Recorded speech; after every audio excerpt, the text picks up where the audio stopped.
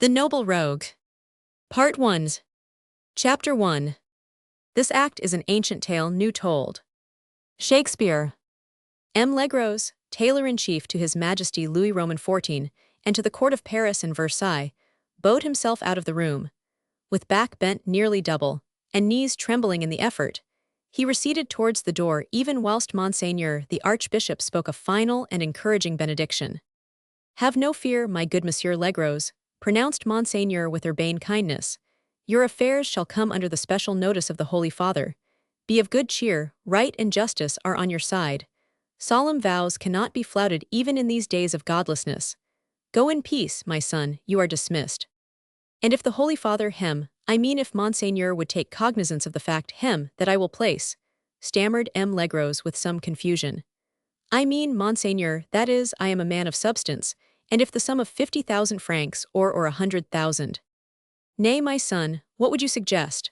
quoth Monseigneur with a slight lifting of elegantly arched brows. "The thought of money doth not enter into the decrees of the Holy Father." "And you thought, my son, of pleasing God by the bestowal of alms in these days of licentiousness and of evil luxury, then by all means do so in accordance with your substance. I will see to the proper distribution of those alms, good Master Legros. The 200,000 francs you speak of shall be worthily bestowed, our promise thereon." M. Legros did not think of protesting. The sum mentioned by Monseigneur was a heavy one in these days, when the working and trading classes had but little left for their own pleasures, once the tax collector had passed their way. But the worthy tailor had made no idle boast when he said that he was a man of substance. He was well able to pay a goodly sum for the gratification of his most cherished desire. He received his final conge almost on his knees, then he disappeared through the doorway. Lacqueys to the right of him, lacqueys to the left of him, lacqueys all the way along the carpeted stairs down to the massive front door, formed a living avenue through which M. Legros now passed with his back, not yet fully straightened out after its many humble curvatures. Soon he reached the narrow, ill-ventilated street, on which gave the great gates of Monseigneur the Archbishop's palace. Instinctively, M. Legros gave a deep sigh of content and relief, inhaling the fresh autumnal air, which could not altogether be excluded even from these close purlieus, where roof almost met roof overhead, and evil-smelling gutters overflowed along the roughly constructed pavements. The good master tailor had succeeded passing well in his momentous errand. Monseigneur had been overgracious. 300,000 francs was after all only a small sum to come out of Rose Marie's ample marriage portion. M. Legros now walked with a brisk step along the right bank of the Seine, then crossing the Pont Neuf, he found himself near the Chatelet prison, and thence by narrow bypaths at his own front door in the Rue de l'Ancien Comité. Here he gave a sharp rap with the polished brass knocker, and within a very few seconds the door was opened, and an anxious feminine voice hailed him from out the darkness of the narrow passage. "Eh bien, Monseigneur, what did he say?" M. Legros closed the door behind him with great deliberation. Then he turned, stretched out both arms, and catching the speaker round the shoulders, imprinted 2 well-sounding kisses on a pair of fresh young cheeks. "He says," said the worthy bonhomme gaily, "that Rose Marie, the fairest maid in France, shall be called Countess of Stomeries before the year is out, for right and justice and indissoluble marriage vows are all on her side." A little gasp, which sounded almost like a hysterical sob, broke from the woman's throat. It seemed as if the news, evidently very anxiously expected, was overwhelmingly good. There was silence in the little passage for a moment, then the fresh voice, now quite cheerful and steady, said lightly, "Let us go and tell Mammon." Together father and daughter went up the steep, slightly winding stair which led to an upper story. Rose Marie, silent once more, felt as if her young heart would presently burst through her corselet, so rapidly did it beat with excitement and anticipation. She followed her father into the large, cheerful-looking four-room which gave on the first landing. Here a bright fire blazed in an open hearth. Blue cotton curtains hung on each side of the single, narrow window, through which the last rays of this October day struggled faintly. A large iron stewpot, from which escaped a jet of savory-smelling steam, stood invitingly upon the hob, and beside the hearth, wooden spoon in hand, her ample proportions carefully draped in a thick brown linen apron, stood Mme. Legros herself, the wife of one of the wealthiest men in the whole of Paris. "Eh bien, Legros, 'tis good news then. she asked with cheerful optimism, whilst a benevolent smile shone all over her round face, red as an item cheese and quite as shiny and greasy, for Madame had been cooking and she was mightily hot. "The best, mammon," came in hilarious accents from her husband. "Our daughter shall be installed in her English castle before many moons are over. The Holy Father himself will interfere, and this Myler Stomeries will have to obey at once, failing which 'twill be excommunication and nothing less than that." M. Legros had thrown himself into the tall-backed chair, black with age and the smoke from many a previous stewpot, and had stretched out his legs before him, in order that his dutiful daughter Rose Marie might the more easily divest him of his high outdoor boots. Kneeling before her father, she performed this little service for him with all the grace of loving girlhood, and he cocked his cropped head on one side and looked down at her with eyes in which merriment struggled with happy tears. She was so good to look at as she knelt thus on one knee, her fair hair, touched with the gold of the son of five her native Provence, falling in thick ringlets round her young face. She was so girlish and so pure, fresh as the hawthorn in May, and withal luscious to behold like a ripening fruit in June. "Nay, nay," said M. Legros with mock gravity, as he put his now stockinged feet to the ground and rose with a great show of ceremony. "This is no place for Madame la Comtesse of Stomeries. She must not kneel at any man's feet, not even at those of her fond old father. Come to my arms, my girl," he added, once more resuming his seat, his voice breaking in the vain endeavor to seem flippant. "Sit here on my knee. Mammon, for the Lord's sake put down that spoon, and sit down like a Christian, and I'll tell you both all that Monseigneur said to me." With a happy little sigh Rose Marie jumped to her feet. Obviously, her young heart was still too full for speech. She had said nothing, practically, since her first greeting to her father, since she had heard from him the good news, the confirmation of her hopes. Her cheeks were glowing, until they quite ached with the throbbing of the veins beneath the delicate skin, and the palms of her hands felt cold and damp, with suppressed nervousness and excitement. Obedient to her father's call, she came close to him and perched herself on his knee, whilst his arm sought her slender waist and clung to it with all the gentle firmness born of his fond paternal love, of his pride in the beauty and grace of his child. Mme. Legros, somewhat reluctantly, had pulled the stewpot further away from the fire and put her wooden spoon aside. Then she sat down opposite her lord and her daughter and said blandly, "I am listening." "Go on, Armand," said Madame. "I am burning with impatience and I'll promise not to interrupt." As for Rose Marie, she said nothing, but from the expression in her eyes, it was obvious that she would listen attentively. Monseigneur sat at his desk and he was pleased to tell me to be seated.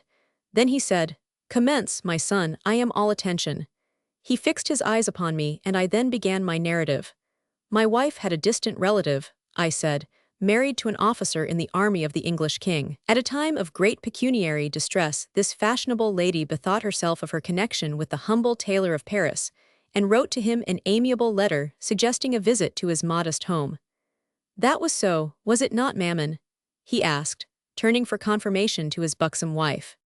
"Exactly so, Armand," she replied in assent, "except that the fashionable lady was at pains not to tell us that her husband was in prison for debt over in England, and that she herself was almost destitute, and to think that I was such a simpleton as not to guess at the truth when she arrived with her little boy, and he with his shoes all in holes and—" "But of a truth thou art telling us, Armand," replied fat Mme.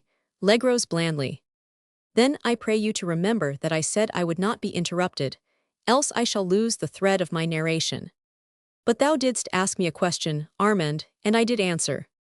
"Then do not answer at such lengths, Melanie," quoth the tailor sententiously, "or I shall be an hour getting through my tale, and that savory stew yonder will be completely spoilt." Harmony being thus restored under threat of so terrible a contingency, M. Legros now resumed his narrative. "I did tell Monseigneur," he said with reproachful emphasis, "that at the time that Mistress Angelique Questian came on a visit to us in company with her small son, then aged 6½ years, but without nurse, serving, or tiring woman of any kind, we were quite unaware of the distressful position in which she was, and in which she had left her lord and master over in England. I then explained to Monseigneur how Mistress Questian seemed overpleased with the grace and beauty of our own child Rose Marie, who had just passed through her first birthday. She would insist on calling the wench Rosemary, pronouncing the name in an outlandish fashion, and saying that in England it stood for remembrance. A pretty conceit enough, seeing that our Rose Marie once seen would surely never be forgot. And a vigorous pressure on Rose Marie's waist brought an additional glow to the girl's bright eyes.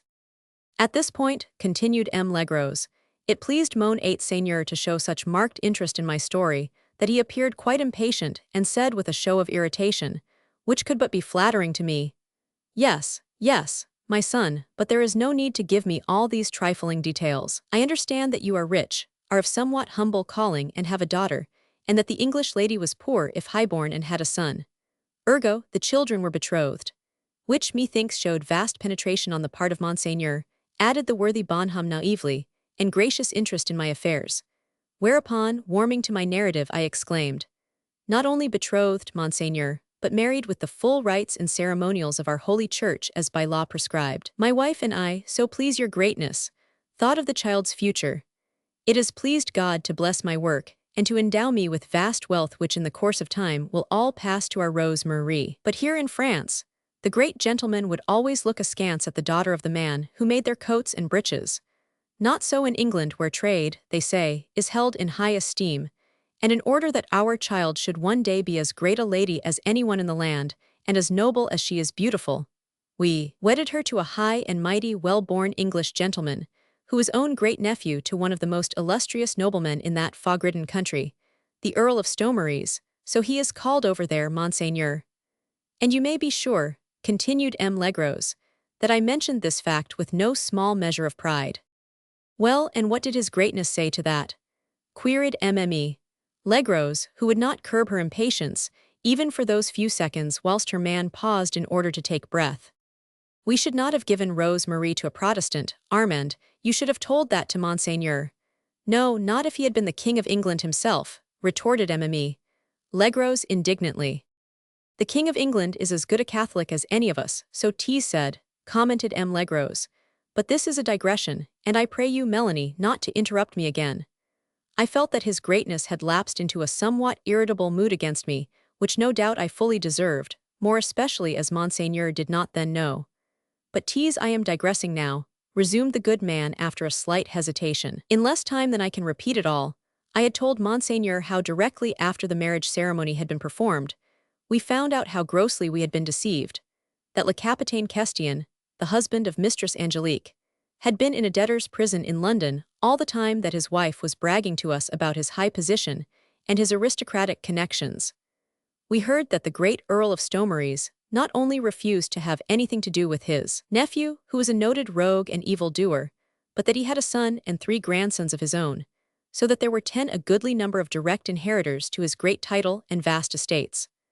All this and more we heard after our darling child had been indissolubly tied to the son of the best-known scoundrel in the whole of England, and who moreover was penniless, deeply in debt, and spent the next 10 years in extracting our hard-earned money from out our pockets.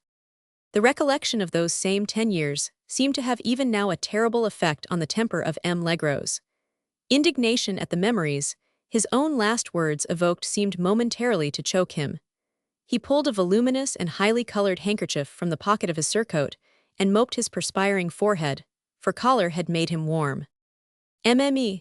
Legros, equally indignant in retrospect, but impatient to hear Monseigneur's final pronouncement on the great subject, was nervously rapping a devil's tattoo on the table. Rose Marie's fair head had fallen forward on her breast. She had said nothing all along, but sat on her father's knee, listening with all her ears, for was not he talking about the people who would be her people henceforth, the land which would be her land, the man who of a truth was her lord and husband? But when Legros, with just indignation, recalled the deceits, the shifts, the mean, mercenary actions of those whose name she would bear through life, then the blush of excitement seemed to turn into one of shame, and 2 heavy tears fell from her eyes onto her tightly clasped hands.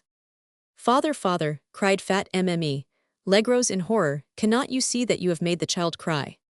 "Then heaven punish me for a blundering ass," exclaimed Legros with renewed cheerfulness. "Nay, nay, my little cabbage, there's naught to cry for now. Have I 11 not said that all is well? Those 10 years are past and done with, and 8 more lie on the top of them. And if Monseigneur showed some impatience both at my pride and at my subsequent indignation, he was vastly interested. I can tell you that, when he heard that the son and 3 grandsons of the great English nobleman were by the will of God wrecked while pleasure cruising together off the coast of Spain, 4 of them drowned, and that the old lord himself did not long survive the terrible catastrophe, which had swept 4 direct inheritors of his vast wealth and ancient name off the face of the earth and into the sea. His greatness became quite excited and vastly amiable to me. "Ah," he said, "then surely you cannot mean—" You see, Monseigneur was so interested he scarce could find his words. "Yes, so please your greatness," quoth I with becoming dignity. "The husband of our Rose Marie, the son of the capitaine who in life had been naught but a rogue, has inherited the title and the wealth of his great uncle. He is now styled by the English the Earl of Stomeries and Rivolks, Baron of Edbrook and of Somersk, and he has many other titles besides, and one of the richest men in the whole of England." "Mais, comment donc," exclaims Monseigneur, most affably, "and you'll both believe me, and you will. But I give you my word that his greatness took my hand and shook it, so pleased did he seem with what I had told him. We must see the lovely Comtesse of Stomeries. 18 years ago, did you say, my son?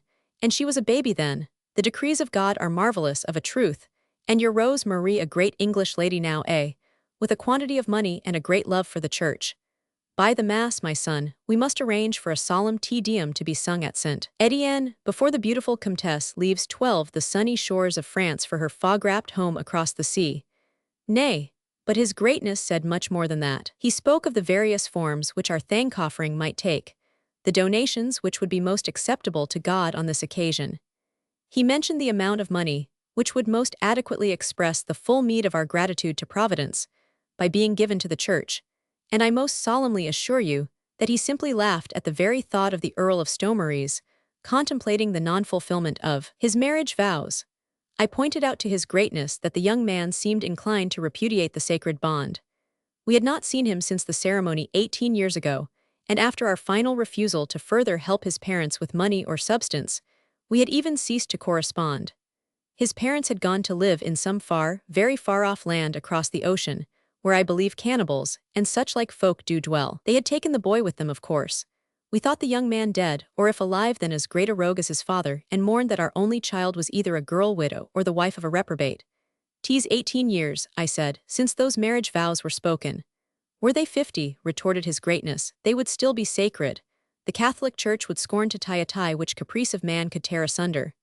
Nay, nay," he added with sublime eloquence, "have no fear on this matter, my son. Unless the Earl of Stomeries chooses to abjure the faith of his fathers, and thereby cause his own eternal damnation, he cannot undo the knot which, by the will of his parents, he being a minor at the time, tied him indissolubly to your daughter." Thus spoke his greatness, Monseigneur the Archbishop of Paris, concluded M. Legros with becoming solemnity, and in such 13 words will the message be conveyed to the man who by all laws human and divine is the husband of Rose Marie Dieudonné Legros, our only and dearly loved child.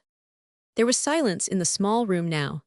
The fast-gathering twilight had gradually softened all sharp outlines, covering every nook and cranny with a mantle of gloom, and leaving the dying embers of the fire to throw a warm glow over the group of these homely folk. Fat Mme. Legros in cooking apron of coarse linen, her round, moist face pale with excitement, the sleeves of her worsted gown rolled back over her shapely arms, the kindly tailor with rubicund face gleaming with pride and paternal love, one arm still encircling the cherished daughter whose future had been mapped out by him on such glorious lines. And she, the girl, a mere child, fair and slender, with great, innocent eyes which mirrored the pure, naive soul within, eyes which still looked the outer world boldly in the face, which had learned neither to shrink in terror, nor yet to waver in deceit. A child with rosy, moist lips which had not yet tasted the sweet and bitter savor of a passionate kiss. The silence became almost oppressive, for Mme. Legros dared not speak again, lest she irritate the mightily clever man whom God had pleased to give her as husband, and Rose Marie was silent because, unknown even to herself, in the far-off land of shadows, the fates who sit and spin the threads of life had taken in their grim and relentless hands the first ravelings of her own. Vaguely now, for her ears were buzzing, she heard her father speak again, talking of Monseigneur's graciousness, of the intervention of the French ambassador at the court of the King of England, of an appeal to the Holy Father who would command that the great English milor shall 14 acknowledge as his sole and lawful wife, Rose Marie Legros, the daughter of the court tailor of Paris. It was so strange, almost uncanny, this intervention of great and clever gentlemen, of Monseigneur the Archbishop of Paris, whom hitherto she had only seen at a great distance, passing through the streets in his glass coach or celebrating high mass at the great altar in Notre Dame, of the King of England, whom she had once seen at a pageant in Versailles, actually talking to young King Louis himself, the greatest man in the whole world and most wonderful of all, of the Holy Father, second only on earth to Le Bon Dieu himself. All of these great and marvelous people troubling about her, Rose Marie. For the moment she could not bear to think of it all, and she supposed that she must outwardly have looked as strange as she felt herself to be from within, for Mammon suggested that the child was overwrought and must go to her room, where presently she should partake a fricassee of chicken and a glass of good red wine with a little clove and cinnamon in it, the panacea, in good mme. Legros' estimation, for every ailment of body, mind, or heart. Chapter 2. True hope is swift, and flies with swallows' wings. Kings it makes gods, and meaner creatures kings. Richard Roman III, v2. Rose Marie hardly knew how she reached the tiny room up under the sloping roof, which room was her very own. She only realized that she longed to be alone to think matters out all by herself, and then to indulge in a long and happy cry. Oh yes, she was quite sure that she was very happy, and that it was because of this great happiness which filled her heart to bursting, that she felt so very much inclined to cry. Presently Mammon came in with the red wine and the fricassee, and was horrified to find the child in tears. "My pigeon, my little cabbage, but what ails thee, my jewel?" ejaculated the good old soul, as she hastily put down the platter and bottle which she was carrying and went to kneel beside the narrow bed in the wall, from the depths of which came ominous sounds of a girl sobbing. "Nothing, Mammon, nothing," said Rose Marie, smiling at her mother's anxiety and hastily endeavoring to dry her tears. "Nothing, nothing," grumbled Mme. Legros, "one does not cry for nothing, my child. And I am vastly silly, Mammon, for doing it, but I assure you that it is nothing, and. There, my little cabbage," said Mme. Legros, trying with tender pattings of the soft fair hair to soothe this well-nigh hysterical outburst. "Of a truth, thou hast been overwrought, and it was not right for father to speak of all this before thee. Thou didst not know that the young English lord had endeavored to break his marriage vows, and that thy father and I have been working hard in order to bring influence to bear upon the rogue. Fortunately now we have succeeded, with the help of Monseigneur, so there is no need to cry, my cabbage, is there?" No, Mammon, it is not that," said the girl more quietly. "I cannot quite explain to you what it is that made me cry, for I have known all along that Myler, now that he is a Myler and passing rich, was anxious to forget us humble folk who helped his parents in their need. I have felt the shame of that before now, and it never made me cry. But today, somehow, Mammon, darling," she added, sitting up quite straight in bed and looking at her mother with inquiring eyes, whilst her fine brow was puckered in a deep frown of thought.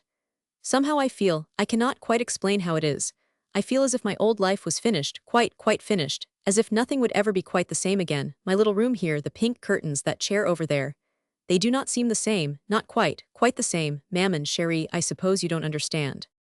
And the great childish eyes sought anxiously the mother's face, longing for comprehension, for the explanation of an unaccountable mystery. The girl sighed. Mammon for once did not understand, nor of a truth did she understand herself. She had tried to explain it all but had signally failed, had only succeeded in suggesting something which of course was supremely silly. "I'll tell thee how it is, Rose Marie," resumed Mme. Legros with firm decision. "Thy stomach is in a disturbed condition, and a cup of cold chamomile tea thou shalt drink tomorrow before rising. I'll see to the making of it at once, for it must be brewed overnight to be truly efficacious, and come back and give thee thy supper a little later on." Mme.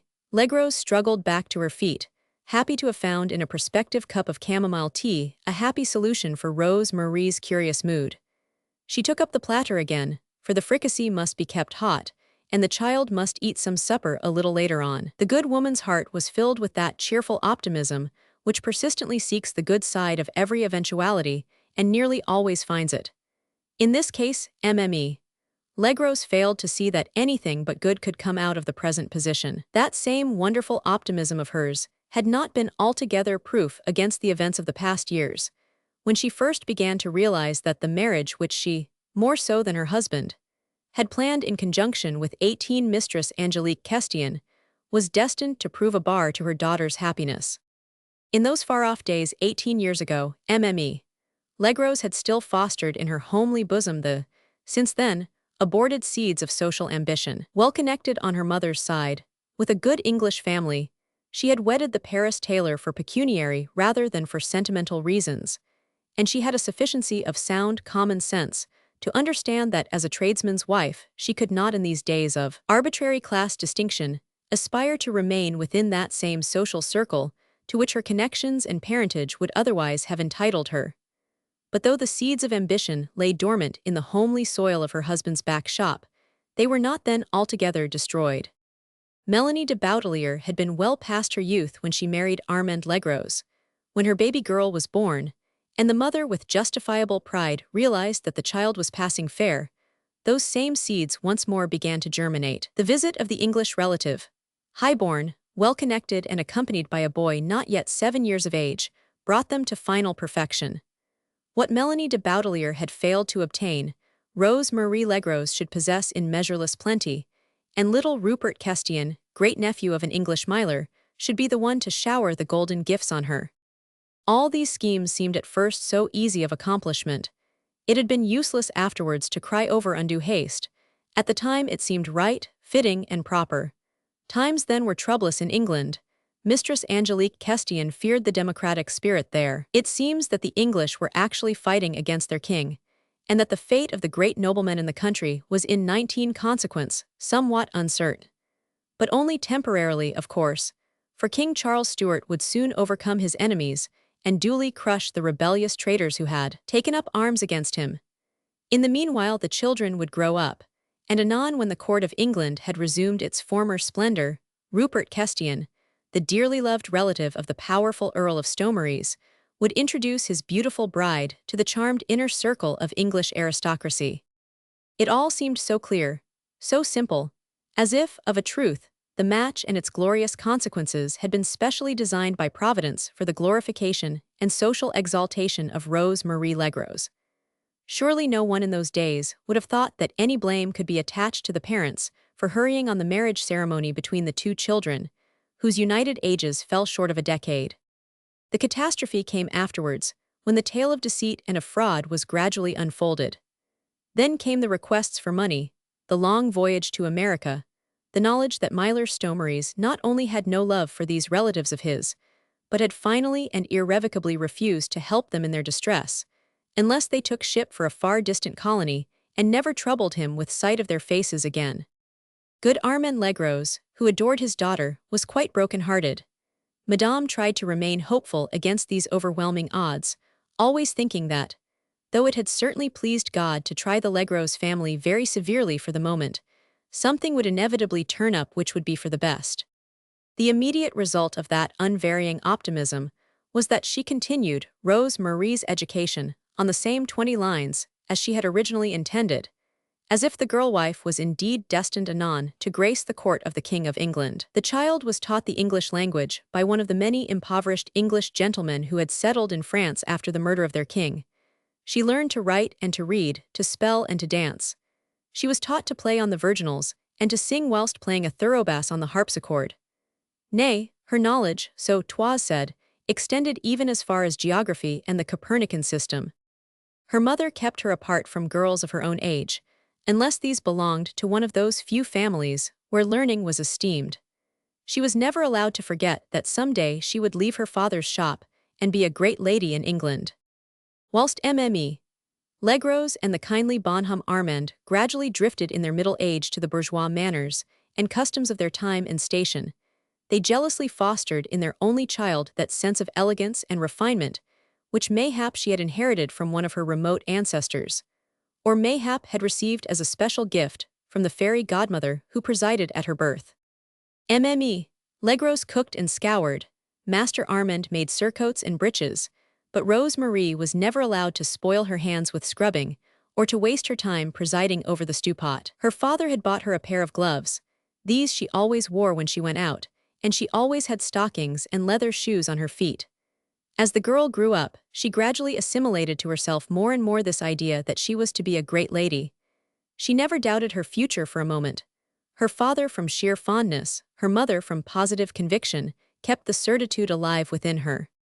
We must suppose that the subject thus became such a familiar one with the childwife from the moment when she first began to comprehend it, that it never acquired any horror or even shame for her. Mistress Angelique Questian had grossly deceived Papa and Mammon. They were not so rich or so grand just now as they had represented themselves to be, but it would all come right in the end. Mammon at least was quite sure of that. If as time went on and Rose Marie from a child became a girl, that pleasing optimism somewhat gave way, this was no doubt due to too much book learning. Rose Marie was very fond of books, and books we all know have a tendency to destroy the innocent belief in the goodness of this world. This at least was Papa Legro's opinion. Legros spoke less and less on the subject. She hoped. She hoped resolutely and persistently, whilst the Questians from distant Virginia begged repeatedly for money.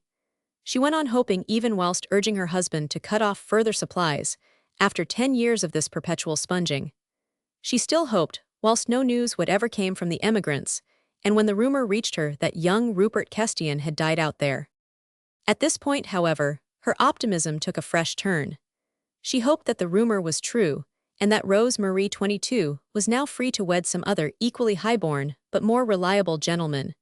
She continued to hope despite the difficulty of proving that the young man had really died, and Monseigneur the Archbishop's refusal to grant permission for a second marriage. Then when the news filtered through from England, as far as the back shop, in the Rue de l'Ancien Comedie that Rupert Questian was not only alive, but had, by a wonderful, almost miraculous series of events, inherited the title and estates of his deceased kinsman, and was now of a truth by the will of God, and the law of his country Myler of Stomeries, and one of the greatest gentlemen in the whole of England, Legros' optimism found its crowning glory in its justification. That the young Myler seemed disinclined to acknowledge the daughter of the Paris tailor as his wife, and that he seemed to be taking serious steps to have the marriage annulled, were but trifling matters which never upset Legros' equanimity. She was quite sure that the marriage could not be annulled without special dispensation from the Holy Father himself, and equally sure that that dispensation would never be granted. She had perfect faith not only in the sacred indissolubility of the marriage tie, but in the happy future of Rose Marie. When Monseigneur the Archbishop of Paris granted her Armand a special audience, whereat the tailor had begged permission to lay the family case before his greatness, Legros never for a moment doubted the happy issue of that interview, and when her man came home and told his satisfactory tale, Mammon was in no way astonished. Her optimism had been justified, that was all. But what did astonish the good soul was the fact that 23 the child, Rose Marie, sat crying in her bed, whereas she should have been singing and laughing all about the place. Therefore, Mammon, with commendable forethought, prescribed cold chamomile tea as a remedy against what was obviously but a sharp attack of megrims. Chapter 3. Come care and pleasure, hope and pain. And bring the fated fairy prince. Tennyson. And in the narrow bed built within the wall in the tiny room, wherein a tallow candle placed on a central table threw only very feeble rays, the girl Rose Marie lay dreaming. She Rose Marie, the daughter of Papa Legros, as he was uniformly called in the neighborhood.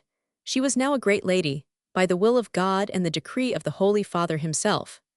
She would have a glass coach like the ladies whom she had so often seen driving about in Versailles, and sit in it, dressed in the latest fashion and holding a fan in her hand, which would be encased in a lace mitten.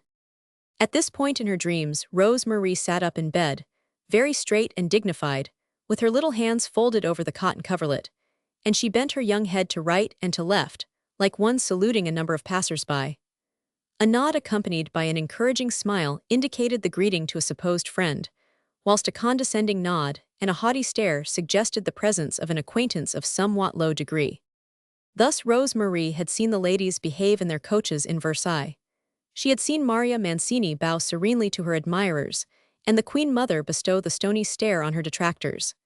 She had watched, wondered, and admired, but never had she tried to imitate until 25 now that her smile would be appreciated by many, her frown be of consequence to others. Up to now it had not mattered. Though her father was reputed to be wealthy, he was only a tailor, who had to bow and scrape and wallow before the great gentlemen of the court, Ay, and had more than once been soundly thrashed because of the misfit of a pair of court breeches. And Rose Marie had oft sighed for greatness, for the gilded coach and a seat at the opera, for silken dresses, flowers, patches, and rouge. She was only a child with an acutely developed sense of sympathy for everything that was dainty and refined, everything that smelt sweetly and was soft and tender to the touch. Thus she went on dreaming her dream in content, never doubting for a moment that happiness lay closely linked with this sudden accession to grandeur. The fact that her lawful lord and husband had shown a desire to break his marriage vows, and to take unto himself some other wife more equal to him in rank and breeding than the humble tailor's daughter, troubled Rose Marie not at all. With sublime faith in the workings of Providence, she put her husband's reluctance to acknowledge her down to his ignorance of herself. He had never seen her since the day of the ceremony, 18 years ago.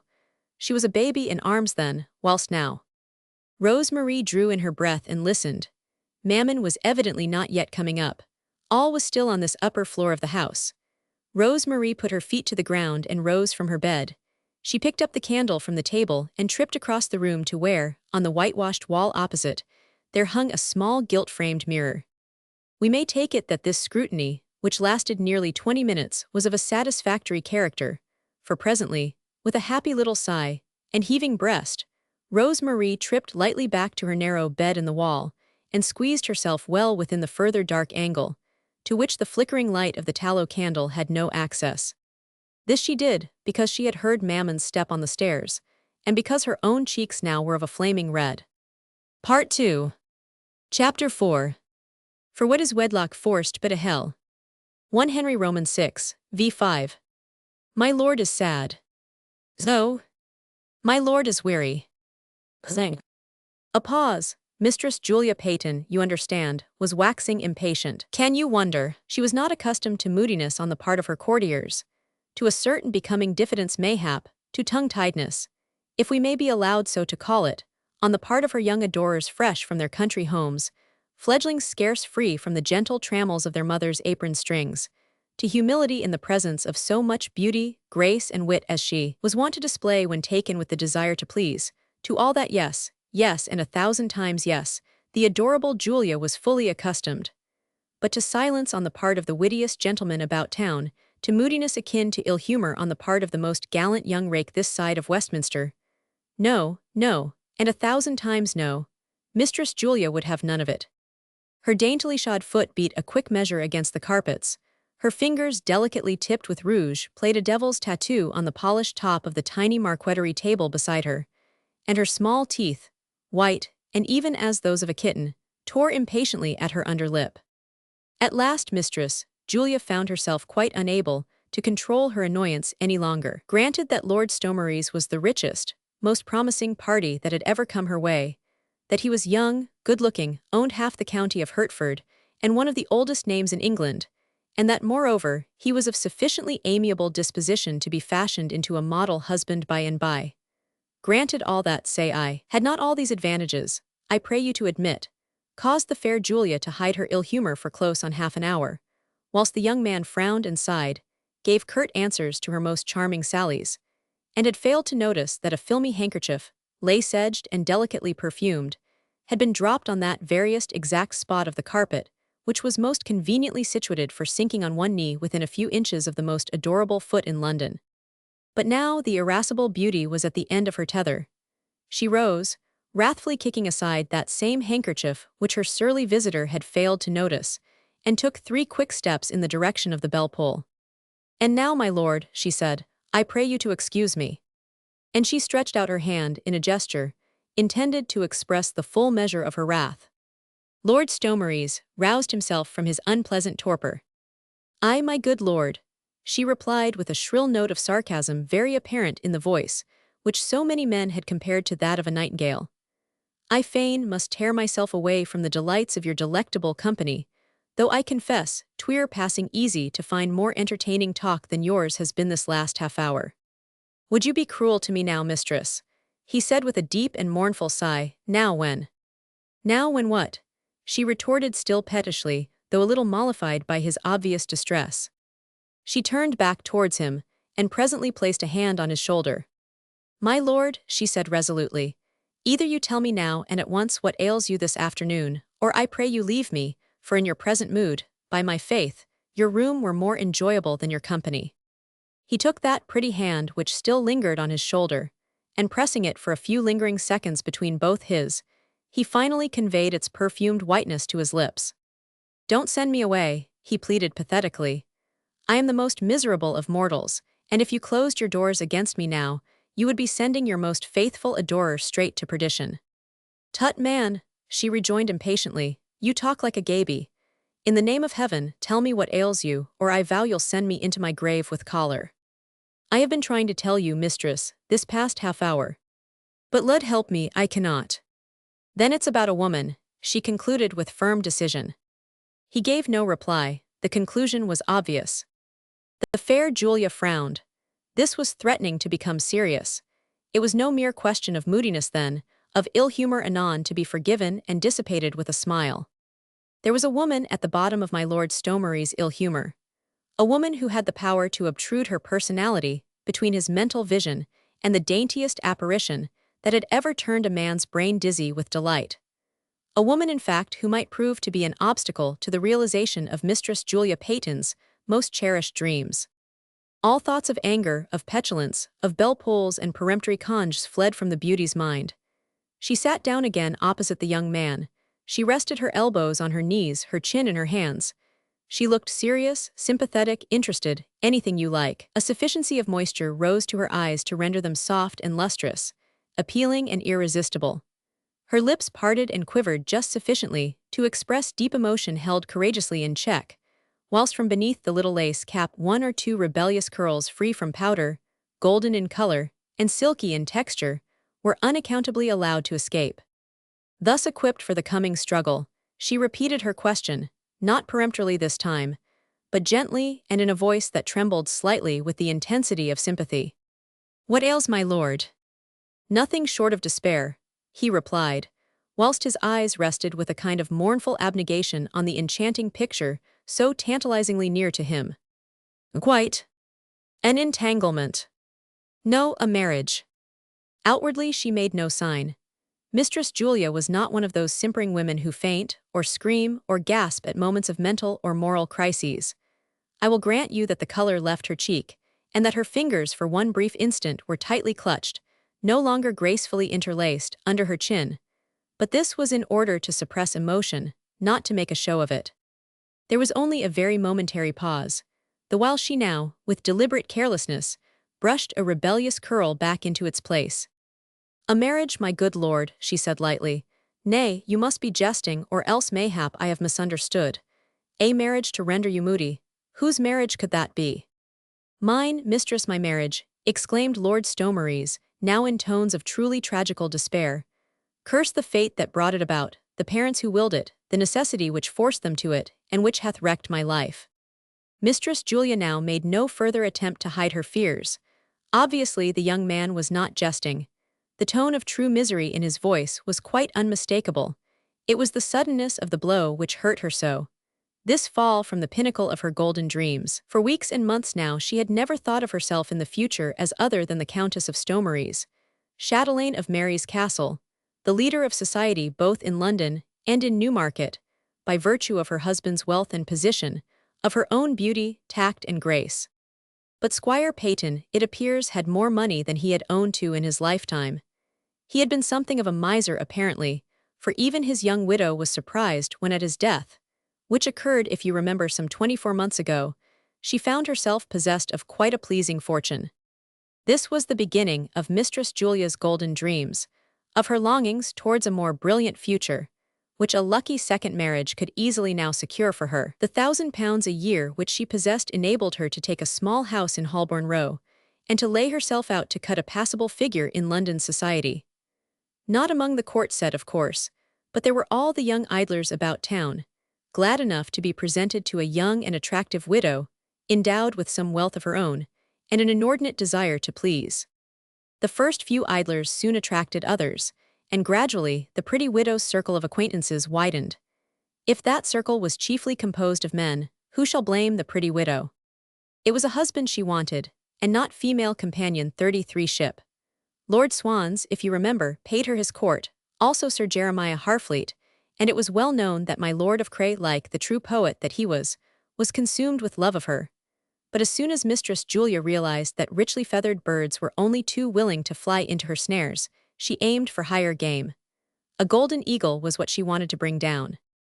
And was not the young Earl of Stomeries the veritable prince of golden eagles? He came and saw, and she conquered in a trice. Her beauty, which was unquestionable, and an inexhaustible fund of verve and high-spirited chatter which easily passed for wit were attractive to most men. And Lord Stomeries, somewhat blasé already by the more simpering advances of the court damsels, found certain freshness in this young widow who had not yet shaken off the breezy vulgarity of her East Anglian home, and whose artless conversation, wholly innocent of elegance, was more amusing than the stilted ohs and luds of the high-born ladies of his own rank. The golden eagle seemed overwilling to allow the matrimonial snare set by the fair Julia to close in around him. She was already oversure of him, and though she did not frequent the assemblies and salons where congregated his lordship's many friends, she was fully aware that her name was being constantly coupled with that of the Earl of Stomeries. But now she saw that she had missed her aim, that the glorious bird no longer flew within her reach, but was a prisoner in someone else's cage, fettered beyond her powers of liberation. But still Mistress Julia, with persistence worthy a better cause, refused to give up all hope. "I have been a fool, mistress," he replied dully, "yet more sinned against than sinning." "You'll not tell me that you are actually married?" she insisted. "Alas!" "And did not tell me so," she retorted hotly, "but came here, courting me, speaking of love to me, of marriage, God help you, when the very word was a sacrilege, since you were not free. Oh, the perfidy of it all. And you speak of being more sinned against than sinning. 'Tis the pillory you deserve, my lord, for thus shaming a woman first and then breaking her heart." She was quite sincere in her vehemence, for self-control had now quite deserted her, and the wrong and humiliation which she had been made to endure rose up before her like cruel monsters that mocked and jeered at her annihilated hopes and her vanished dreams. Her voice rose in a crescendo of shrill tones, only to sink again under the strength of choking sobs. Despair, shame and bitter reproach rang through every word which she uttered. "As you rightly say, mistress," murmured the young man, "God help me." "But the details, man, the details," she rejoined impatiently. "Cannot you see that I am consumed with anxiety? The woman, who is she?" "Her name is Rose Marie," he replied in the same dull, even tones, like a schoolboy reciting a lesson which he hath learned, but does not understand. "She is the daughter of a certain M. Legros, who is tailor to His Majesty the King of France." "A tailor?" she gasped, incredulous now, hopeful once 35 more that the young man was mayhap suffering from megrims, and had seen unpleasant visions, which had no life or reality in them. "A tailor's daughter," she repeated, "impossible." "Only too true," he rejoined. "I had no choice in the matter." "Who had?" "My parents." "Tush," she retorted scornfully, "and you a man?" "Nay, I was not a man then." "Evidently."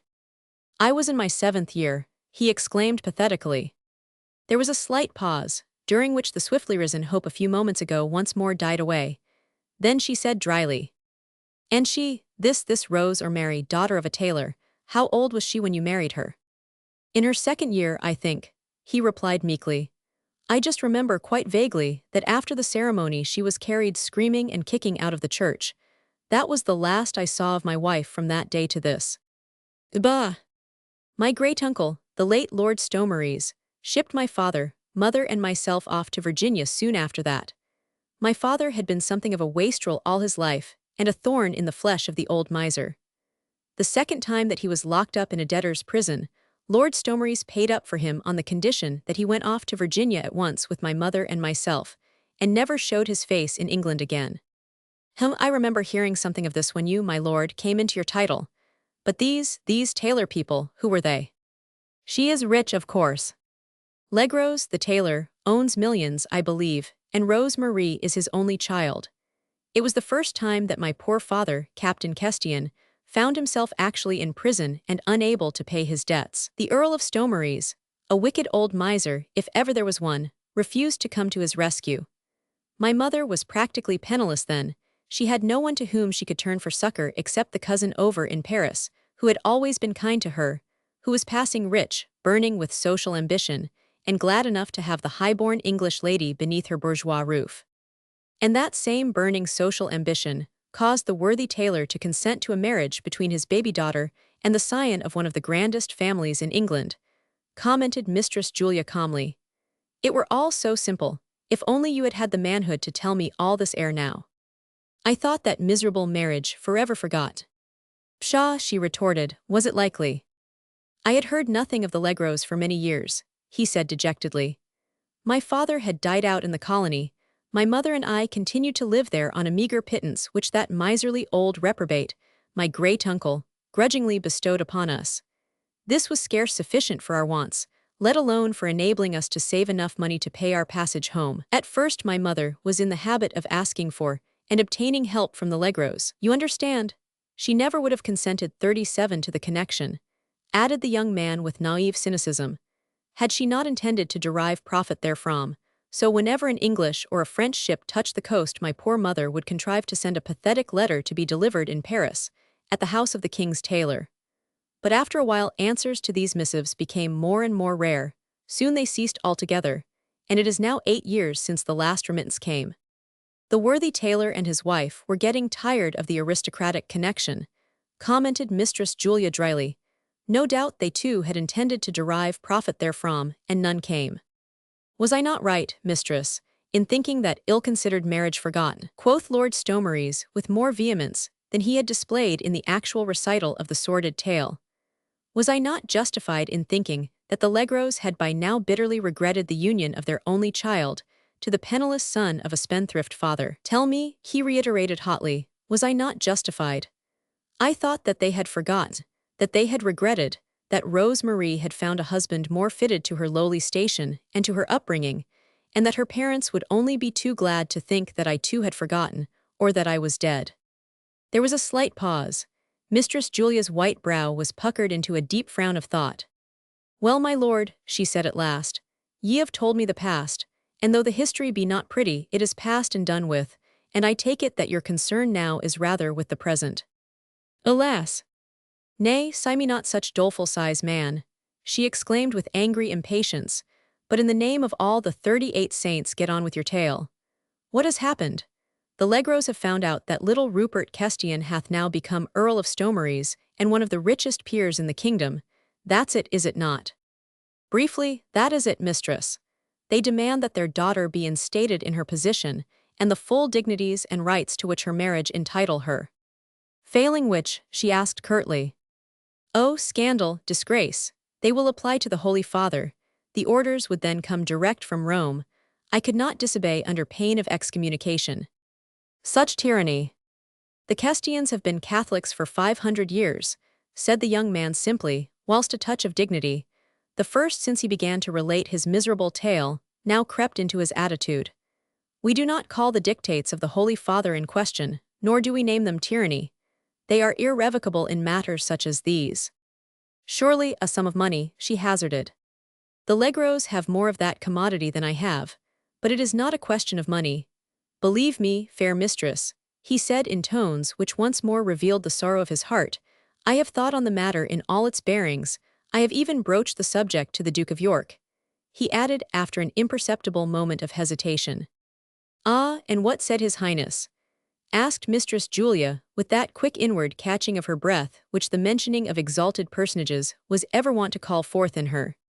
Oh, His Highness only spoke of the sanctity of the marriage tie. 'Twas not likely he would talk otherwise. 'Tis said 39 that his bigotry grows daily upon him, and that he only awaits a favorable moment to embrace openly the Catholic faith. His Majesty was of the same opinion too. Ah, you spoke to His Majesty. Was it not my duty? Mayhap, and what did His Majesty say? Oh, he was pleased to take the matter more lightly, but then there is the Queen Mother, and— Who else, I pray you, who else? Said Mistress Julia now with renewed acerbity. His Majesty, His Royal Highness the Queen half London to boot, to know of my discomfiture and shame. Her voice again broke in a sob, she buried her face in her hands, and tears which mayhap had more affinity to anger than to sorrow escaped freely from between her fingers. In a moment the young man was at her feet. Gone was his apathy, his sullenness now. He was on one knee, and his two arms encircled the quivering shoulders of the fair, enraged one.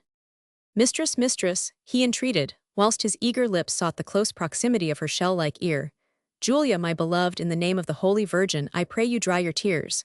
You break my heart, fair one, you, O God. He added vehemently, am I not the most miserable of men? What sin have I committed that such a wretched fate should overwhelm me? I love you and I have made you cry. Nay, my lord, whispered Julia through her tears, and you loved me. She paused with well-calculated artfulness, whilst he murmured with pathetic and tender reproach.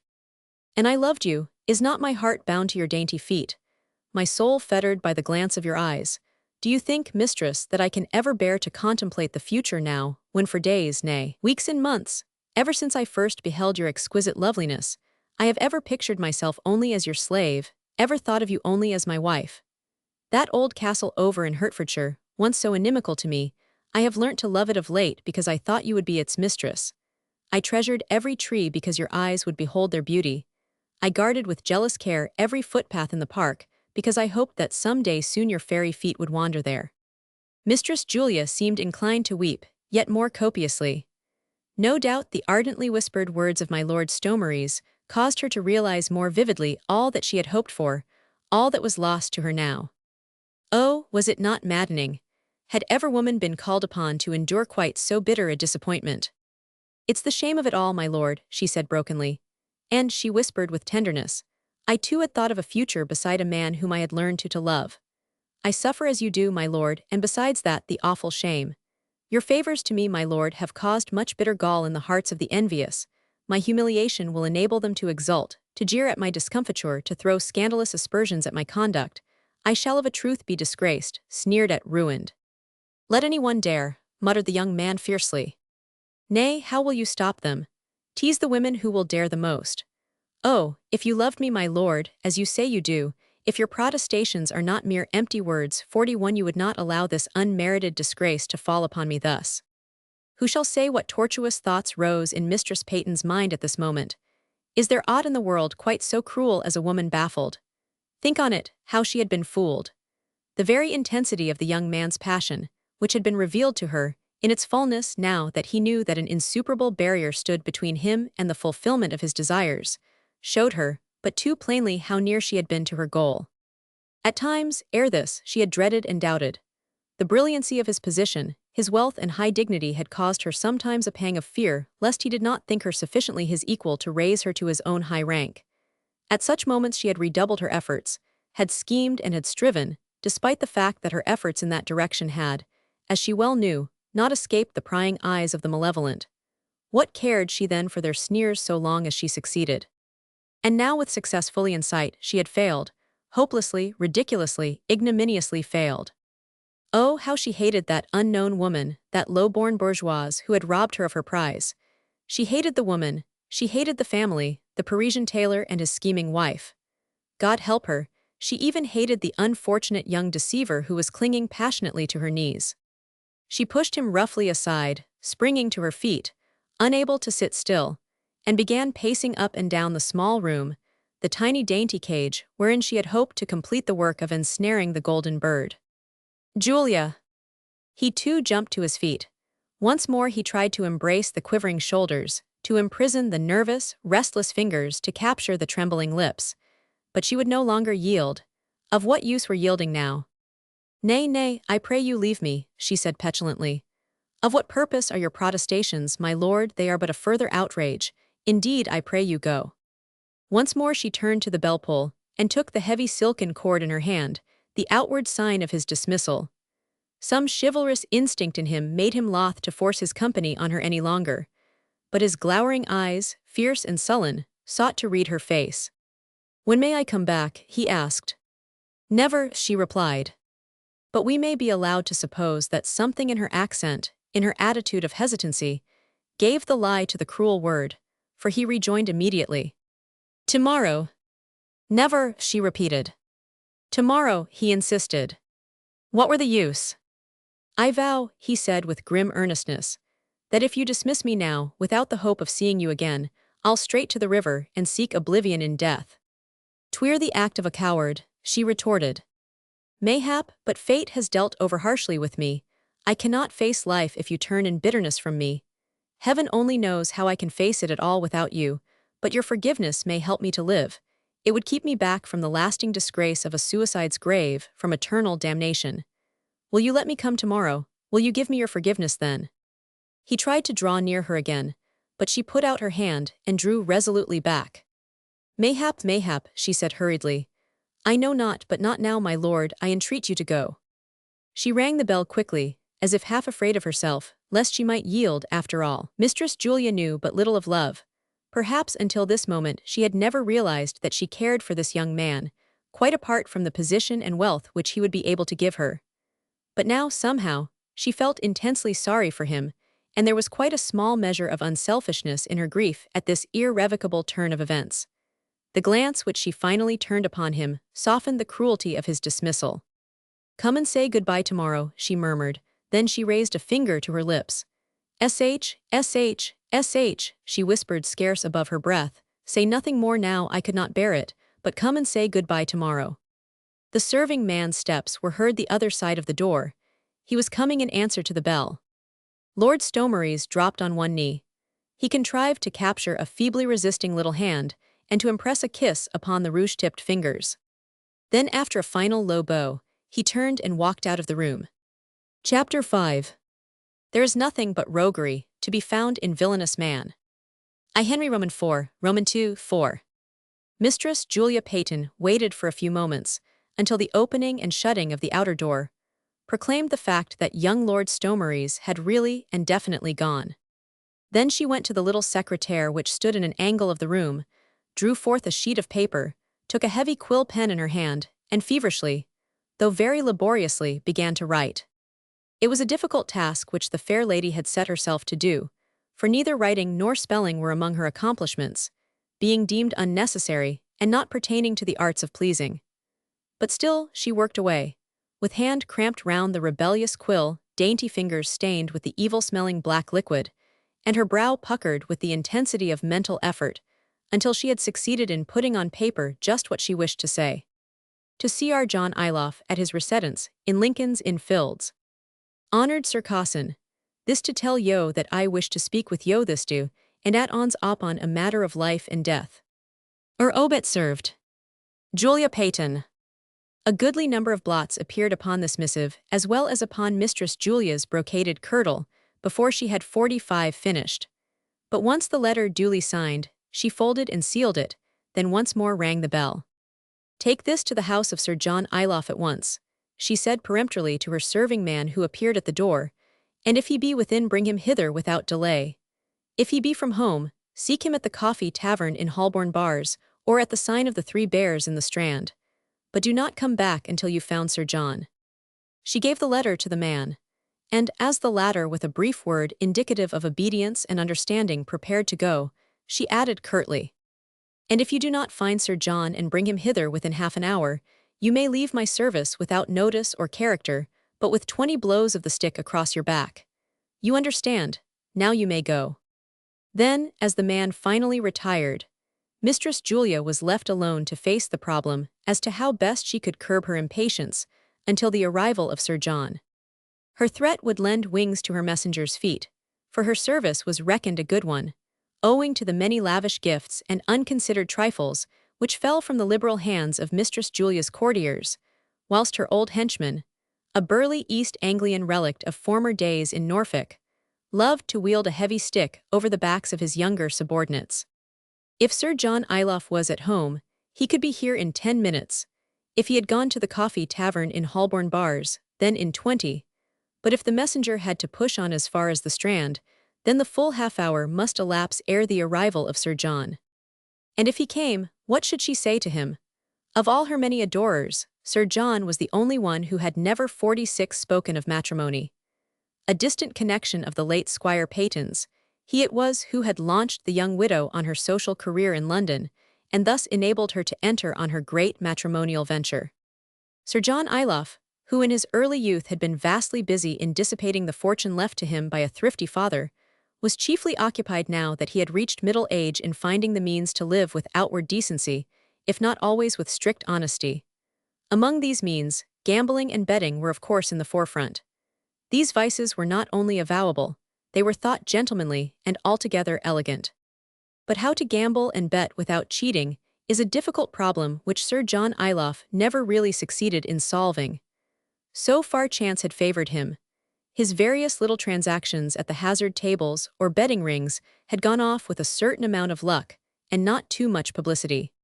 He had managed to keep up his membership at Culpeper's and other fashionable clubs, and had not up to the present been threatened with expulsion from Newmarket. He was still a welcome guest at the coffee taverns, where the young bloods congregated, and at the Three Bears in the Strand, the resort of the most fashionable young rakes of the day. But one or two dark, ugly-looking clouds began to hover on his financial horizon, and there was a time, some 18 months ago, when Sir John Iloff had serious thoughts of a long voyage abroad for the benefit of his health. This was just before he received the intimation that his cousin, old Squire Peyton, had left a young and pretty widow, who was burning with the desire not to allow her 47 many charms to be buried in oblivion in a tumble-down Norfolk manner.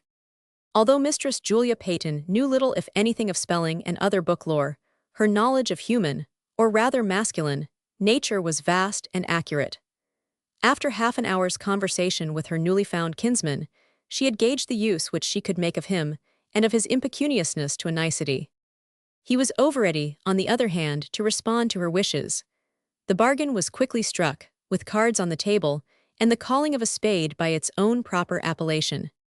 Mistress Julia Peyton was calculated to do credit to any London kinsman who chose to introduce his most aristocratic friends into her house. And remember, Sir John Iloff had plenty of these, and was to receive a goodly sum from the young widow for every such introduction.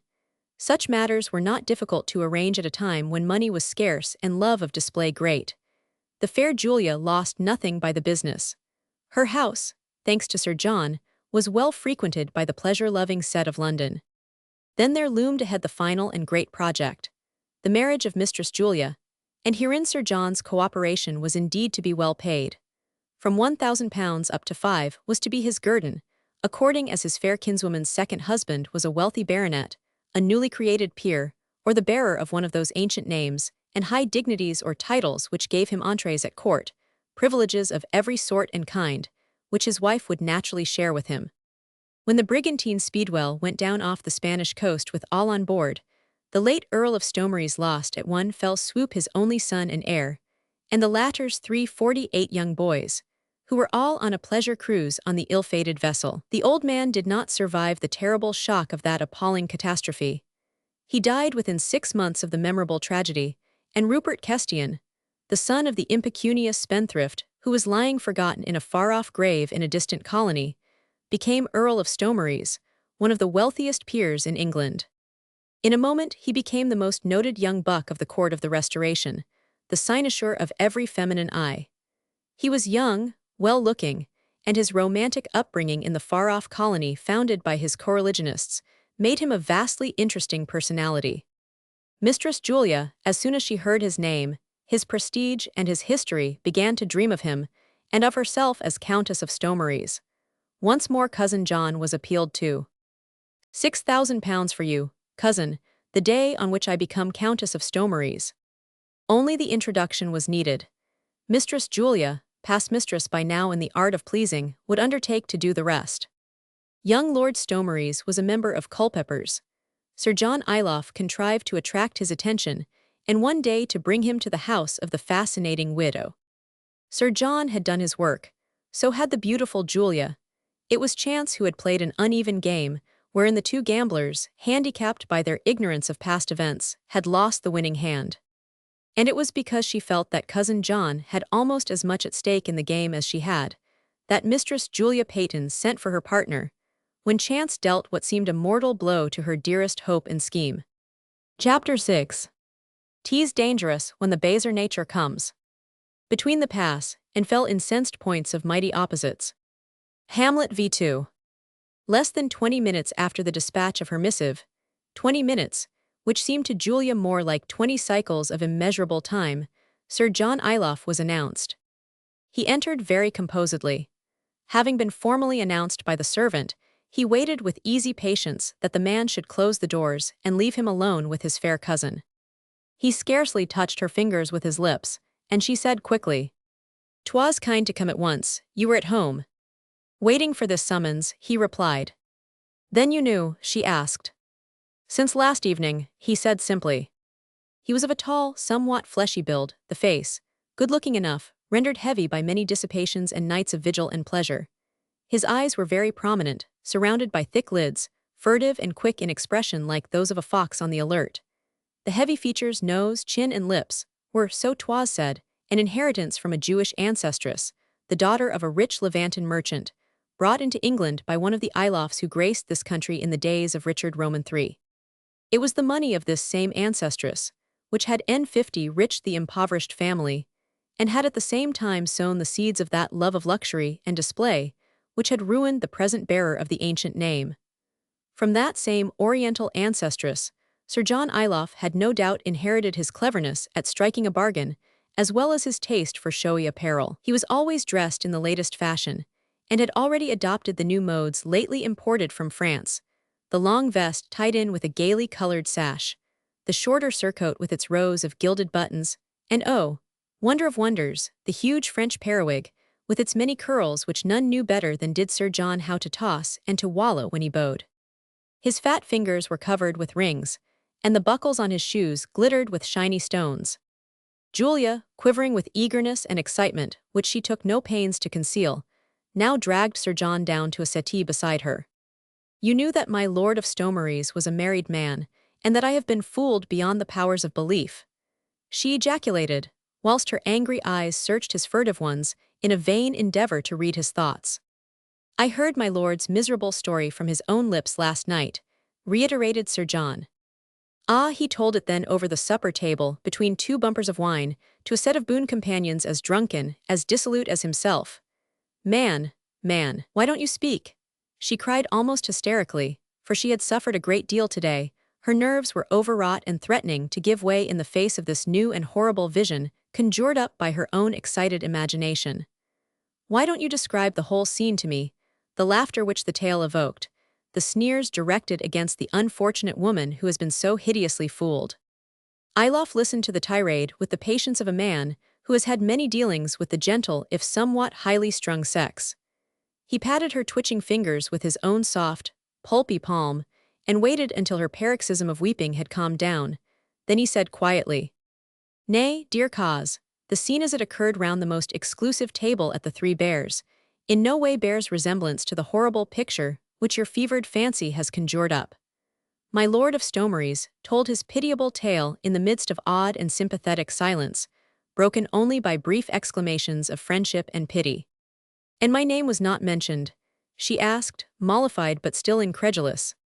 "Not save in the deepest respect," he replied, whilst a line of sarcasm quickly repressed rose to his fleshy lips. "How could you suppose the reverse?" "Ah well, mayhap since women were not present, but they will hear of it too today or tomorrow. The story is bound to leak out. My Lord of Stomeries' attentions to me were known all over the town, and today or tomorrow people will talk, will laugh and jeer. Oh, I cannot bear it," she added with renewed vehemence. I cannot, I verily believe 'twill drive me mad." She rose and resumed her agitated walk up and down the small room, her clenched fists beating one against the other, her trembling lips murmuring with irritating persistency, I cannot bear it, I cannot bear it. The ridicule will kill me." Suddenly she paused in her restlessness, stood in front of Sir John, and let her tear-dimmed eyes rest on his thick-set face. "Cousin," she said deliberately, "you must find a way out of this impasse." "You must find a way out of it," she reiterated firmly. He shrugged his shoulders and said dryly, "Fair mistress, you may as well ask me to reconcile the Pope of Rome and all the hierarchy of the Catholic Church to the idea of flouting the sacrament of marriage, by declaring that its bonds are no longer indissoluble. The past few centuries have taught us that in Rome they are none too ready to do that." "I was not thinking of such vast schemes," said Julia in tones as dry as his had been. "I was not thinking either of corrupting the Roman Church or of persuading one of her adherents to rebel against her. My Lord of Stomeries has already explained to me," she continued with bitter sarcasm, "that against the Pope's decision there would be no appeal, He himself would not wish to appeal against it. His love for me is apparently not so boundless as I had fondly imagined. Its limits meseems are traced in Rome. He has given me to understand that his wife's people, those tailors of Paris, actually hold a promise from the Pope that a command will be issued ordering that their daughter be installed and acknowledged as Countess of Stomeries, and that without any undue delay, failing which, excommunication for my lord, scandal, disgrace. Bah, I know not. These Romanists are servile under such tyranny, and we know that not only the Duke of York but the King himself is at one with the Catholics just now. No, no, no, that sort of thing is not to be thought on, cousin, but there are other ways. Her eyes, restless, searching, half fearful, tried to fix the glance of his own, but his shifted uneasily, now responding to her questioning look, anon trying to avoid it, as if dreading to comprehend. Other ways, he muttered. Of a truth 53 there are many such, but none of which you, fair cousin, would care to take the risk. How do you know that? She retorted. There are no risks which I would not run, in order to free the man I love from the trammels of an undesired marriage. Cousin John said nothing in reply. His eyes, still furtive in expression, were no longer restless. They were fixed upon the beautiful face before him, the luminous eyes, the daintily curved mouth, the rounded chin, a transparent and exquisite mask which scarcely concealed now the strange and tortuous thoughts which chased one another behind that white brow, smooth as that of a child. She held his gaze, willing that he should read those thoughts, wishing him to divine them, in fact, to save her the humiliation of framing them into words. But as he seemed disinclined to speak, she reiterated with slow and deliberate emphasis. There are no risks, cousin, which I would not run. 'Tis nobly said, he remarked, without attempting this time to conceal the sarcastic smile which played round his sensuous lips. Odds fish, the man whom you have honored with such sublime devotion is lucky beyond compare. A truce on your sneers, Sir John, she retorted imperiously. You said that there were several ways whereby that hateful marriage could be annulled. What are they? Sir John Iloff glanced down the length of his elegant surcoat. With careful hand he smoothed out a wrinkle which had appeared in the well-fitting breeches just above his knee. He readjusted the set of his fringed scarf, and of his lace-edged cravat. All this took time and kept Mistress Julia on tenter hooks, the while she felt as if her temples would burst from their throbbing. Then at last, Cousin John looked up at her again. Poison, he said dryly. An Italian stiletto, and you prefer that method. An hired assassin in any event. A shudder ran down her spine. Had she really harbored these thoughts herself, and had Cousin John merely put her wild imaginings into words? Thus crudely put they horrified her for the moment, and she looked down almost with loathing on the man who accompanied each grim suggestion with a leer, which caused his thick lips to part, and to disclose a row of large, uneven teeth stained with tobacco juice, and giving his face a cruel expression like that of a hyena. You see, there are always means, fair cousin, continued Sir John with pleasing urbanity. It is only a question of money, and of the risks which one is prepared to run. Beyond that, I believe that the task, though difficult, can be accomplished in Paris. There are some amiable gentry there ever ready to do your bidding, whatever it may be, provided you are generous. She passed the gossamer handkerchief over her dry lips. I had not thought of crime, she murmured. Had you not? He said blandly. Yet 'tis the most easy solution of the difficulty. But there are others, she insisted. I fear not. Again she paused, then continued, speaking very low, scarce above a whisper. You would help me, of course. I could certainly go over to Paris, he said with marked hesitation, always providing I were plentifully supplied with money, a voyage of reconnaissance, you understand, nothing more. Which means that you will not help me. The risks are too great, cousin I. You would not care to run them, in order to be of service to me. Frankly, no. And suppose, cousin John, she now said more quietly, once more sitting down beside him, supposing, I say for the sake of argument, that I were to come to you, and tell you that I will give half of my fortune to the man who will at this juncture so ordinate matters that my marriage with the Earl of Stomeries once more becomes not only feasible but inevitable. What then? Then also for the sake of argument, he rejoined blandly, I would ask you, fair cousin, of what your fortune consists. Squire Peyton left me £20,000, and the principal is still intact. Deposited where? The bulk of it with Mr. Brooke the goldsmith. He pays me 6% per year thereon. It hath sufficed for my needs. No one except you, cousin, now knows the extent of this fortune.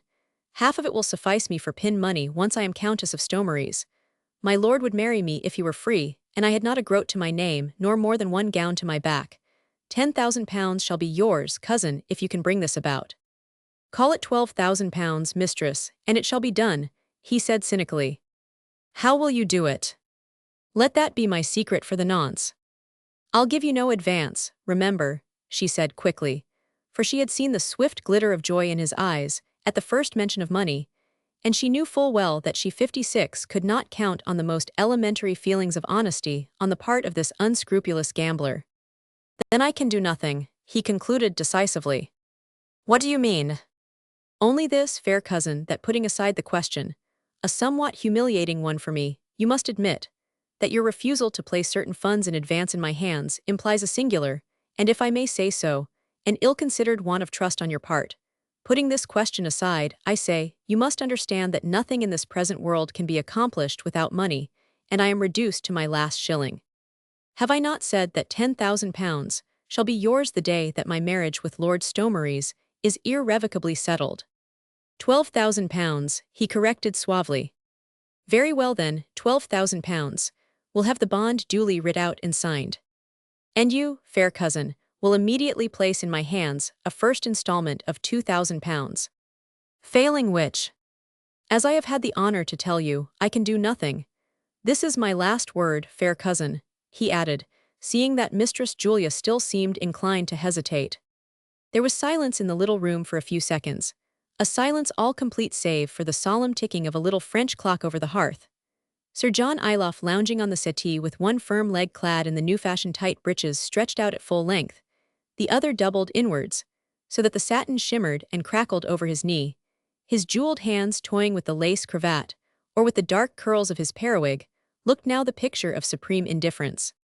It almost seemed as if £12,000 more or less in his vest pocket would affect him not at all. But the fleshy lids had half closed over the prominent eyes, and from beneath their folds, he was watching the fair young widow, who made no attempt to hide her hesitancy and her perturbation. He knew quite well that his personality, the weight of his whole individuality, would win against her prudence in the end. He was fully aware that among the crowd of her several adorers, she had no one to whom she could confide her present troubles, no one whose aid she could with so much surety invoke. Few were so resourceful, none quite so unscrupulous, as Sir John Iloff where his own interests were at stake. That £12,000, which was to be his price, would mean the final ending of his shiftless career. He felt himself getting older every day, and the thought of what the morrow might bring, a morrow when he would no longer be active and alert, neither amusing nor interesting to those whose company was a necessity to his livelihood. That thought was embittering his present life, until at times he wondered whether a self-inflicted sword thrust to end a miserable existence were not the most desirable contingency after all. How he would earn that £12,000 he did not know as yet. His secret was that he did not know, but he had lived for the past 20 years in sublime ignorance of the various shifts which he might be put to from day to day, and he knew that he could trust to his imagination to find a means now, when the result would mean security in old age, peace from that eternal war against chance, almost a fortune in these days when money was scarce after the great turmoil of civil war. Therefore, though he said no more, though he assumed 58 an indifference which he was very far from feeling, he not only watched Mistress Julia, but with every nerve within him, with all the magnetism of his powerful personality, he willed her to accede to his wishes. She, feeling this subtle influence in the same manner as in ages to come mediums were destined to feel the influence of hypnotic power, she gradually yielded to his unspoken desire, yielded to him, whilst believing that she held the threads of her own destiny, and that the final decision only rested with her. Then she rose and went to that same little bureau in the angle of the room, at which just an hour ago she had penned so laboriously the missive which had summoned Sir John Iloff hither. This time, as she sat down to it, she took from beneath her kerchief a small key which was fastened round her neck by a silk ribbon. With this she opened one of the drawers of the bureau, and after another moment of final hesitation, she deliberately took a packet from the drawer. The packet was tied up with green cord. This she untied with a hand that trembled somewhat with feverish excitement. Having selected a paper from among a number of others, she once more fastened the green cord, replaced the packet in the drawer, locked the latter, and replaced the key in the folds of her gown. Then, paper in hand, she turned back to the settee whereon lolled Sir John Iloff, and holding the paper out to him, she said, "This is an order requesting Master Brooke, goldsmith, of Minchin Lane, to hand over to you on my behalf the sum of £2,000. Sir John roused himself from his well-studied apathy. He took the paper from Mistress Julia's hand, looked at it 59 very carefully, then folded it and prepared to slip it in his breast pocket. "Remember, cousin," she said calmly, "that if I find that you have deceived me in this, that you have deliberately robbed me of this £2,000 without having any intention or power to help me in my need, that in such a case you will lose the only friend you have in the world. I will turn my back on you forever. You shall never darken the threshold of my door, and if I saw you in want or in a debtor's prison, I would not pay 1 farthing to help you in your need. You believe that, do you not?" "I believe that a woman thwarted is capable of anything," he retorted with a sneer. "There I think you are right, cousin," she assented, whilst a look of determination which assorted strangely with her otherwise impulsive ways marred for a moment the childlike prettiness of her face. "You would find me very hard and unforgiving if you cheated me of my hopes." "Very hard, I doubt not," he said blandly. "Did I not see a while ago, fair cousin, your gentle soul taking in with scarce a thought of horror my first suggestion of poison or hired assassin? Tush, man, prate not so lightly of these things. Bah," she added with some of her former vehemence, "there are other things that kill besides poison or stilettos, things that hurt worse than death, things that no Countess of Stomeries could endure and live.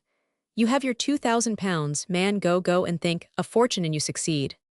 Sir John Iloff smiled. The lady had at last shown to him, mayhap without meaning to do so, the real desire of her heart. She had also set his active brain a-thinking. As she said, it would be a fortune if he succeeded. He had placed the valuable paper carefully away in his breast pocket. He tapped this pocket gently to feel that it was secure. Then, as obviously the interview must now come to an end, he rose to go.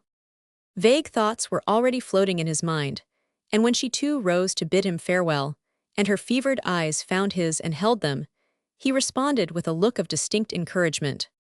Long after Cousin John's footsteps had ceased to echo along the short flagged corridor, Mistress Julia Peyton sat musing, whilst a sigh of content and of hope ever and anon escaped her lips. Her face was quite serene, her expression one of anticipation rather than of trouble.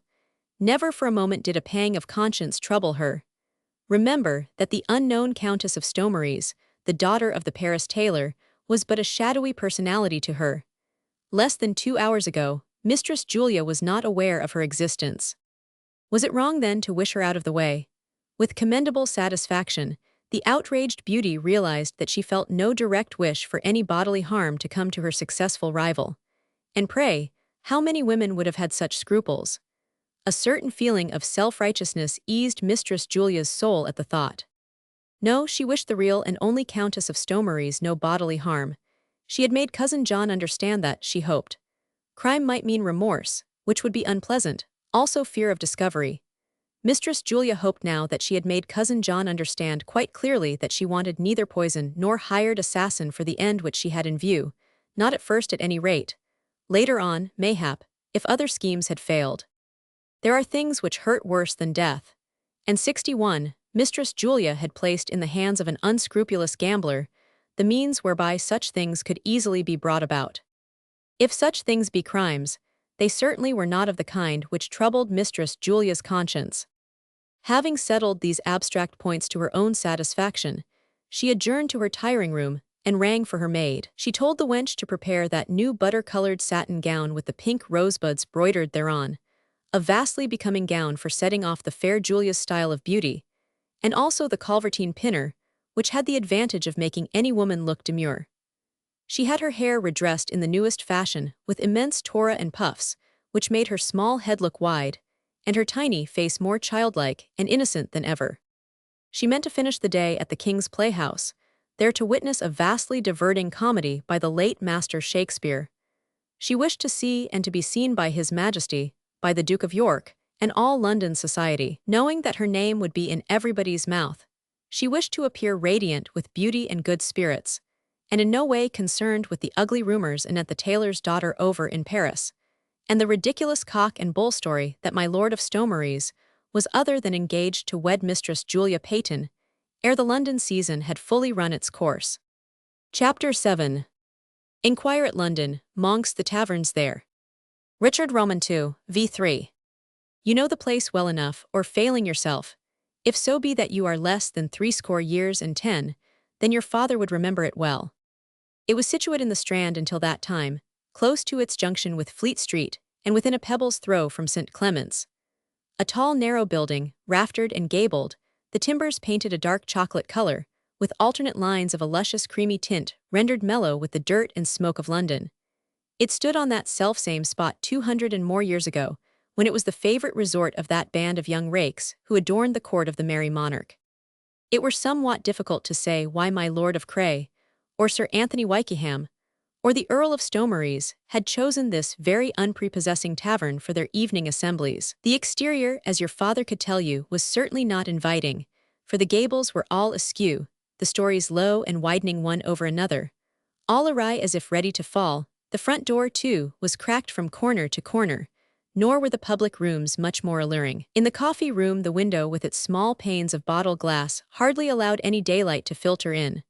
The floor had once been neatly covered in bricks, but now most of these were broken in half, with pieces of them 63 missing, showing little three-cornered holes which suggested dirt-grubbing insects and storehouses of dust. There were other disadvantages, too, about the place, which should have scared off any fastidious young man however bent on pleasure he might be. But we have it on Misson's own authority, and he was no great admirer of things English and speaks somewhat ill-naturedly of everything he saw during his voyage, that the cellars at the Sign of the Three Bears were exceedingly well stocked with Spanish and Rhenish wines, and even with French brandies which were heady and vastly pleasing to the palate first, and to the temper afterwards. We are also told by that same highly critical French traveller that Mistress Janet Ford, wife of the landlord of the Three Bears, could turn out a better supper than any other cook in London, and fashioned a lamprey pie, or a fricassee of rabbits and chickens, in such a delicious manner that once eaten it could never be forgotten.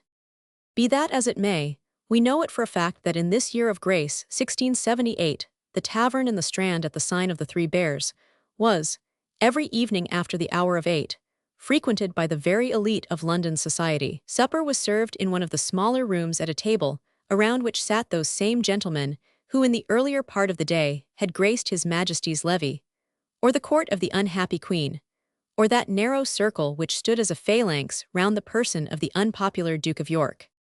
The assembly purported to be political. There was more than a mere suggestion of Roman Catholic discontent freely expressed around that congenial board, and it was well known that on more than one occasion the king himself had been present at these gatherings, incognito, of 64 course, his identity known only to his own intimate friends. But the discussion of the political and social position of Roman Catholics in England was, we must admit, not the primary object of the nightly reunions in the private room at the Three Bears. Supper after the play in the king's house came first, then dice, hazard, or the more fashionable game of Spanish ombre, all well interlarded with the chief gossip and scandals of the day. Reputations for beauty, wit or morals were made or marred around that table in the small room, the latest fashions were discussed, which to adopt and which to reject. The young fops fresh from the grand tour here recounted their impressions, displayed for approval or disfavor, the latest modes from Paris, the new surcoats, the monstrous periwigs, the very latest notion in lace cravats. Here, too, the young rakes aired their oft scandalous literary efforts. Bonsmots unfit for ladies' ears were invented and retailed, and we all know that my Lord of Rochester never thought of publishing verse or prose without first submitting it to the censorship of the select party at the Three Bears. We may take it that Sir John Iloff, despite the vicissitudes of fortune which had brought him to the pass of empty pockets and of unavowable shifts, was still a persona grata at the nightly assemblies of the distinguished tavern, for some few hours after his interview with his beautiful kinswoman on this memorable evening of February 8, 1678, we see him turning his footsteps unhesitatingly in the direction of the Three Bears in the Strand. Closely wrapped in his cloak, for the wind blew bitter 65 gusts, He bent his head against the driving rain as he walked. The rickety door of the tavern stood invitingly open, and as one accustomed to the place, Sir John, with quickened steps, entered the narrow passage. Immediately, his nostrils were greeted with the pungent odor of onions and of boiling fat, and his ears with loud shouts of merriment, which raised a boisterous echo in the tumble-down building and seemed to make the walls totter on their insecure foundation. This hilarious noise, wherein songs, sung in hoarse voices very much out of tune, mingled with violent outbursts of prolonged laughter and with volleys of full-toned oaths, proceeded from behind a door on the cracked panels of which the 10 letters of the word coffee room tumbled one against the other, like a row of drunken men. For a moment Sir John paused just outside that door, bending his ear to listen in an attitude of deep attention, like one trying to catch one special sound from out that confused babel which went on within. The passage in which he stood had been wholly dark, but for the dim, uncertain light which came from a brass lanthorn suspended from the blackened ceiling just above his head. Sir John waited a second or two, until a loud and merry shout of laughter rose above the bibulous din. It was the laughter which comes from a young and lusty throat, the laughter of careless irresponsibility and of thoughtless debauchery. It seemed to be also the sound for which Sir John had been waiting in the ill-lighted passage outside, for now he threw up his head and flung his cloak back with a gesture of satisfaction, whilst a strange laugh, which had but little of merriment in it and a great deal of contempt, broke from his lips as an echo to the light-hearted gaiety beyond. Sir John now continued his way, past the coffee room to a door beyond the stairway at the extreme end of the passage. This he threw open without further ceremony and found himself in that small room of the tavern, wherein Master Ford, the host, served his more distinguished guests. As a rule, merriment and noise, equal at least to that which obtained in the public coffee room, reigned in this private sanctum. Many would have said that the great and courtly gentlemen who foregathered here indulged usually in carouses and drunken orgies, which would have put the more plebeian merrymakers to shame. But tonight, at the moment that Ilof entered the room, a kind of sullen silence reigned therein. Through the thick haze of tobacco smoke which hung like a grey pall above the feebly flickering light of some half-dozen tallow candles, the newcomer could perceive 4 faces, flushed with wine and heavy meats, dimly outlined against the full grayness of drab-colored walls and dark oak wainscoting. The candles themselves, guttering in their sockets, threw forth fillets of thick grimy smoke, which mingled with the fumes of tobacco, and helped to cast fantastic and trembling shadows on fine cloth surcoats and vests of broidered silk. From the coffee room immediately adjoining the parlor came, echoing faintly through the thick timbered walls, the shouts of laughter, the loudly uttered oaths, the ribald songs of the merry company, and at intervals, against the tiny panes of the small casement window, the dull patter of the rain, or the occasional distant call of the watchman challenging an evening prowler. In the furthest angle of the room, my Lord Rochester, seated in the chair of honor, had apparently been reading aloud to this moody company the expressions of his latest 67 poetic fancy. He was in the act of rolling up his manuscript and tying it up with a length of rose-colored ribbon, but his face, usually so self-satisfied and so gay, bore an expression of keen discontent. As a rule, his poems, highly prized by the king and the ladies, were listened to here among the circle of his intimates with the greatest delight, and oft with noisy appreciation. But on this occasion, he had been quite unable to hold the attention of his audience, and even whilst he read his most impassioned verses, he could not help but notice that all eyes were fixed on the young Earl of Stomeries, who sat with his head resting in his hand, leaning forward half across the table in an attitude of the deepest dejection. The young man had arrived late, only joining the convivial party when supper was already at an end, and Mistress Ford had removed the remains of the finest venison pie which she had ever concocted. He had taken his place at the table after a curt and sullen nod to the company who had greeted him most sympathetically. He had declared himself unable to eat, but had ordered a bottle of strong sherry and also a bottle of brandy, which expensive liquid, so 'twas said afterwards by some of the company present, he freely mixed with sherry and drank very plentifully. The story of his unfortunate early marriage and of his hopeless passion for Mistress Julia Peyton had somehow or other leaked out, and before his arrival had been freely discussed in a facetious and irresponsible spirit. Old Rowley liked the tale, and was vastly amused thereby. Lord Rochester had said, thus unceremoniously referring to the merry King of England. I told it him in all its bearings, and he laughed immoderately at thought 68 of a tailor's wench being actually married to my Lord of Stomeries, and expecting to be presented at court. But after that first outburst of hilarity, he looked very grave, and said that the matter must presently be arranged to the satisfaction of all those concerned. But how can that be done? Queried Sir Anthony Wykeham, who was a strict Catholic and liked not this light talk of breaking marriage vows. Bah, money will do a great deal nowadays, sighed Sir Nath Bullock, a young Irishman but scantily blessed with the commodity. As for me, quoth my Lord Rochester with easy bonhom, I am on the side of the angels. Mistress Julia Peyton is the most beautiful woman in London. She at any rate would be worthy to become chatelaine of Mary's castle, and to be our hostess in the many feasts to be given there to my Lord of Stomeries' friends. As for a tailor's daughter, bah, gentlemen, I ask you, can we see ourselves being entertained by a tailor's daughter? She would feed us on pottage and small beer. A roar of laughter greeted this expose of the situation. Lord Rochester had of a truth voiced the opinion of the majority. But, protested Sir Anthony Wykeham. Tush, man, interrupted my lord with scant ceremony. I know what you would say, the marriage sacrament and all that odds fish. We are none of us heathens, and ye papists are not the only ones, by my faith, who know how to keep vows. But there are other ways of unraveling an undesired tangle, and old Rowley had no thought of suggesting irreligious measures. Hush, said one of the others suddenly. I hear Stowe 69 Mary's voice outside. I fancy he'll not be in a mood for jesting over the matter. It was at this point that Stomeries had entered the room. There was no doubt that he looked excessively glum, and the first attempts at treating his disappointed love in a hilarious manner were met with such obvious moodiness that gradually the subject was dropped, and the company, who at supper had been fairly numerous, soon began to dwindle away, each seeking in turn more cheerful society than that of this sober young man, who seemed determined to look at his own future life in its very blackest aspect.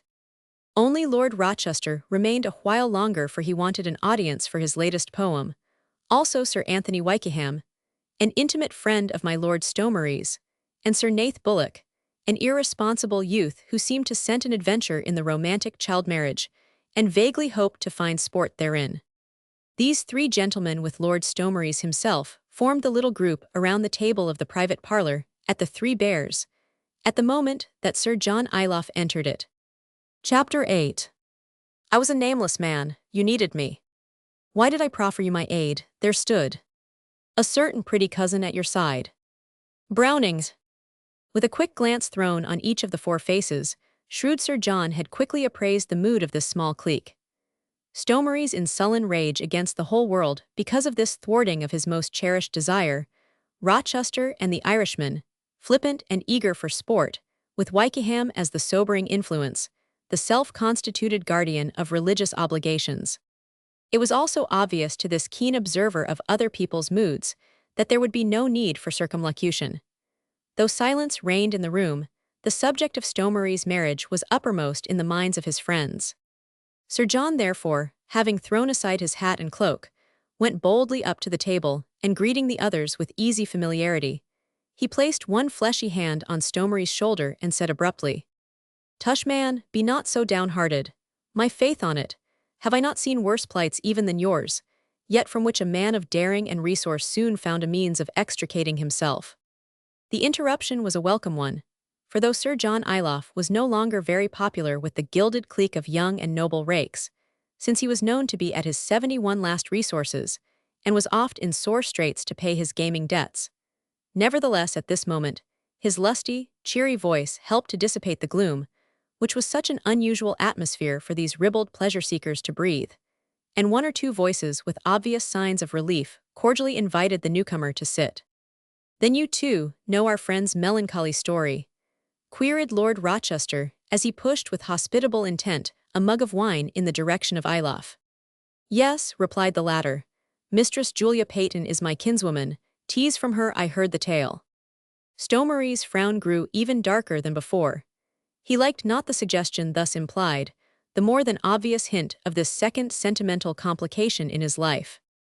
Sir John, in the meanwhile, had selected a chair, which was less rickety than most, and sat down deliberately in such a position that not one of the flickering and uncertain rays of candle light touched his face or illumined its expression.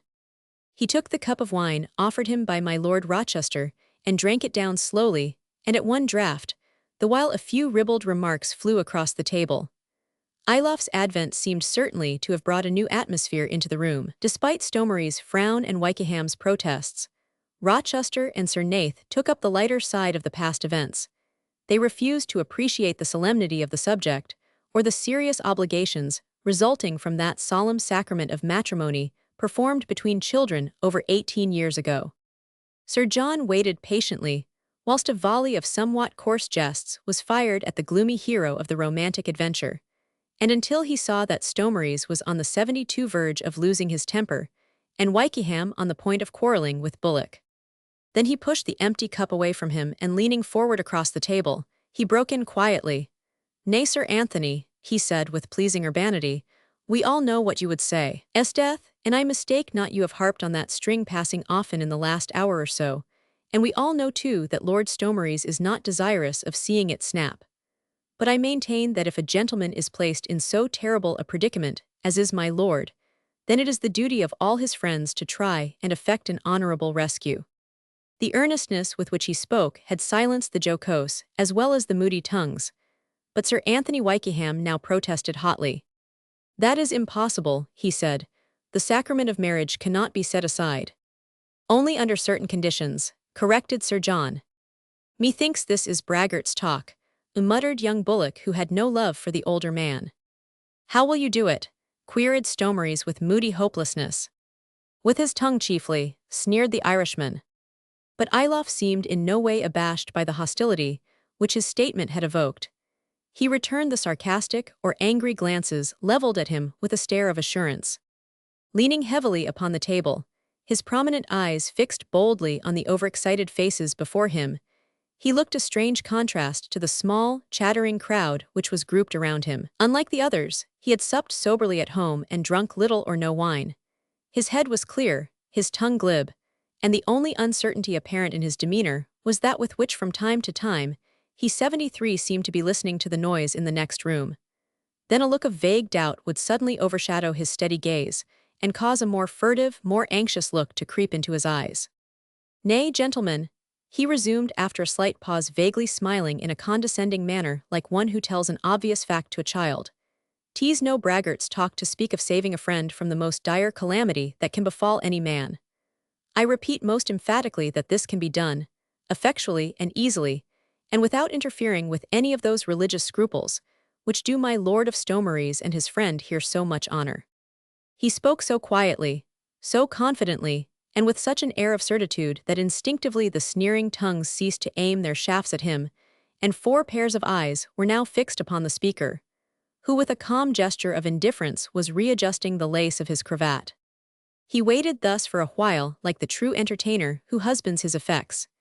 He waited until the circle round him drew closer and closer, until 4 pairs of elbows rested on the table, and flagons and mugs were impatiently pushed aside.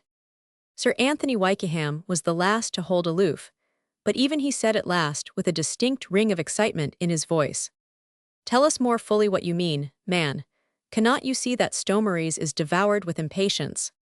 "An impatience which I am over-anxious to relieve," rejoined Ilof imperturbably.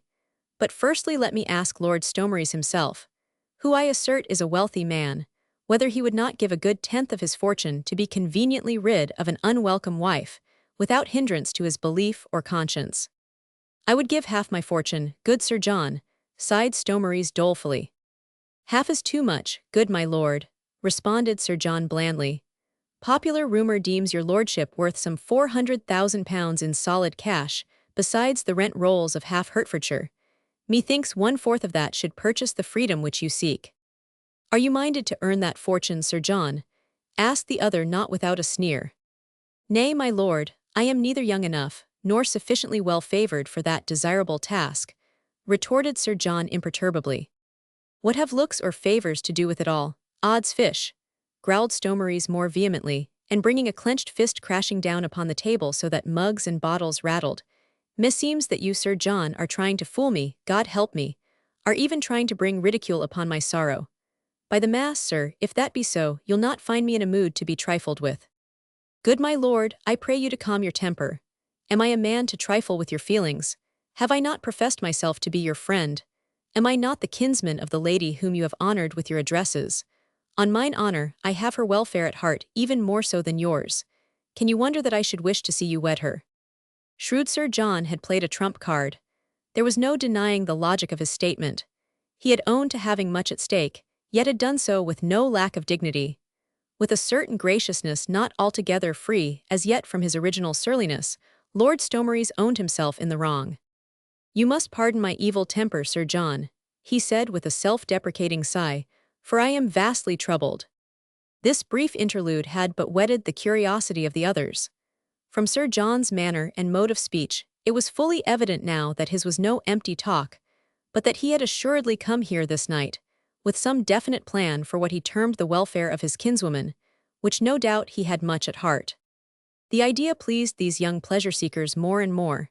They cared of a truth but little for the troubles of their friends, but there was now a twinkle in Ilof's eyes which vaguely suggested to them the thought of intrigue, mayhap of some adventure, quite unavowable, possibly highly scandalous, which would have that unknown tailor's daughter for its victim. Such adventures were the delight of the merry monarch who now sat upon the English throne, whose advent had been so earnestly desired, whose personality had been so ardently worshipped. He it was who set the fashion for those gallant episodes, which were the boast and delectation of men, and the shame and the sorrow of women. But for him and the example set by him, I doubt if Sir John Ilof would ever have thought of formulating proposals which should have put his present companions to the blush, and which carried subsequently in their train agonies of remorse and of disgrace, wounded honor, and more than one broken heart. Chapter 9. Strictly, tease what good people style untruth. But yet so far, not quite the full-grown thing. Brownings. Sir John Ilof leaned back in his chair, and satisfied that he once more held the close attention of the company, he resumed pleasantly. Will you, good my lord, and all of you gallant gentlemen, grant me 5 minutes wherein to place before you the situation as it at present stands. Here is my Lord of Stomeries tied by so-called indissoluble marriage vows to a bride whom he doth not desire for wife, and whom he last saw borne away kicking and screaming in the arms of a waiting wench. And there over in Paris is the daughter of a worthy tailor, a girl born in a back shop, presumably ill-favored and certainly vulgar, but who has pretensions of being Countess of Stomeries de facto as well as de jure. She it was who 18 years ago was as aforesaid borne away kicking and screaming in the arms of a waiting wench. She was then not much more than 12 months of age, and has not since that moment seen my Lord of Stomeries here, our gracious, if momentarily, somewhat troubled friend. A sneering grunt from Sir Nath Bullock, a groan from Stomeries, and a murmur of assent from the others were audible whilst Sir John paused for breath. The Catholic Church, for which we all have deep respect, continued Ilof, doth not allow that the bonds 77 of matrimony thus contracted 18 years ago shall be severed, just because my Lord of Stomeries doth not happen for the moment to have a desire for the tailor's daughter, she having done naught to merit repudiation, since her being carried away kicking and screaming from the presence of her lord when her age had not reached 15 months, doth not constitute a serious offence in the eyes of the law. We know all that, man, we know all that, quoth Stomeries moodily, and by the mass you repeat yourself like a country parson in the pulpit. Gently, good my lord, rejoined Ilof imperturbably. What I have to say is a somewhat delicate matter. I am dealing with a Countess of Stomeries, and if you did not accept my scheme. He paused and shrugged his shoulders, in token of self-deprecation. It may not after all meet with your favor. Out with it, man, out with it, came partly gaily, wholly impatiently from every side.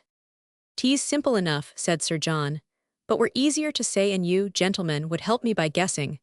My Lord of Stomeries hath not seen his bride, nor was he seen by her, since she was little more than a year old. That is so, my lord, is it not? It is, assented Stomeries curtly. Impressions at that age are not lasting. Infantile memory doth not hold an image. We may assume that if the tailor's daughter were placed in the presence of any gentleman of noble bearing, she would not know if he were her lord or not. There was silence around the table now. Neither assent nor dissent followed Ilof's last words, On the face of the young Irishman, curiosity still remained impressed. The 78 suggestions so slightly hinted at had not yet reached his inner consciousness. On that of Lord Rochester, comprehension had just begun to dawn. A sense of astonishment plainly struggled with one of doubt. But Sir Anthony Wykeham almost imperceptibly drew his chair somewhat away from the table. Lord Stonemarys in the meanwhile kept his eyes steadily fixed on those of Sir John. They expressed neither doubt nor astonishment, only intense excitement, an obvious desire to hear that hint more fully explained. It was his hoarse mutter, "Go on. Curse you, why don't you go on?" That first broke the momentary silence which had fallen over the small assembly. "Nay," rejoined Ilof blandly, "I see that you, at least, my lord, have already taken me. Is not my scheme vastly simple? The tailor's daughter awaits her lord. He comes. She falls into his arms, and after the usual festivities in the back shop of her estimable parents, the bridegroom takes his bride home to far-off England. But mark what hath occurred. It was not my Lord of Stonemarys who had gone to claim his bride, but some other man who, prompted by his passion for the tailor's beautiful daughter, a passion, we might even suppose, encouraged by the lady herself, had impersonated the bridegroom and snatched the golden prize despite my Lord of Stonemarys and the most solemn vows of matrimony contracted 18 years ago. Imagine the result. The shame, the crying scandal. My Lord of Stonemarys is of a surety no longer bound to acknowledge a wife whose very name will have become a byword for every gossip to peck at, and whose virtue hath already been the toy of an adventurer as unscrupulous as he was daring. Not the Catholic Church, not the law of England, nor the decree of the Pope would enforce the original 79 marriage vows after that. I give you my word, gentlemen, that my Lord of Stonemarys will be granted leave by every high tribunal, spiritual or temporal, to repudiate the wench who had thus disgraced his name." Sir John Ilof had long finished speaking, and silence still reigned all around him. Even the noise in the next room seemed for the moment unaccountably to have ceased. Folk say that when such silences occur in merry company, angels fly across the room, and the flutter of their wings can distinctly be heard. What angels then were these who haunted the private room of the Three Bears now? What record of ignominy and dishonor did they mark upon the tablets of infinity, when with gentle flutter of wings they passed silently by? To the credit of all these gentlemen here present be it said, that their first feeling was one of shame, when they fully understood the dastardly suggestion which Sir John was making to one of themselves. But the shame was not acute enough to produce horrified repudiation. Sir Anthony Wykeham certainly still held aloof, but Stonemarys had not winced. That he understood the suggestion to the full, there could be no doubt. His face had flushed to the roots of his hair, his fingers were fidgeting nervously against one another, and excitement verging on intoxication caused his eyes to glow with an unnatural inward fire. His thoughts had flown straight back to the prettily furnished parlor in Holborn Row, to Mistress Julia Peyton's violet eyes, and the exquisite scent of her white hands when he had pressed them to his lips. His love for her, call it passion or desire an you will, had grown in intensity as the obstacle which separated him from her had seemed more and more insurmountable. In the past few hours that same passion had reached a stage of fever 80 heat, impatient at control, chafing at impotence, and longing for satisfaction with all the strength of thwarted desire. Rupert Kestian, Earl of Stonemarys and Rivolks, had been brought up in the hard school of colonial life. In his boyhood, he had been denied every kind of pleasure and luxury in which the sense of youth revels, through what he called an unjust fate. Then suddenly he had seen himself thrown in the very lap of fortune, his every desire satisfied and his every whim made law. The change was sudden enough to throw off its balance a more firm character than that of the son of Captain Kestian, spendthrift, profligate, a rogue from temperament. Like his father's, Rupert's was essentially a weak nature. He had never attempted to fight fate, when fate was against him. When fortune smiled, he took everything she offered him without attempt at restraint, and the jade had become very lavish with her gifts to the young outcast who a while ago had often enough been obliged to tighten his belt against the gnawing pangs of hunger. He had found friends, followers, sycophants, had been favored by royalty and smiled on by beauty, but Mistress Peyton was the first passion in his life. He had flirted with her for months, made easy love to her for weeks, but he had not realized that he loved her until 24 hours ago when he knew that she was lost to him. The knowledge that here was the chief desire of his heart, and that this desire he could not gratify despite his position, his personality and his wealth, almost unhinged his mind. It was 2 years now since he had exercised any self-denial. He had lost all knowledge of that useful art, and was determined not to learn it again. Day on which he heard that through an appalling 81 catastrophe, which had swept his kindred into the sea and broken the heart of an old man, he, Rupert Kestian, the penniless son of a spendthrift father, had become rich, influential, one of the greatest gentlemen in the kingdom. He had said with a sigh of genuine satisfaction, "Now I mean to live." And with him living meant solely the gratification of his every wish. Now he saw his greatest wish in all the world born only to be thwarted. It was monstrous, unthinkable. But from that wholesome fear of ecclesiastical authority peculiar in those days to men of his creed, he would have rebelled. Respect for the church to which he belonged, dread of a scandal which might tarnish the great name he bore, and undermine his pleasant position alone, caused him to be submissive. He was not clever enough to find out a means of freeing himself from irksome bonds, and had drained the cup of despair to its bitter dregs, without thinking or even hoping for an issue out of his misery. But now a man spoke, a man whom in his saner moments he heartily despised, whom he knew to be shiftless, unscrupulous, a born gambler, but yet a man who showed him a way out of the quagmire of despair into a possible haven of hope. He had not been long in catching Ilof's meaning. Whilst the others doubted, he had already seen the possibilities of success. His bride had never seen him since consciousness grew into her brain. Her parents' only recollections of himself dated back 18 years. Why indeed should not some other man impersonate the bridegroom, carry the bride away, and thus forever after leave on her fair maiden name a stain which would render her unfit to be acknowledged as the wife of any honorable gentleman? How simple it all seemed. Unlike his friends here present, Stomery saw no shame in the scheme, no shame, let us say to himself. Disgrace to the woman, yes, but he did not know her, and he hated the very thought of her. Disgrace perhaps to the scoundrel who would undertake the ignoble treachery, but to the Earl of Stomeries who would sit quietly at home whilst the roguery was being carried on by others. Blood, who would suggest such a ridiculous idea? His eyes wandered round the table. Sir Anthony Wykeham was no longer frowning, and Lord Rochester had laughed, a little nervously perhaps, but no one had actually protested. There was no gainsaying the fact that Ilof was a rogue to suggest so profligate a scheme, but profligacy was all the rage now, and vastly pleased the king. "By gad, a mad notion, but a right merry one," quoth Sir Nath Bullock, himself a rogue and as full of daredevil schemes as an egg is full of meat. The remark, loudly spoken and accompanied by a blasphemous oath and the loud banging of a clenched fist against the table, eased the tension finally. Even Wykeham began to laugh. Not one of these young men here had wanted to feel ashamed. Rather did each one desire to seem a vast deal worse than his neighbor. It was no good allowing the recollections of early lessons in chivalry to mar the enjoyment of the present merry life, not even if those lessons had been taught by a father who had died fighting for king and cause. Let the ball of pleasure be set rolling, that ball partly made up of love of devilry, partly of ennui seeking for amusement, and of contempt for woman's virtue. "'Tweer rare sport," said Rochester. Sport, the word acted like magic and shame, was completely vanquished by the pleasing sense of excitement. Bah, what was the virtue, the fair name, the happiness of a tailor's daughter worth, in the face of the vastly pleasing entertainment she herself would provide for her betters? "An ignoble trick to play on a woman," murmured Wykeham. But his protest had become very feeble. He saw nothing in the suggestion that shocked his religious scruples, for the rest he cared but little. The victim was only a tailor's daughter after all, and Stomeries, his friend, would not be the one to repudiate his marriage vows. Bah, a tailor's daughter, was the gist of the argument in favor of the scheme.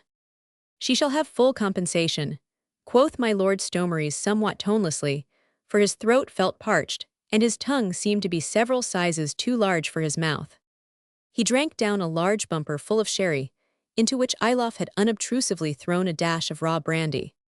"Have you forgotten, gentlemen," now said gallant Sir John lustily, "that my Lord of Stomeries will give £70,000 to the friend who will help him in his need?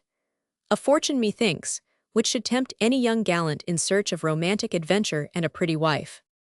But the details, man, the details, came from every side, surely you have thought of them." "And of the risks," suggested Lord Rochester, who was practical and who had oft suffered because of his gallant adventures. "There are no risks, gentlemen," quoth Sir John Ilof, not to us at any rate, nor yet to my lord Stomeries. As 84 for the tailor and his family, believe me they will be so covered with ridicule that they will not cause his lordship a moment's anxiety. Just think on it. To give away one's daughter to a man who is not her husband, to greet him with festivities and merrymaking, to kill the fatted calf in honor of the man who brings dishonor into one's home. Nay, nay, the breeches-maker of Paris will have cause to keep silent after the adventure. The maid perchance will retire into a convent, and the gallant adventurer can brave the world in comfort with 70,000 pounds in his pocket. Bravo, well said, but the details, how will you work it, Ilaf? Obviously the scheme was commending itself more and more to these overheated brains. There were no shame-faced looks round the table now. Stomeries did not speak. His excitement was too keen to find vent in words, and he was shrewd enough to realize at once that Ilaf did not mean to give away the details of his plans to this trio of young addle-pated rakes. But cries of the details, man, the details, became more and more insistent. Sir John, glass in hand, at last rose in response. The details are simple enough, gentlemen, and now that I have your approbation, I will be quick enough in working them out. In the meanwhile, let us drink to the gallant adventurer who must help us in our scheme. We do not yet know his name, who he is or whence he comes.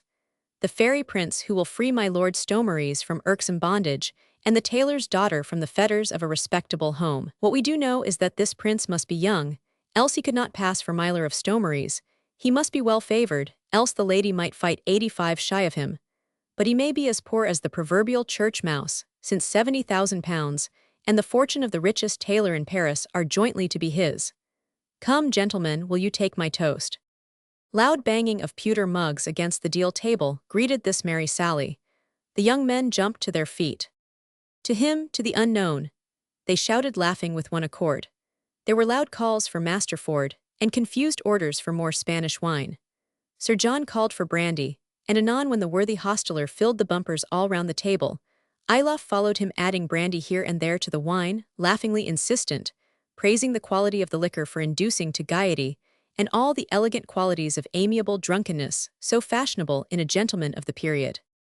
He was quite clever enough not to make any further direct allusions to the scheme, the realization of which meant the transference of 12,000 pounds from Mistress Julia Peyton's pocket into his own. So far he had gained the first stake in the game which he had set himself to play, and was content for the moment merely to addle still further the heads of these young reprobates by wild talks of adventure, and sly allusions to the delights of coming scandal, mixed with sweeping sarcasm directed at feminine virtue in general and the morals of the Paris bourgeoisie in particular.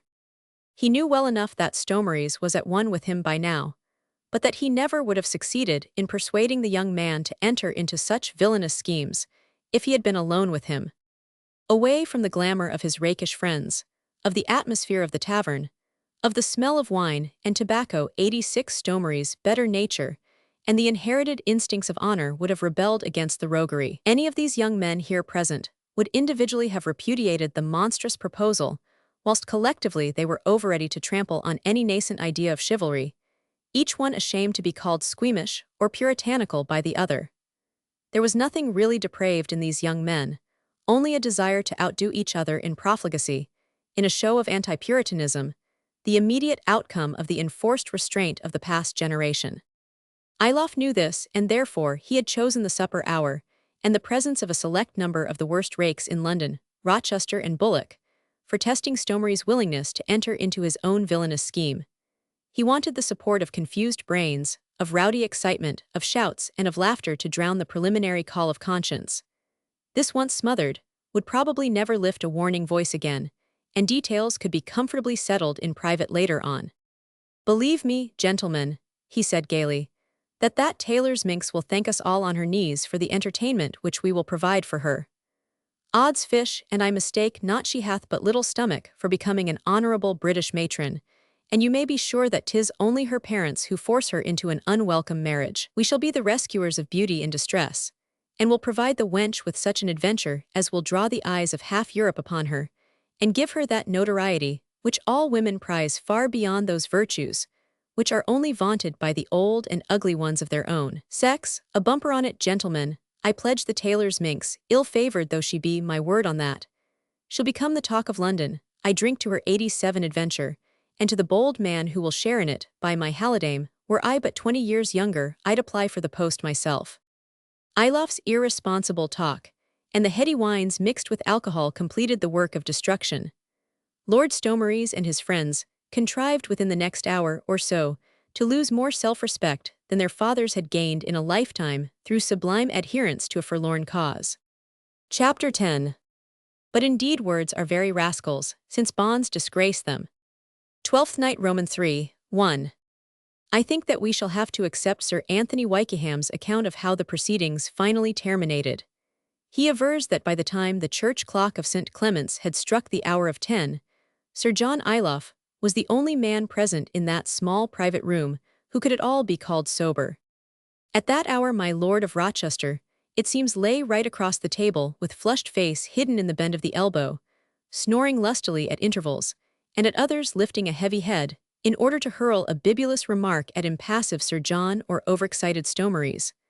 Sir Nath Bullock had, quite frankly, exchanged the rickety incertitude of Master Ford's chairs for the more solid level of the floor, where after sundry struggles with a tiresome cravat and a persistently wry peruke, he lay amidst the straw and the unsavory postprandial debris that littered it, in comfort and security. Wykeham, according to his own account, had lapsed into somnolent sulkiness, vaguely listening to the ribald jests and coarse oaths uttered by the others, and to the monotonous murmur of Sir John's voice as he explained the details of his scheme to Stomeries. The latter had certainly drunk more brandy than was good for the clearness of his brain. Excitement, too, had wrought upon his blood, with the result that the events of '89 this night took on the garb of some overvivid dream. But as soon as he realized that his perceptions were becoming too confused to take in Ilof's varied suggestions, he made a vigorous effort to regain possession of himself.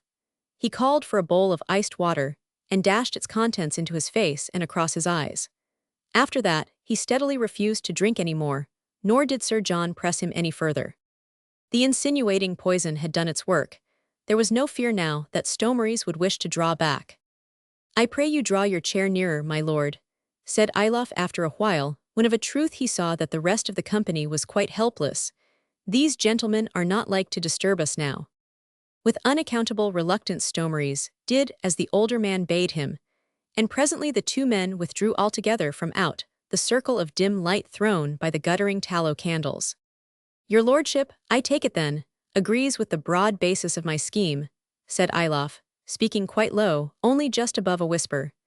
"You are anxious to free yourself from this undesired marriage, and you think that my suggestion is one which will most easily help you to accomplish this purpose." "That is so," assented Stomeries readily. "On the other hand," continued Ilof, "your lordship is prepared to pay the sum of £70,000 to the man who will impersonate your lordship in the house of M. Legros, merchant tailor of Paris, who will in your name and person claim the Legros girl as his wife, and go through the necessary civil and religious ceremonies that will ratify the original marriage, and finally, who will undertake not to reveal his own identity to the tailor's 90 daughter until you, my lord, will grant him leave. For these services," concluded Sir John with emphasis, "is your lordship prepared to pay the vast sum of £70,000. "More than that," replied Stomeries in an excited whisper, which rendered his voice hoarse and his tongue stiff and parched. "More than that and money down, £50,000 on that day that he signs and seals the bargain with me and starts on his errand for Paris, and a further £70,000 on the day that the tailor's daughter leaves her parents' home in his company. £120,000. Mine honor, my life upon it. But where in the name of hell will you find the man to take it?" By way of an immediate reply, Sir John placed a warning finger to his mouth, then rose and beckoning to the other to follow him, he went to the door which divided the private parlor from the public coffee-room, and throwing it open, he pointed to the rowdy company who sat assembled each side of the oblong trestle table. Amongst that crowd, he whispered with an insinuating smile. Chapter 11. Good night, good sleep, good rest from sorrow. To these that shall not have good morrow. Swinburne. At first, when Sir John Ilof threw open the door of the public room, Stomeries was only conscious of an almost satanic din. He certainly could see nothing through the dense cloud of smoke, which filled every corner of the long, narrow hall. Gradually, however, his eyes, still dimmed from recent libations and acute excitement, became accustomed to this haze-covered gloom, whilst his ears distinguished isolated sounds, drunken songs, loud oaths, or hoarse laughter from out the deafening roar which surged towards him like the noise of breakers against a rock. A narrow deal table ran from end to end of the room, from the main door at the top to the small latticed window at the bottom. The floor was strewn with rushes on which sprawled recumbent figures in various stages of drunken sleep, in the very midst of a litter of debris, broken glasses, overthrown mugs, patches of spilt wine or ale, bones and remnants of pastry and of bread, all evil-smelling and unspeakably dirty. On the table itself, the remnants of pies and cooked meats, and a forest of empty mugs and bottles. One by one, the tallow candles, which had been placed at intervals throughout the whole length of the table, had thrown up their last flicker of feeble light, had 92 spluttered their last with a hissing sound, and finally died out in a column of grimy smoke. There were but some half-dozen or so left now, which threw uncertain yellow gleams through the thick veil of tobacco fumes, on the prostrate figures that sprawled across the table, on overthrown goblets and jugs, on all the unsavory debris, remnants of the past orgy. The rest of the room was in darkness, and through the gloom the figure of a young man, with flushed face and dark brown hair innocent of peruke, moved backwards and forwards to the rhythmic cadence of a boisterous chorus of song.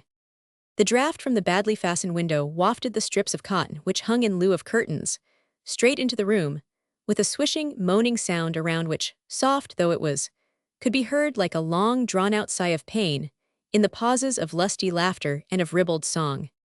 The storm outside seemed to have ceased, for, as the curtains blew away from the window, the pale, ghost-like streaks of moonbeams searched the darkness of that end of the room, and found here a fold of satin tattered and frayed, there a broken paste buckle, or rusty sword hilt on which to play its weird gamut of faint and ghoulish rays. The noise was incessant, merriment mixed with quarrelsome oaths, lively songs alternating with hoarse shouts. All those who were not snoring babbled incoherently, swore or sang, Irish brogue mingling with broad Yorkshire tones, round Scotch oaths striking against Gaelic ones, whilst from time to time, a noisome word loudly flung from end to end of the table like a filthy rag would rouse one of the 93 sleepers, and spur him to respond to the challenge with vile blasphemy. At times the clink of a sword would cut sharply through the buzzing air, the beginnings of a quarrel, a volley of vituperations, a pewter mug or half-empty bottle thrown right across the table scattering its contents over tattered coats and already much-stained vests. Then the hoarse admonitions of the peacemakers, the first refrain of a song by way of a diversion, more lively, more out of tune than before, and laughter and jests once more reigned supreme. Stonemarys gazed on the scene, the while he still felt that somnolent feeling of being in a dream, enveloping his senses. He heard the noise and saw the figures swaying to and fro, moving on unsteady legs, in and out of the narrow circles of yellow light like gnomes dancing the figures of a saraband in the anteroom of hell. The figure of the young man at the extreme end of the room fascinated him. He could not discern the face clearly, only as a flushed mask, with the pale moonbeams touching the dark hair with their ghostly rays. "'Tis your cousin Michael," whispered Ilof close to his ear.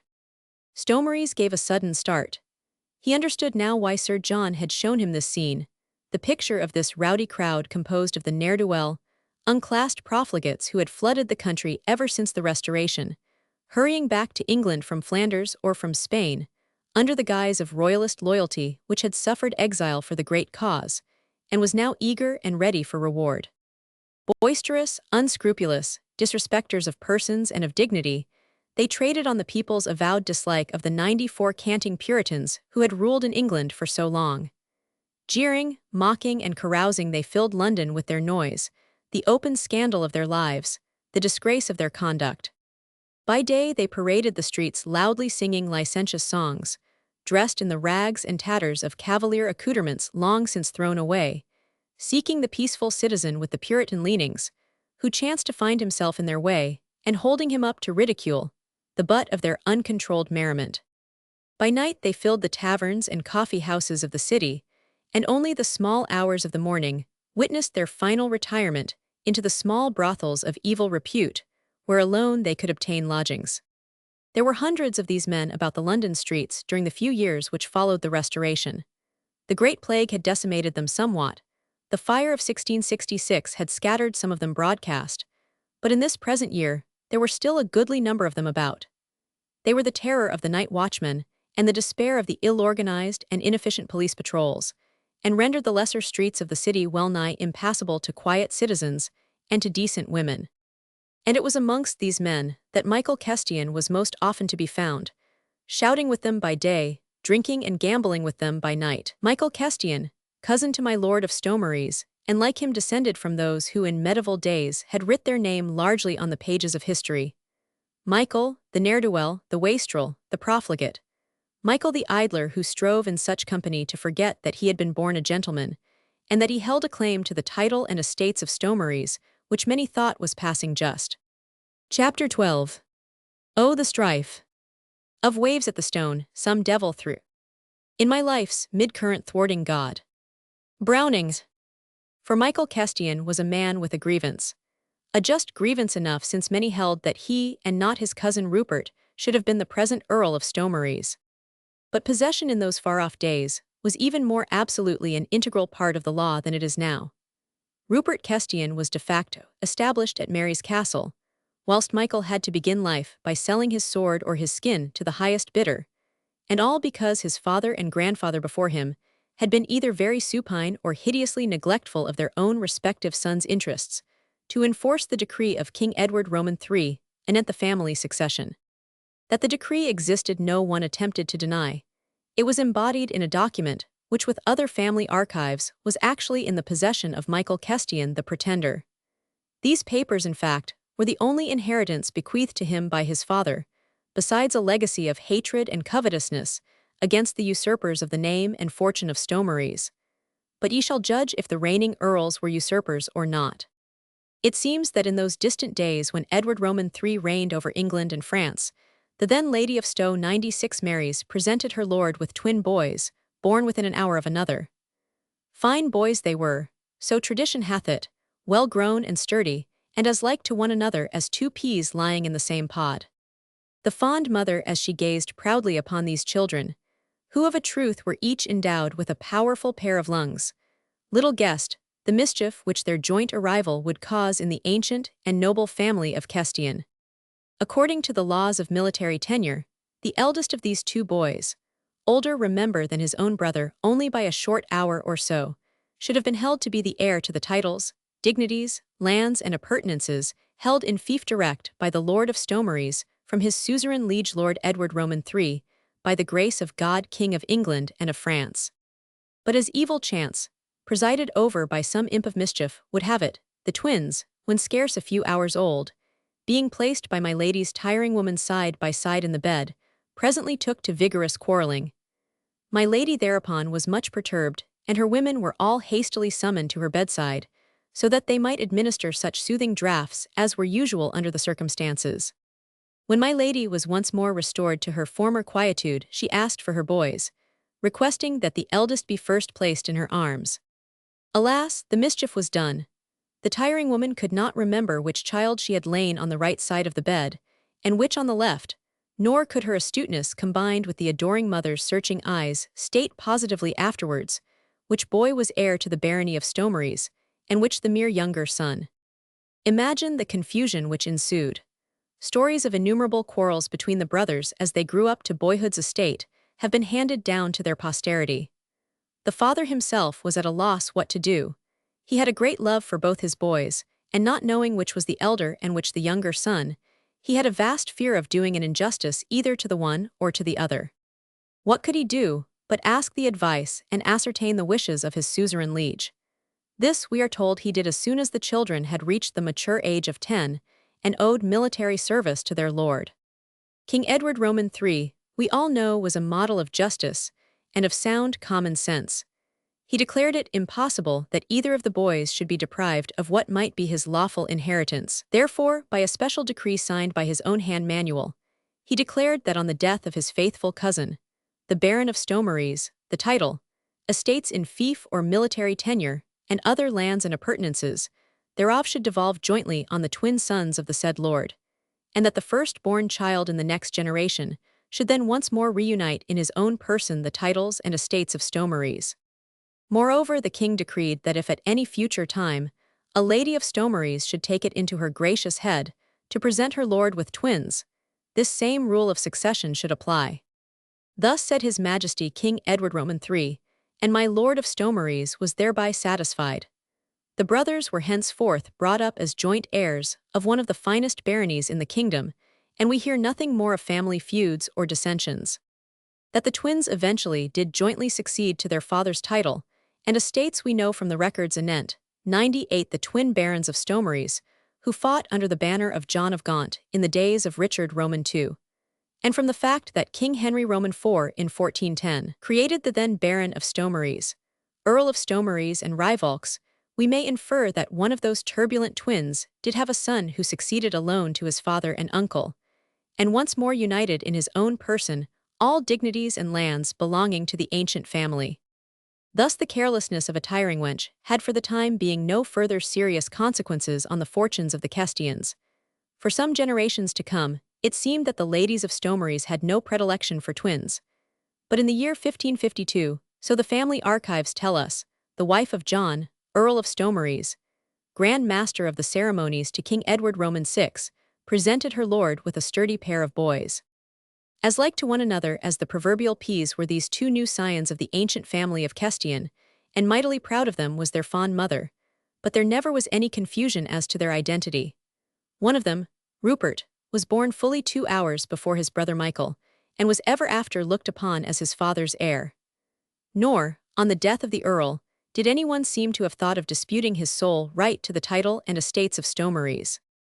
Rupert succeeded his father, and in his turn was succeeded by his son. But what we do know as a certain fact is that Michael, the younger twin, had a son born to him a full year before his elder brother took unto himself a wife, and that if the decree of King Edward Roman III had been duly enforced by law, Rupert and Michael should have been joint earls of Stomaries, and it should have been Michael's son, the firstborn in the next generation, 99, who should have united the title and estates in his own person. Why Michael did not endeavor to enforce the ancient decree of Edward Roman III, we shall never know. There are neither letters nor other documents to explain this supineness, which is all the more inexplicable since it affected the future of his own son, even more than his own. We are concerned with the present generation, with Rupert, Earl of Stomaries, the direct descendant of the older twin, and with Michael Kestian, the grandson of the younger. Such as I have related, is the true history of the grievance which this Michael nurtured against his cousin, whom he deemed an usurper, and against all his peers, kinsmen and fellow gentlemen, for the injustice which they abetted by admitting that usurper as one of themselves. But unlike his father and grandfather before him, Michael was not content to see anyone else in possession of the family title and estates, which of a truth should have been his. From his father he had inherited among other family archives the medieval document embodying the decree of Edward Roman III and bearing that monarch's signature. How and wherefore this had remained as an heirloom in this branch of the family, tradition does not tell us. The fact seems to suggest that the younger twin, Michael, may have had some intention of enforcing his son's claim at a future time, an intention, mayhap, frustrated by death. The man whom Lord Stomaries saw at this moment, with flushed face and unsteady voice singing, ribald songs to the accompaniment of boisterous laughter, chink of dice and sword, and blasphemous oaths, had at one time taken up his own cause with ardent and heart-whole enthusiasm. At the age when boyhood first yields to maturity, Michael had lost his father and thereupon had begun to fight for his rights, with all the strength of a turbulent nature, full of instincts of luxury, and driven to penury through flagrant injustice. He had spent some of the best years of his life in a perpetual appeal to the king and to his peers to try his cause and if necessary to find it just. But the king was not fond of settling important questions himself, and the Lord's House of Parliament was over busy re-establishing a number of its own lapsed privileges to bother about a claimant with empty pockets. Driven from pillar to post, Michael appealed to common law, to chancery and to equity, setting up divers pleas in order to bring his case within the jurisdiction of these respective courts. He spent all his substance in lawyers' fees, in sworn documents, in meeting constant demands for bribery, the while his kinsman sat comfortably enthroned at Mary's castle, paying no heed to a claim, the justice of which one attempted to deny, yet which no one was able legally to enforce. Gradually, as his pockets grew more and more empty, as constant rebuffs took the edge off his optimism, Michael carried on the fight with less and less hope if with unabated doggedness. In the intervals, he had sold his sword and his skin to the highest bidder, to Italy or Flanders, to the emperor or to the king of France. He had led the life of the adventurer, who knows not from day to day whence will come the rations for the morrow, of the soldier of fortune who has neither kindred nor home. His mother, whom he adored, in his own turbulent, passionate way, spent a life of humble penury in a remote Kentish village. To this lowly abode of peace, one Michael returned from time to time from his far-off wanderings in Sicily or Spain. Here he would spend some few days in worshipping his mother, until the agony of seeing her patient and serene within measurable sight of starvation drove him frantic from out her doors. Then he would rush back to London, and once more haunt the courts and the purlieus of Whitehall, swallowing his outbursts of pride in vain supplications for a fresh hearing, in a mad desire to see the king, in licking the dust before the feet of those who might help him to further his cause. At those times self-deprecation would render him moody. His pleasure-loving nature was swamped beneath the heavy pall of a mother's want, a mother's sorrow and misery. He despised himself for being unable to lift her out of such humiliating penury. She who should be Countess of Stomaries, one of the greatest ladies in the land, scrubbed her own floors and oft lacked a meal, the while her son, the able-bodied and reckless adventurer, was eating out his heart with the shame of his own impotence. But what he could not accomplish, whilst the scanty means left to him by his father were still at his command, he was totally unable to obtain now that he had not one stiver to offer to those who might have helped him, but whose palms seemed forever to be in want of grease. Blood money abroad had also become more meager. The King of France and the Emperor had their own standing armies now, and had less need of mercenary troops than of yore. Michael, who in battle sought wounds as another would seek cheap glory, was given but 20 crowns for a sword thrust, which he received at Fayabellin, whilst fighting for the Elector of Brandenburg. He nearly died of the thrust, and afterwards of starva 102 tian, for he sent the 20 crowns to his mother, and being considered too enfeebled for active service, he could not immediately obtain further enlistment. This was but one of the many episodes which had helped to make Michael Kestian what he now was. A bitter sense of wrong gnawed at his heartstrings, the while he strove to hide his better nature beneath the mask of boisterous gaiety, of a licentious life and reckless gambling. The buffetings of law officials, the corrupt practices of second-rate attorneys, the constant demands on his scanty purse now made up the sum total of his dealings with humanity, when he was not actually in the company of adventurers more profligate, more dissolute than himself. He saw the better world, that world which was composed of his own kindred, turned, as if in arms against him. Not a friend to give him help save at a price which he could not afford to pay. It was money and always money, money which he could not get, and without which he saw the last chance of getting a hearing for his case vanishing beyond his reach. The descent from those early boyish days full of idealism and of hope, down to the lowest rung of the social ladder, to the companionship of gamesters and of drunkards, had been overcert and none too slow. Accustomed to the revelries of camp life, to that light-hearted gaiety so full of exuberance today, and oft the precursor of a bloody death on the morrow, Michael found the England of the Restoration a mercenary and inhospitable spot. Among his own kind, mockery of his vain endeavors; among the others, the wastrels, a life of boisterous merrymaking which at any rate made for forgetfulness. Chapter 13. My conscience hath 1,000 several tongues, and every tongue brings in a several tale, and every tale condemns me for a villain. Richard Roman 3, v. 3. In response to Ilof's whisper, Stomaries had asked hurriedly, "Is this the man?" The older man nodded, and Stomaries gazed long and searchingly upon his cousin, vaguely wondering if Sir John's astuteness had pointed in the right direction, if indeed this were the man most likely to lend himself for a large sum of money to the furtherance of an ignoble scheme. Stomaries saw before him a man still in the prime of life, but on whom dissipation, sleeplessness by night and starvation by day had already boldly writ their impress. A man like unto himself in feature, a distinct family resemblance being noticeable between the two cousins, but in Michael Kestian, the reckless adventurer, the evenly placid expression born of a contented life had long ago yielded to the wild, hunted look, the mirror of a turbulent soul. He wore a surcoat which was obviously of rich cloth, though the many vicissitudes of camp life had left severe imprints upon its once immaculate surface.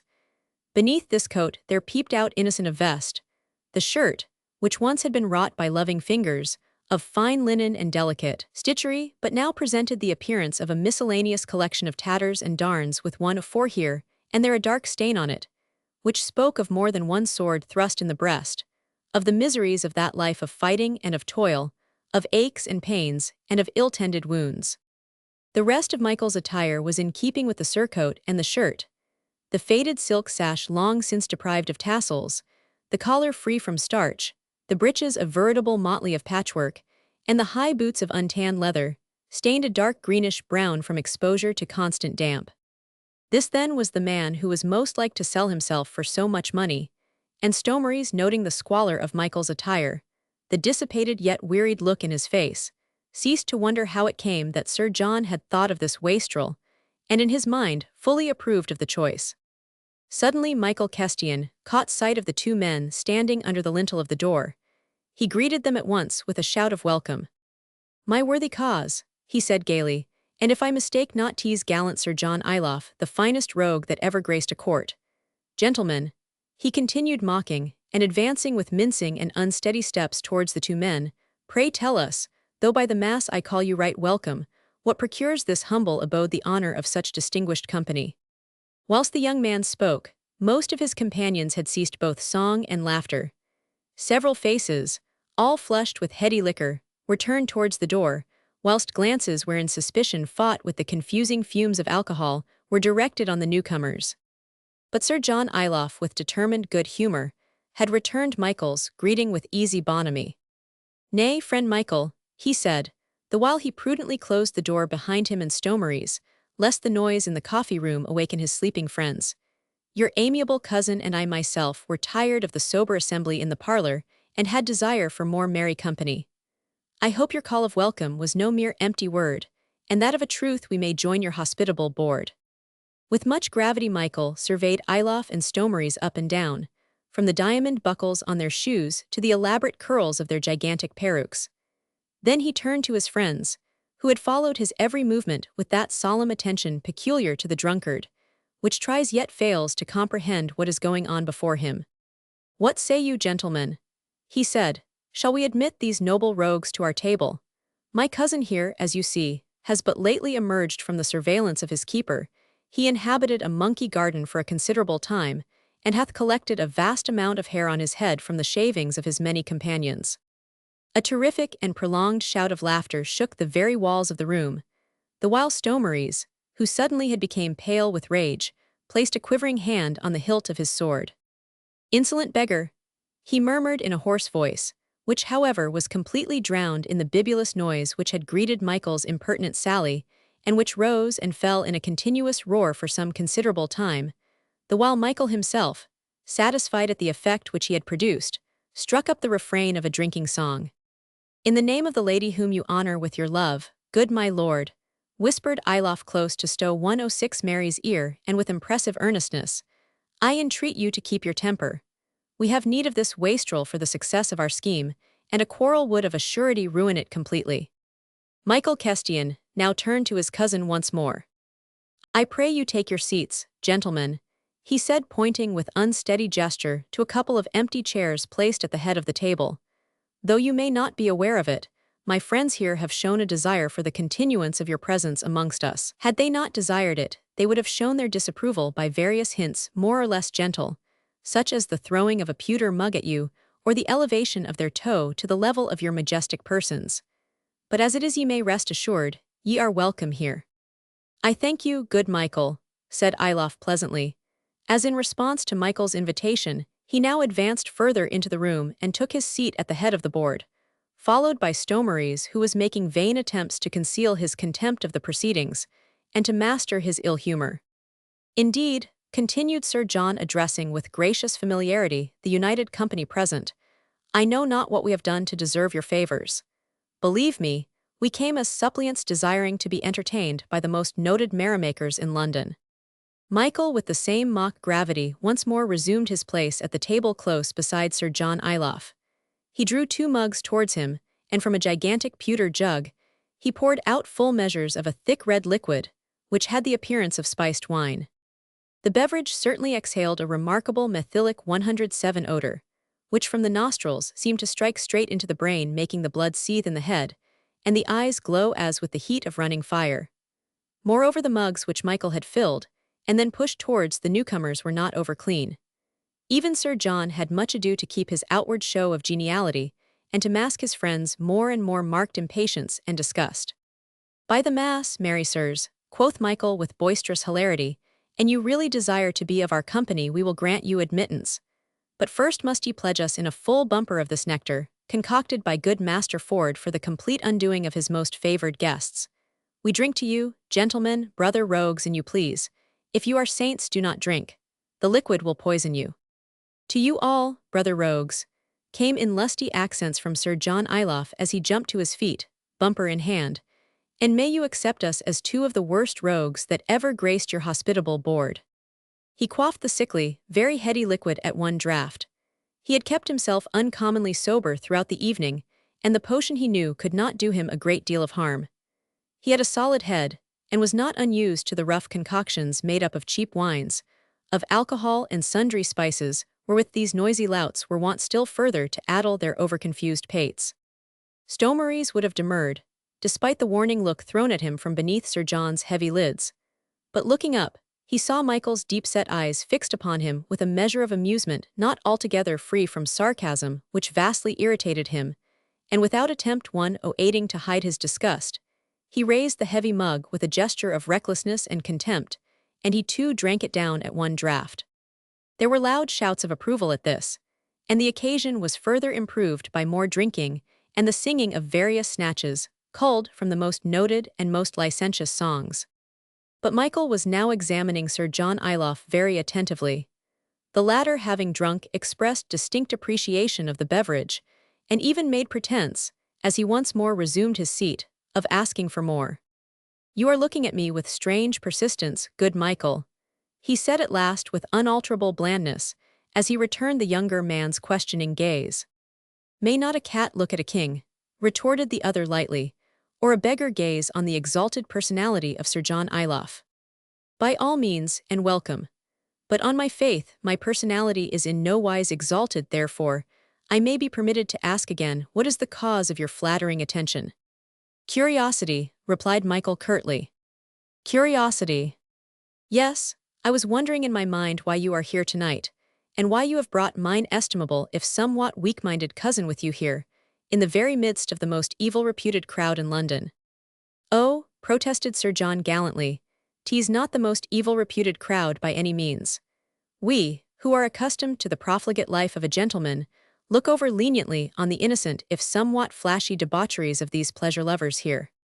"Yet are we no mere pleasure-lovers, Sir John," said one O'Nine Michael with a sudden air of seriousness, which contrasted strangely with his flushed face and his slovenly and ragged attire. "You see here before you the very scum of humanity, the bits of flotsam and jetsam which the tide of fortune throws upon the shores of life, tattered rags of manhood, shattered lives, disappointed hopes.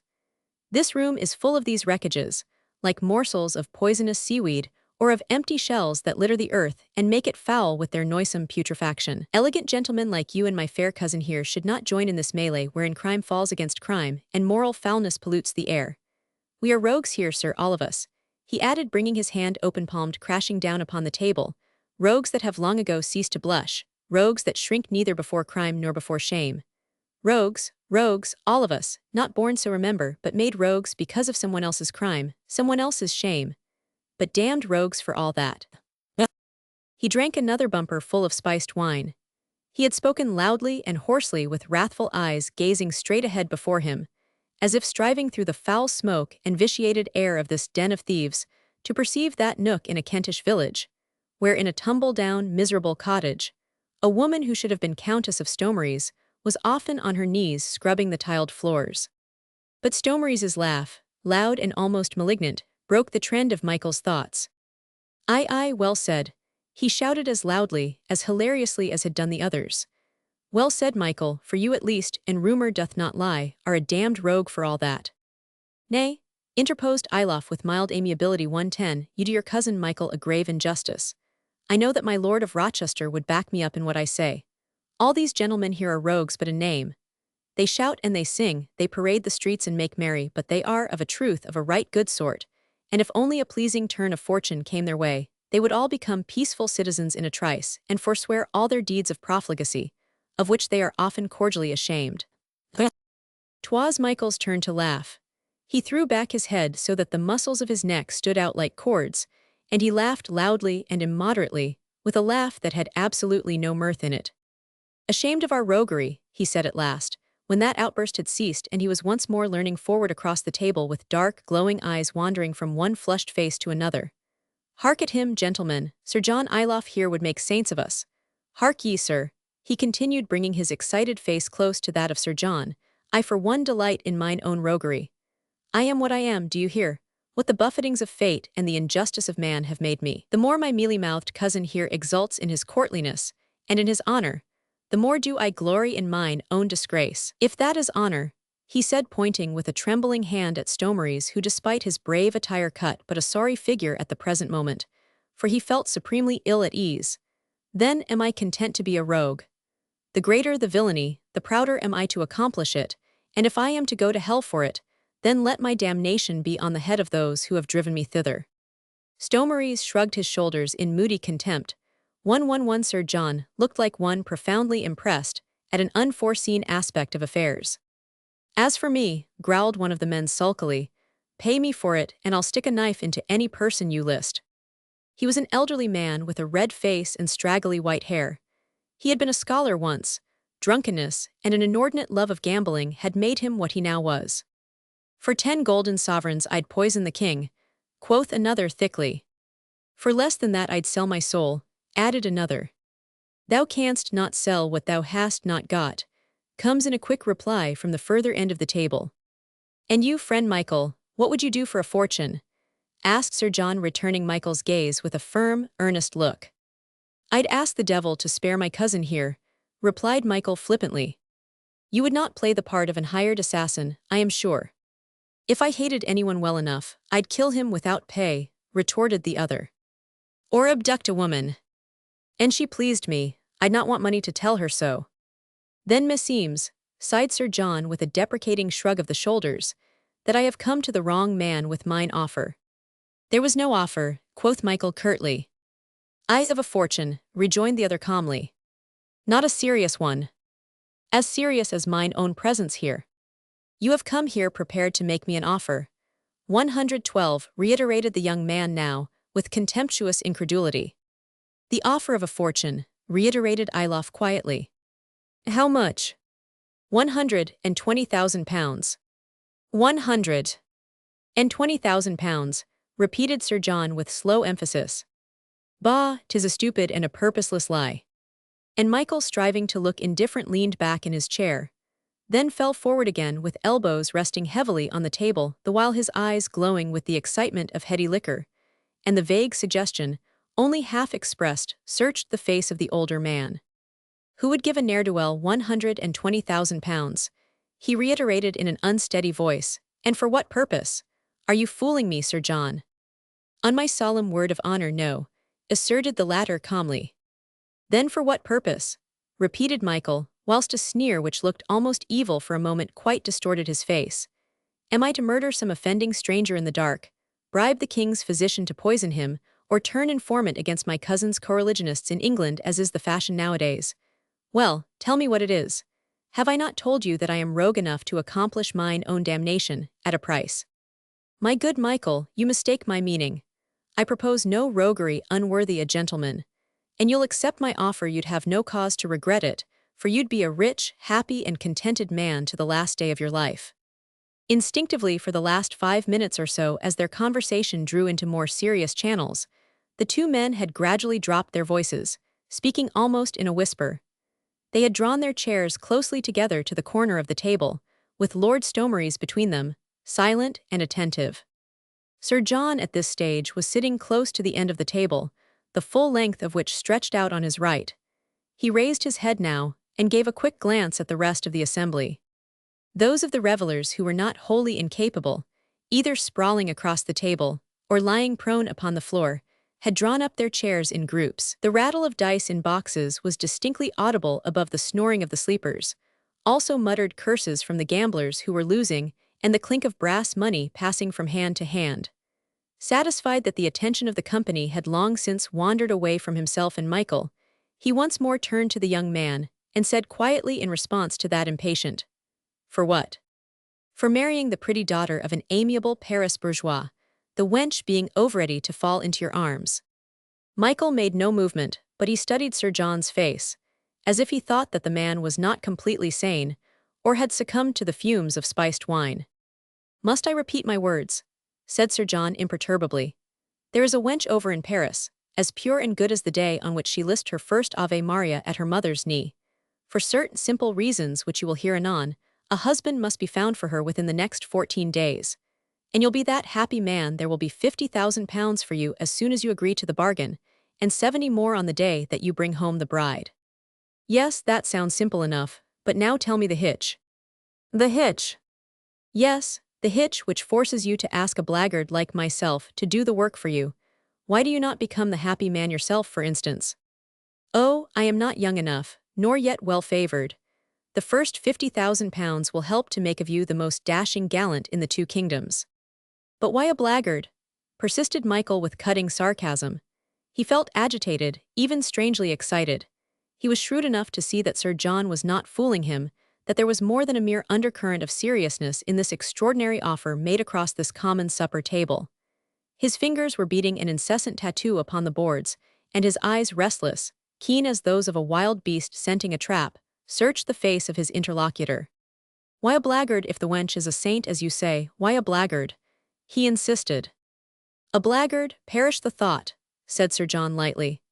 "Nay, the reason why your personality com 115 mendied itself to me and to my Lord of Stomeries was because you are a gentleman, despite the many vicissitudes of an adverse fate, and that you would render the girl happy and proud to be your wife." "Ah, my worthy cousin is a party to this game," queried Michael with a sneer. "In heaven's name, man," he added with almost savage impatience, "why cannot you speak up like a man? Cards on the table, by the mass, or my hand will come in contact with your mealy mouth." He checked himself, angry at his own outburst of rage which he had been unable to control. "Have I not said that I am on my way to hell?" he added more quietly. "Why should you hesitate to show me a short cut?" "Cards on the table, friend Michael, since you'll have it so," now said Ilof in a quiet, impressive whisper. "Bear that £120,000 in your mind all the while you listen to me. The wench over in Paris was made to go through a marriage ceremony with your cousin here, 18 years ago, when she was a babe in arms, and he a mere lad, unable to defend himself against this encroachment on his future liberty. Since then my Lord of Stomeries has never met his bride, nor did her parents, worthy yet mercenary tradespeople of Paris, desire him to see their daughter. He was poor Rupert Kestian then, an undesirable son-in-law if ever there was one. They would have broken the marriage then, only the church would not allow it. Then my lord became what he now is, rich, influential, desirable, and promptly the Paris shopkeepers changed their tactics. They demanded that your cousin shall acknowledge and take to his heart, and 116 home a woman whom he has never seen, whom he can never love, for the affection of his heart, of his whole manhood is pledged to another whom he adores. In his despair my lord hath come to me, and I am proud to be his friend. I would help him to regain that liberty which an untoward fate hath fettered. Is not my lord a wholly innocent victim? He did not ask to wed, for long he was spurned as one unworthy. Now because he is rich, he is to be made the tool of rapacious bourgeois, who would see their daughter Countess of Stomeries. They have invoked the aid of the church, who, spurred by their gold, hath threatened anathema and excommunication on my lord. The king, sorely inclined to Catholicism, will not hear of breaking marriage vows which he calls solemn, and which under such circumstances sensible men cannot fail to call a farce. My lord hath come to me, and I have thought of a scheme." So far Michael had listened with unswerving attention to this long expose, delivered by Sir John in clear, even voice that was hardly raised above a whisper. He had listened, his head resting in his right hand, his left lying clenched and motionless on the table. But now he interrupted Ilof's placid flow of eloquence. "You need not tell me your scheme, man," he said. "I have guessed it already. I know now why you had need of a rogue for the furtherance of your project.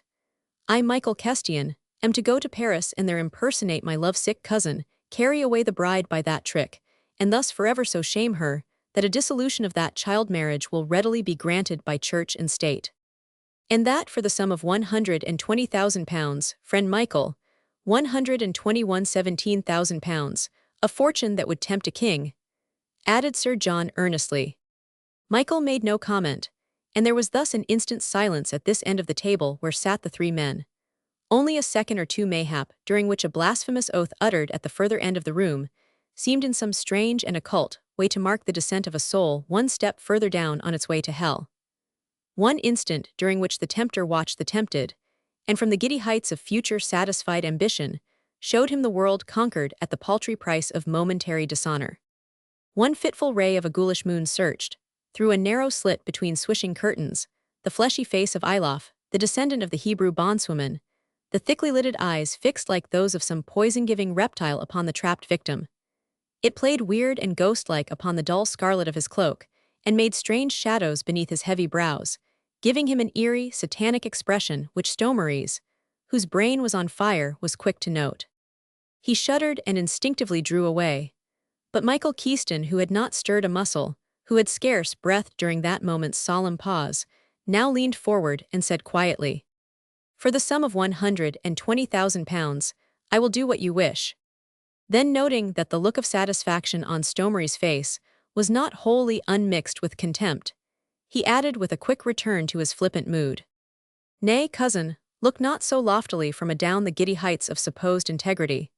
'Tis useless at this stage to 118 despise the hand that will help you in your need. Methinks that my share in the intrigue is no more unavowable than your own. 'Tis you are married to the lady and owe her protection, yet you offer money to further treachery against her. Now I have never seen the wench and am no traitor to her since I do not know her. I owe her no allegiance, she is but one woman out of a million to me.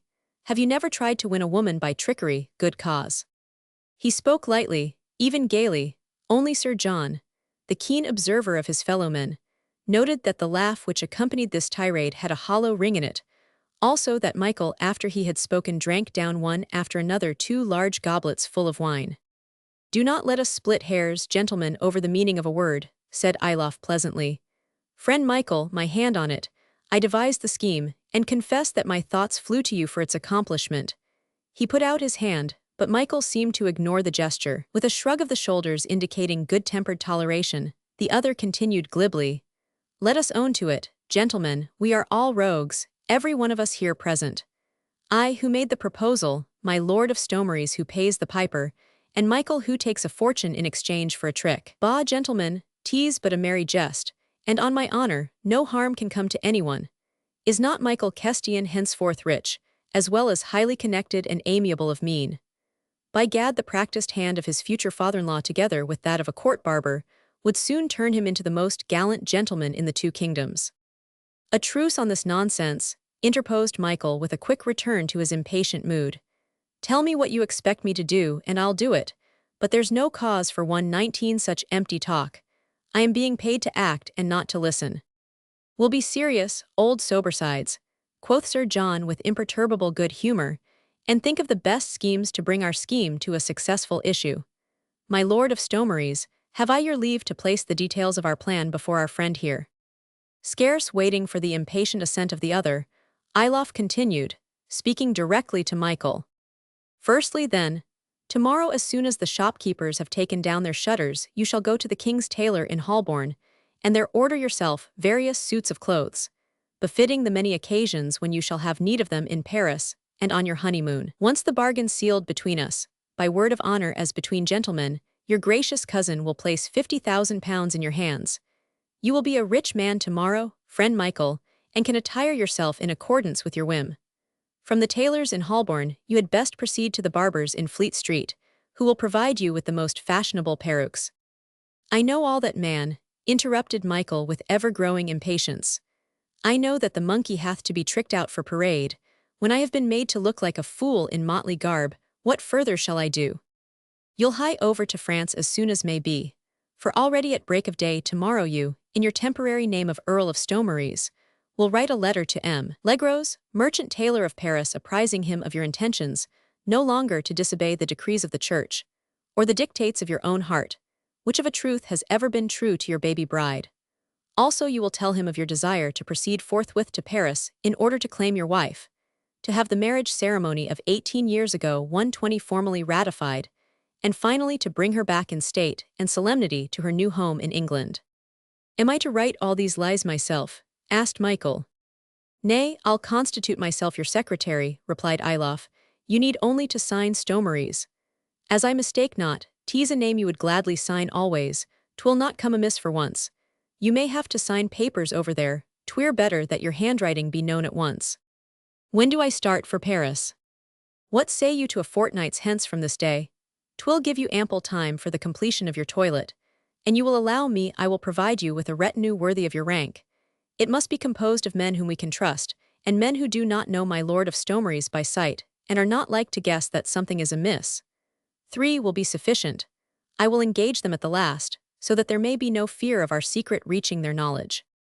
"Clothes, men, money," quoth Michael. "Methinks, Sir John, you have thought of everything. Once I am in Paris, you will act as judgment guides you. And no doubt 70,000 pounds is a good guide to judgment." Michael's somewhat defiant manner seemed completely to have vanished. He appeared to be yielding himself quite freely to the delights of the promised adventure. At least this was what good Sir John hoped, whilst congratulating himself on the remarkable attainment of his fondly cherished desire. But remember that this same good Sir John was no superficial observer of human nature. He was not altogether 121 deceived by Michael's outward show of flippancy. That excitement had got hold of the adventurer's imagination was undoubted, and probably the obstinacy of an untamed nature would prevent his drawing back from a promise once given.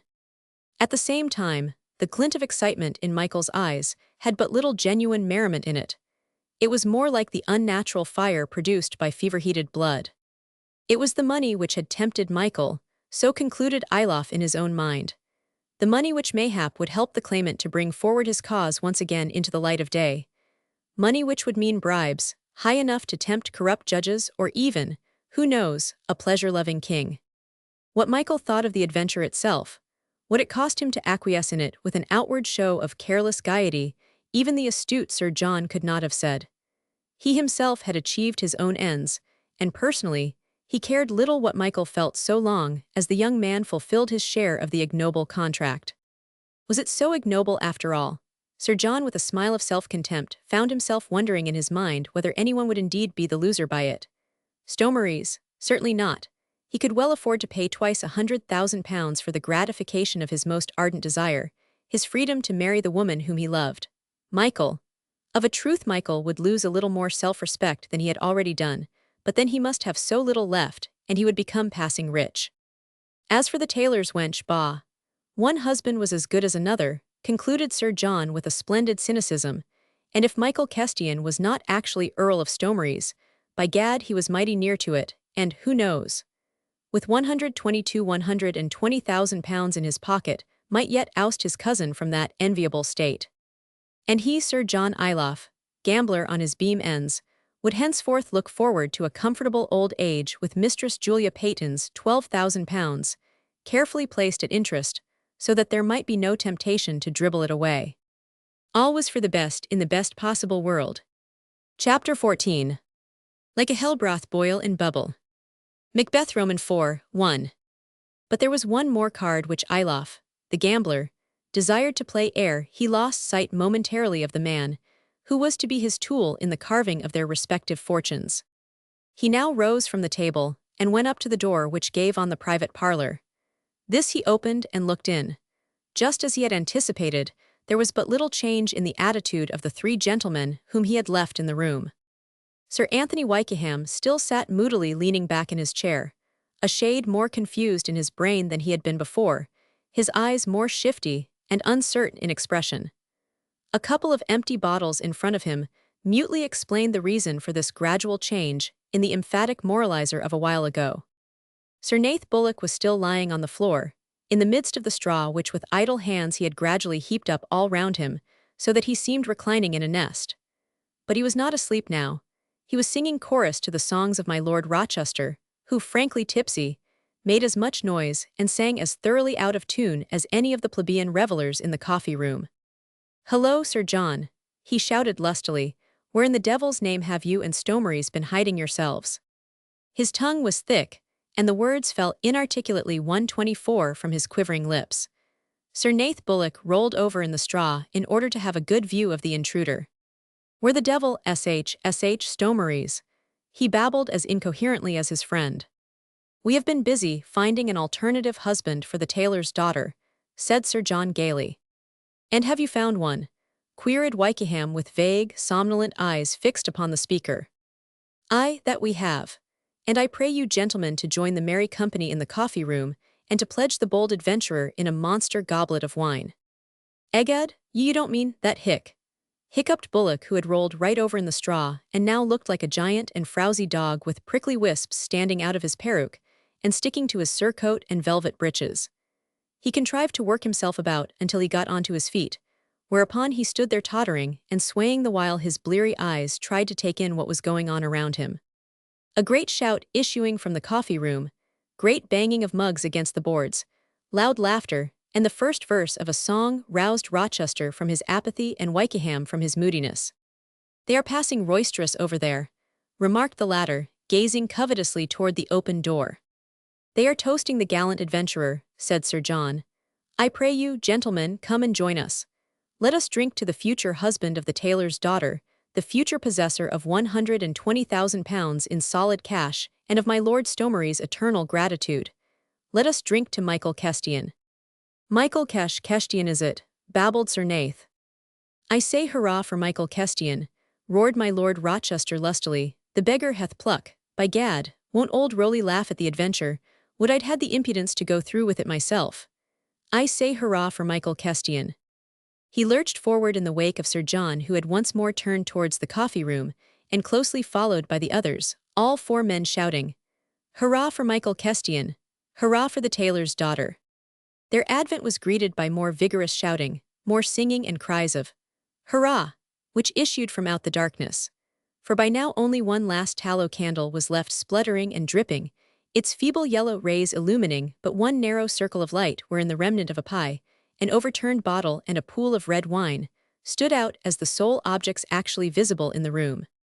In this total darkness, the noise of hoarse shouts, of cries for Michael Kestian, of blasphemies and of oaths sounded weird and satanic, like a babel of ghouls exulting in the realms of the night. Sir John paused at the door.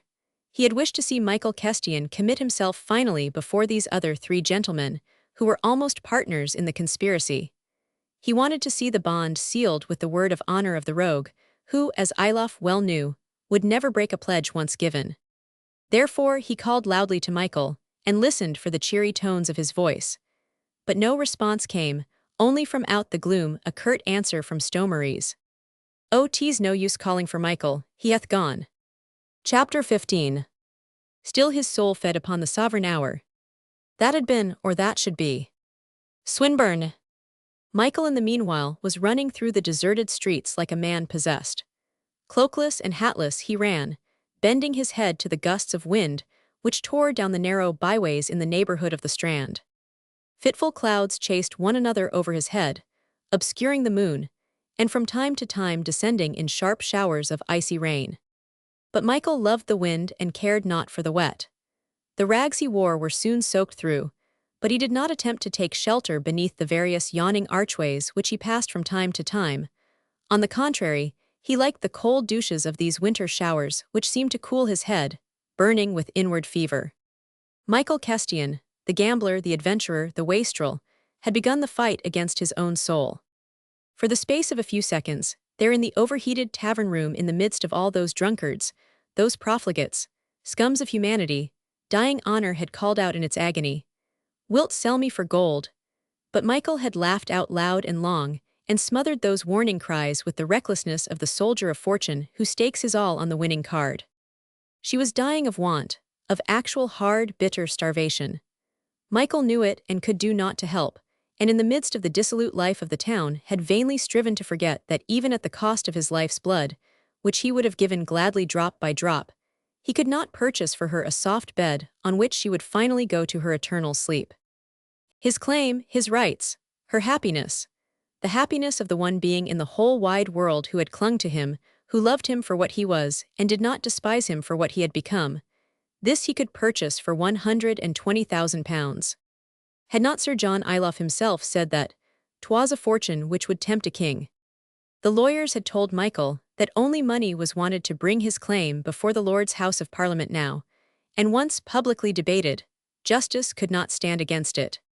Michael had oft laughed at those two words, only money. Only money, and when he sought and got a sword thrust that nearly killed him, he was given 20 crowns as blood money. He reckoned at this rate that his miserable body would have to be as full of holes as a sieve, before he obtained enough money wherewith to satisfy the first lawyer who would condescend once more to take up his case. But now all that, lawyers' fees for a first hearing, for a second and for a third, for pleadings, interrogatories and affidavits, for petitions to the king, and for 128 briberies to obtain a private audience, all that would be within his reach. The price, a woman's honor and his own self-respect. Once, very long ago, these would have mattered to him a great deal. In those days he had believed in men's honor and in women's virtue. But now, he had lost so much self-respect already. What mattered if a few more shreds of it went the way of all his other ideals? He had once boldly said that he would give his life's blood drop by drop, endure every agony, undergo every torture to see his mother installed at Mary's castle, her rightful and proper place. Well, that had been easy to say. These things were not asked of him, and he had gone through so much, suffered often so terribly from hunger, wounds and fatigue that the sacrifice of his life, or the endurance of most bitter tortures, would have been an easy sacrifice. He was hard and tough. What nerves he had been jarred beyond all sensibility long ago. But now something was asked of him. Fate had spoken in no uncertain accents. She had said, "Make a sacrifice of thine honor, and thy most cherished wish will be gratified." If those former bold words, offers of blood and life, were not the talk of a weak-kneed braggart, then, Michael Kestian, thou shouldst not hesitate. Dost prize those paltry remnants of self-respect so highly that thou wouldst see thy mother starve ere thou sell them. Starve, remember, starve. In the direct, absolute, unmitigated sense of the word. If thou canst not provide her with the necessities of life, she must starve sooner or later, in a month, in a year, in two mayhap, that would depend 129 how charitably inclined the neighbors happen to be. But starve she must, if thou her son dost not for her. And fate had whispered, money, power, justice await thee, at the price of thy self-respect and the honor of a woman who is a stranger to thee. The subtle temptation had entered into Michael's heart like an insinuating poison which killed every objection, every argument, every moral rebellion in his soul. And the temptation assailed him just at this time when his whole being ached with the constant buffetings of life, when he longed with all the maddening strength of defiant impotence to hit right and left at the world which had derided him, to begin again a new life of action, of combat, of lofty aspirations. Try and pity him, for the temptation was overgreat. Pity him because fate had struck him one blow after another, each more and more difficult to bear since his soul, his mind, his entire self had scarcely time to recover from one before the next came crashing down, leaving him with one hope the less, one more ideal shattered, one more misery to bear. 120,000 pounds. Michael kept repeating the half-dozen wonderful words to himself over and over again as he walked. Thus tottering, buffeted by the wind, drunk with the magic of the thought which the words evoked, he reached his lodgings at last. He rapped loudly at a low door with his knuckles, but had to wait some time before it was opened. A gnome-like figure wrapped in a tattered dressing gown and wearing a cotton nightcap appeared in the doorway. It was difficult to distinguish if the figure was that of man or woman. In brown and wrinkled hands, it held a guttering 130 tallow dip, which threw a trembling light on the dank walls of the narrow passage and feebly illumined the approach to the rickety stairs beyond. Michael paid no heed to the muttered grumblings of the creature, but walked straight past it along the passage, and then up the creaky stairs which led to the garret above. As he reached the several landings, he nearly fell over various prostrate bundles, made up of human rags from out of which issued sleepy oaths, as Michael's foot stumbled against them. His own garret was not much better than those open landings across which he had tottered and fumbled in the dark. Here the roof sloped down to the tiny dormer window, innocent of curtains, and made up of some half-dozen tiny panes, mostly cracked and covered with thick coatings of grime. Along the low wall opposite the window a row of ragged bundles, human only in shape, and similar to those which encumbered the landings, told their tale of misery and of degradation. There were some half-dozen of these bundles lying all of a row against the wall. They were Michael's room companions, the wreckages of man and womankind, with whom he had lived now for close on 18 months. Snores and drunken oaths, blasphemy too and noisome words spoken in sleep came from these bundles, greeting Michael's somewhat stormy entrance into this den. He shut the rickety door behind him and made his way to the little window, through which the light of some street lanthorn opposite came shyly peeping through. Michael threw the casement open, allowing that feeble light to enter more fully. Then he turned and surveyed his surroundings. Those bundles along the floor, the wooden 131 boards across which a crowd of vermin were scampering out of sight, the 2 chairs, innocent of seats, the wooden packing case in lieu of table, the walls dank and gray, covered with obscene writing scribbled with shaky fingers dipped in grime. Michael looked at it all, as if he had never seen it before. In an angle of the room was the straw palace still empty which awaited him, and around which the dying instincts of gentle birth had caused him to erect a kind of unseen barrier between that corner and the rest of the room. Here the floor was clean, the straw was fresh.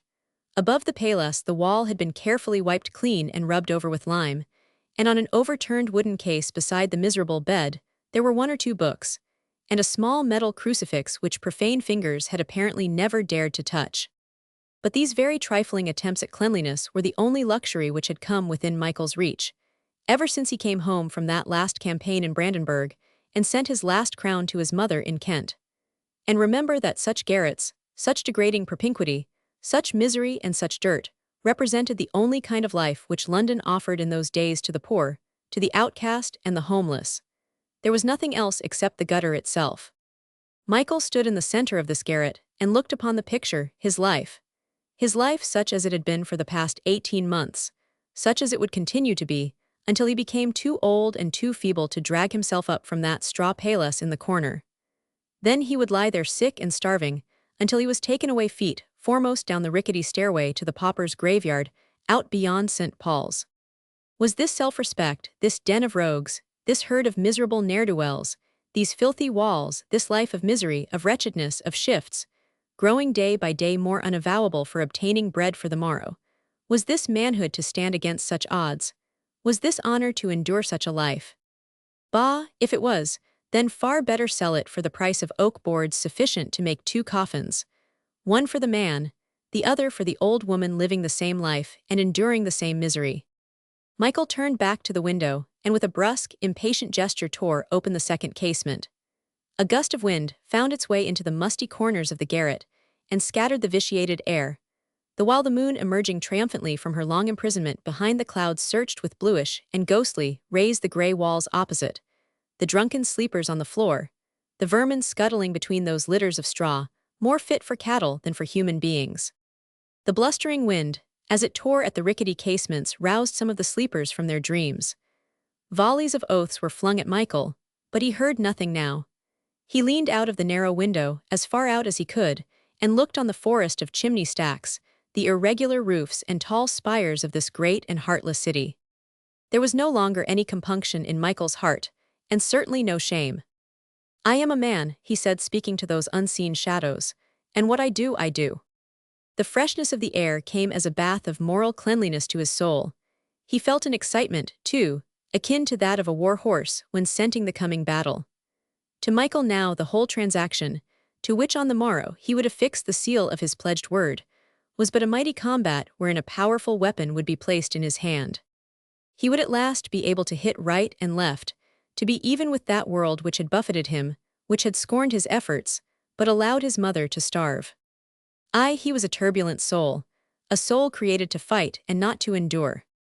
And if at moments during that lonely watch above the chimney stacks and roofs of London, there came floating to his mind the thought of the girl who was nothing to him, the stranger whom he would so bitterly wrong, then with a proud toss of the head, a joy which literally lighted up his whole being, he would send an unspoken challenge up to those swiftly flying clouds which tended southwards, towards Paris. "Go tell her," he murmured, "that whoever she may be, Michael Kestian will serve her with gratitude and love all the days of his life.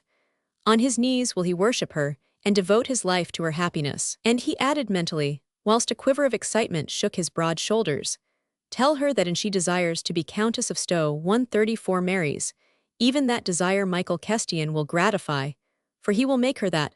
Tell her that before next December's snows cover the earth, there will be 2 countesses of Stomeries in England, Michael Kestian's mother and Michael Kestian's wife. He did not attempt to go and rest on his miserable couch, but leant for hours up against the window, watching the moon slowly drawing its peaceful course along the dark firmament, seeing the fleecy, silvered clouds fly madly across the sky, lashed by the wind into fantastic shapes of witches' heads and of lurid beasts. He watched the roofs and towers of many churches as gradually they were wrapped in the mist-laden mantle of approaching dawn. He watched until far away above chimney stacks and pointed steeples a feeble rosy glow precursed the rising sun. He was too weary now to think any more, too weary to dream, too weary he thought even to live.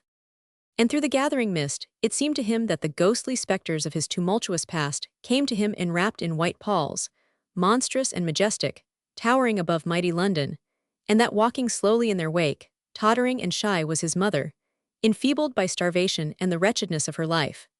She held out emaciated arms to him in a mute appeal for help, whilst the ghosts of the past spoke with unseen lips of all that he had suffered, of the great sorrows and the tiny pinpricks. And with every word they uttered his soul sank more and more to rest, and even as his aching head sank down upon his outstretched arms, and his eyes closed in a dreamless sleep, his lips murmured with final defiance, "I am a man, and what I do, I do." Chapter 16. Now mark, to be precise, though I say lies, all these at this first state, 'tis but for science sake. Brownings. In the meanwhile, my Lord of Stomeries had been allowed to spend a happy hour in the tiny withdrawing room at Holborn Row, kneeling at Mistress Julia Peyton's feet.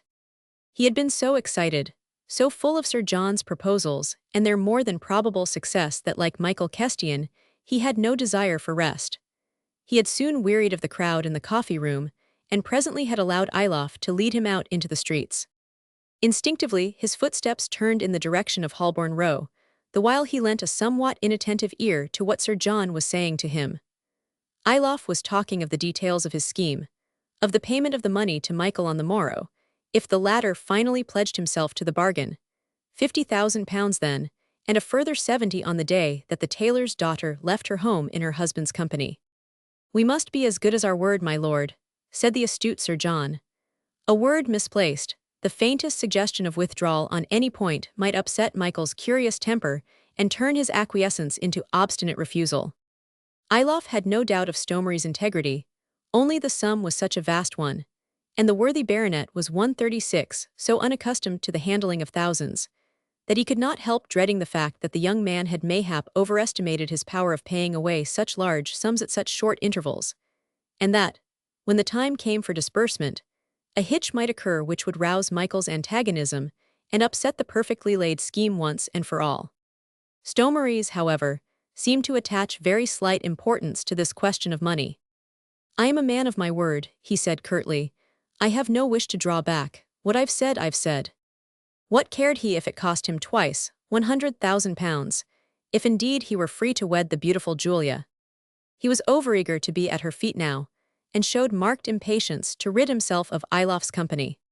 "My hand on it, Sir John," he said, halting at the corner of Holborn Row, for he did not want the older man to see whither he was going, the while the latter was well aware that my lord was on his way to Mistress Peyton's house.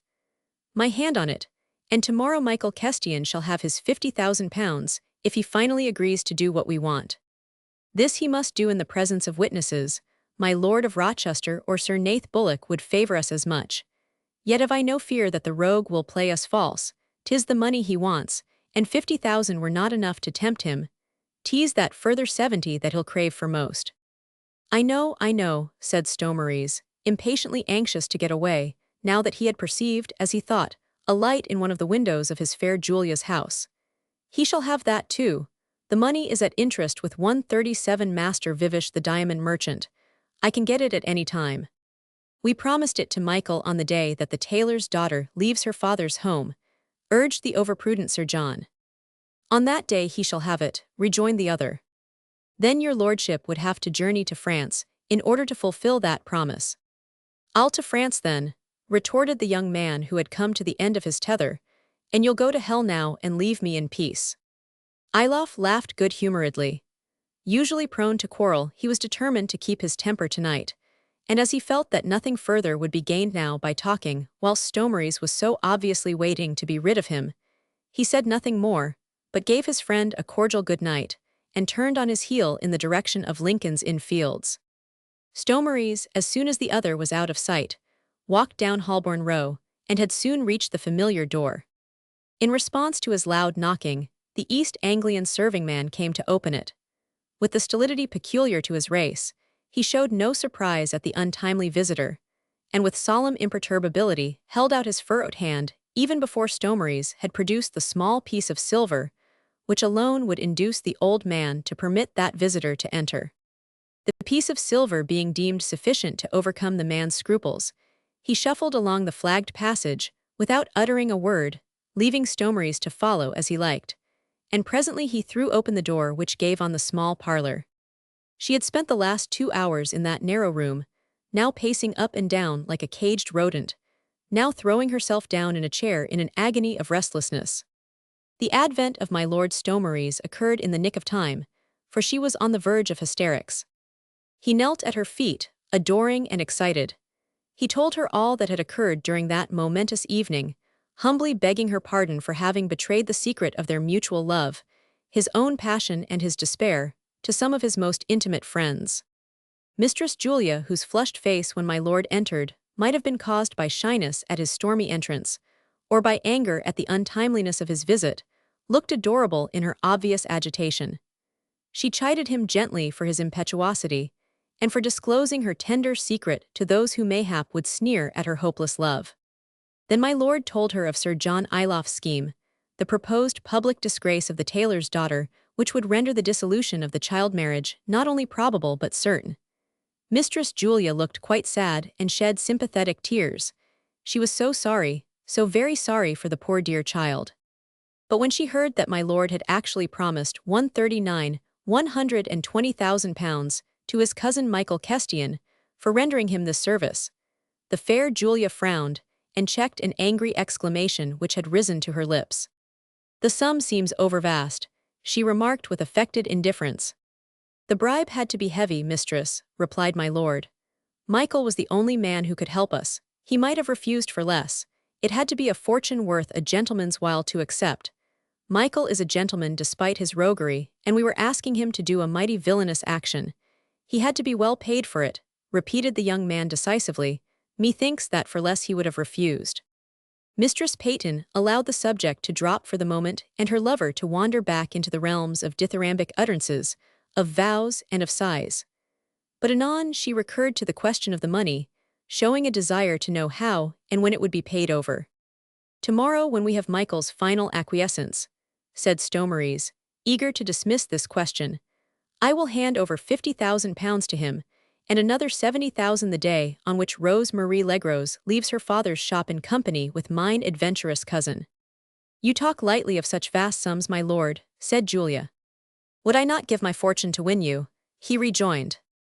She continued for a long time afterwards to listen shyly and adorably to my lord's continued protestations, and when these became too violent, she rang for her tiring wench, and with many charmingly timid blushes dismissed her adorer, promising to receive him again on the morrow.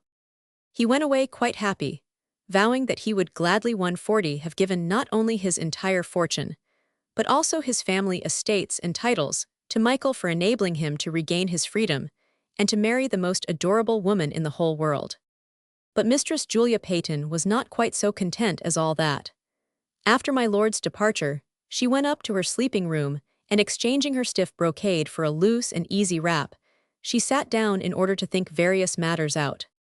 Agitation and restlessness had gone from her, but not the frown of disapproval. Her impetuous lover had been a fool, and Sir John a traitor to have allowed such monstrous promises to be made to Michael Kestian. Surely her own kinsman should have known that her ardent love for my lord of Stomeries consisted in the main of an overmastering desire to become a countess. Now with £120,000 in Michael's hands, and given that claimant's obstinate temperament and determination to carry his cause through, was there not a grave danger that the wretch would win his case after all, and that my lord would presently have to yield his title, and estates to the cousin whom he had so needlessly rendered rich. It was monstrous, silly, and childish. Sir John, of course, must have been well under the influence of liquor ere he allowed such a bargain, without realizing the danger which threatened his kinswoman's ambitious desires. She was mightily angry with Sir John, who should have been more shrewd, and could not understand how it was that so astute and so unscrupulous a schemer had overlooked the eventuality which she herself had foreseen in a flash. The first 50,000, well and good. Julia Sup 141 posed that so vast a sum would certainly be required to bribe even a broken-down gentleman to enter into Ilof's dishonorable schemes. But the further 70,000 was unnecessary. She felt sure of that, and moreover it was dangerous. Would it not be the most bitter irony of which fate was capable, if the tailor's daughter became Countess of Stomeries after all? Such a thing had become possible now, nay, probable, thanks to the blunder made by Sir John. As for my lord, he seemed unaware of the danger. He was too fond of laughing at Michael Kestian's pretensions, and was ever inclined to dismiss them as puerile and beneath contempt. Mayhap, too, that he was fatuous enough to think that even without wealth or title his adored one would become his. But the adored one had no such intention. Like unto the adventurer himself up in that squalid garret above the roofs of London, Mistress Peyton could not rest that night. Her active mind was troubled with plans of how to undo the blunders of the past hour. And whilst Michael dreamed of future glory, of power and of wealth, Julia racked her woman's brain to find a means to bring him back to the dust. Part 3. Chapter 17. Her eyes were deeper than the depth of water still at even. She had 3 lilies in her hand, and the stars in her hair were 7. Dante Gabriel Rossetti. No, no, my cabbage, I do not find that plain gown becoming. Of a verity thou must remember that thou art an English countess, and must henceforth adorn thy person with proper grandeur. And worthy Mme. Legros, whilst vainly trying to express disapproval, gazed with obvious admiration at the dainty apparition before her. Let be, mammon, let be, interposed Papa Legros soothingly, the chit is well enough as she is. When she is over there in England she may well look grand and stately. For the present she is still a tailor's daughter, and I'll challenge the world to produce a daintier bale of goods. Par ma foi, were I not thy father, my pigeon, I were tempted to envy that profligate young scoundrel, thy noble lord and husband. 'Tis a mightily succulent morsel he will bite into the nonce. Rose Marie, striving to hide the confusion, which her kind father's broad allusion caused in her sensitive young heart, buried her face in the bouquet of snowdrops which she held in her hand.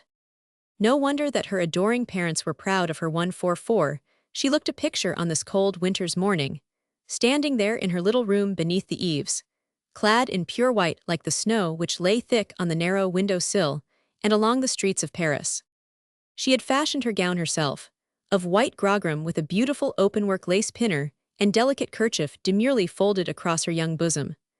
Her fair hair was dressed in small curls all over her small head, her neck was bare, as were her arms and hands, and in color as delicate as the snowdrops which she carried.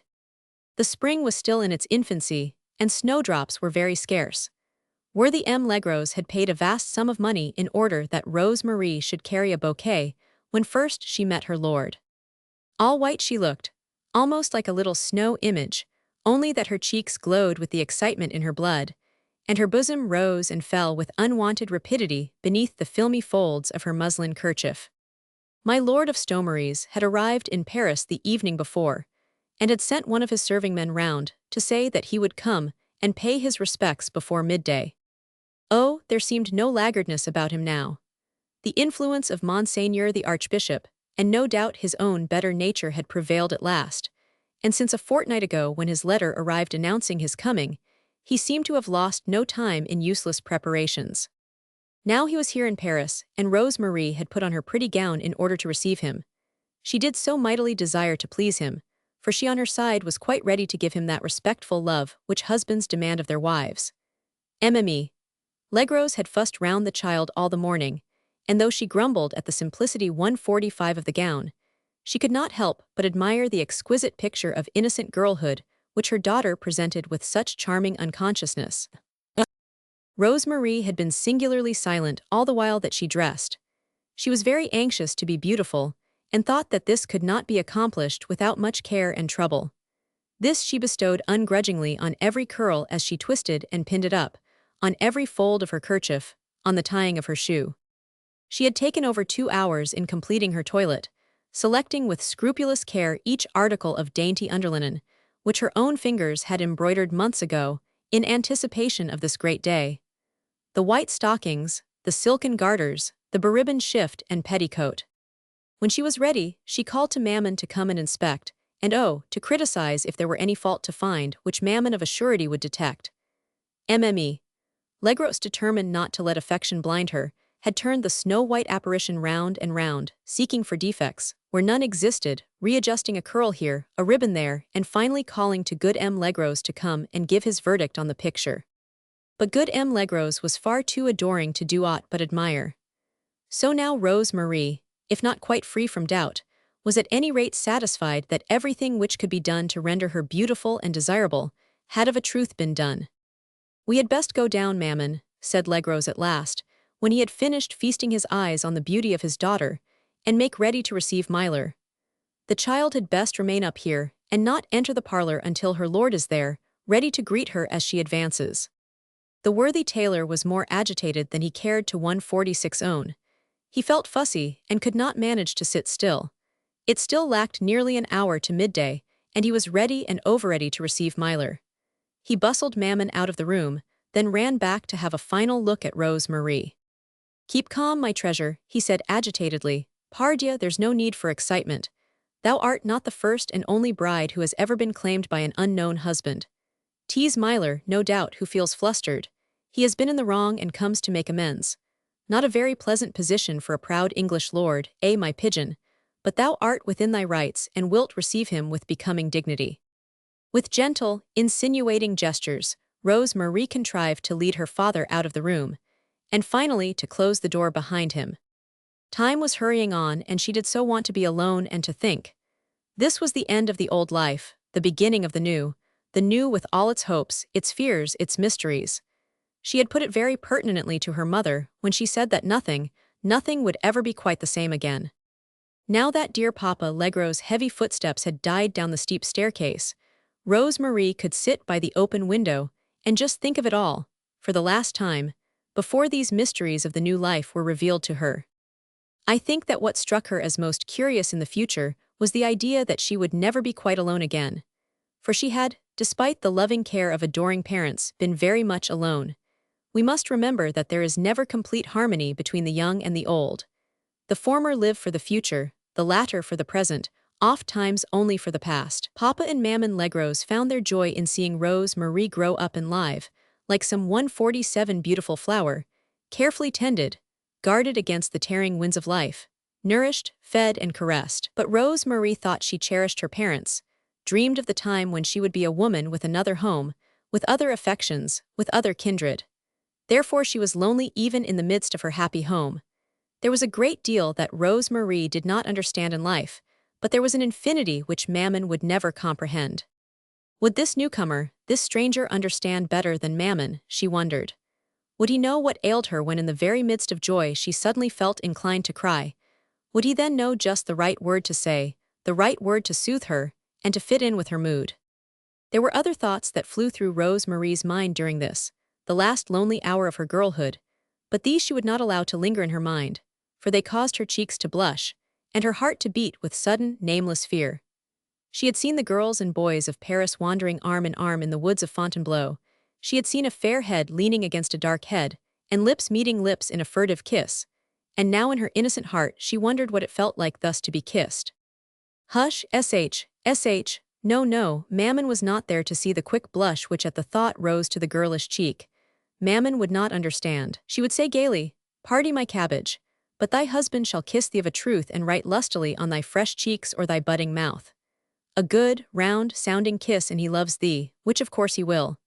And the girls, too, in the woods at Fontainebleau, they usually laughed after that 148 furtive kiss snatched behind some tree, when they thought that no one was looking. But Rose Marie did not think that she would laugh when my lord kissed her. It seemed to her so strange that girls should make light of such wondrous moments in their lives. Rose Marie thought that, when my lord kissed her, she would probably cry, not in grief, oh no, but with a strange exultant joy because of his love for her. And that was what she hoped that he would understand. Chapter 18. And a bird overhead sang follow. And a bird to the right sang hear. And the arch of the leaves was hollow. And the meaning of May was clear. Swinburne. But good M. Legros could not contrive to sit still. He had gone down into the parlor and worried Mammon, until, poor soul, she had put milk into the metheglin in mistake for ale, and had to brew the mixture all over again, quite a quantity of good Spanish wine having been completely spoilt, owing to the fidgety temper of her lord. He hung round her whilst she evolved the fresh bowl of posset, and made her so nervous that in desperation, fearing that more waste of expensive liquid would ensue, she ran upstairs loudly calling to Rose Marie to come down and help keep Papa quiet by engaging him in a game of cribbage. Therefore it was that when with loud clatter of hoofs on the rough pavement of the Rue de l'Ancien Comedie, my lord and his retinue drew rein outside the tailor's shop, Rose Marie was sitting in the room above playing cribbage with her father. She heard the noise of the horses, the brief word of command as the small party halted, but not for all the treasures of this world could she at this moment have risen in order to peep out of the window and thus get a glimpse of her future husband. The door opened and Michael entered. Thus he saw her for the first time, she, the woman whom he had been paid to wrong. He realized this the moment he saw her. In all the whirl of riotous thought which had assailed him during the past 3 weeks since that night which he had spent in self-communion, the impression of the woman had never been a lasting one. He had never thought of her as a distinct personality, as a creature of flesh and blood with thoughts and feelings mayhap as deep as his own. To his mind, so far she had only been a tool, a sexless means to his ends. And this man who had such a passionate attachment for his mother, such a sense of her worth and importance, had given but a very cursory thought to her who was to become his wife by a trick. In this we must do him justice, that he did not dream of wronging the woman, who was the channel which fortune had selected for her welcome course towards him. His cousin Stomeries would of course repudiate her, that was understood. Undoubtedly he would be allowed to do this. But he, Michael Kestian, would atone for his kinsman's villainy. He would keep, honor and respect her 151 as his wife and the future mother of his children, and make her, by the will of God, the King and the Lord's House of Parliament, and by the power of his newly acquired wealth, Countess of Stomeries, despite the rogues who had planned to oust her from that place. Because of all these good resolutions, Michael had therefore anticipated his meeting with his future wife with perfect equanimity. I do not think that during the many preparations for his journey which he had to see to in the past 3 weeks, he ever tried even for a moment to picture to himself what she would be like. Now she stood before him, in the full charm of her innocent girlhood, clad all in white, with her little hands clasping that bunch of flowers, the pale rays of an April sun touching her fair hair with gold. Her blue eyes were raised shyly to him just for an instant as she rose to meet him. He thought her elegant and pretty, stately, too, in her prim white gown. She was born to be a great lady, he thought to himself with an inward chuckle, and by gad I'll make her one. In his mind, which seemed all in a whirl now, he compared her to Mistress Julia Peyton, and thought his cousin a mighty fool for preferring the latter. He bowed very low as Rose Marie advanced, and at an encouraging word from Mammon, she placed her hand on his, and he kissed the tips of her ice-cold fingers. A snow maiden by my faith, he thought to himself. Michael, thou rogue, thou'lt of a surety have to infuse warmth into those pale cheeks. She felt almost paralyzed with shyness, and very angry with herself for seeming so gauche and stupid. The while she curtsied to my lord in the most approved and primmest 152 of fashions, the little bouquet of snowdrops escaped her trembling fingers. My lord stooped and picked it up, and she held out her hand for it, but he met her swift and timid glance with a bold challenge, and raised the bouquet to his lips before he hid it in the folds of his surcoat. Rose Marie thought her future lord picturesque in his elegant accoutrements, the fine cloth of his coat, of a dull shade of red, the cut of his garments, the delicate bit of lace at throat and wrist set off the massive strength of his figure. She was not quite sure if he were really handsome, for there was a curious look in his eyes, especially when they met hers which she had never seen in any man before, and a strange setting of mouth and jaw which did I not suggest the lovesick husband. But she liked his easy bearing as he talked to Mammon with an easy familiarity that proclaimed high birth and gentle breeding. He had declined for himself MME. Legros offers of refreshment in the shape of mead or aromatic wines, but accepted gratefully when she offered to take mugs of steaming ale out to his men. Rose Marie felt as if this were all a dream, and as if she would wake anon in her narrow bed behind the cotton curtains in her room under the eaves.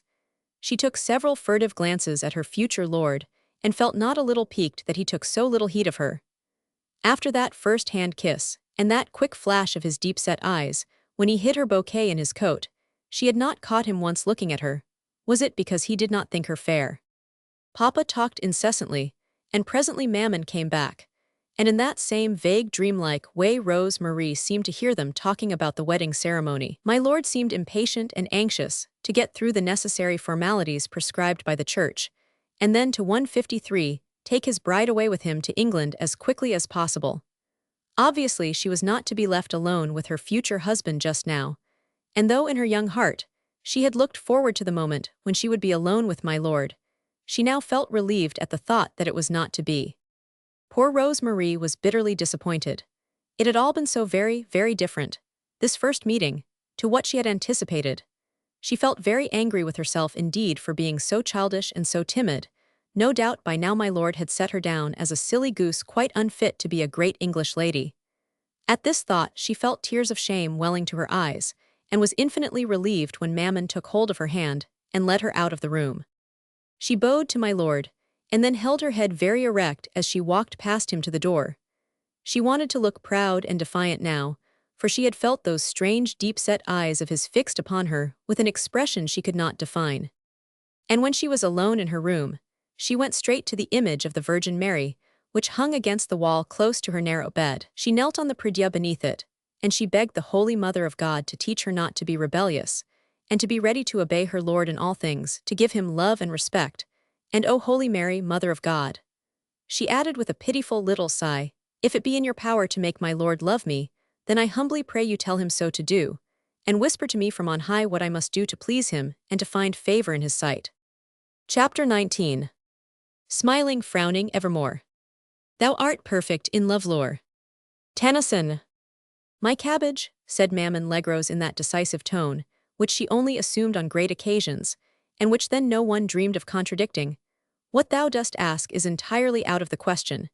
It is not seemly for a maiden to be left alone in company with her lord.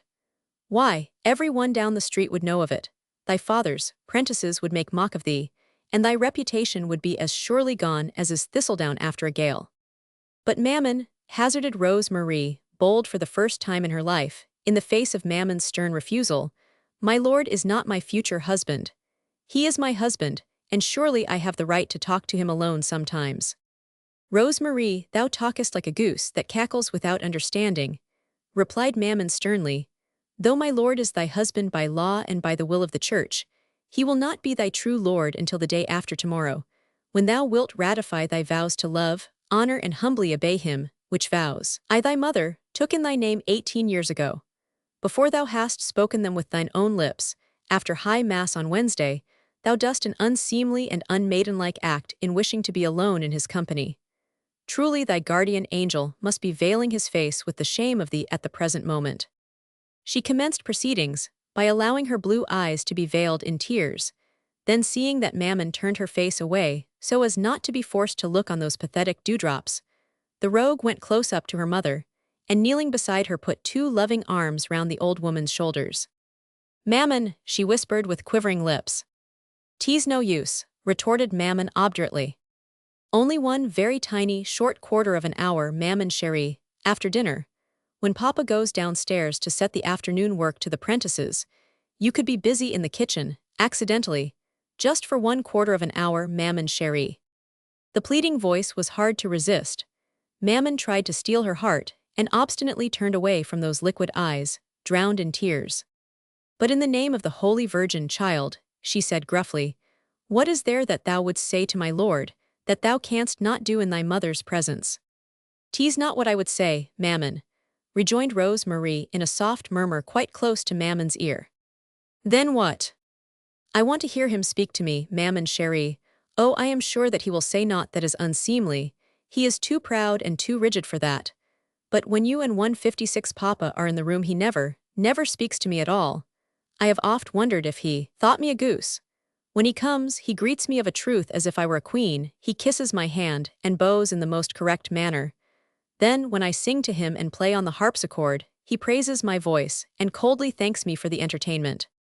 "And 'tis right and proper conduct on the part of a great gentleman," retorted Mammon hotly. "Thou wouldst not have him kiss thee, as if thou wert a kitchen wench." But Rose Marie did not commit herself into saying what she did wish in this matter, but continued with seeming irrelevance. "When I go out of the room, after the frigid and stately adieus which my lord bestows upon me, I oft hear his ringing, merry voice echoing up the stairs, right through the walls to my room. I hear Papa and you laughing in obvious response to his sallies, and once, it was yesterday, I stayed peeping over the banister until my lord departed." "Very unseemly behavior," growled Mammon, whilst an obvious blush rose to her fat cheeks, and her little, beady eyes seemed to twinkle at a certain recollection. "I saw my lord take thee in his arms, Mammon," continued Rose Marie with stern reproach, "and he imprinted 2 such kisses on thy cheeks that literally raised the echoes in the house, and must have been heard in the prentice's shop." Mammon made great efforts to preserve her gravity. "Well," she said, "and if he did, I am old enough to be his mother, and would it had pleased God to give me a son like him. Those merry eyes give joy to my heart when I look into them, and he has such funny ways with 157 him, such amusing sallies. Why not later than yesterday," he said, speaking of Emmuska, "Renaud, the cobbler's wife down the street, that—" Mammon caught Rose Marie's blue eyes fixed eagerly upon her. There were no tears in them now, only excitement and curiosity. Mammon promptly checked her own flow of eloquence, and suddenly resumed her gruff, stern voice. "But that is not for thee, my pigeon. And now, enough of this talk, the pot au feu will be boiling over." She wore a great air of finality now, and would have risen but for Rose Marie's clinging arms. "Mammon, darling," pleaded the girl. "Nonsense," retorted Mme. Legros decisively. "One little, tiny, very, very short quarter of an hour." "Nonsense. I want so to know what he would say when we are alone. He could not sit before me mute as a carp and stiff as Papa's wooden measure. I want to hear his merry voice myself. I want to see what he looks like when he laughs." "Nonsense," reiterated Mammon for the 3rd time. But even as she spoke the word, she looked down upon the beautiful upturned head, the glowing eyes, the quivering lips parted in earnest pleading, and like the thistledown in a gale, which she herself had quoted, the worthy old woman's resistance fell away. "Of a truth thou art a rogue," she said more gently. 15 minutes, Mammon. Thy father would not hear of it. He need not know, when he goes down after dinner, to set the work for the prentices." Mammon hesitated one moment longer, but that final Hesse 158tation was useless by now. The fortress had yielded to the powerful weapons of the loved one in tears. "Very well," she said, and Rose Marie jumped to her feet with a little cry of triumph. "But remember," continued Mammon with stern, upraised finger, "it shall be 10 minutes and no more." Chapter 20. So that hour died. Like odor wrapped into the winged wind. Born into alien lands and far away. Tennyson. Thus it was that this day, after Mammon had cleared the debris of dinner, and Papa went downstairs to set the prentices to their afternoon's work, that no sooner had Rose Marie sat down to her harpsichord and begun to sing. La nuit écoute et s'y penche sur l'onde. Pour y cueillir rien qu'un souffle d'amour.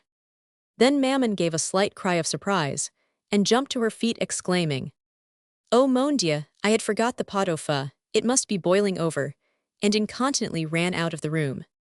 Rose Marie continued her song. She was sitting with her back to the light, and my lord straight in front of her, and as her young voice rose and fell to the simple cadence of the old song, she was able to throw many a veiled look in his direction. At first when Mammon ran away, he had made a movement as if he would follow her, then seeing that Rose Marie remained at the harpsichord, he seemed to think that mayhap courtesy compelled him to remain with her. He sat down again in the high-backed armchair and rested his head in his hand. Every time that Rose Marie looked up, she caught his deep-set eyes fixed upon her 160. Strangely enough, the look in them seemed quite sad. Indeed, if it were possible in one so rich, and in so high-born a gentleman, Rose Marie would almost have imagined that my lord's whole attitude was one which made appeal to her tenderness, and even to her pity. Then when the last note of her song died away in a soft murmur, my lord rose and came up to her. "What a sweet voice you have, Rose Marie," he said in that even, gentle voice with which he usually addressed her, and which seemed to her veiled with studied coldness. "And 'tis a tender song which you sang." "It pleases me, my lord, that it should find favor with you," she replied demurely, the while she allowed her long lashes to veil the light of excitement which danced in her eyes. "Nay, who am I that you should try to please me, dear heart?" he said a trifle sadly. "Rather is it I who with my whole mind and soul and strength should strive to make you happy." "That were not very difficult, my lord." She would then and there have liked to give her excitement fuller rein, to jump up, to clasp her hands together and to look up into his grave face and say, Only be kind and gentle to me, give me as much love as ever you can. I am prepared to be the truest, most devoted, most loving wife that e'er strove to be a joy to her lord. Give me sunshine and gaiety and laughter, and what meed of love you are able to give."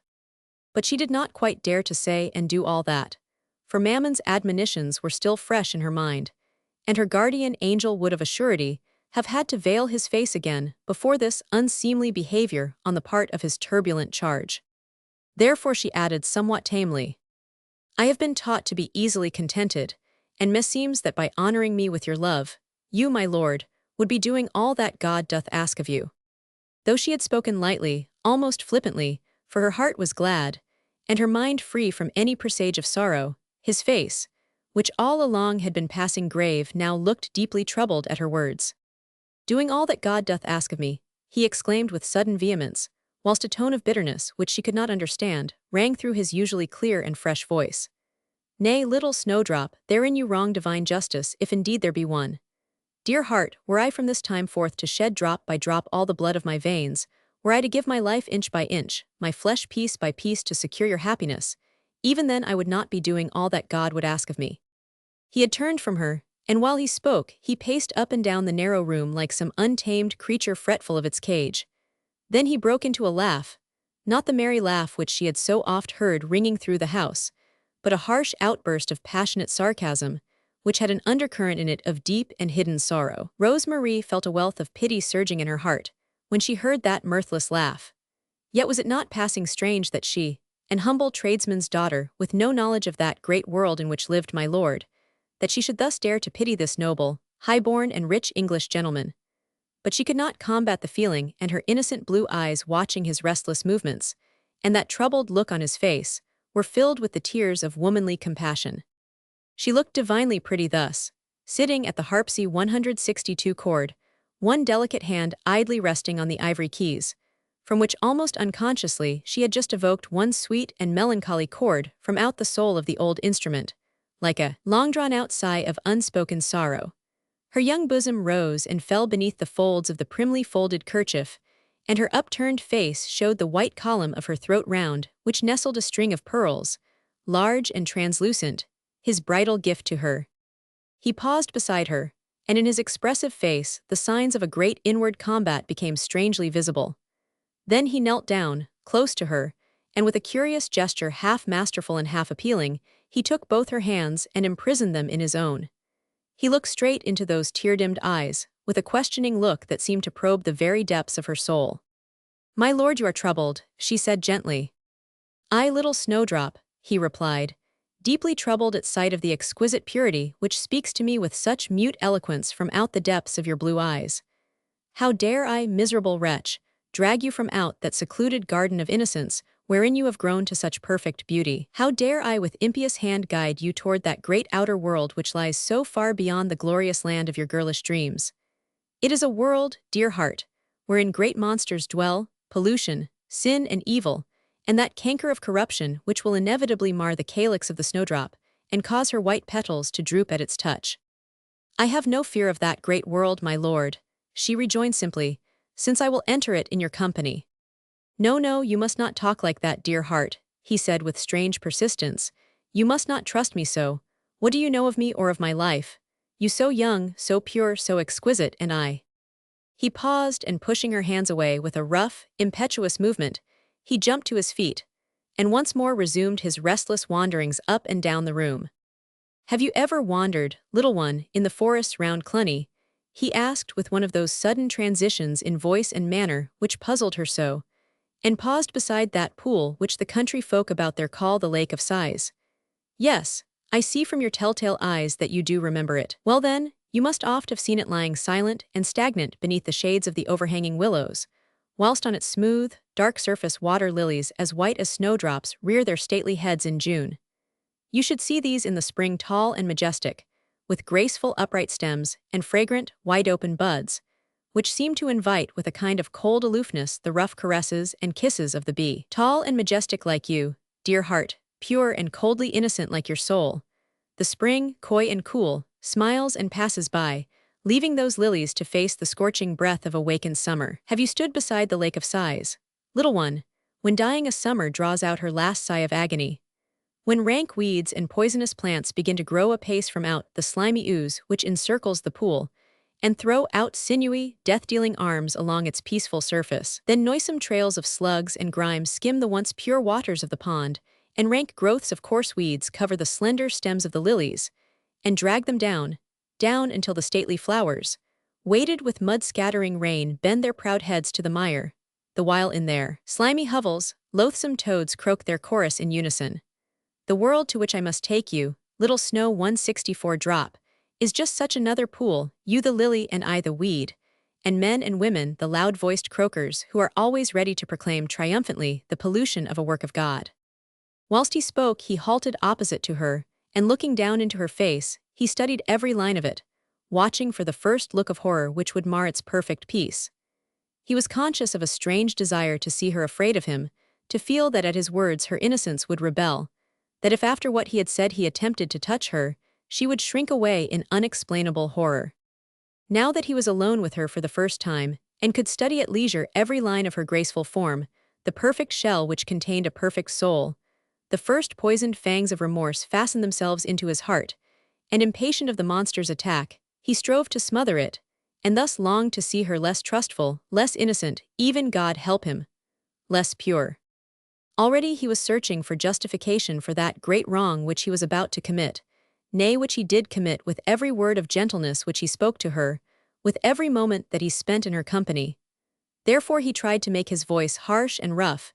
He did not want the child's regard, her trust, her allegiance. He would have had her ambitious, sordid and grasping, for in this he could satisfy her by and by, when he had all the promised riches in his hands, and had made her Countess of Stomaries. He would have had her look on him as a necessary means to her own ends, as a man who would at best be wholly indifferent to her, or if that could not be, then as a man whom she would hate. But in spite of all he said, in spite of his harsh words and strange imageries, the meaning of which she scarce on 165 dursted, yet almost feared to guess, her face remained perfectly calm, and her eyes, still tender and compassionate, met his in absolute, childlike serenity. "I am not afraid of entering that world, my lord," she said, "with you to guide me." "What a brave snowdrop," he said. "Nay, you foolish little daughter of the frosts, you'll want an angel to guard you and to stand twixt you and me. I begin to think that, cold ice maiden though you be, you must at some time of your brief terrestrial existence have offended the God who made you, since he has thought fit to punish you so severely by giving you for husband the most abandoned sinner that ever defiled his earth. Or was it in a former existence, dear heart, when you dwelt amidst the snows, that you roused the ire of devils to such an extent that they swore to be revenged on you, once you were a woman and could understand and feel? 'Twas a cowardly revenge of a surety, for there were other men, less vile, less corrupt, less contemptible than he in whose hand you so trustfully place yours. God forgive me, but meseems that I do feel tempted to draw aside the veil of ignorance which lies before your blue eyes, and to show you pictures of evil and of wretchedness from which your calm soul would shrink in horror, and even your serene virginity would recoil in fear. See the abandoned wretch that I am. I would rouse terror in those eyes, which hitherto have been the blue and opaque windows through which a placid soul hath gazed upon the devilries of mankind, and gazing hath not seen. Dear heart, how will you bear it, this first contact with pollution and with sin?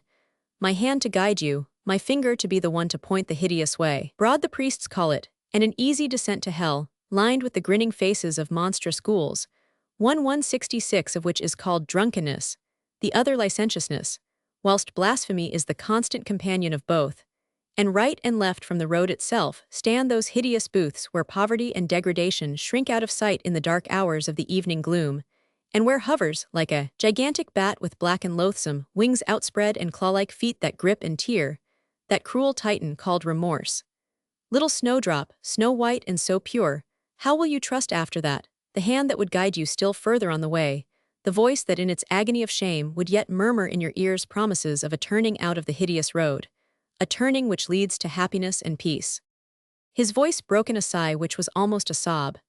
Gradually, as he spoke, he had drawn nearer to her, until his knee touched the ground, and his head was bowed in his hands. But had he looked at her face even now, he would not on any line of it have seen the slightest sign of the fear which he wished to evoke, nor of the loathing which he would have conjured up, yet would dread to see.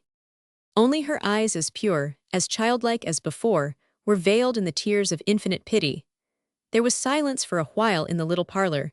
Her hands had fallen away from the keys of the harpsichord. Only the old clock ticked solemnly on, marking the brief minutes wherein these two souls met each other in this their first communion.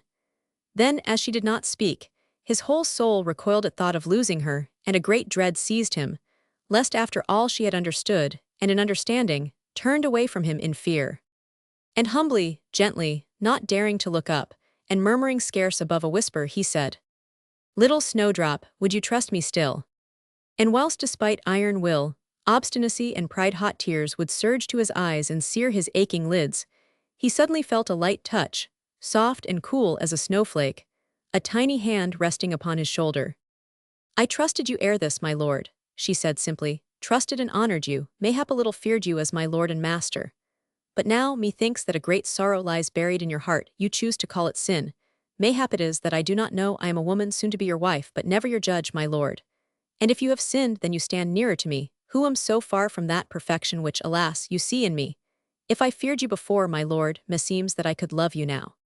To Michael Kestian, with a life of insubordination behind him, a life of debauchery, of loneliness and lovelessness, it seemed as if some unknown heaven had opened, and he had his first vision of what paradise might be, a paradise wherein voices of angels spoke to him of love, and cool white hands, cold as snowflakes yet infinitely gentle, led him towards that open door.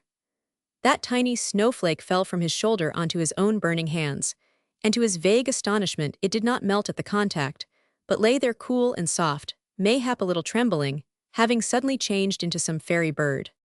Michael pressed his hot forehead against it, his eyes and then his lips. His whole soul cried out mutely now in a passionate longing for happiness. Womanly tenderness, womanly pity awaited him in that paradise, the door of which stood open, and if honor long since dormant called out loudly against treachery and against a trick, who shall pronounce judgment on this man, if he had not the strength at this moment to respond to that call? With his own hands now, with one word spoken by his own lips, he could shut against himself those glorious gates of heaven, and deliberately turn his back on that brief vision of paradise, and walk once more down that hideous path which leads straight to hell. There were but the two courses open to him. The one was to take this trusting, loving woman to his heart, to guard and keep her in happiness and peace, whilst showering on her all the gifts which her weaker nature might desire. He was rich now, would be richer still. He could satisfy her ambition, and by constant love and tender care, he could win her heart and her inner self in time, even though he had won her person by a trick. The other course was the rugged path to which the inexorable hand of almost barbaric honor pointed relentlessly, to tell her all and to lose her forever. To throw back in his kinsman's face the price of this girl's innocence, and then to go back to that life in London, the drinking booths, the degrading hovels, the propinquity of abandoned reprobates as despicable as he had been himself before he met her. Pity him if you can. Judge him not if you've never been tempted to choose, twixt life and living death, twixt happiness and degradation, twixt the hand of an angel and the gripping tentacles of devils. Pity him, for he was only a man, with a burning thirst for happiness, a mad longing for love and for peace. Michael Kestian kissed the little hand which had confirmed the promise of love spoken by the girl's pure lips. He looked up then and met her eyes. Heaven alone knows what he would have said or done the next moment. The fates who in their distant, rock-bound cavern spin the threads of destiny, decreed that these two people should 169, ere another word was spoken between them, be incontinently hurled from out the realms of romance, wherein they had wandered hand in hand for over 10 minutes. For that, as we know, was the time limit set by Mammon, for allowing her daughter to be alone in the company of my lord. And Michael had only just time to free the small imprisoned hand so that it might wander back to the keys of the harpsichord ere mme. Legros, rubicund, fussy, and prosy, made irruption into the room. Thus it was that, for Michael Kestian, the gates of paradise remained for the nonce invitingly open, nor did the fates give him another chance to close them against his own happiness. Chapter 21. Love took up the harp of life, and smote on all the chords with might. Smote the chord of self, that trembling passed in music out of sight. Tennyson. The old, majestic church of St. Gervais had been made quite gay with flowers. Good M. Legros was passing rich, thank God. He could gratify his only child's every whim, however trivial, on this her wedding day. She had expressed a great desire to see the church quite full of flowers, as many flowers as it could hold, and Papa Legros had spent, so the gossips said, enough money in indulging this wish as would have kept a dozen poor families in comfort for a dozen years. 'Twas mid-April, and there were white roses from the king's conservatories in Versailles, white hyacinths from Fontainebleau, and white violas from the Walden Gardens at Blois. There were white violets and snowdrops, and sweet-scented narcissi. They lay everywhere in heavy fragrant bunches and wreaths fashioned by loving hands, untutored in the art of decoration. The high altar groaned beneath the weight of huge brass pots, wherein old-fashioned stalks reared their sweet-scented heads. The Virgin in her niche, the saints upon their altars almost disappeared beneath their monster crowns of violets and of roses. The central nave was filled with a motley crowd, attired in holiday clothes, come to see the tailor's daughter wedded to the English miler. A few simple folk there were, gaffers and cronies who had watched Rose Marie 171 as she grew up in her father's back shop, and who came with shaking heads and ominous murmurs to see the last of the poor child, who of a surety would be drowned when she sailed upon the sea, or if she did survive that calamity, would certainly be most unhappy in a land of evildoers and of cruel, red-haired, large-toothed men. But there were others, too, mere idlers these, who had never before set eyes on an English miler, and were curious to know if what was said of these English were true, namely that they were big as giants and like them ferocious, with fangs instead of teeth, and fists as heavy as bullocks. Under one of the arches, quite close to the chancel, special places had been reserved and chairs covered with red cloth. Here a small group of gaily dressed ladies and gentlemen had assembled, gilded butterflies flown from out their silken nets over in the St. Germain quarter and even from the Louvre and Versailles. Gentlemen of the court and of His Majesty's bedchamber with their ladies in stiff, brocaded panniers and silken skirts, which made a soft swishing sound, as the wearers turned to right or left to lend an ear to the whisperings of a gallant, or to murmur a word of scandal in that of a friend. They had crossed the river, and wandered into this abandoned quarter of the city from idle curiosity. Rumors had reached the court that the Earl of Stomeries, one of the richest young gallants of London, had come to wed the daughter of the Paris breeches-maker, a man well known to all. His Majesty had deigned to seem interested, mme. De Montespan expressed a desire to see this miler, whom gossip had reported as handsome, and had endowed with the romantic history of early life spent in distant lands, where he was kept in poverty and exiled by a rapacious kinsman, who robbed him of his inheritance. The atmosphere was waxing oppressive, despite the cold April breeze, which found its way into the edifice through the chinks of many cracked window panes. The scent of the poet's narcissus, heavy and intoxicating, filled nostrils and brain with its overpowering savor. The roses already inclined to droop added their faded fragrance to the air, mingling, too, with the penetrating odor of white Roman hyacinths and the pungent smell of primroses and of violas, whilst through it all the heavy fumes of incense rose upwards to the high vaulted roof, and wrapped the statues of saints, the small side altars and tall embroidered banners in their mystery-creating clouds. Monseigneur the Archbishop of Paris had just entered, robed in gorgeous cope and mitre, and followed by the clergy of St. Gervais, and the band of acolytes clad in scarlet and white. Behind heavy curtains, a band of skilled musicians from His Majesty's own opera house were playing an introit from one of M. Lully's most exquisite scores. All necks were craned to catch sight of the man and woman, who were kneeling on crimson cushions at the foot of the chancel steps. The bride could scarce be seen, though her figure looked 173 dainty in her simple white gown, but her golden head was hidden beneath a filmy veil of delicate Mechlin lace, which fell right over her face and far back to the edge of her gown. But everyone could see Miler well, for his dark head towered above those of the spectators, and he held his head very erect, some folk thinking that on this occasion a man should look less proud, and certainly less defiant.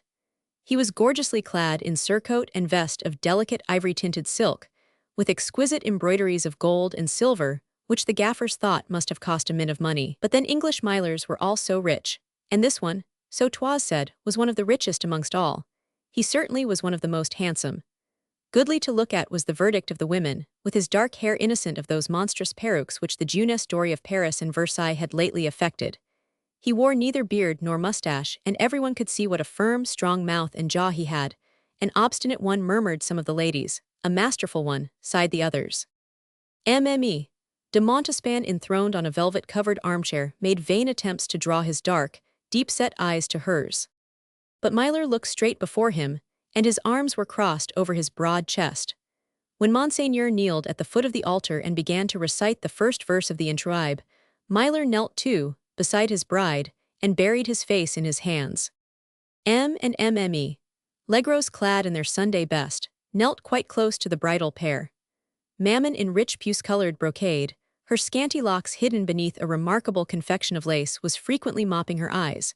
The 174, while M. Legros, master tailor to the court of Paris, tried to conceal the inordinate pride which he felt at seeing his only child wedded to so great a lord.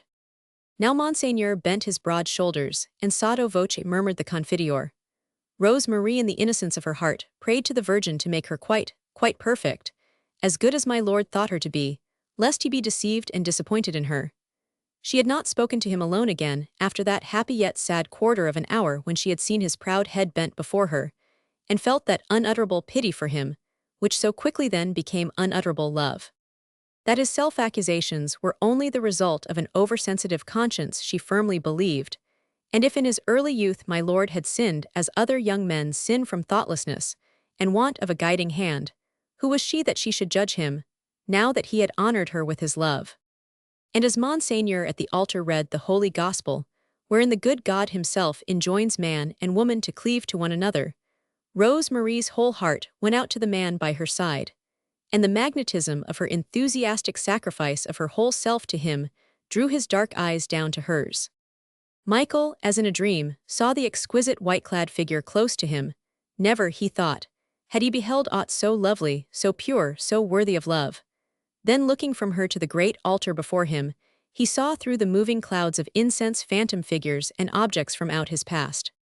There in that dark recess, beside the niche of that mitred saint, faces of men who had sneered at his misfortunes, the men of law who had plundered him, and a forest of 175 outstretched palms, oily and smooth, awaiting the bribes. There again, high up in the groined roof, his companions in those far-off days in Flanders, faces red with the excesses of the day, hands soiled with the evil deeds of night.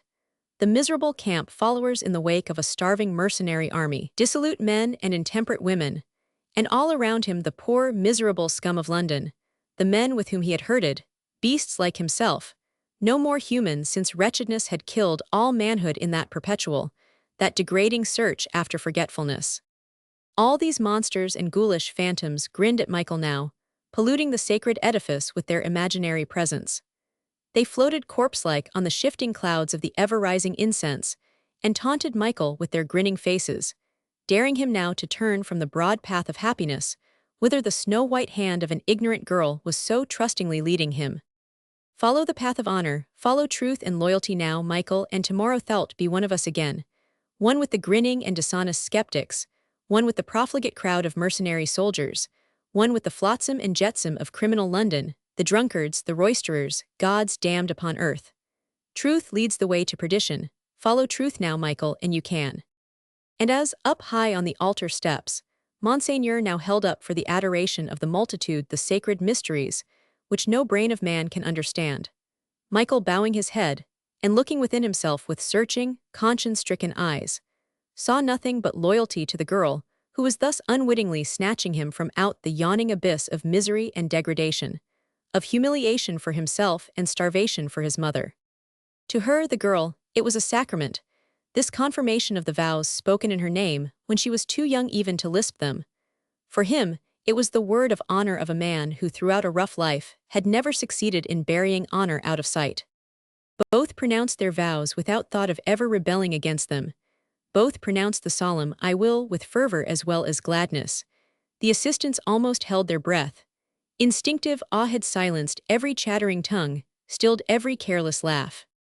My lord's voice rang out clear and distinct in the midst of that hushed reverence, and more than one fair dame, accustomed to the insipid gallantries of the court of Versailles, sighed for the latent and rugged passion which rang out through that firm "I will." Rose Marie's young heart gave a great leap for joy. "He loves me," she whispered exultantly to herself, despite the solemnity of the moment, the sacredness of her surroundings. "He loves me, he loves me. I can tell it by the sound of his voice." And she had to press her bouquet of roses to her lips, to suppress the little cry of joy, which almost escaped her throat. Perhaps she did not altogether understand at this 177 moment what she herself meant when she thought, "He loves me."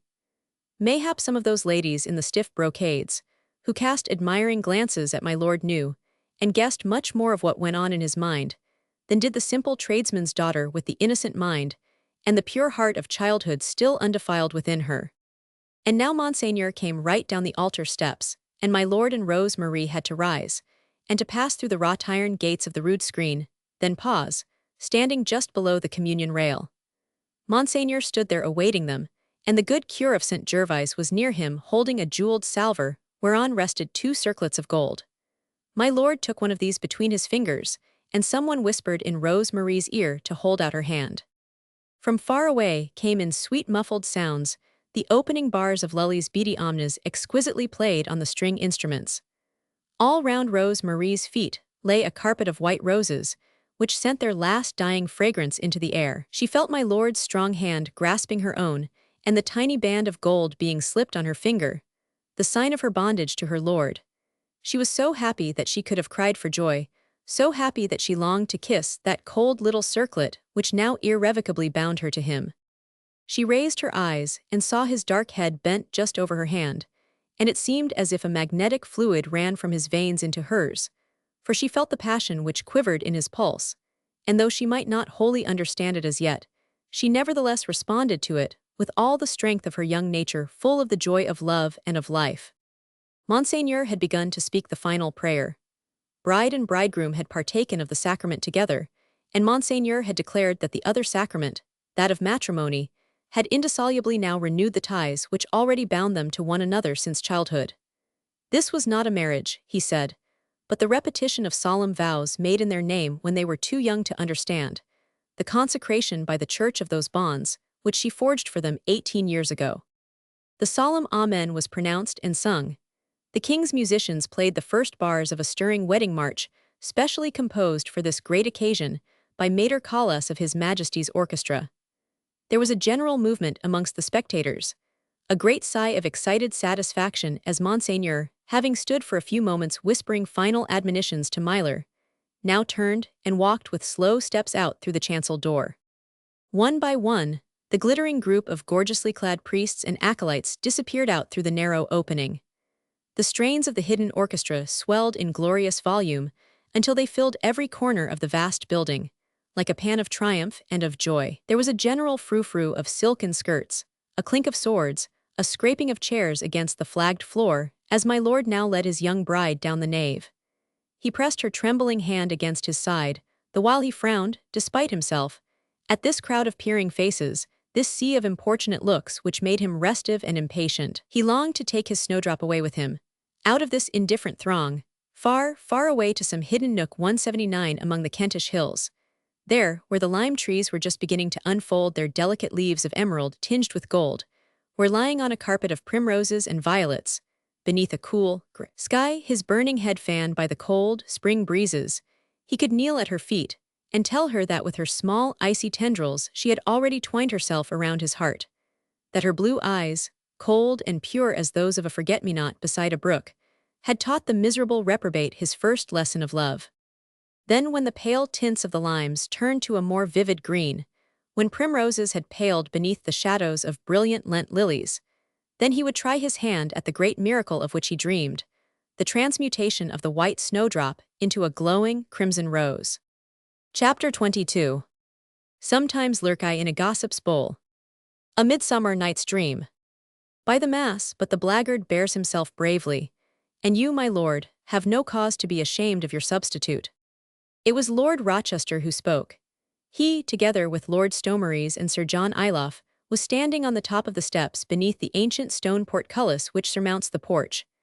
They formed a compact little group, which gained distinction from the rest of the motley throng by the sober cut of the English-made clothes and by the drooping plumes of the hats, a fashion long since discarded in France. Michael Kestian, with his bride on his arm, had just come out of the church. She, wrapped in cloak and hood, for the spring day was chilly, and the east wind keen, looked little more for the moment than a small bundle of humanity desirous above all of escaping observation. But Michael for all the world looked the picture of the soldier of fortune, defiant and conscious of danger, ready to walk straight into that yawning abyss, at the bottom of which lurks a mysterious death, yet disdainful to evade it, too proud to halt, too obstinate to turn back. As he came out of the porch, a violent gust of wind caught the folds of his cloak and lashed him in the face, whipping up the swiftly coursing blood which the solemnity of the religious service, the drowsy influence of 181 faded roses, had lulled into temporary somnolence. The glare of the young April sun dazzled him. After the somber, gray tones of the majestic chancel, the pupils of his eyes contracted to a pin's point, making the eyes themselves seem pale in color, and tawny as those of a wild beast sweeping the desert with great savage orbs. There was altogether, for the moment, in the man's expression, a strange look of dreamy aloofness. His eyes wandered over the crowd, but obviously they recognized no individual face. No wonder that Lord Rochester, essentially a man himself and a despiser of the other sex, gazed with ungrudging admiration at this splendid blackguard, who bore the stamp of virility on every line of his massive frame, and who seemed to defy contempt and dare contumely to reach him. Looking at Michael now, it seemed impossible to think that he could ever regret any action which he had set his mind to do. Compunction is for the weak who is led astray, who fears gibes and dreads humiliation, but this man had donned an armor of pride and of ruthless ambition which neither sneers nor contempt could ever penetrate. He might be a blackguard, he was one by every code of moral or religious civilization, but in his most evil moments he was never paltry and never vile. "I feel no longer any sorrow for the girl," continued Lord Rochester after a while. "Odds fish, were I a woman I would not complain at the bridegroom, and withal she looked vastly pleasing as a bride, and methinks Michael Kestian too is overmuch in luck's way. What say you, Iloff? Are you not grieved that you did not take the entire business on your own shoulders, rather than depute that good-looking young reprobate to earn a fortune and an exquisite bride to boot?" Sir John frowned. Some thought, such as the one expressed by Rochester, had mayhap crossed his own mind during the past 3 weeks, but this was not for other people to see. He, too, watched Michael's tall retreating figure as he led Rose Marie down the stone steps, giving it ungrudging admiration and also the tribute of secret envy, until a crowd of friends and servants closed in round the bridal pair and hid them both from view. Then Sir John turned to his friends and said dryly, "My Lord of Rochester is ever ready for a joke. I desired this scheme to succeed, and obviously the worthy tailor yonder would never have mistaken me for a man who was 7 years old 18 years ago. But I'll confess, and it'll please you, my lord and also my lord of Stomeries, that I do deem Michael Kestian a lucky dog. £120,000 and such a bride. By gad, had I been able to put back the hand of time some 20 years. "The bride would have loathed you," retorted Stomeries with an unpleasant snarl. "She'll fall in love with Michael and clear me of remorse." "Surely my lord of Stomeries is not troubled with any such unpleasantness," said Iloff imperturbably. "'Tis too late now to give way to remorse. By tomorrow's dawn, my lord, you'll be as free as air to wed whom you please. That simpering tailor's daughter will not have a rag of reputation left to her name, and you can repudiate her whenever you feel so inclined." "And that will be at once," replied Stomeries, who, of a truth, was not experiencing the slightest pricks of conscience. The thought of this mock wedding which he had actually witnessed today had been dwelling in his mind for close upon a month. He had envisaged it from 183 every point of view, and had completely exonerated himself from blame in the matter. The image of his fair Julia had quite succeeded in screening from his mental vision all thought of the unfortunate girl, whom he was thus condemning to disgrace and to shame. And whilst he steadily looked on Michael as a miserable blackguard, he firmly believed that when once he had paid over the price of an innocent girl's betrayal, he himself would remain absolutely free from blame. "I have made all inquiries," Now continued Sir John, drawing his two friends out of earshot of the crowd. I understand that there are to be rare doings today in Master the Tailor's back shop. A banquet, dancing, and I imagine a good deal of wine drinking and licentious entertainment. These French bourgeois have no knowledge of decency, and Michael Questian, methinks, did not learn to be squeamish whilst herding with the scum of mercenary armies in Flanders and Brandenburg. At 5 o'clock, however, a coach is to take the bridal pair as far as St. Denis. He paused a moment, then added with a cynical smile, almost cruel in its callousness. The first stage of their journey to Havre. Lord Rochester laughed loudly. He had all along only seen the humor of the adventure. A woman's reputation destroyed, a woman won by a trick, by gad. These were of everyday occurrence in the life of a fashionable gentleman. Indeed, he thought that both Stomeries and Ilof were making far too much of the whole business, and though he, too, called Michael Questian a rogue, yet he admired him for his pluck and envied him for his good fortune. In his heart of hearts, he much regretted that on the 184 memorable night when the adventure was proposed, he had been too drunk to accept its terms or to enter the lists for it himself. Nay then, he said lustily, we'll all call on the turtle doves at St. Denis tonight, and whilst my Lord of Stomeries pays up like a man for all that he gains by Michael's roguery, Sir John Ilof and I will entertain the bride by hoodwinking her still further into the belief that she is of a truth Countess of Stomeries forever and ever amen, as the Archbishop told her this day. I should be glad to get to St. Denis tonight, rejoined Stomeries. I owe Michael £70,000, which according to promise I should pay him today. The draft for it on Master Vivish the goldsmith is in my pocket now. The sooner I am rid of it the more pleased will I be. Then will I at once and see about a coach, said Sir John. We can make a start at about 6 o'clock, 1 hour after the dove hath flown out of the paternal cote. Nay, old Daniel Pye will see about the coach, rejoined Stomeries. He hath met a crony who speaks English and knows his way about Paris better than we do. He'll get us what we want. Daniel Pye, exclaimed Sir John in astonishment, what doth my kinswoman's faithful henchman in this depraved city? Mistress Julia Peyton desired him to do certain commissions for her here in Paris.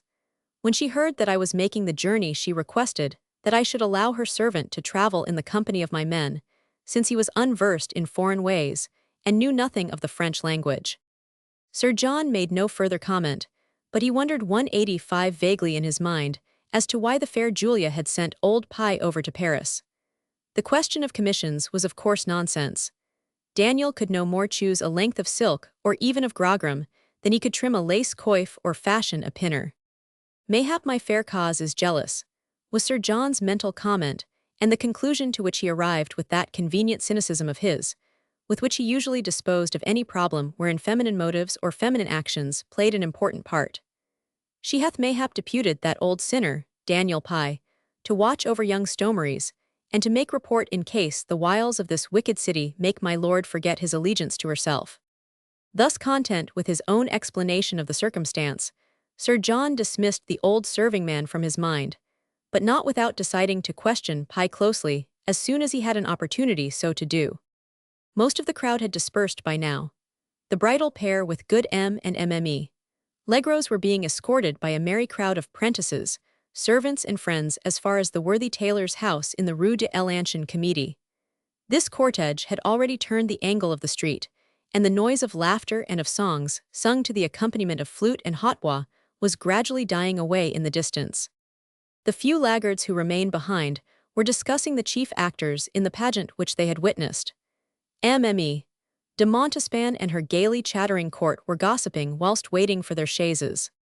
Ah, sighed Madame provokingly, are all these English milors as handsome as that? I vow our gallants of Versailles have much to learn from them, if indeed they all look like Myler of Stomeries.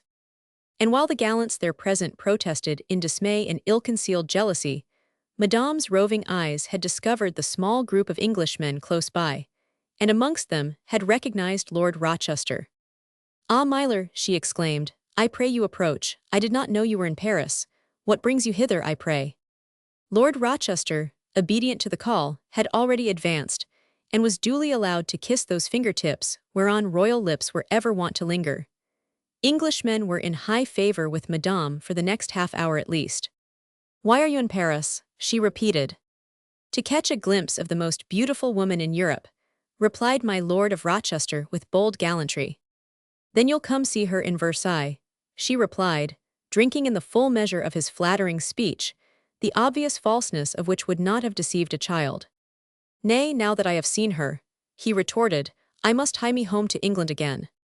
So soon, then why did you come? Nay, she added with mock severity, do not repeat your pretty lie again.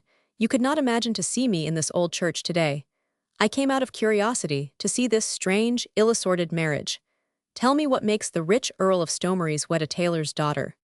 He was not always rich, nor always Earl of Stomeries.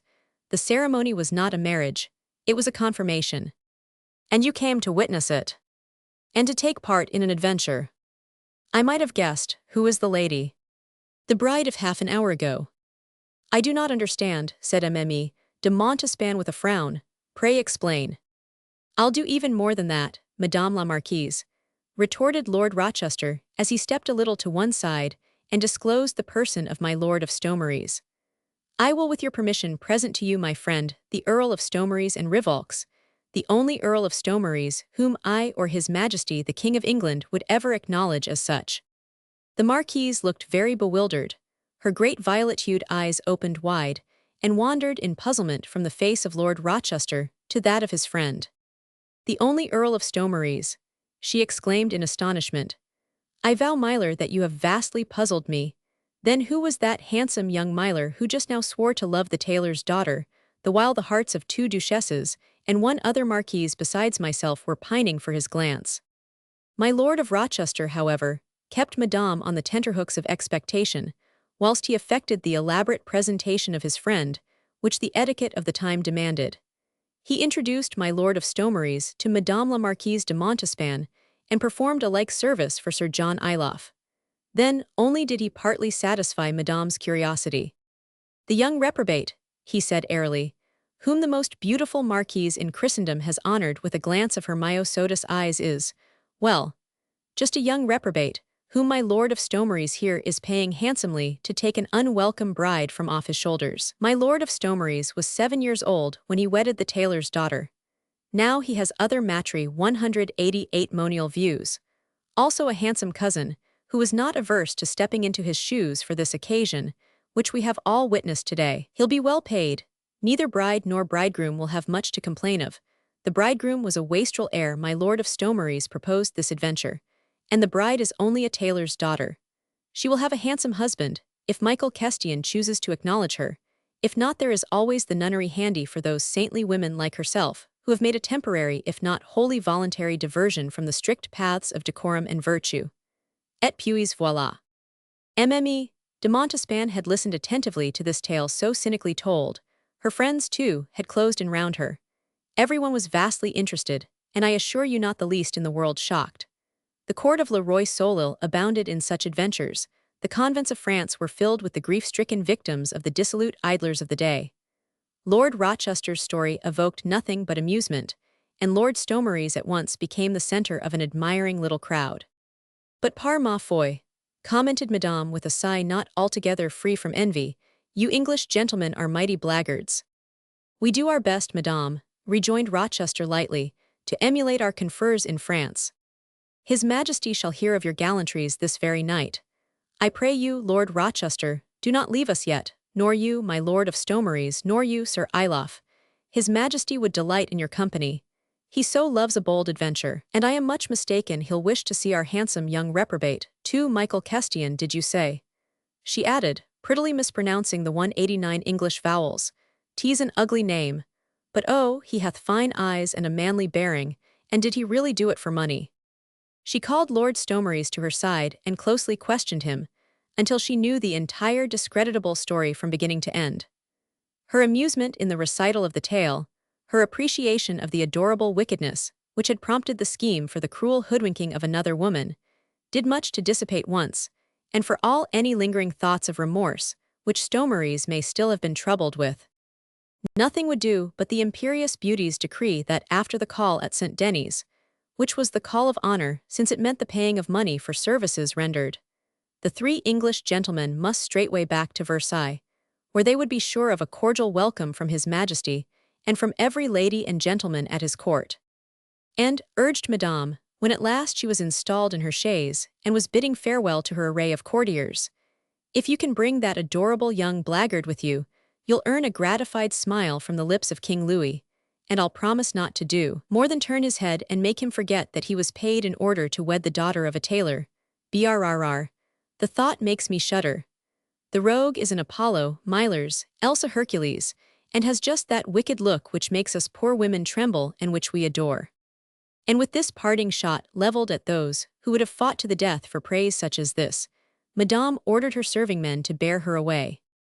Rochester, satisfied that he had sown the seeds of the most amusing and most comprehensive piece of scandal 190 that had ever amused the jaded monarchs of two rival kingdoms, turned to his friends for final approval. Ilof was distinctly appreciative of the new move, but Stomeries, with that shiftiness peculiar to weak characters, was not quite sure if it had been premature. Anyhow, the draft for £70,000 on Master Vivish seemed to burn a hole in the pocket of his elegant surcoat. He was longing to be rid of all obligations in the matter, firmly convinced, as he was when he had made Michael richer by £120,000, and himself poorer by that vast sum. This tiresome feeling of uncertainty would leave him, and he could once more enjoy life in its full life with the prospect of adorable Mistress Julia as a constant companion by his side. He and his friends walked back to the hostelry where they had put up for the night. Their Stomeries called for Daniel Pye in order to give him instructions about getting a coach ready for the trip to St. Denis. But it seems that Daniel had gone out earlier in the day, and no one knew whither he had gone. But there was no difficulty about the coach. The amiable host of the uncomfortable little inn assured Les Milers that one would be ready by 5:30 of the clock, and that the journey to St. Denis could be accomplished in something less than 3 hours. Chapter 23. The man was my whole world all the same, with his flowers to praise or his weeds to blame, and either or both to love. Browning's The workshop of Master Legros, tailor-in-chief to His Majesty the King of France, had been transformed into a vast assembly room. The big central tables whereon usually sat cross-legged the prentices and stitchers had been pushed to one side, right along the wall where it now groaned beneath the weight of pasties, and of pies, of a lamb roasted whole, of dishes of marrow bones, of prawns and of cheese, amongst which dishes and platters, the bottles of good Burgundy and of wine of Navarre, and the jugs of metheglin and hippocras reared their enticing heads. The center of the room was given over to dancing. The wooden floor had been greased and polished until it had become slippery to the feet, whilst in a corner raised upon a wooden platform covered with crimson cloth, a band of musicians were playing good lilting, swinging measures for a dance. None of your simpering minuets or slow-going pavans for these young people, but something with a good lively tune in it, and plenty of noise and banging of the small drum and cymbal, so that a youngster could have a chance of gripping a wench well round the waist, and of turning her round and round, until she became so giddy, so breathless and so hot that she had to cry for mercy, even at the price of a sounding kiss. For close upon an hour now the musicians had played the same rousing tune, and for close upon an hour indefatigable feet, some clad in shoe leather, others with hard bare soles beating the polished floor, had been raising up a mighty cloud of dust, which settled on pasties and on cheese, on the big drum and on perspiring faces. Cheeks were crimson from the exertion, short hair and long hair, curly and straight, hung limply over sweating, greasy foreheads. Pinners were getting awry, displaying more bosom than prudery would otherwise allow. To right and left surcoats and vests were being cast aside and flung across the room, leaving bare arms and chests to view, or else a shirt more full of tatters than of stitches. Daylight still came streaming in, for it was only 4 o'clock, and Les Marys would not be leaving for at least another hour. In the meanwhile Legros had much ado to keep the curious, the idle, the impertinent from his doorstep, for look you, though the hospitable abode of the goodly tailor was open on this great occasion to all and sundry friends and acquaintances who wished to eat and drink and to make merry, yet there was no intention of permitting every shiftless vagabond to come and partake of the cheer. Good Papa Legros had planted 2 of his most stalwart assistants at the door, with orders to admit no one who did not bear a familiar face, and if anyone prove importunate, why then the end of a whiplash or even a stout stick should drive impudence away. Thus it was that when Master Daniel Pye, the faithful henchman of fair Mistress Peyton, presented himself at the tailor's shop in the Rue de l'Ancien Comedie, he was incontinently refused admittance. "I desire to speak with M. Legros, tailor to His Majesty 193 the King of France," growled Daniel Pye in excessively bad French, for he knew nothing of the gibberish and had only learnt this phrase off by heart like a parrot that jabbers without understanding. "Then thou silly lout of a buffle-headed Englishman, thou'lt have to wait with thy desire until tomorrow." "I desire to speak with M. Legros, tailor to His Majesty the King of France," repeated Pye mechanically. It was the only sentence which he knew, and he had been assured by his crony that the magic phrase would ope the doors for him without any difficulty. "Get thee gone and come back tomorrow," retorted the stalwart sentinel. "I desire to speak with—" "And thou'lt not go at once," shouted the tailor's irascible cutter, "I'll give thee a taste of a French stick across thy English shoulders." "I desire—" Bang, came the stout stick crashing down on worthy Pye's broad back, quickly bent in order to check the strength of the blow. But he held his ground. "Thou'lt go to Paris in company with my lord," the mistress had said to him peremptorily, "and on the day on which the daughter of Master Legros, tailor-in-chief to His Majesty the King of France weds an English gentleman, thou'lt to the house of that same Master Legros, and thou'lt deliver him this letter to him and to no one else, and without saying whence thou comest, nor who it was that sent thee. Thou'lt go to him 1 hour after the religious ceremony of matrimony shall have been performed in the church, and before the newly wedded pair have quitted the bride's parental home." Daniel Pye had presented himself according to instructions. He had safely hidden in his breast pocket the letter which he was to deliver to the tailor of His Majesty the King of France, and to no one else. If he failed in the discharge of his duty, he knew that his fair mistress would punish him mercilessly, probably dismiss him from her service altogether, and send him, old and unfit for other work, to starve in his remote East Anglian village. At best, there were plenty of subordinates in Mistress Peyton's household who would only too gladly wield the lash on him who never spared it to others. Therefore Daniel Pye held his ground. The more blows he received, the more sure would he be of the indulgence of his own mistress. He had a tough hide, and after all is said and done, one does not die of a beating. So he bore the blows of the stick on his back, and the stinging swish of whipcord round his legs. He knew quite well that on occasions such as marriage feasts or other merrymaking days, prentices and young assistants would have their bit of fun. He had had his own many a time. So when his back ached overmuch, and his legs were more sore than he could stand, he gave up all further attempts to force his way into the house and beat a retreat in the rear of the good-natured crowd.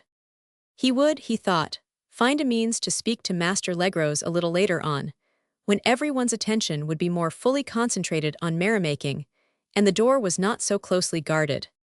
When Papa Legros heard of the incident, he was vastly amused. Then he bethought himself that mayhap the persistent English lout had some command for him for some rich clothes on behalf of one or other of the elegant milers who were in Paris at this moment. Friends of my Lord 195 Stomaries. Mayhap. Master Legros was vastly perturbed, and sent one of his prentices to search for the Englishman in the crowd, and to bring him hither forthwith. But Master Daniel Pye, with that stolidity peculiar to his race, had gone very quietly off to a neighboring coffee-house to nurse his sores, to drink mulled ale, and to await events.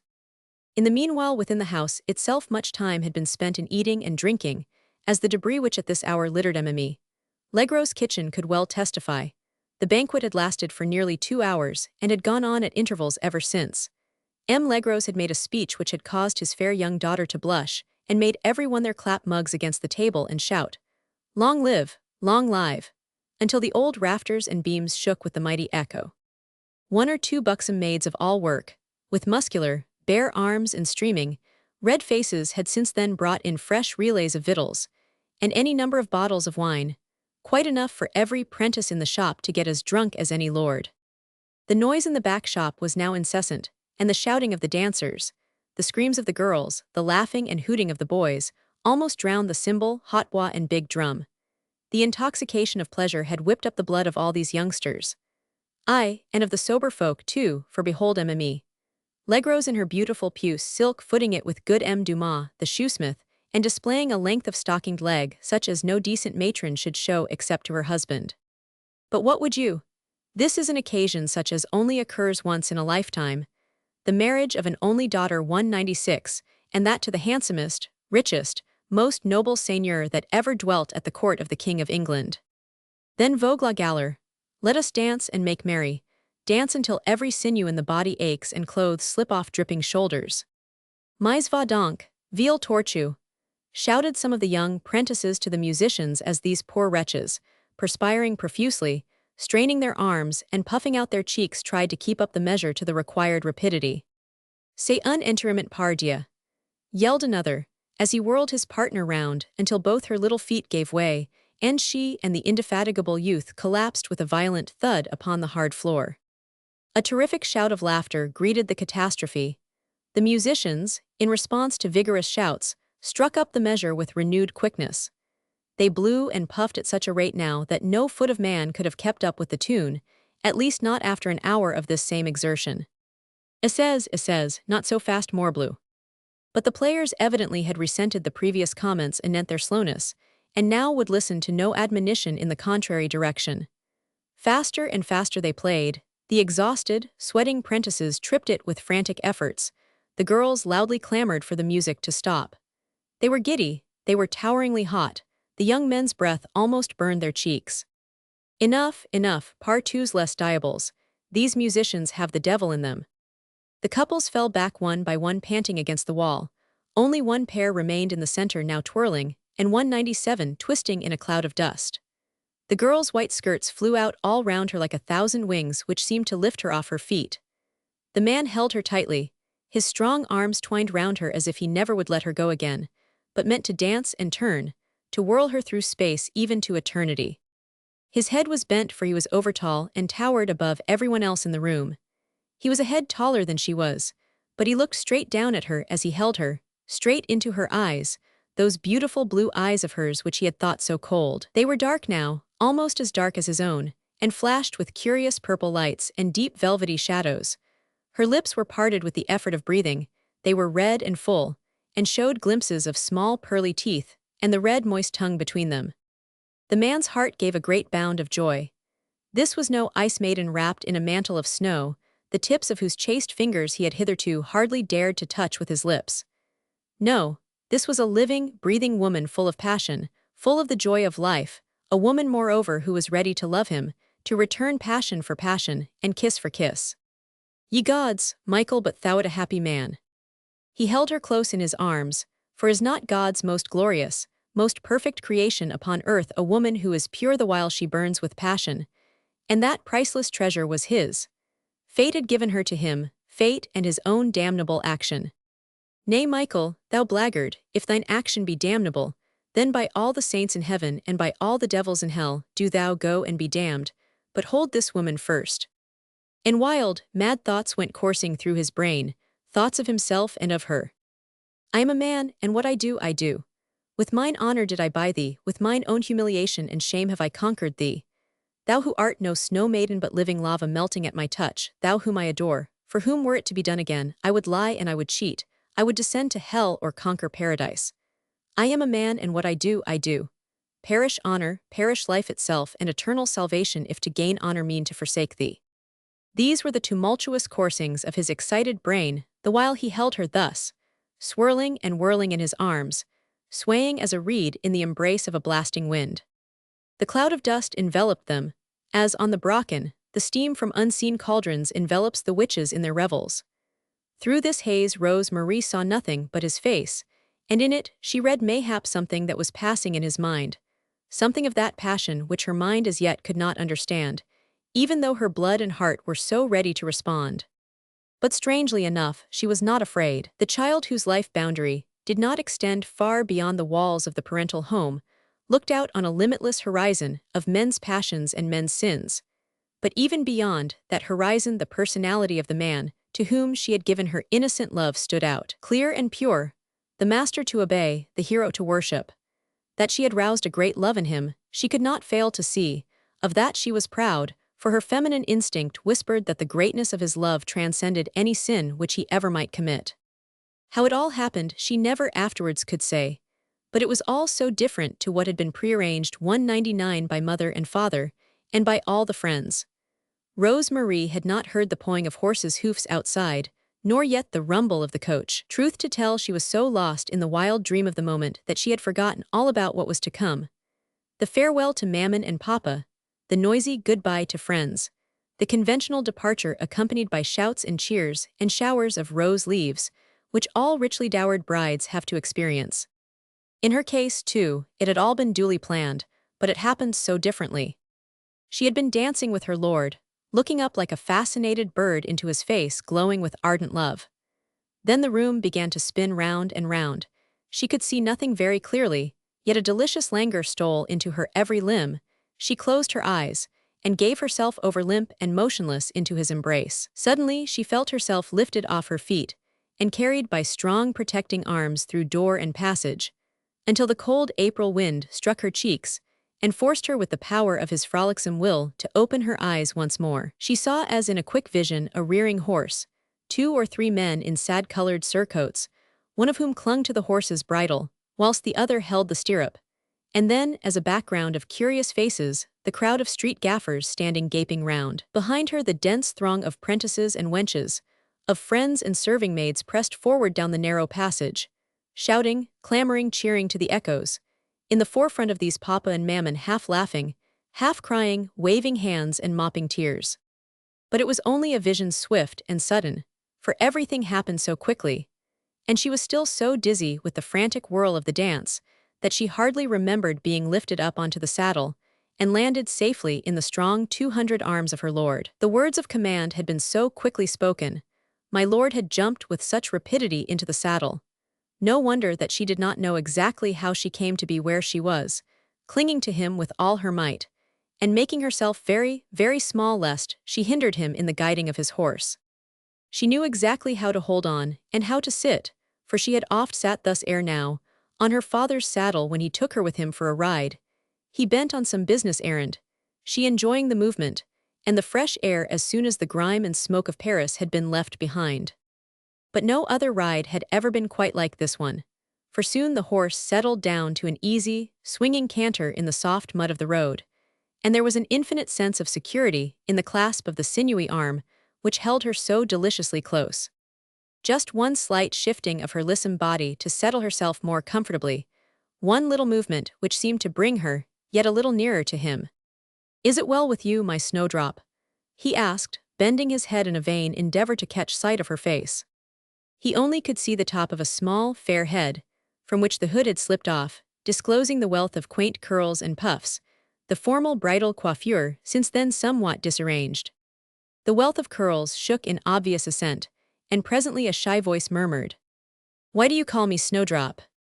"Because I was an ignorant fool," he replied, "when I first beheld you, a blind and senseless lout who did not distinguish the lovely crimson rose that hid so shyly within a borrowed mantle of ice."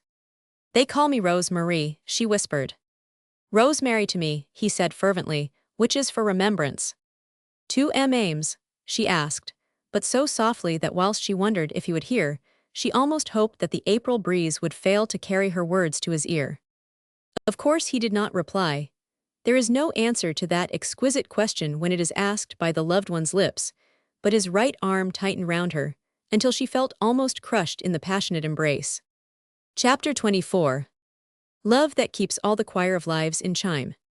Love that is blood within the veins of time. Swinburne. You all know that funny little inn at St. Denis, on what was then the main road between Paris and Havre. It stands sheltered against north and east winds by a towering bouquet of mighty oaks, which were there, believe me, though mayhap not quite so gnarled and so battered by storms of wind and thunder as they are now, in the April of that year 1678. The upper story gabled and raftered hung then as now quite askew above its lower companion, and the door even in those days was in perpetual warfare with its own arched lintel, and refused to meet it in a spirit of friendly propinquity. The Seine winds its turgid curves in the rear of the building, with nothing between it, and the outer walls only the towpath always ankle-deep in mud. The view out and across the winding river is only interesting to the lover of color and of space, for there are no romantic hills, no rugged crags or fir-crowned plateaus to delight the eye. Only a few melancholy acacias sigh and crackle in the wind, and tall poplars rear their majestic heads up to the vast expanse of sky. Now elegant villas and well-trimmed gardens fill the space over which 240 years ago the eye wandered seeking in vain for signs of human habitation. Rank grass covered the earth, and close to the waters, edge clumps of reeds gave shelter to water rats and birds. The wind howled down the wide chimney and sighed drearily through the reeds, whereon the spring had not yet thrown her delicate tints of green.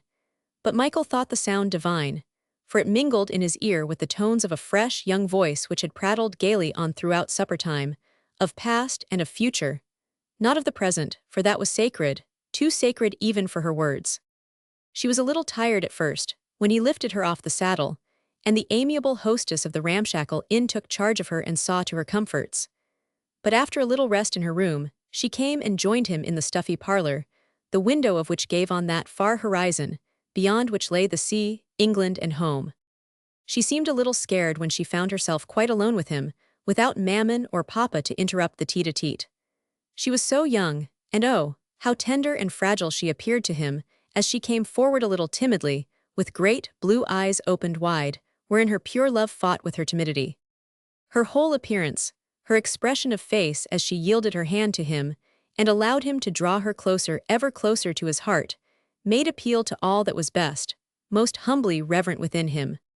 Rose Marie was home to him, she was joy and she was peace, and he, the homeless, the joyless, the insubordinate wastrel, felt a wave of infinite tenderness, a tenderness which purified his love and laid ardent passion to rest. He led her to the window, and throwing it wide open, he knelt down beside her there in the embrasure. She sat on the narrow window seat, looking out on that vast four-pants of sky and land whereon the shadows of evening had thrown a veil of exquisite sadness and peace. The bare branches of the acacias, as yet only tipped with tiny flecks of green, moaned softly beneath the kiss of the breezes. Banks of clouds lashed into activity by the wind hurried swiftly past, out towards the unseen ocean, now obscuring the moon, now revealing her magic beauty, more transcendent and glorious after those brief spells of mystery conquered and of darkness subdued. Michael said very little. There was so little that he could say, which was not now a lie. He could not speak to her of his home, for home to him had been a miserable garret under the grimy roof of a house of disrepute, shared with others as miserable, as homeless as himself. He could not speak to her of friends, for of these he had none, only the depraved companions of a dissolute past, nor could he speak of kindred, unless he told her that it was because his mother was dying of hunger in a wretched hovel that he had spoken the mighty lie and taken payment for speaking it. I would not have you think that even now Michael felt any remorse for what he had done. He was not a man to act first and blush for his actions afterwards. He knew his action to be vile, but then he had known that ere he committed it, and knowing it had deliberately taken his course. Were it to be done all over again, he would do it. Since she never could be his save by the great lie and the monstrous trick, then the lie must be spoken and the trick accomplished. For she meant love and purification. She meant the reawakening of all that was holy in him, and which the Creator infuses in every man be he cast into this world in a gutter or upon a throne. And he would make her happy, for he had gained her love. And a woman such as she hath but one love to give 205 she would never have loved Stomaries, and not loving, she would have been unhappy. He had taken upon himself the outer shell of another man, and that was all, just another man's name, title and past history, nothing more. But it was his personality which had conquered her, his love which had roused hers. She loved not an Earl of Stomaries, the plighted husband of her babyhood. No, she loved him, Michael, the blackguard, the liar, the cheat, and you will call him so, but she loved him, the man, for all that. Therefore he felt no remorse, when he knelt beside her, and during that exquisite hour of evening, when shadows flew across the moon, and the acacias whispered fairy tales of love and of brave deeds, he listened to her innocent prattle with a clear mind and a determined conscience, and the while she spoke to him of her simple past life, of her books and of her music, his ambition went galloping on into the land of romance. The title of Earl of Stomaries which he had assumed, he could easily win now. The riches, the position, everything that could satisfy a woman's innocent vanity he would shower upon his snowdrop.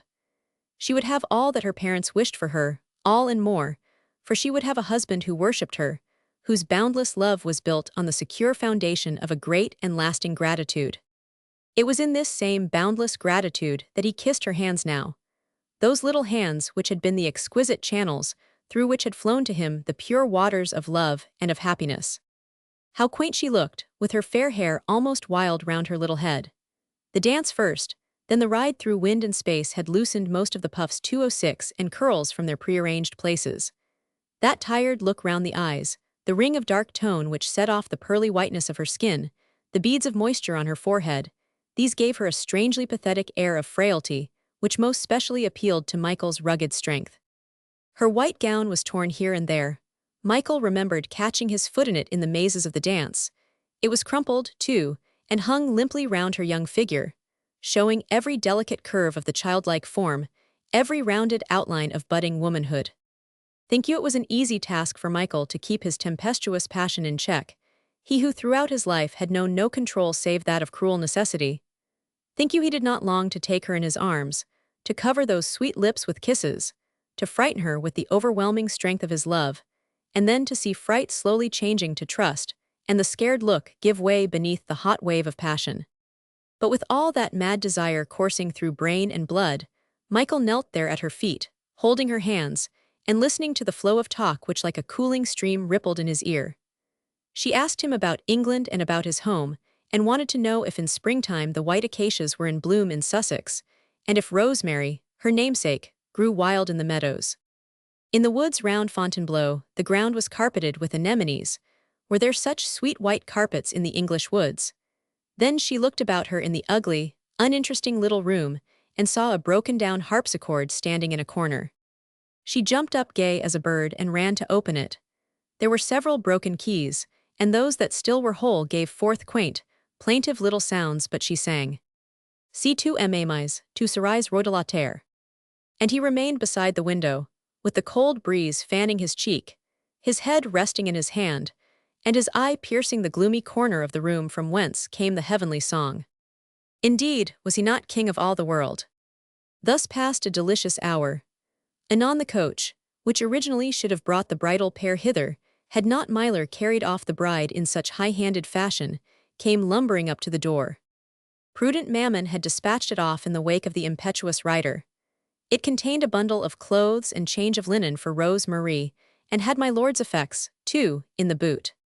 Rose Marie gave a little cry of delight when she realized Mammon's forethought, and then one of dismay, for she suddenly became conscious of her disordered dress. The worthy hostess, fat, greasy, and motherly, had entered, candle in hand, to announce the arrival of the coach. Me and my man expected Monsieur and Madame to arrive in it, she explained volubly. Monsieur's servant came yesterday to bespeak the rooms and to arrange for the stabling. I was so surprised when Monsieur arrived on horseback, so much earlier, too, than we had anticipated, else I had had supper ready ere this, for Monsieur and Madame must surely be hungry. But supper must be ready by now, good Madame Blonde, said Rose Marie, blushing to hear herself called Madame, and I pray you have my effects taken to my room. They are there already, so please you, my pigeon, said the amiable old soul, and there is some water for washing your pretty face. While you smooth out your golden curls, ma Mignon, I'll dish up the soup. Nay, but Monsieur is in luck's way, she said, shaking her large round head. Madame is the comeliest bride we have seen at St. Denis for a long time past, and they all come this way, you know, away from the prying eyes of kindly friends. Me and my man are so discreet, especially if the bride be so pretty and the bridegroom so good to look at. She would have babbled on a long time, despite Monsieur's look of fretful impatience, but fortunately just then, the hissing sound of an overflowing soup pot came ominously through the open door. Holy Joseph, patron of good housewives, defend us, exclaimed Mme. Blonde, making a dash for the door. The croûteau pot is boiling over. Rose Marie made to follow her. Need you go, my snowdrop? He asked, loth to let her go. Just to change my crumpled gown and smooth my hair, she replied demurely.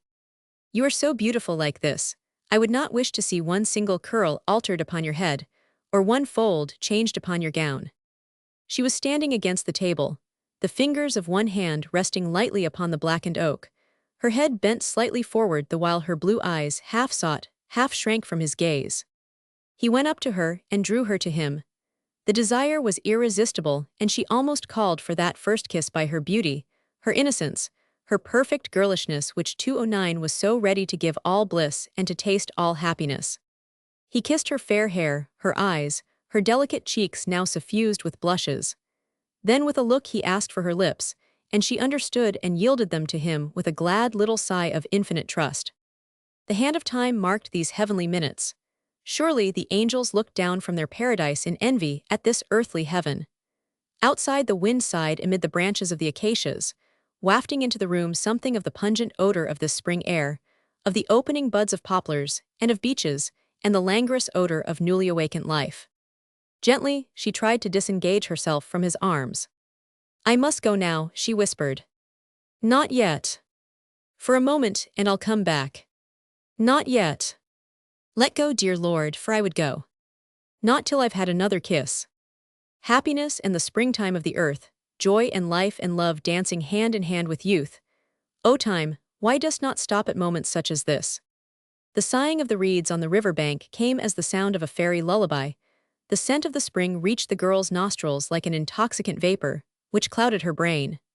The room was quite dark, and she could scarcely see his face, yet she felt that his eyes perpetually asked a question, to which she could only respond by closing her own.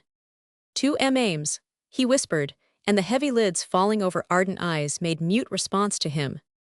A confused sound of horses' hoofs outside, of shouts 210, and calls from within roused them both from their dream.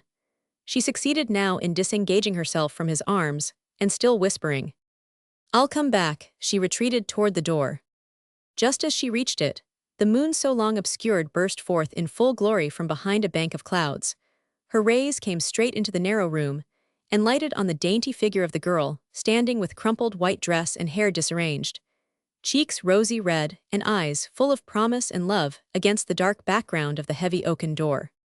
Michael looked upon her with longing, hungry eyes, drinking in every line of that delicately molded form, the graceful neck, the slender hands, the firm girlish shoulders on which the prim kerchief had become slightly disarranged.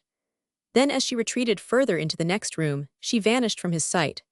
The door fell to behind her with a heavy, ominous sound, shutting out the radiant vision of Michael's cherished dream, leaving him on the other side of the heavenly portals, alone and desolate. Thus he saw her in full light, and lost her in the shadows. Something of the premonition of what was to come already held his heart as in a cold and cruel vice. When the door closed upon his dream, upon his Rose Marie, he knew by an unerring and torturing instinct that he would never, never see her quite as she had been just now. The Rose Marie who had left him was for remembrance. Chapter 25. Though doom keep always heaven and hell, irreconcilable, infinitely apart, keep not in twain for ever heart and heart, that once, albeit by not thy law, were one. Swinburne. The next moment the door which gave on the landing was thrown open, and Michael stood face to face with M. Legros. Thus premonition had come true. Thus would nothing remain of the past delicious hour, only remembrance and bitter, bitter longing for what could never be. The light of the one candle fell full upon the unromantic figure of the good tailor, on his pallid face, whereon beads of perspiration told their mute tale of anxiety and of fulsome wrath. His eyes, dilated and tawny in color, were fastened full upon the reprobate, demanding above all things to know if the outraged father had perchance arrived too late. The man's gay wedding clothes were torn and awry. Mud covered his shoes and stockings, for he had not even stopped to be booted and spurred. The old English serving man who had vainly tried earlier in the day to gain speech with the master tailor, had reached the august presence at last, and had handed to M. Legros the letter which was to be given to him, and to no one else. It was written in a bold, clear hand, and in scholarly French for the better understanding of Monsieur the tailor to the king. Mistress Peyton, having penned a few ill-scrawled, ill-spelt words, had 2:12 bethought herself of a young Huguenot clerk of French parentage, who earned his living in London by the work of his pen, and being desirous above all that M. Legros should fully comprehend her letter, she caused it to be translated, and writ clearly by that same young clerk, ere she finally entrusted it to Daniel Pye for delivery. Thus it was that that which was written in the letter did not fail to reach the understanding of good Papa Legros. It was a full and detailed account of the treachery which had been perpetrated on the tailor's daughter by one Michael Kestian, who was not but a dissolute profligate, a liar and a cheat, since his own cousin was Earl of Stomeries, and no one else had any right to such title but he. Papa Legros did not trouble to ask many questions, and since the English lout knew not a word of French, the good tailor took no further heed of him. He spoke to no one, not even to his wife. The letter said something which must be verified at once, before it was too late. He gave orders that no one, least of all Mme. Legros, was to be disturbed. The merrymaking was to go on, the dancing, the eating and drinking, the speech-making and all. Then he slipped out by the back door and reached the small outbuilding where he kept a horse, which served him on occasions when he had to go to Versailles to try on a pair of breeches for His Majesty the King. It took good M. Legros no time to saddle his horse, and a ride of over 3 hours had no terrors for him beside the awful fear which gripped his paternal heart. Before he left his home he detached from a nail on the wall of the shed an enormous stick with heavy leather thong, with which he at times administered castigation to refractory or evil-minded prentices. He knew his way to St. Denis, and to the inn whither he wished to go. He put his horse to a gentle canter, and it was just past 9 o'clock when he saw the light in the old tower of the Church of St. Denis. He was tired and stiff from riding, but he had sufficient control of himself to speak quietly to the host of the little inn, and to ask cheerfully of good Mme. Blonde which room his daughter was occupying. The amiable old soul pointed the way up the stairs, then returned to her stockpot with the cheerful comment that she would serve the soup in a few moments. Then Papa Legros went upstairs, and pushing open the door stood face to face with Michael. With one hand, he gripped the heavy stick with the stout leather thong on it. With the other he fumbled in the pocket of his surcoat until he found the letter again. The letter which was penned in such scholarly French by the Huguenot clerk, and which revealed such damnable treachery. But Papa Legros wanted above all to be fair. During the long, monotonous ride in the silence and darkness of this spring evening, he had had time to collect his thoughts somewhat, to weigh the value of the anonymous writing, to think of Myler as he had known him these past 3 weeks. Gallant and plucky to a fault, proud, generous and brave. And now that he stood before the man, saw the noble bearing of the head, the fine dark eyes, the mouth that was so ready to smile or to speak gentle words, his terror fled from him, and though his voice still shook a little from the intensity of his emotion, he contrived to say quite quietly, as he held the crumpled letter out toward Michael, "My lord, you will forgive me, I know you will 214 Durstand, but it is the child's happiness. And my lord, will you read this letter and tell me if its contents are true?" Michael took the paper from him quite mechanically, for of course he had guessed its contents, but mayhap he had a vague desire to know who it was that had so wantonly destroyed his happiness. He went to the table and drew the flickering candle a little nearer, then bent his tall figure to read that cruel letter. The handwriting told him nothing, but the tale was plainly told. The avenging angel of God was already standing with flaming sword at the gate of his paradise, forbidding him ever to enter. He looked up from the letter to that black door behind which she was. It almost seemed as if his aching eyes could pierce the solid oak. She was there behind the door, and he could never again go to her. He could never again hold her in his arms. Heaven had vanished, and at his feet now yawned merciless, illimitable hell. "My lord," and the trembling voice of the outraged father broke in upon his thoughts, "My lord, I still await your answer. I'll not believe that nameless scrawl, I ask your word, only your solemn word, my lord, and all my fears will vanish. Swear to me, my lord, on the innocent head of my darling child, that this letter holds nothing but calumnies, and I'll believe you, my lord, if you'll swear it on her golden head. Do you know that hush that to the imagination seems to fall upon the whole world just when a human heart is about to break?" Michael felt that hush all around him now. The April wind ceased its moaning in the boughs of the young acacia trees, the reeds by the riverbank sighed no longer in the breeze. Awakened nature just for one moment 2:15 fell back into winter-like sleep, and a shadow, blacker and more dense than any that can fall from an angry heaven over the earth, descended on Michael's soul. To swear, as he had sworn this morning at the foot of the altar, to swear by that most sacred thing upon God's earth, her sweet head. No. Will you swear, my lord, that this letter is but vile calumny? And Michael gave answer loudly and firmly. "It is the truth." Less like a man than like an infuriated beast, the meek man, now an outraged father, literally sprang forward with upraised arm wielding the heavy dog whip, ready to strike the miscreant in the face. The proud, defiant head, noble even now in its humiliation, was bent without a murmur. Michael made no movement to avert the blow. "Will you not kill me instead?" was all the protest which he made. Legros' upraised hand fell nerveless by his side. He threw the stick away from him. He, poor soul, had never learned to control emotion. He had gone through no hard school wherein tears are jeered at and sorrows unshared. He had never learned to be ashamed either of joy or of grief, and now, face to face with this man who had so deeply wronged him, and whom, despite his wrath, he was powerless to strike, he sank into a chair, and buried his face in his hands whilst a pitiful moan escaped his lips. The child, the poor child, how shall I ever tell her? The shame of it all, the cruelty, the shame, how shall I tell her? And time's callous hand marked these minutes of terrible soul agony, just as a while ago it had marked the fleeting 2:16 moments of celestial joy. Michael was silent, the while he wondered almost senselessly, stupidly, if hell could hold more awful agony than he was enduring now. Yet through it all his turbulent soul rebelled at the situation, the sentimental parleyings, the pitiful grief of the father, and the enforced humility of his own attitude. He knew that he had lost his Rose Marie, that the parents would never give her to him now.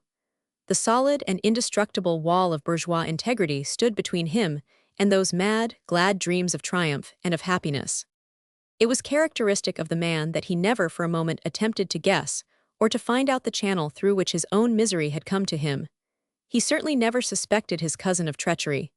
Fate had dealt the blow cruelly and remorselessly and sent him back to a worse hell than he had ever known, a hell which Satan reserves for those he hates the most. The way to it leads past the entrance to heaven. Good Legros, said Michael at last, striving to curb his impatience and to speak with gentleness, will you try and listen to me? Nay, you need not fear. 'Tis not my purpose to plead justification, nor yet leniency. I wish that you could bring yourself to believe that though I wooed and won your daughter by what you think is naught but an abominable trick, I had one great thought above all others, and that was that I would make her happy. This I do swear by the living God, and by what I hold dearer still, by the love which I bear to Rose Marie. And as there is a heaven above me, I would have made her happy, for I had gained her heart. And anon when the bonds of mine own boundless love had riveted her still more closely to me, I should have taught her to forgive my venial sin of have 217 ing entered heaven by a tortuous way. The name which I bear is mine own, the title which I have assumed is mine by right. I would have conquered it for myself and for her. You say that it is not to be, yet I swear to you that she will not be happy if you take her from me. This I know. If I did not, I would go to her myself and tell her that I have lied to her. If despite what you know you will still confide her to me, you will never regret it to your dying day, for apart from the life of love and happiness which will be hers, I will lavish upon her all the treasures of satisfied ambition, far surpassing anything which you, her father, have ever wished for her. Legros, despite his grief, which had completely overmastered him for a while, raised his head in absolute astonishment. Surely these English were the most astounding people in all the world. Here was this man who of a truth had committed the most flagrant, most impudent act of trickery that had ever been perpetrated within memory of living man. He had done this thing and been ignominiously found out. By all the laws of decent and seemly behavior he should now be standing humble and ashamed before the man whom he had tried to injure. And yet what happened? Here he stood, in perfect calm and undisguised pride, not a muscle of his face twitched with emotion, and his neck was as stiff as if he were exulting in some noble deed. Had these English no sense of what was fitting? Had they no heart, no feelings, no blood within their veins? The man, so help us the living God, was actually suggesting that his trickery be condoned, that an innocent child be entrusted to him, who stood convicted of falsehood and of treachery. Good Legros' Gallic blood boiled within 218 him, overwhelming grief gave place to uncontrollable wrath. He rose to his feet and pulled up his small stature to its uttermost height. You will make her happy, he thundered, throwing an infinity of withering scorn into every word. You who like a prying jackal came to steal the fledgling from its nest. You who took money with one hand, the while you snatched a girl's honor with the other.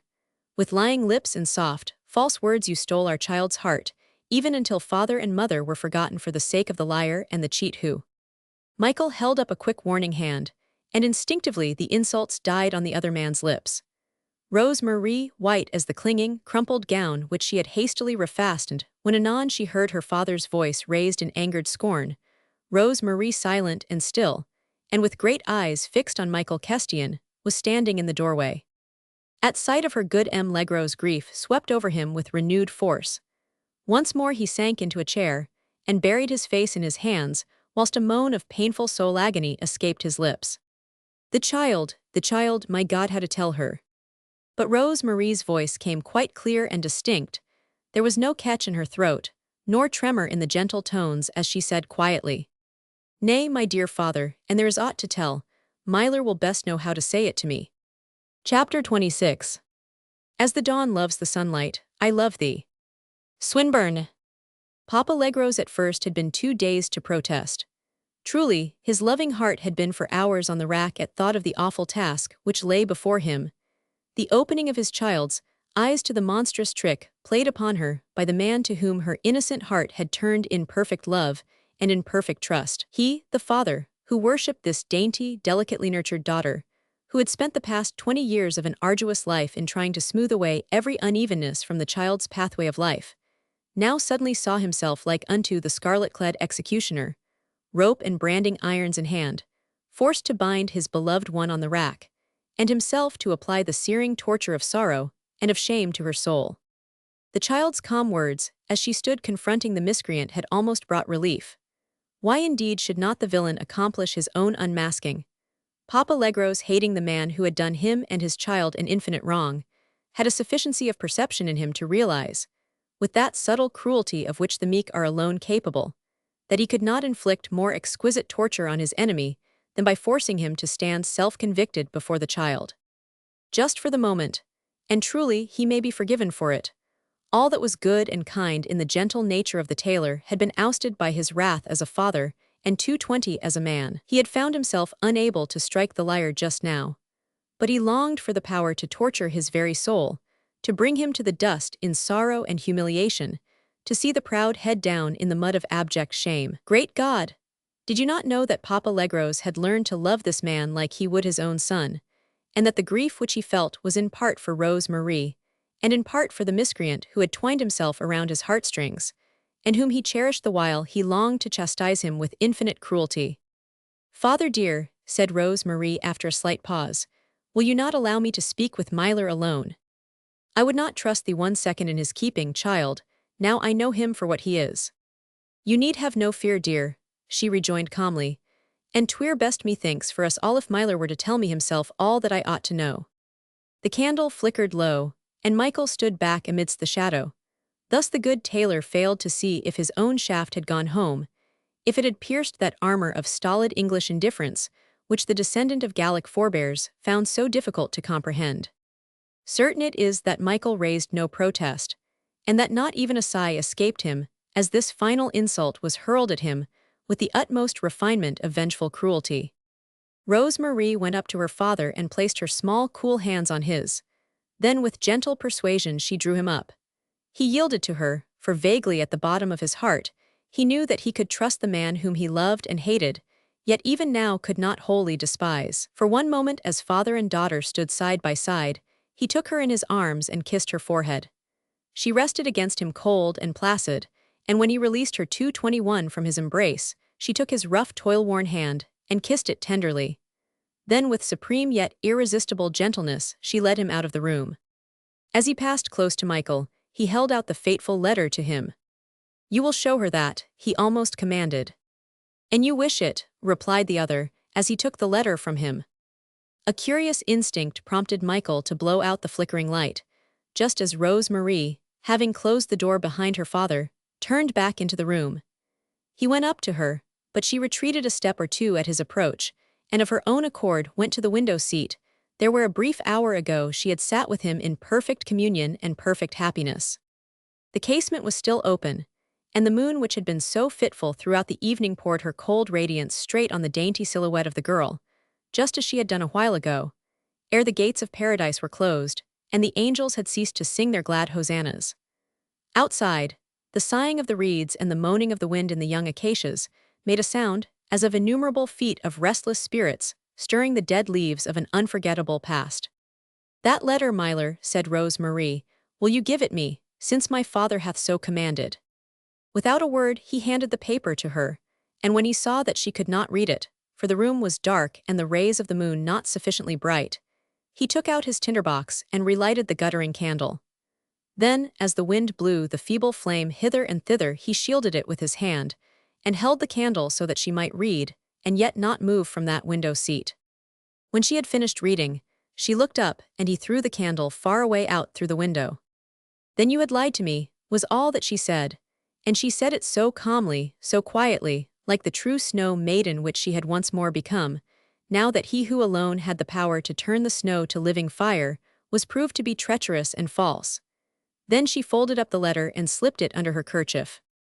Stately and tall as the water lilies on the pond which he had once described to her, she drew up her slender figure and held her little head erect. She did not look in his direction, but rose slowly and turned to go out of the room. "Rose-Marie," he called out to her in an involuntary moan of agony. Instinctively his hand went out to her as she passed, and clutched the crumpled wedding dress which seemed to wrap her in, now like a shroud. She tried to disengage her gown, but as he held it tight she desisted, standing there cold and impassive, a woman turned to ice. "Rose-Marie," he whispered, "my own little snowdrop, will you be so unyielding now? A while ago, do you remember, you yielded to the sweetness of a first kiss. And yet you lied to me," she said slowly, tonelessly, the while her eyes sought the distant horizon far away, where astride on the cold gray mists unreached by the tender light of the moon, her dreams of happiness were fleeting quickly away. He drew himself up and caught her to him with a masterful gesture of possession. He felt her body rigid, and M223 passive at his touch, stiffening in a backward motion away from him, behind that massive stone wall of awful finality, which had so mercilessly risen between her and him. He felt that he was losing her, that she was slipping away from him, slipping up to some cold and unresponsive heaven, peopled with stern angels, whose great white wings would soon enclose her and hide her from him forever. He felt that he was losing her, not with that same bittersweet sense of sadness as he did just now when the savor of her exquisite lips still clung to his own, and she retreated out of his sight like a perfect vision of beauty. Now an almost savage longing was in him not to let her go, to keep her to him at any cost, any sacrifice, even that of his own self-control. There was enough power in his own ardent love for her so to bind her to him that she could never, never leave him. "My beautiful crimson rose," he murmured, drawing her closer, closer, even while he felt that with her whole gentle strength she opposed an icy calm to the warm glow of his passion. "Turn your dear eyes to me, just for one brief moment. Oh, think of the past few days when first our hearts, our souls, our entire beings met in perfect accord. Look at me, my dear, sweet soul, am I not the man to whom you have listened so oft, sitting at your harpsichord, the while he whispered to you the first words of love? Look, my dear, mine eyes, are they not the same? My lips, have they not met yours in one sublime, unforgettable kiss? You were a child, ere your soul met mine, now you are a woman. 'Tis I who applied the magic fire to your heart. 'Tis I who kindled the flame of your pure love. You are no longer a child now, Rose-Marie, you are an exquisitely beautiful woman, and I love you with every fiber of my body, with every aspiration of my soul. And yet you lied to me. And would lie again, would sin again 1,000 times, since my sin gave you to me. Sweetheart, if I have sinned, yet have I expiated already. One cold look from your dear eyes hath caused me more acute agony than the damned can ever suffer in hell. My love, do you understand what you mean to me? Have you realized the exquisite gift, your perfect womanhood, which you would snatch from me? I was a wastrel, a thief, a miserable, degraded wretch. A while ago when I held you in my arms I was king of all the world. By my sin I won you. Great God, then is not my sin the greatest, grandest, and most glorious deed ever accomplished by man, in order to gain a heaven? But with all his ardor, all his savage strength of will and of purpose, Michael was but bruising his heart against a solid stone wall. Perhaps if Rose-Marie had been a little older, a little more sophisticated, a little more wearied in the ways of men, she might have yielded to the love of the man, and closed her eyes to the deeds of the sinner. Whatever else he had done, she would easily have forgiven. Nay, she would never have judged. But it was the betrayal of her trust which turned her heart to stone. Of course she had not had time as yet to think. In the letter which he had given her, she had read the awful account of that transaction, wherein she appeared as a mere chattel tossed from one hand to another, paid for with money like a bale of goods. Oh, the shame of it! And he, to whom she had given her entire heart and soul, to whom she was ready to yield herself absolutely and completely, had bought her at a price. Love, she no longer believed in it. If he had lied to her, then neither love nor purity nor manhood existed on God's 225 earth, and this was no vale of tears but one of infinite shame. She looked down on him with just such a cold look in her eyes, as he had compared to the infliction of the tortures of the damned. She knew that physically she would be too weak to resist him, and she would scorn to call out to her father. This she tried to convey to him by that cold look and by the perfect placidity of her demeanor. For one moment, he was conscious of the wild desire to snatch his happiness from out the burning brand even now, and to take her in his arms and ride away with her into the land of forgetfulness. The wind in the trees seemed to call out to him not to let her go, and the reeds murmured as they bent their heavy heads that she would forgive everything after another kiss. Rosemary. Something of what was passing in his mind must have reached her inner consciousness. She was quite woman enough to know that here was no ephemeral passion, no flame of desire extinguished as soon as born. He loved her and she loved him. That was as true, as incontestable as that, in her understanding. The treacherous act which he had committed now stood irremediably between them, whilst to his wild and rugged sense of the overwhelming grandeur of love, nothing could or should ever part him from her.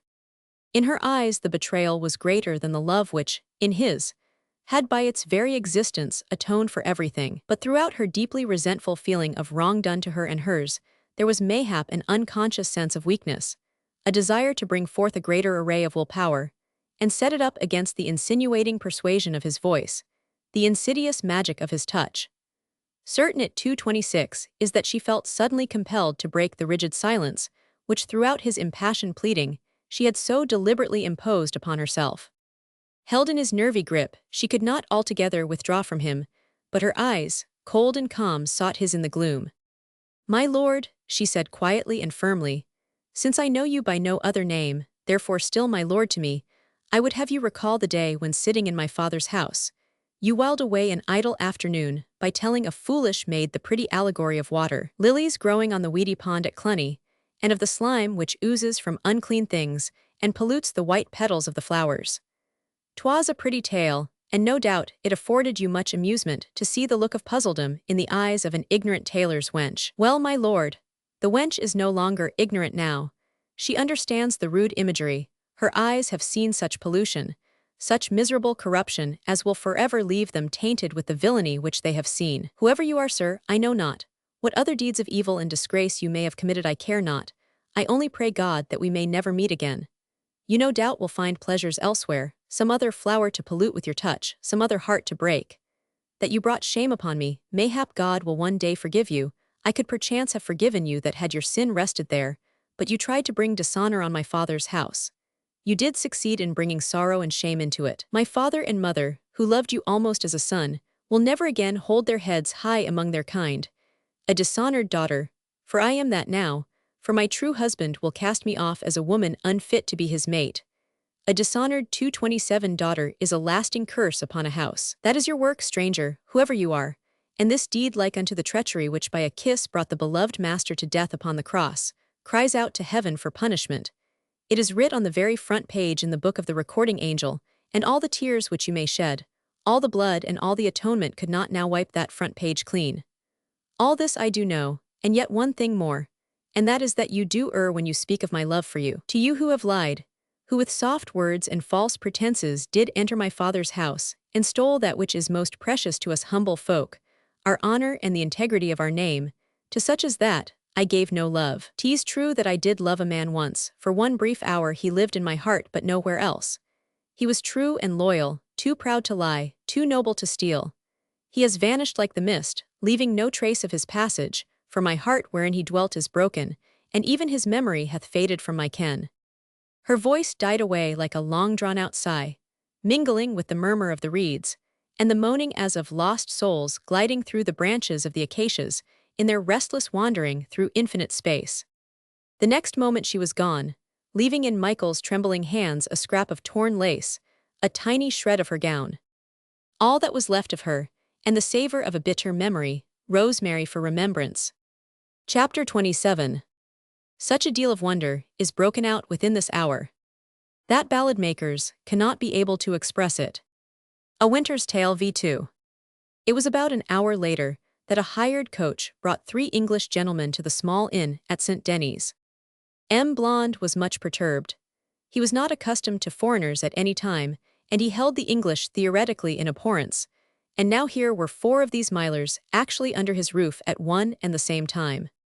The 3 who had last arrived in the coach from Paris carried matters off in a very high-handed fashion, and seemed ready to throw money about in a manner which was highly satisfactory to the bedraggled and seedy married couple who, besides the landlord and his spouse, formed the sum total of the personnel at the sign of 3 Archangels in St. Denis.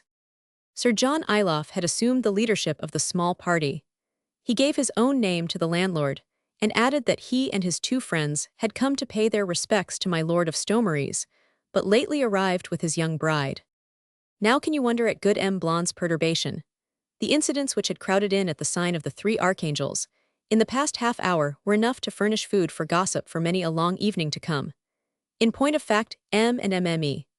Blonde had just started talking the whole sequence of events over from the 2:29 beginning when the coach arrived with the 3 English milers, nor had the worthy couple had any chance of comparing impressions on these same mysterious events. Firstly, there had been the extraordinary arrival of the bride and bridegroom, who of a truth had been expected, since relays for the next day's journey had been sent to the 3 Archangels the day before, but they certainly had not been expected under such amazing circumstances. The English miler's horse covered with lather, and the bride in her wedding gown all crumpled and soiled, clinging to her newly wedded husband in front of his saddle, and in a vastly uncomfortable position. This astonishing arrival of a bride and bridegroom, who were reputed to be passing wealthy, had of course vastly upset mine good host and his amiable wife. But then English milers were known to be eccentric. In fact, most folk who had travelled in the fog-ridden country vowed that all the people there were more or less mad. 'Twas but lately that they had cut off the head of their king and set up a low-born soldier to rule them. No wonder that King Louis, whom le bon Dieu preserve, was greatly angered with these English, and only forgave them when they returned to their senses and once more acknowledged the authority of him who was their king by right divine. Worthy Monsieur Blonde had explained all these matters to his buxom wife in an offhand yet comprehensive manner, the while the latter made haste to hurry on the preparations for supper, for the pretty bride and the English miler, deeply in love with one another though they were, as anyone who looked could see, had shown a very sensible and laudable desire to have some of Mme. Blonde's excellent croutopot to warm the cockles of their young hearts. The second incident on this eventful evening was of minor importance, and tended greatly to minimize the eccentricity of that romantic arrival. The coach which should have brought the bridal pair to the 3 Archangels did come in due time, even whilst Mme. Blonde was preparing her bit of fricandeau garnished with fresh winter cabbage, which was to be the second course at the bridal supper. The thoughtful mother of the lovesick bride had had the good sense to send her daughter's effects along, and all recollection of the curious arrival on horseback was forgotten before the prosy advent of boxes and bundles of clothes. Mme. Blonde, moreover, became fully satisfied that everything was right as right could be when she went upstairs to announce the arrival of the coach. The bride's pretty face was as pink as the eglantine in June, and her eyes brighter than the full moon outside, whilst Myler, Mme. Blonde had seen many a man in love in her day. Blonde himself had not been backward when he was courting her, but never had she seen a man so gloating on the sight of his young wife as that eccentric mad Myler had done, the while the pretty dear was prosily asking for supper. All then had been for the best at 9 of the clock that evening, but mark ye, what happened after that. Less than 10 minutes later a rider, obviously half exhausted from a long and wearying journey, drew rein outside the 3 Archangels. Blonde, who more than once had been in Paris, had no difficulty in recognizing in the belated traveler Master Legros, tailor-in-chief to His Majesty the King, and the father of the pretty bride upstairs. It seemed a fairly simple incident at the time, this late arrival here of the bride's father, though Mme. Blonde, in thinking over the matter afterwards, distinctly remembered that the fact did strike her as odd. What should good M. Legros be doing at St. Denis at this tardy hour, when most good citizens should be in bed, and when he had given his paternal blessing to the young couple fully 4 hours ago? Myler's best suit of clothes had not been finished in time for the departure, and Mater Legros brought it along himself, suggested M. Blonde placidly. But he scratched his dark poll while he made this suggestion, knowing it to be nonsense. Mme. Blonde's premonitions proved to be correct. Half an hour elapsed, the while she and Blonde took turns on the upstairs landing to try and hear something of what was going on inside that room, wherein a while ago the turtle doves had been cooing so prettily. The croutopot had been ready ages ago, but no one had asked for it. No sound penetrated through the heavy oaken doors. Only once had Mme. Blonde heard a voice raised in what seemed most terrible anger. She then fled incontinently back to her kitchen. A quarter of an hour later, M. Legros gave orders that the coach which had brought his daughters effects an hour previously be got ready at once, and that those horses be put to it that had been sent down the day before with a view to the continuance of the journey to Havre. He gave no explanation, of course, nor answered any of the 232 discreet questions put to him by Mme. Blonde. He tried to swallow some hot soup but gave up the attempt after the third spoonful. He looked as white as a sheet and trembled like a poplar leaf in the breeze. Presently the young bride came down the stairs. She still wore her wedding gown under her thick dark cloak. Mme. Blonde noticed how crumpled it looked and that a great piece of the beautiful lace was torn off. But she wore her hood closely wrapped round her head, so neither Monsieur nor Madame could see anything of her face, nor did she speak any words, save a short "thank you" to Mme. Blonde, and this she said in a curious, husky voice as if her throat were choked. Maître Legros paid lavishly for everything. The bride's boxes and bundles were once more stowed away in the boot of the coach. Then she and her father stepped into the vehicle. The postilion cracked his whip. There was a scraping of iron hoofs on the rough paving stones, a clanking of chains, a shout or two, and the lumbering coach turned out toward the highroad and was quickly lost to sight in the gloom. After that, nothing. Not a sound came from the room where the English milor had remained alone. Mme. Blonde at her wits' ends what to do or how to interpret the remarkable series of incidents which had occurred beneath her roof, had thought of knocking at Milor's door and asking him if he would have some supper. Her mind, which, as her good man was wont to say, was ever inclined to romance, had seen horrible visions of a bleeding corpse lying prone upon the parlor floor. Suicide must have followed this forcible abduction by an infuriated father of the ardently worshipped bride. Great was her astonishment, perhaps also her disappointment, when in answer to a peremptory, "Come in," she went into the room and saw Milor standing there by the open window looking out upon the moonlit landscape for all the world as if nothing had happened. There he was, she explained somewhat irately to her man, for she felt almost as if she had been cheated out of the most thrilling chapter of her romance, dressed in his beautiful bridal clothes, with arms folded across his chest, and not a hair on his head the least bit ruffled. Ah, these English, they have no heart. I thought to find him either with a sword thrust through his heart, else a man mad and raving with grief. Holy Virgin, had my father taken me away from thee, my blonde, on the very night of our wedding day, wouldst thou not have been crazy with rage, even if thou hadst not actually committed suicide? There's heart for thee, there's love, but not in these English.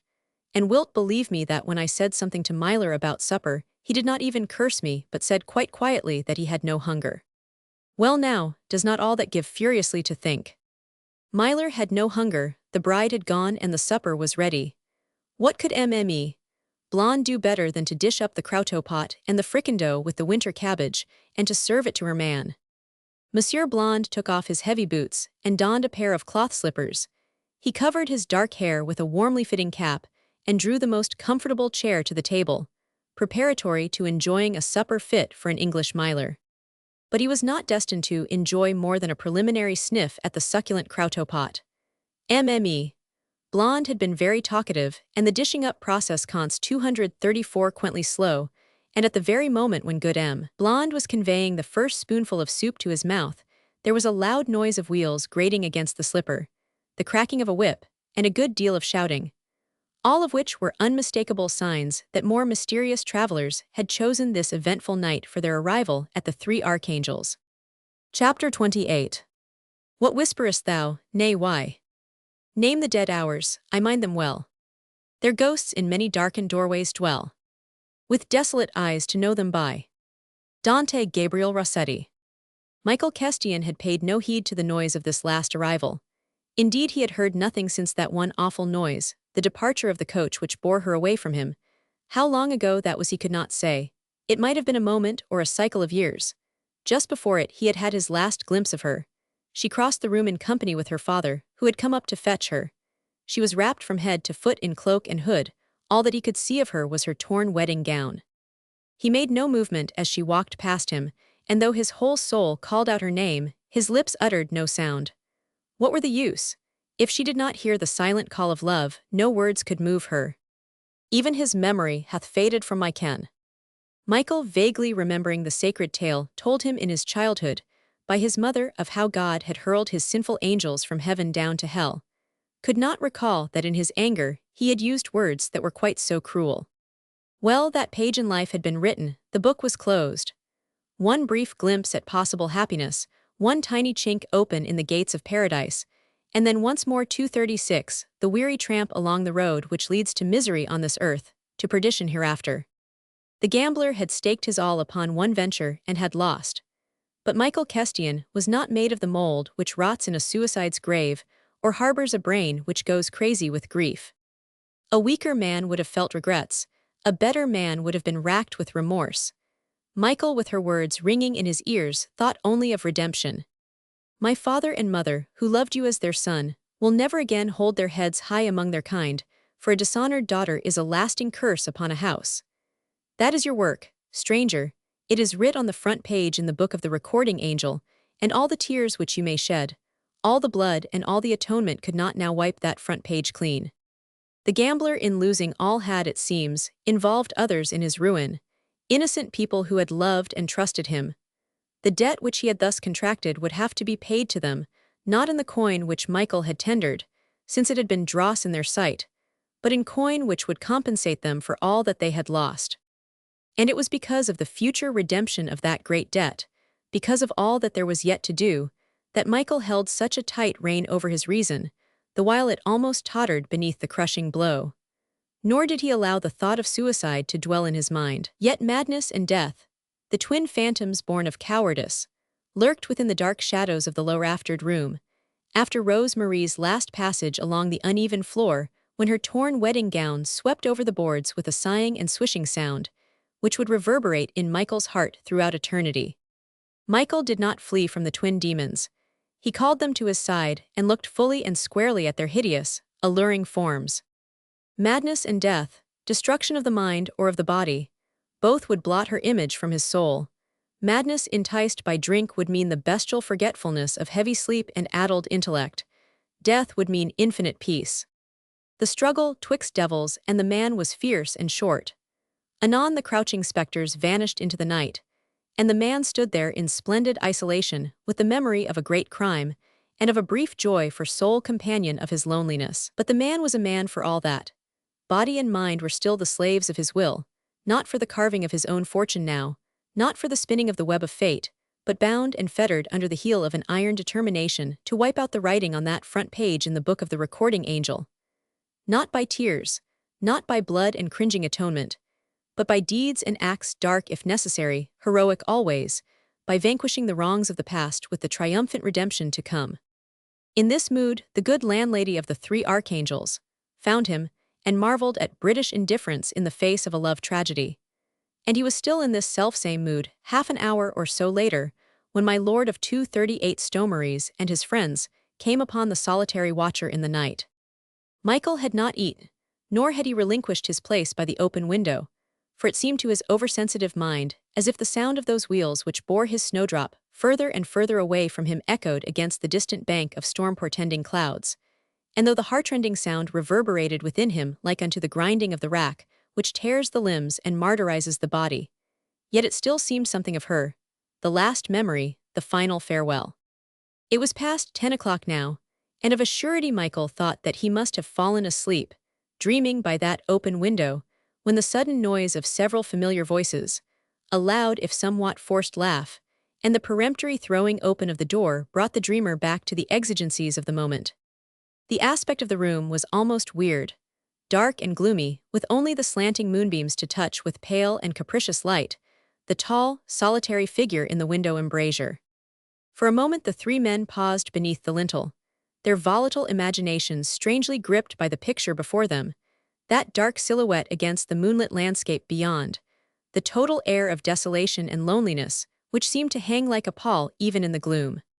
Sir John Iloff was the first to shake himself free from this unwanted feeling of superstitious awe. "Friend Michael, by the mass," he shouted with somewhat forced jocoseness, still astir and like the lovesick poet contemplating the moon. The loud words broke the spell of subtle and weird magic which seemed to pervade the place. Michael Kest, 239 Jan, gave a start and turned abruptly away from the window. "Are we welcome, Michael?" added Lord Rochester pleasantly, "or do we intrude?" Michael, whose surprise at seeing the three men had been quite momentary, now came forward with outstretched hands. "Not in the least," he said cordially, "and ye are right welcome. I had thoughts of going to bed, and yet was longing for merry company, little guessing that it would thus unexpectedly fall from heaven. And may I ask what procures St. Denis the honor of this tardy visit from so distinguished a company?"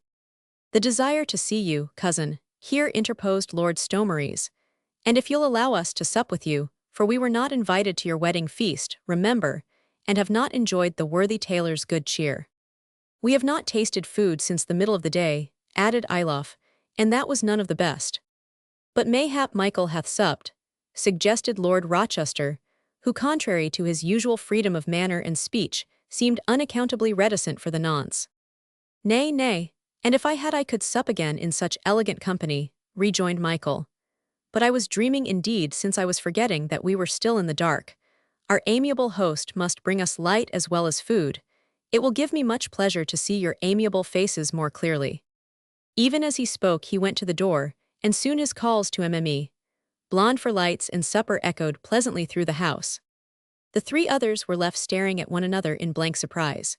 They had not thought of putting questions to 240 mine host on their arrival, but had merely and somewhat peremptorily ordered M. Blonde to show them up to the room occupied by their friend, the English Myler. They therefore knew nothing of what had happened, but all three of them vaguely felt, by a curious, unexplainable instinct, that something was amiss, and knew that Michael's attitude of serene indifference was only an assumed role. "Strike me dead, but there's something almost uncanny about the man," said Lord Rochester, forcing a laugh. "Something has happened, of course," rejoined Ilof, "but nothing to concern us. Mayhap an early quarrel with the bride." "'Tis strange, forsooth, to find the bridegroom alone at this hour," added Stomeries, whilst the refrain of a ribald song rose somewhat affectedly to his lips. But Rochester quickly checked him, for Michael's footstep was heard on the landing. The latter now entered, closely followed by M. Blonde, who carried a couple of candelabra of heavy metal and fitted with tallow candles. These he soon lighted, and the flickering yellow flames quickly dispersed the gloom which lingered in the corners of the room. They threw into full relief the faces of the four men, three of whom retained an expression of great bewilderment, whilst the fourth looked serene and placid, as if the entertaining of his friends was for nonce the most momentous thing in his existence. Michael went to the window, and with a quick, impatient gesture, he pulled the curtains together, shutting out the moonlit landscape and the silhouette of the trees, whose soft sighs had been the accompaniment to the murmur of her voice. Mayhap he had a thought of shutting out at the same time the very remembrance of the past. Then he turned once more to the others, and his face, now 241, was a perfect mirror of jovial good humor as he said gaily, "I hope, gentlemen, that you are anhungered. As for me, I could devour a wilderness of frogs, so be it that it is the only food of which this remarkable country can boast. I pray you sit. Supper will not be long, and in the meanwhile tell me, pray, the latest gossip in London." The company settled itself around the table. Everyone was glad enough to be rid of the uncanny sensation of a while ago. M. Blonde in the meanwhile had bustled out of the room, but he soon reappeared bearing platters and spoons, and what was more to the purpose, pewter mugs and huge tankards of good red wine.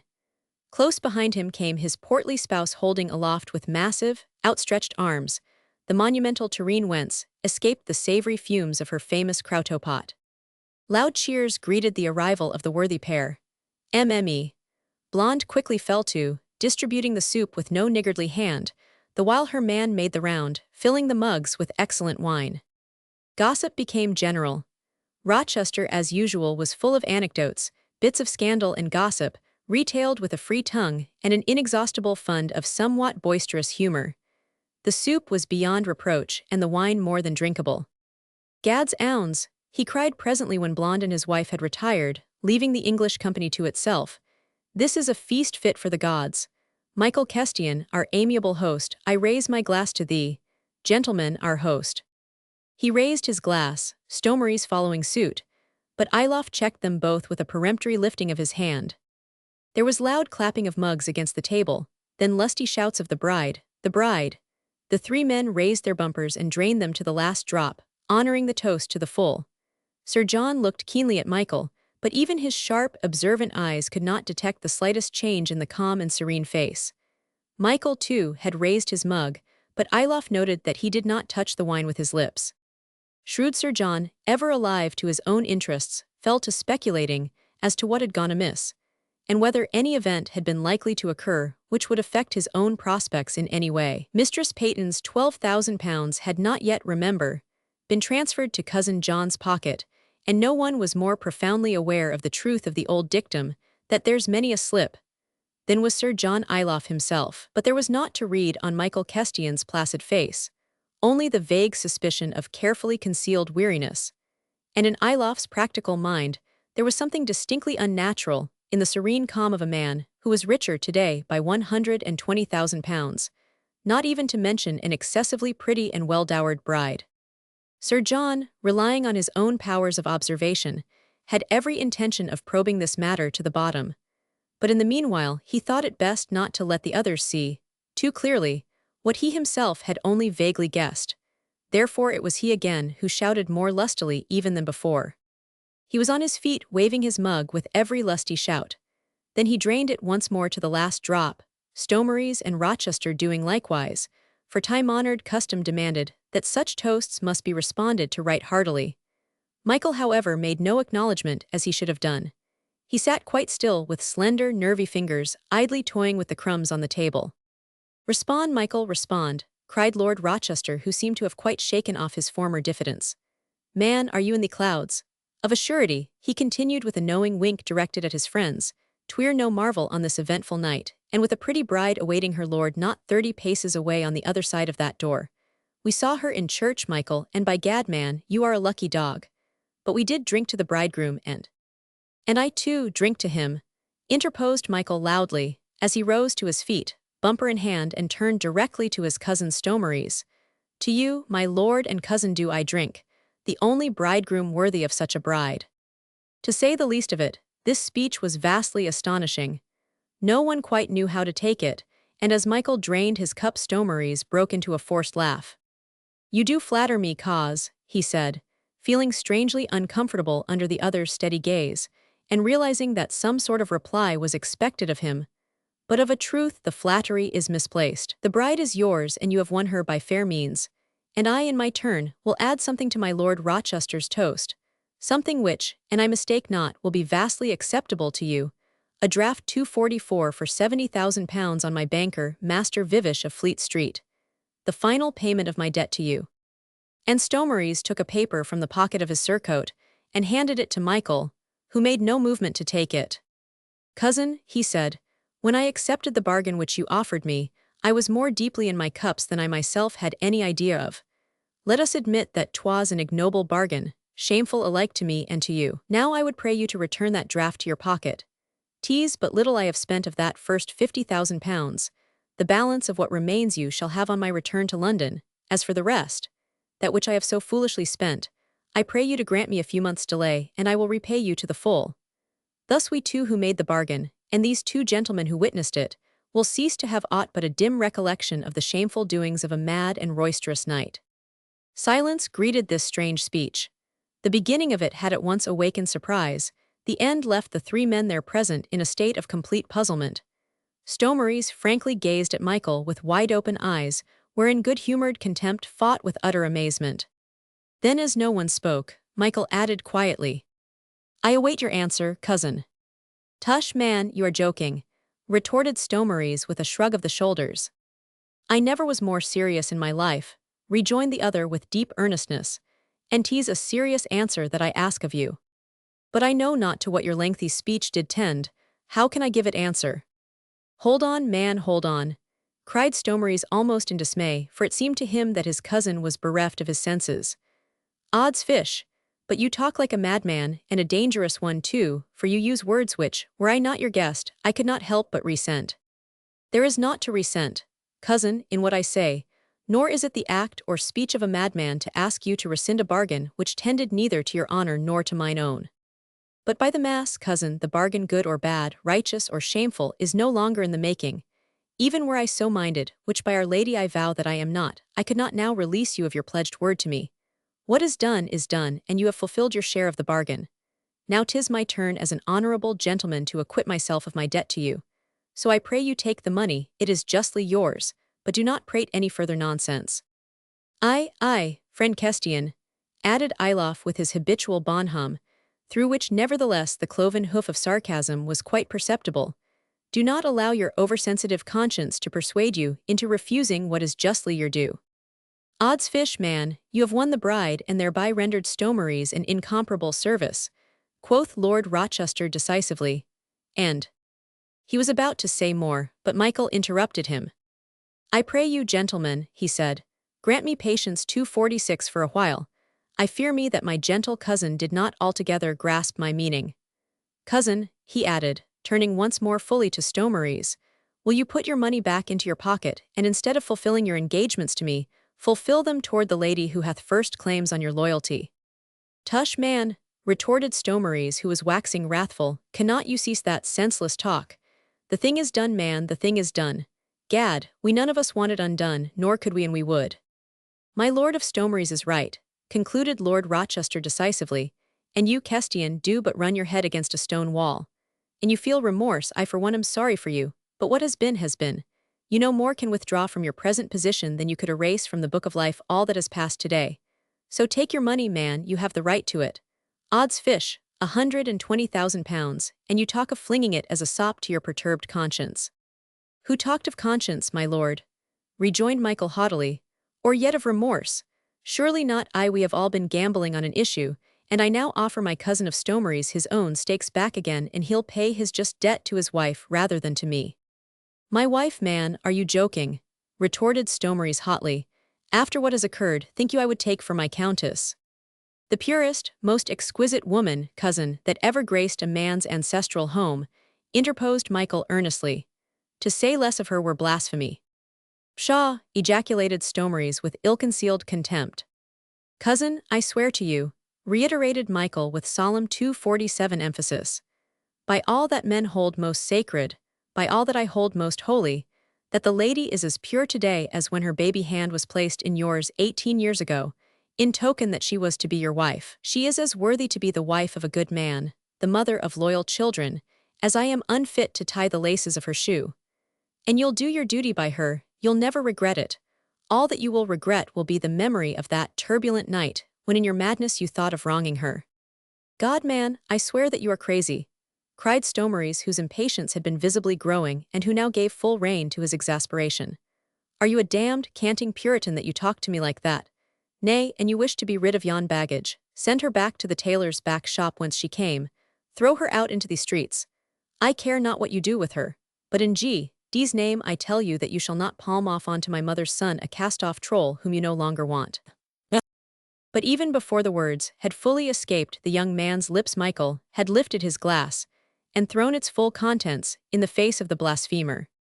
Sickened and blinded with his own fury, and the pungent odor of the wine which poured down his face into his eyes and mouth, Stomeries uttered a violent oath, and the next instant had sprung upon his kinsman like an infuriated and raging beast, and had him by the throat even before Ilof and Rochester, who had quickly jumped to their feet, were able to interfere. The onslaught was vigorous and sudden, and Stomeries' fury hot and uncontrolled. But Michael, who throughout the wordy warfare had kept his own temper in check, who had foreseen the attack even when he threw the wine in the younger man's face, had already grasped 248 Stomeries' wrists with a steel-like pressure of his own nervy hands, causing the other to relax his grip and forcing an involuntary cry of pain to escape his throat. Nay, cousin, he said, still speaking quite quietly but with a slight tone of contempt now, in a hand-to-hand struggle you would fare worse than I have. I hurt your wrist. Then am I deeply grieved, but 'tis not broken, I assure you, and you know, dear cause, that since you are still my debtor, you could not in honor kill me until you had acquitted yourself of your debt to me. I have offered you a fair way of paying that debt, not to me but to her to whom you really owe it. And you'll keep your money now, and take back all you've given me, and you'll fulfill your sacred promise to take Rose Marie for wife. You'll be the happiest man on God's earth. This I swear to you, and also that I'll serve you humbly and devotedly as servant or as slave to the last day of my life and with the last drop of blood in my veins. After that, and you wish to kill me, why, my life is at your service. Will you do it, cousin? God and his army of saints and of angels will give you rich reward. But Stomeries, who with a sulky look on his face was readjusting the lace ruffles at his wrist, whilst glowering at the man, whose physical strength he had just been made to feel, turned on him now with an evil sneer. "You seem to be intimately acquainted with the heavenly hierarchy, cousin," he said. "But, believe me, I have no intention of entering those celestial spheres which are of your own imagining, and of which you seem to be the self-constituted guardian." "Sneer at me as much as you will, cousin, but give me answer," urged Michael, and for the first time his voice shook as he uttered this final, desperate appeal. "Tweer 249 best for you, this I entreat you to believe. Best for you and right for her. As for me, I no longer exist. The ignoble bargain has never been. Wipe it out, cousin, even from your memory. Take back your money and with it your honor. She is worthy of your love, of your faith, and of your trust. Take her to your heart, cousin, take her, for she is as pure as the Madonna, and you will be richer by all that she can give, the priceless guerdon of her exquisite womanhood." The other two men were silent. They had taken no part in the discussion, and had listened to it each with vastly diverse emotions. Rochester, a noble gentleman despite his many extravagances, could not help but admire the man who thus stood up boldly to right a wrong, fearless of consequences, fearless of ridicule. But Ilof merely hoped that Michael's rugged eloquence, his earnest, passionate appeal would fail to reach the armor of selfishness and vanity which effectually enveloped Stomeries' better nature. Now after this last appeal there was a pause. The storm of turbulent passions was lulled to momentary rest, the better to gather strength for the final conflict. "Take her to your heart, cousin," Michael had urged, and no one there could guess the infinity of renunciation which lay in this appeal. Stomeries was silent for a while. His glowering eyes expressed nothing but unyielding obstinacy. Otherwise he was totally unmoved. Then, keeping his gaze riveted on Michael, he pointed with outstretched finger to the paper which lay on the table, the draft for £70,000 on Master Vivish of Fleet Street. "That is my answer, cousin," he said loudly and firmly. "You have rendered me a service. For this now I pay you £250 to the full as agreed. Let there be no more of this crazy talk, for what is done, and you above all should be satisfied." Once more there was silence in the low-raftered room. A gust of wind blew the thin curtains away from the open window and caused the scrap of paper to stir with a soft sound as of a spirit voice that murmured a warning, "Hush." Michael had neither moved nor spoken. Not a line of his face betrayed the conflict in his soul. But 3 pairs of eyes were fixed upon him. He did not seem to see them, for his own were fixed on the fluttering curtain which had whispered spectral words to him. Between the gently swaying folds there peeped cold gleams of moonbeam radiance, and from far away the sighing of the young acacia boughs which had mingled with her voice a while ago.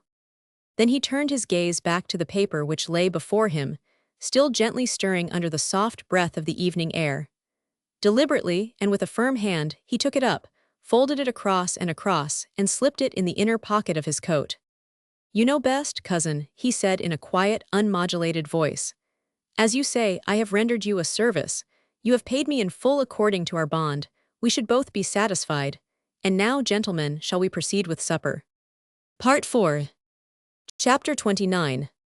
"And do you ask what game she plays? With me 'tis lost or won. With thee it is playing still, with him it is not well begun. But 'tis a game she plays with all. Beneath the sway o' the sun." Dante Gabriel Rossetti. Mistress Julia Peyton felt a trifle worried. Matters had not turned out exactly as she had anticipated. It is a way peculiar to matters over which we have no control. She had been quite aware of the fact that my Lord of Stomeries, with Sir John Ilof and Lord Rochester, had made the journey over to Paris in order to be present at the marriage of Michael Kestian with the tailor's daughter, and it had been with the intention of frustrating my lord's desire to pay his final debt of £70,000 to Michael that she had sent old Daniel Pye over in the gentleman's company, armed with the letters writ in scholarly French by the exiled Huguenot clerk, and intended for good M. Legros' personal perusal. Mistress Peyton had no special wish to save the susceptibilities of a tailor's wench, and cared little whether the fraud was discovered by her before she had left her father's home or afterwards. But she had argued this out in her own mind over and over again. If the girl never actually left her father's house, My lord would not in honour be 252 bound to pay Michael the additional £70,000, since the latter would not have accomplished his own share of the bargain to the full.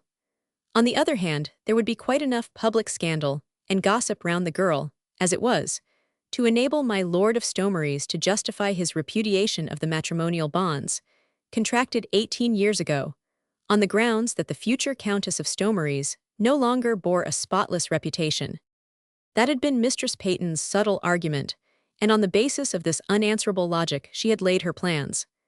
Caring nothing for the girl, she cared everything for the money, and above all for the power that so vast a sum would place in Michael's hand for the furtherance of his own case.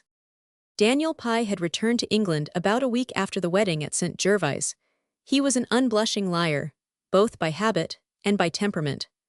Therefore, when he presented himself before his mistress, he assured her that he had handed her letter over to the master tailor even while the wedding festivities were in progress in the back shop, and long before the coach bore the bridal pair away. When Mistress Peyton heard the circumstantial narrative of how her faithful henchman had fought his way into the tailor's house at peril of his life, and had given the letter into M. Legros' own hands, the while his own poor shoulders were bruised and well-nigh broken with the blows dealt to him by cruel miscreants who strove to hinder him from performing his duty. When the fair Julia heard all this, I say, she was vastly pleased and commended Master Pye very highly for his faithfulness, and I believe even rewarded him by giving him 5 shillings. The wedding, it seems, had been the talk of Paris. Ladies 253 and gentlemen from the court had been present thereat, and Mme. de Montespan had loudly praised the handsome presence of the bridegroom. All this was passing satisfactory, and Mistress Julia was quite content to think that the tailor and his family would, after such an esclandre, be only too willing to hide their humble heads out of the ken of society wherein they had become a laughing stock.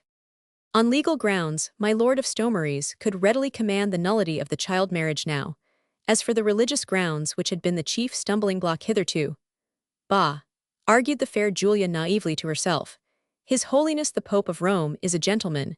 He will not expect an English grand seigneur to acknowledge as his countess the cast-off plaything of an adventurer.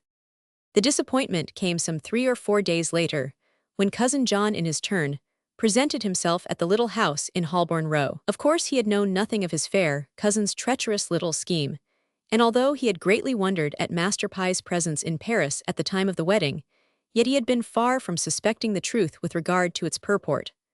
All that good Sir John knew was that the bridal pair did leave the house of M. Legros in a somewhat unconventional style. For this, he had been told by the gaffers of the neighborhood. He had not seen the departure, but had heard glowing accounts of it, all from 1 or 2 of the spectators whom he had closely questioned. There was no doubt that it had been a fine departure, romantic and epic-making. No fear now of the scandal being in any way hushed up. Myler the Englishman, as that rascal Michael had been universally called in that 254 quarter of Paris wherein his prowess had been witnessed, was a magnificent horseman, so the gossips declared with one accord. The way he had jumped on his horse, using neither stirrup nor bridle, was a sight good for sore eyes. Then 2 of his English serving-men had raised the bride to his saddle bow, and after a lusty shout of farewell Myler had ridden away with her, and soon his horse was head galloping at maddening speed. Never had such a spectacle been witnessed in the streets of Paris before. The gaffers were still agape at the remembrance of it, and it had all seemed more like a vivid and exciting dream than like sober reality.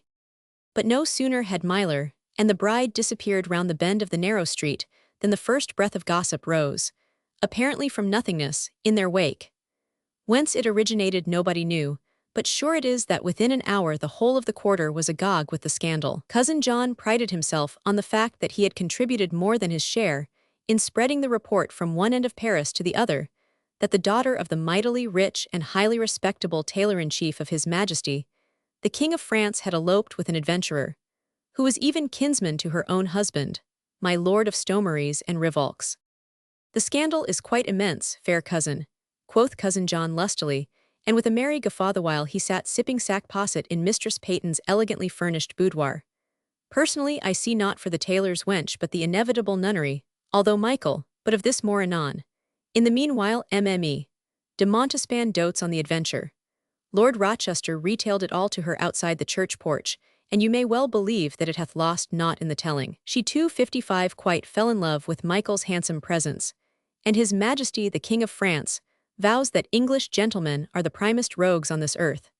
And even sober diplomatists aver that Michael's prowess and Michael's romantic personality have done more to cement international friendship than a whole host of secret treaties. From the court the scandal hath reached the lower classes of Paris, all thanks to your humble servant, so I flatter myself. The tailor and his family are the butt of every quip-maker in the city. There is a rhyme that goes the round which, nay, your pardon, fair cousin, I could not repeat it for fear of offending your ears. But let me assure you that the heroine thereof is not like to petition Monseigneur the Archbishop of Paris, or His Holiness the Pope to assert her rights to be Countess of Stomaries, added Sir John with another prolonged guffaw, Countess of Stomaries. Odds fish, in Paris they sing of her. Une vertu singulière, your pardon again, dear cause, I was forgetting. And Cousin John had indeed to stop in his narration, for he was choking for very laughter, and the tears were streaming down his ruddy cheeks. Mistress Peyton had listened to the cheerful tale with but ill-repressed impatience, and had not Sir John been so absorbed in what was his favorite topic of conversation, the tearing to shreds of a woman's reputation, he would not have failed to notice that his kinswoman was far from sharing his own hilarity. Of a truth, the fair Julia's impatience soon gave place to great anger, for it was by now quite clear to her that Daniel Pye had failed in his trust, that he had not only lied like a consummate rogue, but had actually, by his un-256 forgivable delinquency, caused his mistress, most cherished and carefully conceived counter-intrigue, to come absolutely to naught. Michael Kestian had carried off the bride, and Lord Stomaries could not now as a man of honor refuse to pay him that final £70,000. A fortune, forsooth, wherewith the adventurer, the wastrel, the haunter of brothels and booths could now make good his claim to the title and peerage of Stomaries and Rivolks. Given a dissolute, money-grabbing king on whose decision the claim for the peerage rested. Given this adventure, which rendered Michael interesting to those who had the ear of Charles Stuart, and what more likely than that the present Lord of Stomaries should find himself in the terrible position of having paid for his own undoing. And all because a fool of a serving man had failed in doing what he had been ordered to do, and this in despite of the most carefully thought-out plans, most ardent wishes, and most subtle schemes. We may take it that visions of a terrible retribution to be wreaked on that rascally Daniel Pye already found birth in his mistress' inventive brain. And whilst good Cousin John was wiping the tears of laughter, which his own narrative had called to his bulgy eyes, his fair cousin was meditating on the best pretext she could employ for ordering Pye to be lawfully and publicly flogged. At last Mistress Peyton's sullen silence brought Cousin John back from the pleasing realms of gossip and scandal. Looking into her face, he saw anger, where he had expected to witness a smile of triumph. He also saw two perfect lips closed tightly in obvious moodiness, the while he had looked forward to unstinted praise for his own share in the furtherance of her desires. Women were strange cattle in Sir John Iloff's estimation. Had his ambitious cousin perchance nurtured some counter-scheme of her own, which had come to naught through the success of the original intrigue? It almost seemed like it from the wrathful expression of her face. The presence of Daniel Pye in Paris came back to Sir John as a swift memory. There had been a counter-intrigue then. Of a truth this would trouble him but little, provided that such intrigue did not affect the due payment to himself of the £12,000 promised by the capricious lady. But of this guerdon he felt fully assured, which is another proof of the truth of the ancient adage which says that there's many a slip twixt cup and lip, and also of the fact that women are far keener diviners of such untoward slips than are those who belong to the sterner and less intuitive sex. Even while the prospect of those pleasing thousands was flitting, all unbeknown to him, further and further from his future grasp, Sir John, studying his cousin's unaccountable mood, tried to make some of his wonted cynical maxims and at the motives and emotions of the other sex fit the present situation. Mistress Peyton was angered when she should have been pleased. Had she perchance conceived an attachment for the romantic blackguard? Such things were possible. Women's tastes ever erred on the queer side, and this 258 would certainly account for Julia's impatient anger when she heard of Michael's interesting departure with the beautiful bride in his arms. Nay then, if this was the case, good cousin John had still the cream of his narrative in reserve, and the final episode which he had to relate would of a surety satisfy the most rancorous feelings of revenge harbored against a hated rival by any fair monster that wore petticoat. And at the moment that Mistress Peyton finally decided in her own mind that an accusation of theft preferred by herself against Daniel Pye would bring that elderly reprobate to the whipping post and the stocks, cousin John's mellifluent voice broke in upon these pleasant dreams. "Odds fish, fair cause," he said loudly and emphatically, for he desired his words to rouse her from her absorption. "Imagine our surprise, nay, our consternation when on our arrival at St. Denis we found one solitary turtle-dove mourning over the absence of the other." The effect of these words was instantaneous. The fair Julia's thoughts suddenly flew from prospective vengeance to present interests, and though the frown did not disappear from her brow, her eyes flashed eagerness now rather than anger. "What nonsense is this?" she queried with a show of petulance. "I pray you, cousin, speak with less imagery. The matter is of serious portent to me, as you know, and also to yourself," she added significantly, "and I fear me that my poor wits are too dull to follow the circumlocutions of your flowery speech." Sir John smiled complacently. He was quite satisfied that he once more held his cousin's undivided attention 259, and resumed his narrative with imperturbable good humor. "I crave your pardon, fair lady," he said, "but on my honor 'tis just as I have told you. My Lord of Stomeries, Lord Rochester, and your humble servant did journey by coach to St. Denis, for we knew that thither was the bridal couple bound. Drove in the lumbering vehicle on God-forsaken roads all the way from Paris, and never in all my life did I experience such uncomfortable journeying. Myler the Englishman," quoth Rochester as soon as his feet had touched the ground, "is he abed? For you must know that it was then nigh on 10 of the clock, and the hostelry of the Three Archangels looked as dark as pitch from within and without." "Myler is upstairs," exclaimed mine host, who of a surety looked vastly bewildered at our arrival. He seemed like a man bursting with news, and as if eager to explain something, but we were too impatient to pay any heed to him at the time, and ran helter-skelter upstairs in the wake of Lord Rochester, who, as you know, is ever in the forefront in a spicy adventure, and who moreover was eager for another peep at the bride, whom he had greatly admired during the religious ceremony in the church. We none of us had any idea that anything could be amiss, and as I have had the honor of assuring you, our consternation was great when on entering the parlor we found Michael standing by the open window, staring moodily out into the dreary landscape, the room itself in total darkness, and as we learnt afterwards, the bride gone back to Paris by coach in company with her father. "Impossible!" ejaculated Mistress Peyton, feigning surprise which of a truth she did not feel. What had been 260 and still was a mystery to Sir John was clear enough to his fair cousin, and there was, it seems, some slight attenuation to Daniel Pye's monstrous delinquency. The letter, by some idiotic blunder on the part of old Pye, had reached Master Legros just a trifle too late, but it had reached him at last, and the infuriated father had contrived to reach St. Denis in time to snatch his daughter away from the arms of the adventurer, who thus stood prematurely unmasked. "Impossible," she reiterated the while Sir John, like a true raconteur, having succeeded in capturing her interest, made an effective pause in his narration. He could not complain of her moodiness now, for she seemed all eagerness and agitation. True, nevertheless, he asserted quietly, the bride was gone and Michael, left desolate, seemed inclined to act like a man bereft of his senses. "How mean you that?" she asked. He had, it seems, fallen madly in love with the tailor's daughter, and had no doubt during his hours of loneliness been assailed with remorse at what he chose to call a shameful bargain. Again cousin John paused.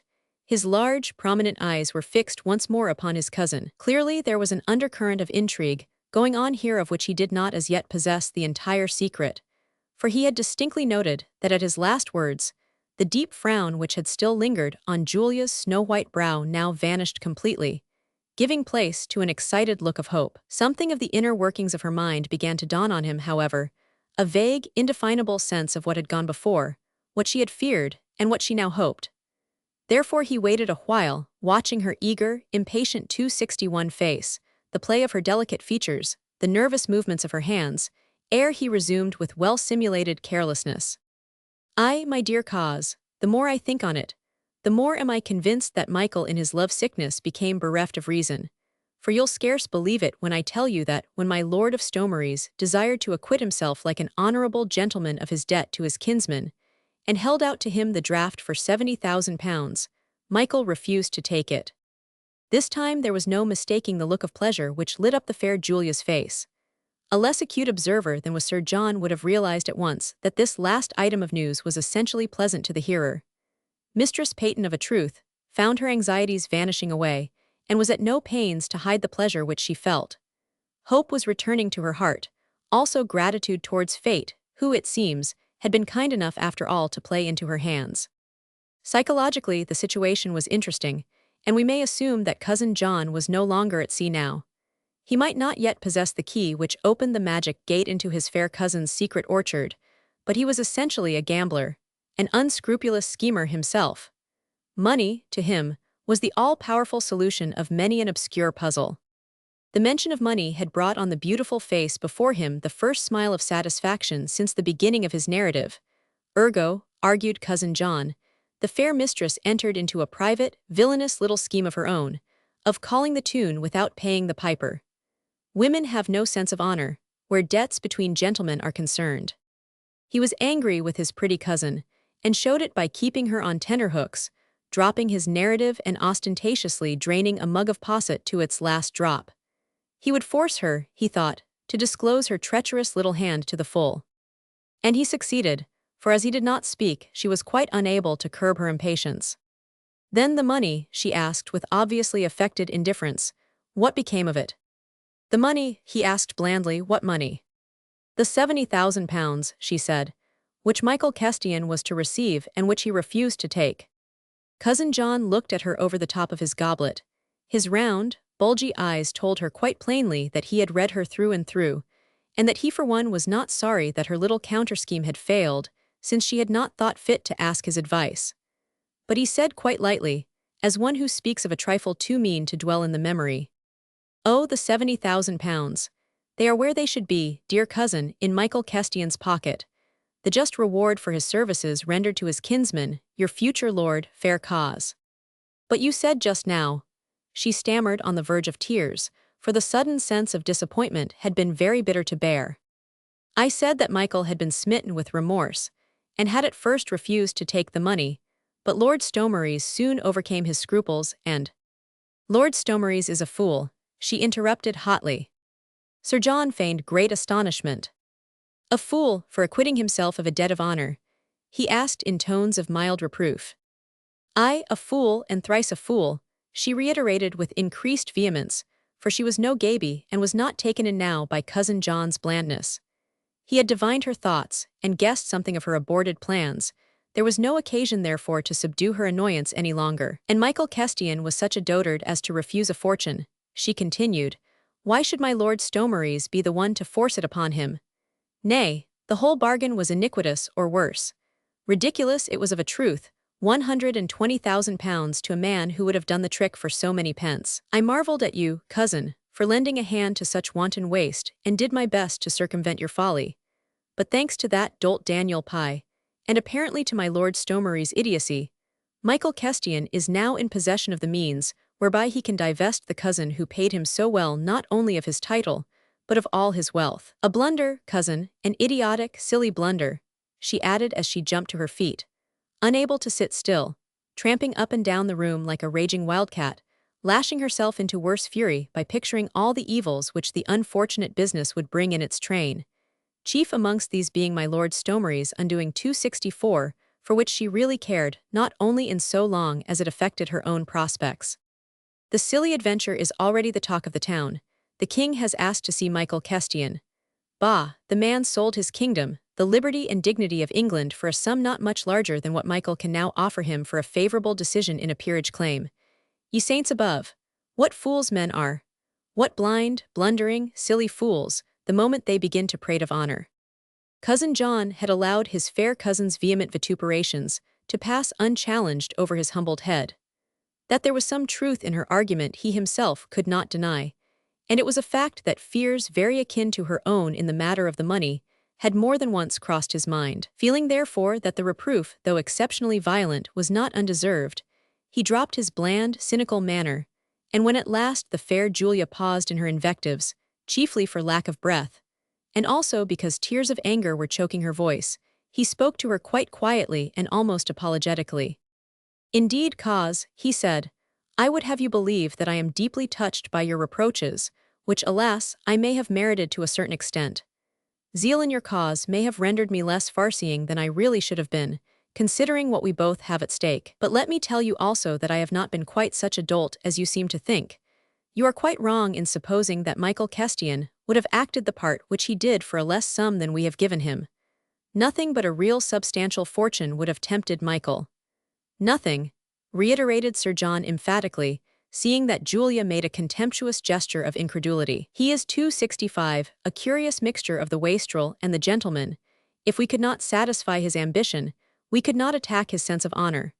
Where we made the mistake was in thinking that a substantial sum would satisfy him in itself. No one guessed that his dormant claim to the peerage of Stomeries was still of such vital importance to him. He had ceased to move actively in the matter partly through the lack of money, but also in part through the moral collapse which he has undergone in the past 2 years. I confess that I did think that when he was possessed of his newly acquired fortune, he would continue the life of dissolute vagabondage which we all believed had become his second, nay, his only nature. It seems that we were all mistaken." "What do you mean? Has anything occurred already?" asked Julia, who found all her fears increased tenfold at Cousin John's seriously spoken words. "No, no, no," he said reassuringly, "nothing at present, save that Michael Kestian has made no attempt to return to his boon companions in the various brothels which were wont to be his haunts. Rumor hath it that he is oft seen in the company of my Lord Shaftesbury, and there is no doubt that the king was vastly amused by the adventure. Some say that royal smiles are the sure precursors to royal favors.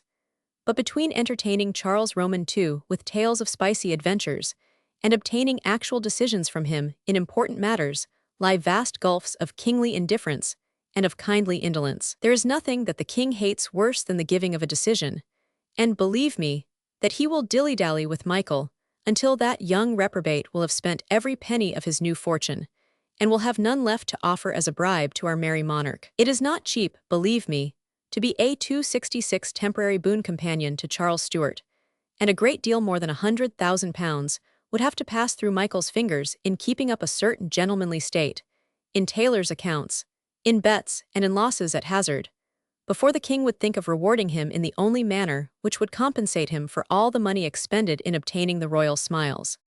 "You may be right, cousin," said Mistress Peyton, somewhat reassured. "At the same time a great deal of anxiety would have been saved me if that old liar Daniel Pye had done as he was bid. But he shall rue his prevarications, and bitterly too. You may wreak what vengeance you will, fair cousin, on the varlet who hath disobeyed you. But I entreat you to keep your favors for those who have tried to serve you to the best of their poor abilities. As for the rest, let me assure you now that Michael Kestian refused the £70,000, and even offered to repay the first installment of £50,000 on terms which were wholly unacceptable to Lord Stomeries, the chief condition being that my lord should rescind the whole of the bargain, and take the tailor's wench back into his heart and marital bosom. You see, fair cause, how impossible it was to treat with Michael at all, and we certainly were not to blame. My Lord of Stomeries is still the happiest man on earth, glad enough to have purchased his happiness for £120,000, and I mistake not he is in Rome now, awaiting the Pope's decision, but that is a foregone conclusion. Monseigneur the Archbishop hath assured him of his cooperation. Soon my lord will receive that for which he craves. Religious dispensation to avail himself of the civil law of England, which will readily grant him nullity of 267 marriage, and the blessing of the Pope himself on his remarriage, with the fairest beauty that e'er hath graced an ancestral home. Until then I entreat you, cousin," added Sir John with elaborate gallantry, "to smooth away those frowns of anxiety which ill become the future Countess of Stomeries. Let me see you smile, dear cause, ere I take my leave, having, I trust, assured you that you have no truer servant than your faithful kinsman, the recipient of your favors, and I trust of many more in the not very distant future." There was no resisting Cousin John's assurance and his smile of confident encouragement. Mistress Peyton did allow the wrinkles of anger to fade from her smooth brow, but complete peace of mind was not restored to her in full. She was almost glad that the happiest man on earth was away from her just now. She wanted to think matters over in absolute quietude, away from her good cousin's bland platitudes.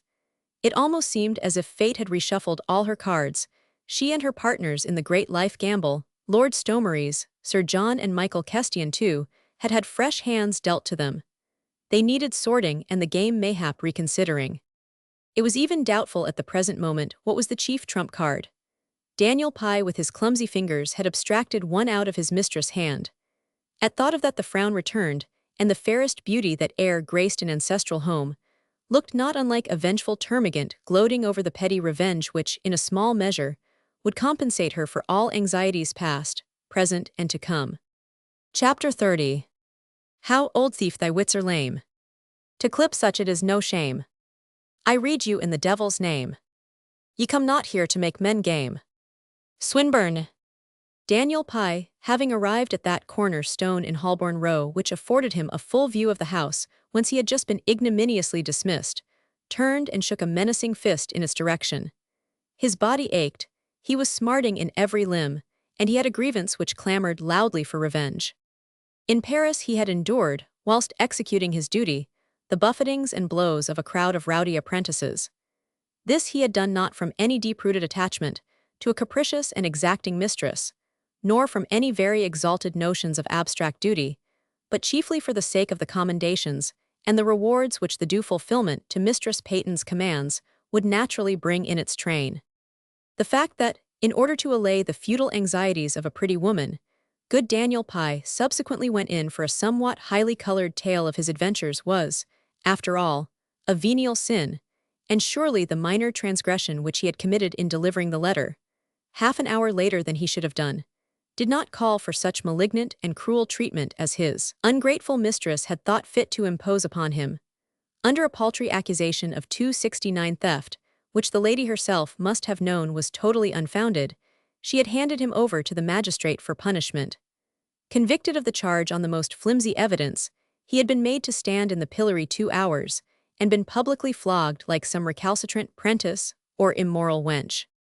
Nay, worse, for Mistress Peyton herself, accompanied by Sir John Iloff, had gone down to Bridewell to see her serving-man whipped, under the pretence that she wished to see justice properly tempered with mercy, since she only desired merited chastisement for him and not wanton cruelty.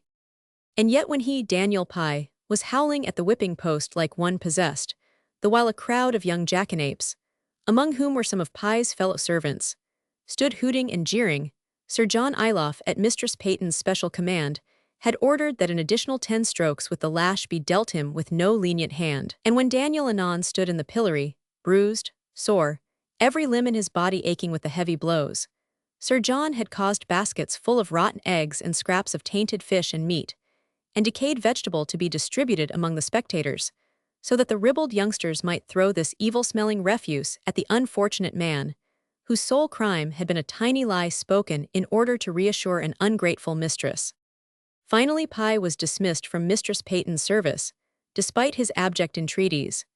He was kicked out of the street door by a young lackey whom he himself had oft flogged for impertinence, and who now had already assumed the comfortable shoes of office which Daniel had worn for so long. To the last, the mistress had persisted in her unfounded 270 and cruel accusations. To the last, she coldly asserted that Daniel had robbed her of £70,000. £70,000. By heaven, Daniel was not aware that such a vast sum existed in the world, nor if he had stolen it, which of course he had not, would he have known what to do with all that money. No wonder, therefore, that the man felt mentally as well as bodily sore, nay, that he swore to be revenged on the cruel lady who had so wantonly wronged him. What form his revenge would take he could not at first determine, but these were days when it was not over-difficult for a man to make his petty spite be very uncomfortably felt, provided he had nothing more to lose and possessed neither conscience nor fear of ulterior punishment. Now Daniel Pye, we know, had no overwhelming regard for truth. As to punishment, by the Lord, he had had all the punishment that any menial could possibly receive. He could sink no lower in the hierarchy of respectable domesticity. He had nothing more to lose, nothing more to gain. A serving man who had been publicly flogged for theft was an outcast as far as gentlemen's houses were concerned. All the service that a branded thief might obtain in future would be in mean taverns or places of doubtful reputation, where the master could not afford to be overparticular in the choice of his henchmen. Pye had indeed shaken a menacing fist at the house in Holborn Row. Though he had not thought out the exact form which his revenge might take, he knew by instinct in what quarter to seek for guidance in this desire. His steps led him almost mechanically in the direction of Whitefriars. When he himself was still a respectable laquais, he would have scorned to set foot in this unhallowed 271 load spot where cheats, liars, and other reprobates rubbed shoulders with the wastrels of aristocratic descent, who had sought sanctuary here against their creditors. In a corner of the narrow street, and in what had once been the refectory of white-robed monks, there now stood a tavern of evil fame, one or two low-raftered rooms, wherein light and air penetrated in such minute particles that these had not the power to drive away the heavy fumes of alcohol, of rank tobacco, of vice, and of licentiousness, which filled every corner of this dark and squalid spot. Here the informer, the perjurer, the cheat, held his court unmolested. Here the debtor was free from pursuit, and the highway robber safe from the arm of the law. Whitefriars was sanctuary. Oh, the mockery of the word! For it was the brawlers and the bullies, the termagants and hags that inhabited these once holy and consecrated precincts, who enforced this self-ordained law of sanctuary. Neither townguard nor soldiery would dare to enter the unhallowed neighborhood save in great numerical strength, and even then the flails of the lawless fraternity, the bludgeons of the men and stewpans and spits of the women, oft gained a victory over the musketeers. To this spot now Daniel Pye unhesitatingly turned his footsteps. The servant kicked out of house for theft, the henchman who had been flogged and had stood in the pillory, naturally drifted towards those who like himself were at war with law and order, who had quarreled with justice or were nursing a grievance. It was then late in the afternoon. Outside, the beautiful May sun was trying to smile on the grimy city, on all that man had put up in order to pollute God's pure earth. 272, the evil-smelling, narrow streets, the pavements oozing with slimy, slippery mud, the rickety, tumble-down houses covered with dirt and stains. All this the sun had kissed and touched gently with warmth and promise of spring, but into that corner of Whitefriars where Daniel Pye now stood, it had not attempted to penetrate. Overhead, the protruding gables right and left of the street almost met, obscuring all save a very narrow strip of sky. Underfoot, the slimy mud, fed by innumerable overflowing gutters, hardly gave a foothold to the passer-by. But the door of the brothel stood invitingly open. Daniel Pye walked in unchallenged. Scarce a head was turned or a glance raised to appraise the newcomer. He looked sulky and unkempt. His clothes were soiled and tattered after the painful halt in the pillory. In fact, he looked what he was, a rebel against society like unto themselves. Men sat in groups conversing in whispers and drinking deeply out of pewter mugs. One of these groups, more compact than the others, occupied the center of the room.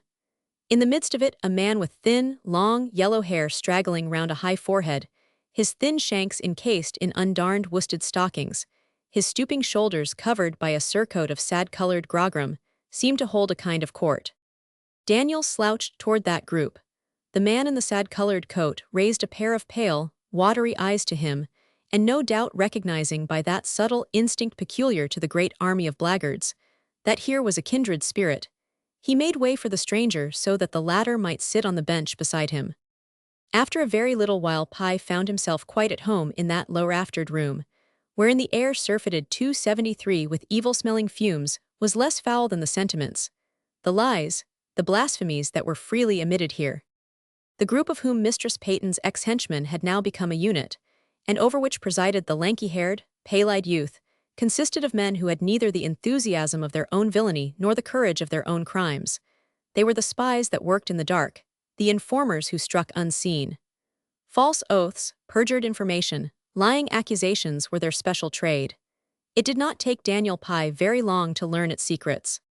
The man with the yellow hair was called Oates.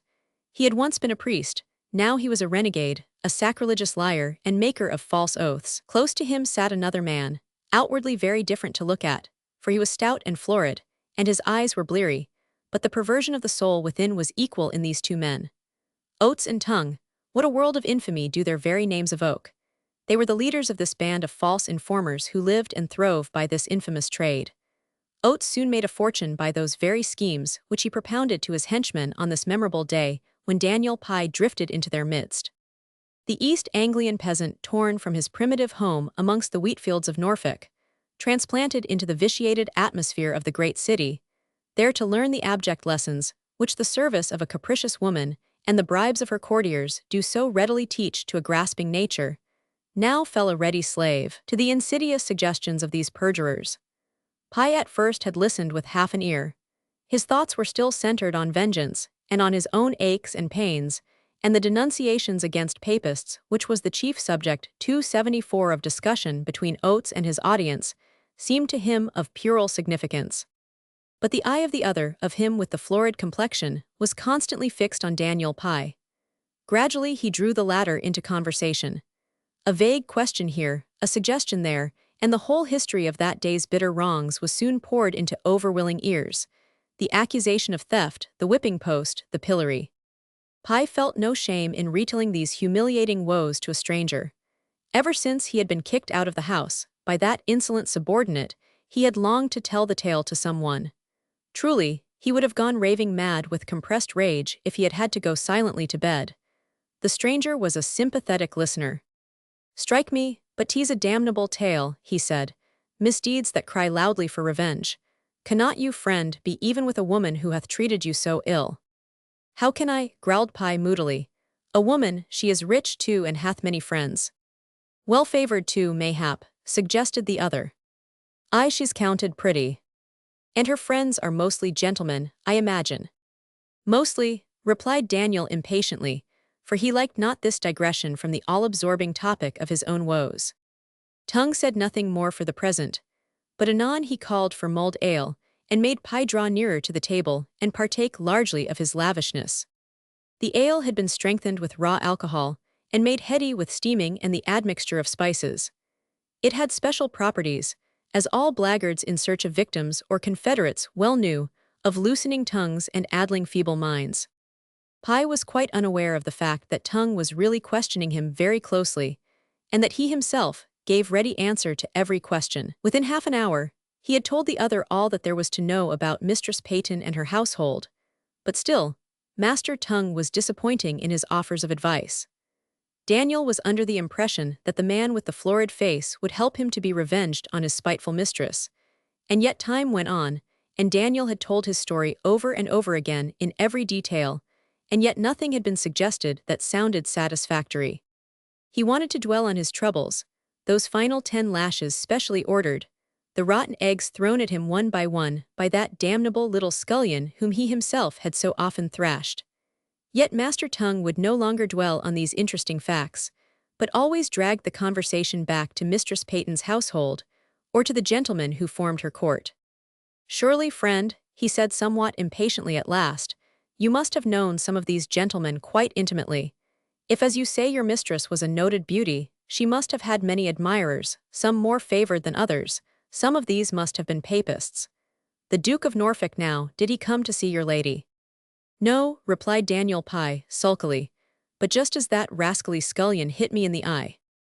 "Never mind about that now," interrupted the other 276. "Try, and tell me the names of those gentlemen who most often visited this Mistress Julia Peyton." "There was Sir John Iloff." "He is no papist, who else?" "Sir Anthony Wykeham." "Oh," said Tongue eagerly, "did he come often?" "No, only once. But as I was telling you, there was a youngster in that crowd." But the other again broke in impatiently. "You only saw Sir Anthony Wykeham once. When was that?" "He came with my Lord of Stomeries." "My Lord Stomeries, you know my Lord Stomeries, did he come often?" "Every day nearly. Mistress Peyton is like to marry him, now that he's rid of his first wife." To Daniel Pye's utter astonishment, this simple fact, which he himself considered of very minor interest in comparison with the story of his own troubles, seemed to delight his newly found friend. Master Tongue jumped up with every sign of eager excitement. "You knew my Lord Stomeries," he reiterated insistently, "you knew him well." Then as Pye, somewhat bewildered, assented, he ejaculated, "By G.D., the best man we could ever have hit upon, under the circumstances." He now slipped his hand confidentially under Pye's arm, forcing him to rise. Then he dragged him away from the group, and into a distant corner of the room. "Friend," he whispered eagerly, Let me tell you that you are in luck today. You want your revenge. You shall 277 have it, and much more yet to boot, and your spiteful mistress will yet have cause to rue the day when she turned you out of doors. Listen to me, man. Are you desirous of securing a good competence as well as of being even with her who had you whipped and pilloried? Aye, replied Daniel Pye with a fervor which was too deep for a longer flow of words. Then do you go out of here now and find means to kill time in some other tavern close by. But at 10 of the clock this night return here. You will find me and my friend Oates, and one or two more of these gentlemen who have a vast scheme in hand for our own good fortune, wherein we will ask you to participate. Nay, ask me no more now, added the man with the bleary eyes. It were too long to explain, and there are several pairs of ears present in this room at this moment who are not meant to hear all that I say. But I tell you, friend, that if you be willing, my friend Oates will help you to your revenge, and in addition there will be at least £30 in your pocket and the chance of earning more. Well, what say you? That'll come, said Daniel Pye simply. Chapter 31. Love's wings are overfleet, and like the panther's feet. The feet of love. Swinburne. When Mistress Peyton had finally dismissed Daniel Pye from her service, after having seen him flogged and pilloried, she felt somewhat more at ease. She did not see his gesture of menace, nor would it have perturbed her much if she had. Her spite against the man had been cruel and petty, she knew that well enough, yet did not strive to curb it. Daniel Pye's howls at the whipping post had momentarily served to alleviate the anxieties which as day succeeded day grew in intensity. The recollection of what she had made the man suffer was a solace, even now when the awful truth had begun to dawn upon her that in striving to gain too much, she had very likely lost all. Rumour was overbusy with Michael Kestian. His popularity with the king, my Lord Shaftesbury's interest in the long-forgotten peerage claim, Michael's long conferences with Sir William Jones, the Attorney General, who was said to know more about peerages, genealogies and legitimacies than did His Majesty's heralds and pursuivants themselves. On Sir William's report would the king ultimately base his decision as to Michael Kestian's claim to the title and estates of Stomeries and Rivolks. The matter would not be referred to the Lord's House of Parliament. It 279 was absolutely one for the Crown to decide, nor were the noble lords like to go against the king's mandate. Already gossips averred that Michael had paid the Attorney General £100,000 for the report which was ready to be submitted to the king, and which, needless to say, was entirely in favour of the claim. It was also said that my Lord Stomeries, financially somewhat straitened for the moment, through a recent highly interesting adventure, was unable to cap his cousin's munificent gift to Sir William Jones by one more magnificent still. All these rumours were quite sufficient forsooth to cause the fair Julia many an anxious hour and many a sleepless night. Small wonder that when she thought of Daniel Pye, and of that £100,000 paid to the Attorney General, which could not have been forthcoming if the miserable reprobate had delivered his mistress' letter to M. Legros in good time, no wonder then, I say, that her small teeth, sharp as those of a wildcat, set against each other in an agony of impotent rage. She would have liked to have got hold of her serving-man again, to have had him flogged again and again, aye, and to have had him deprived of his right hand for his disobedience and his lies. The might-have-beens were becoming positive torture to the beautiful Julia, and my Lord Stomeries had not yet come home. He had gone to Rome for the dispensation, which he told her in an ardent and passionate missive, he had at last obtained. Julia laughed, a cruel, callous, bitter laugh when she read that letter. Of a truth the man must be mad who could for a moment think that she would wed him in poverty and obscurity just as readily as she would in riches. After one of these visits from Cousin John, Mistress Julia always felt temporarily relieved of her anxiety. She had thought it best for the moment to keep aloof from the society of London. She was nowhere to be seen in public, not even at the playhouses where she had once been the cynosure of all eyes. She wanted to see her future fully assured before she again encountered the admiring glances of the men, or the oft ill-natured comments of the women. When at last Lord Stomeries, back from his journey to Rome, was once more at her feet, glowing with loving ardor, triumphant in his success, Mistress Peyton remained cold and unresponsive. He did not notice this, for he was full of projects, and happy that the path which led him to her arms had at last been made quite clear.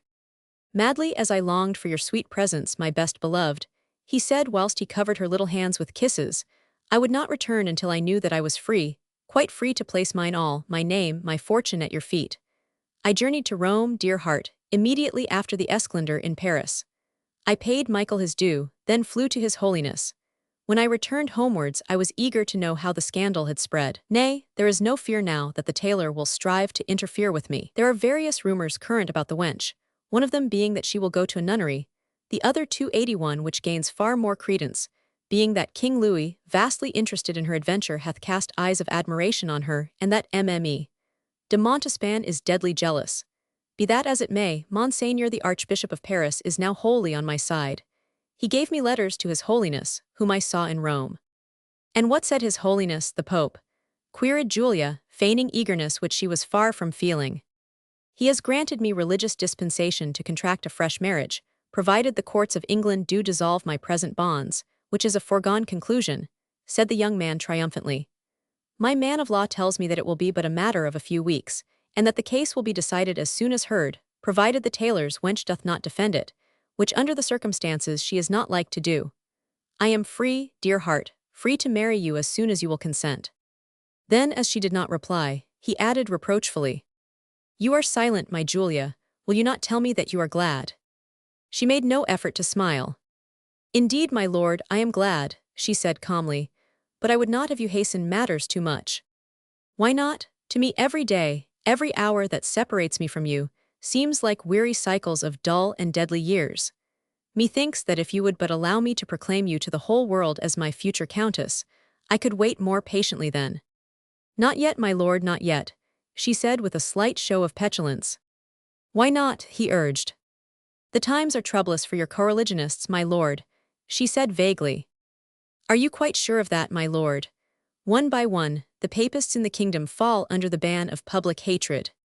We are much maligned, but the king is on our side, interposed Stomeries with an indifferent shrug of the shoulders. Mayhap, she rejoined impatiently. But nevertheless, the papists are in bad odor. There is talk that the Duke of York will soon be sent abroad. The outcry in London is loud against what is called a papist intrigue to sell England to France and to place her people under the yoke of Rome. What hath all that to do with our love, dear heart? Everything, she said, angry with him for being so obtuse, not liking yet to show him her hand, the cruel hand which would dismiss him without compunction, were his fortunes on the wane. You forget that by disgracing the tailor's wench, you have made Michael Kestian, the claimant to your title, passing rich. Bah, he hath spent half that substance already, so 'tis said. The king soon tires of his friends, and his affections are an expensive luxury to keep. Rumor goes on to say that Michael Kestian hath paid the Attorney General £100,000, that he may send a favourable report of his case to the king. Asserted Mistress Peyton, relentlessly, almost spitefully. Lord Stomeries made no direct reply. Truth to tell, he thought his fair Julia's anxieties futile, but at the same time, with unvarying optimism and self-sufficiency, he had attributed these anxieties on his behalf to her great 283 love for him. Everything so far had gone well with him. For years now his every wish in life had been gratified. Even the child marriage, that great obstacle to the desires of his heart, had been swept away from before his path, leaving it clear and broad, to lead him straight to gratification and to happiness. With characteristic vanity he would not see that Julia, who had been all eagerness and ardor a while ago, had suddenly become cold and well-nigh hostile. In every word which she uttered, in every inflection of her voice, even when it became petulant and spiteful, he heard but the echo of the overmastering emotions of a tender heart, whose sole object, himself, was in imaginary peril. He loved her all the better for her fears, though he felt none himself. He knew quite well that a wave of fanatical hatred against the Roman Catholics was passing over Puritan England, that the nation, tired of a king's treachery, had turned in deadly bitterness against those whom it held responsible for the constitutional faithlessness of a Stuart. But Titus Oates had not yet come forward with his lies, and Lord Stomeries and his coreligionists were the last to foresee that the abject terror and malignant intolerance of the whole nation were already being directed against them, and that these would anon culminate in those shameful accusations, mock trials and scandalous verdicts which have remained to this day a dark and ineradicable blot on England's integrity and on her sense of justice. We must not suppose for a moment that Mistress Peyton foresaw the ugly black cloud which was looming on the not very distant horizon.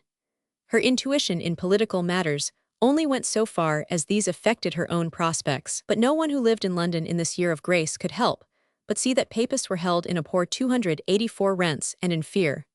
The terms of the Treaty of Dover had, despite strenuous efforts on the part of my lords Clifford and Arlington, become public property.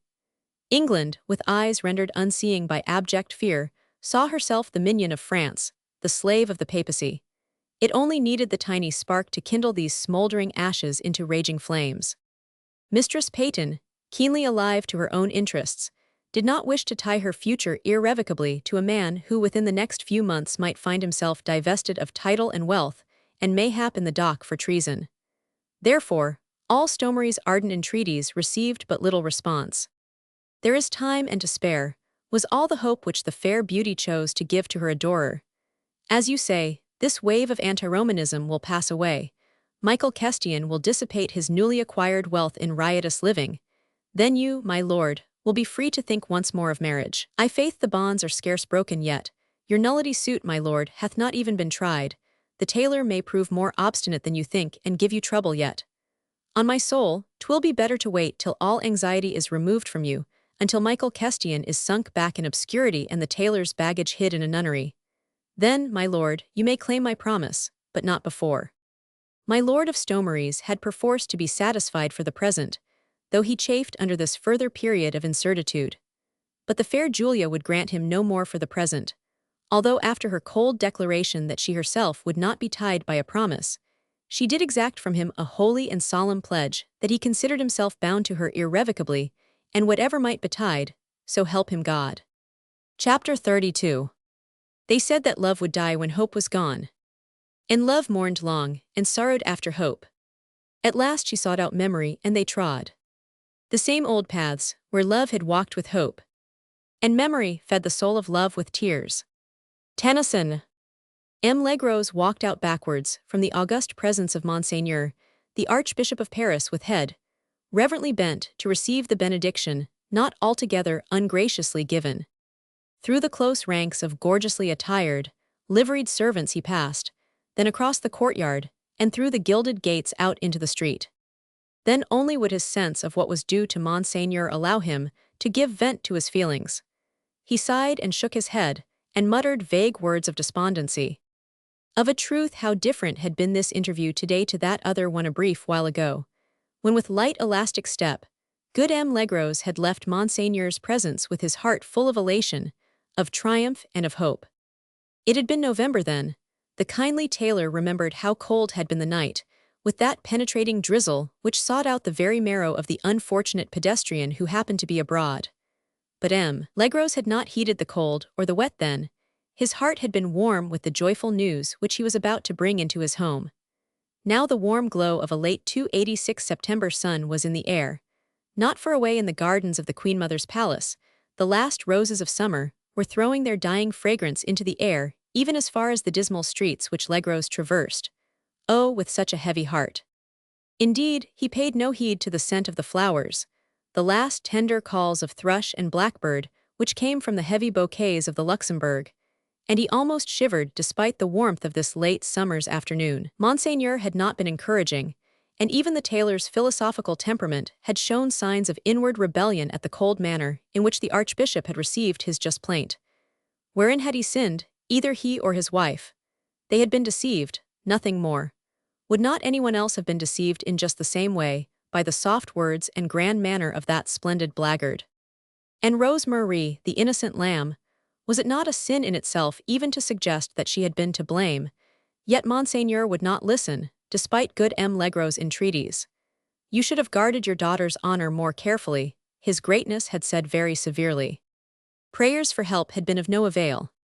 "I cannot help you now," Monseigneur had reiterated with marked impatience. "The matter rests with your daughter's husband. My lord of Stomery's is the gravely injured husband. He may choose to forgive and forget. He may take his erring wife back to his heart and home, but I cannot interfere. The Holy Church would not enforce her decree under such circumstances. It would be cruel and unjust. If the law of England will grant the suit of nullity, the Holy Father will not, nay, he cannot 287 object. My lord of Stomery's hath the right to his freedom now, and he choose.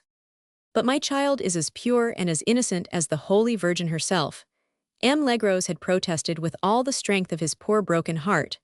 Will not the Church protect the innocent, rather than the guilty? My Lord of Stomeries himself was a party to the infamous trick which. Into this discussion I cannot enter with you, Sirrah.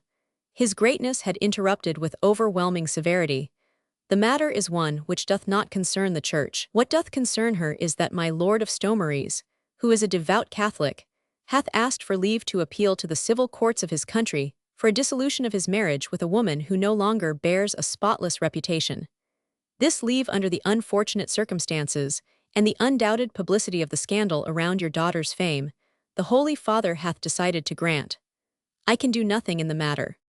Your Greatness, knowing the real facts of the case, hazarded the timid man, rendered bold by the excess of his sorrow.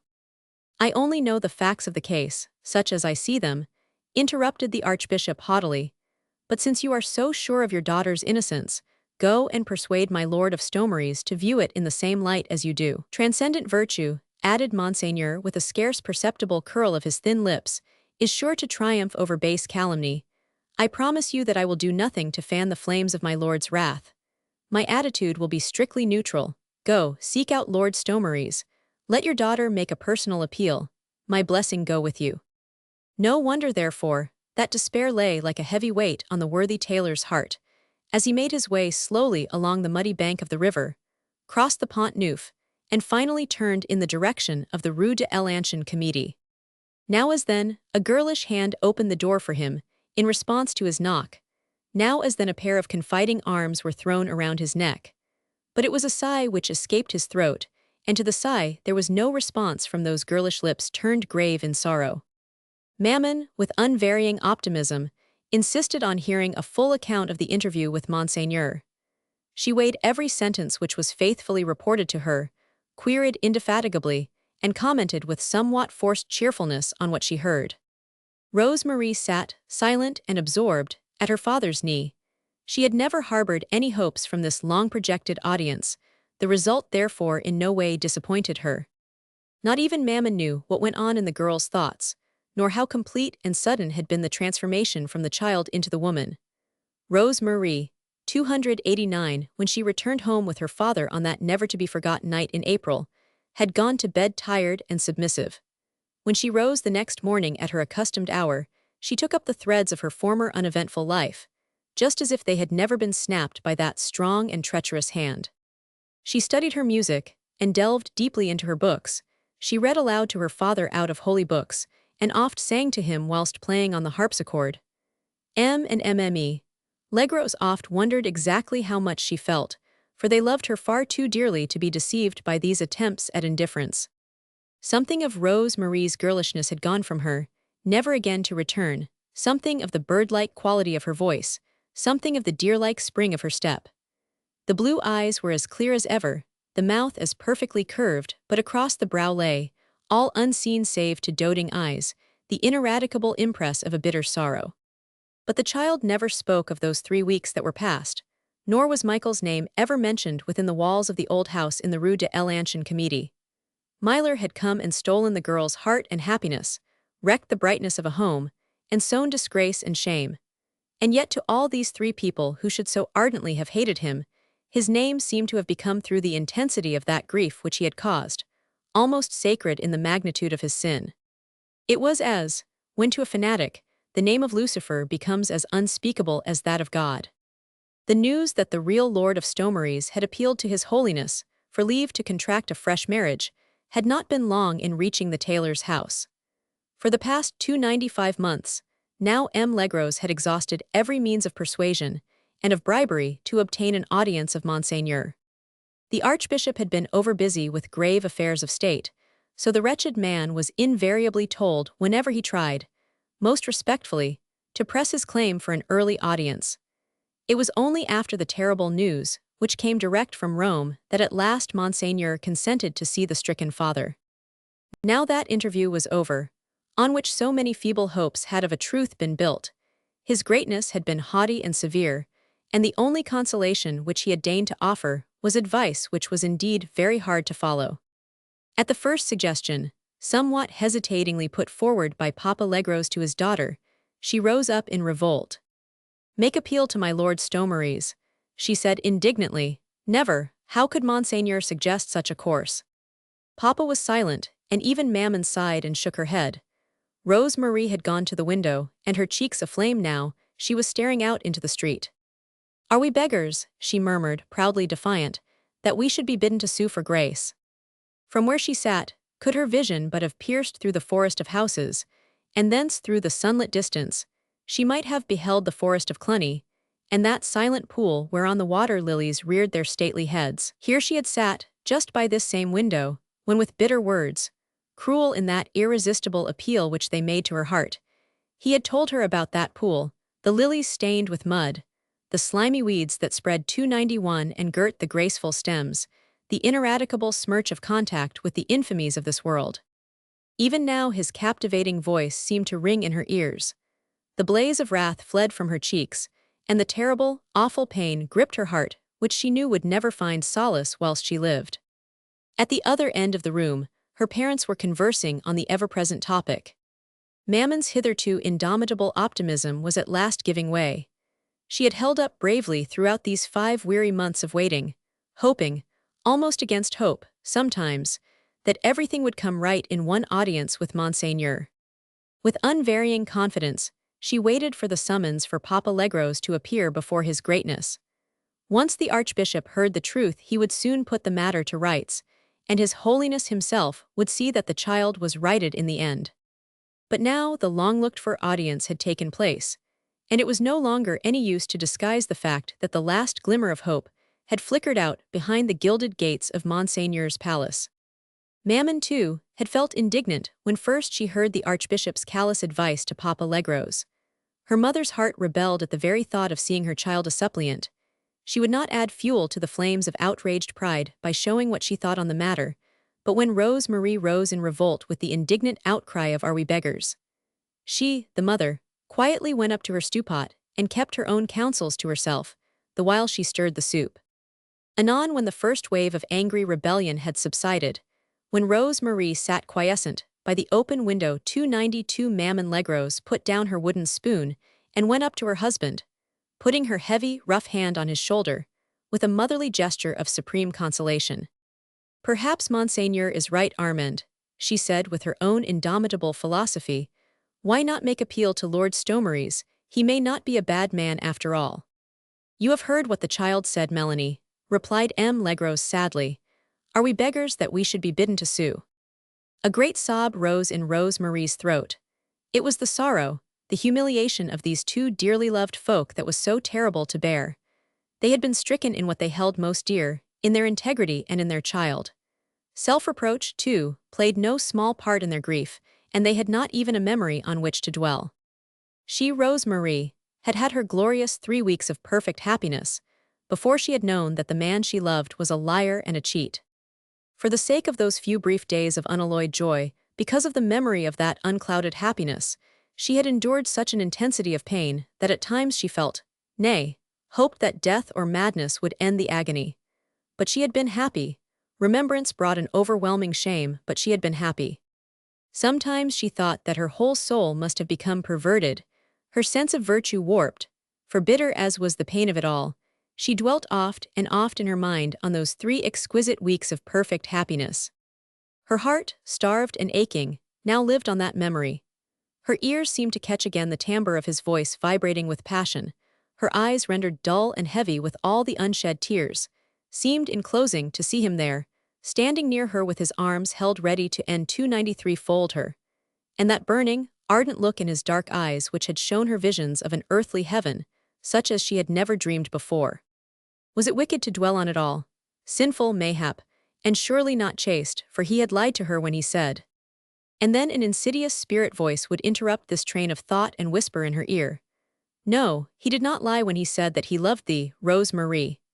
And the girl, just a suffering woman now, would in response feel such an agonizing sense of pain that she cried to God, to the blessed, suffering Lord, to take her away out of this unbearable misery.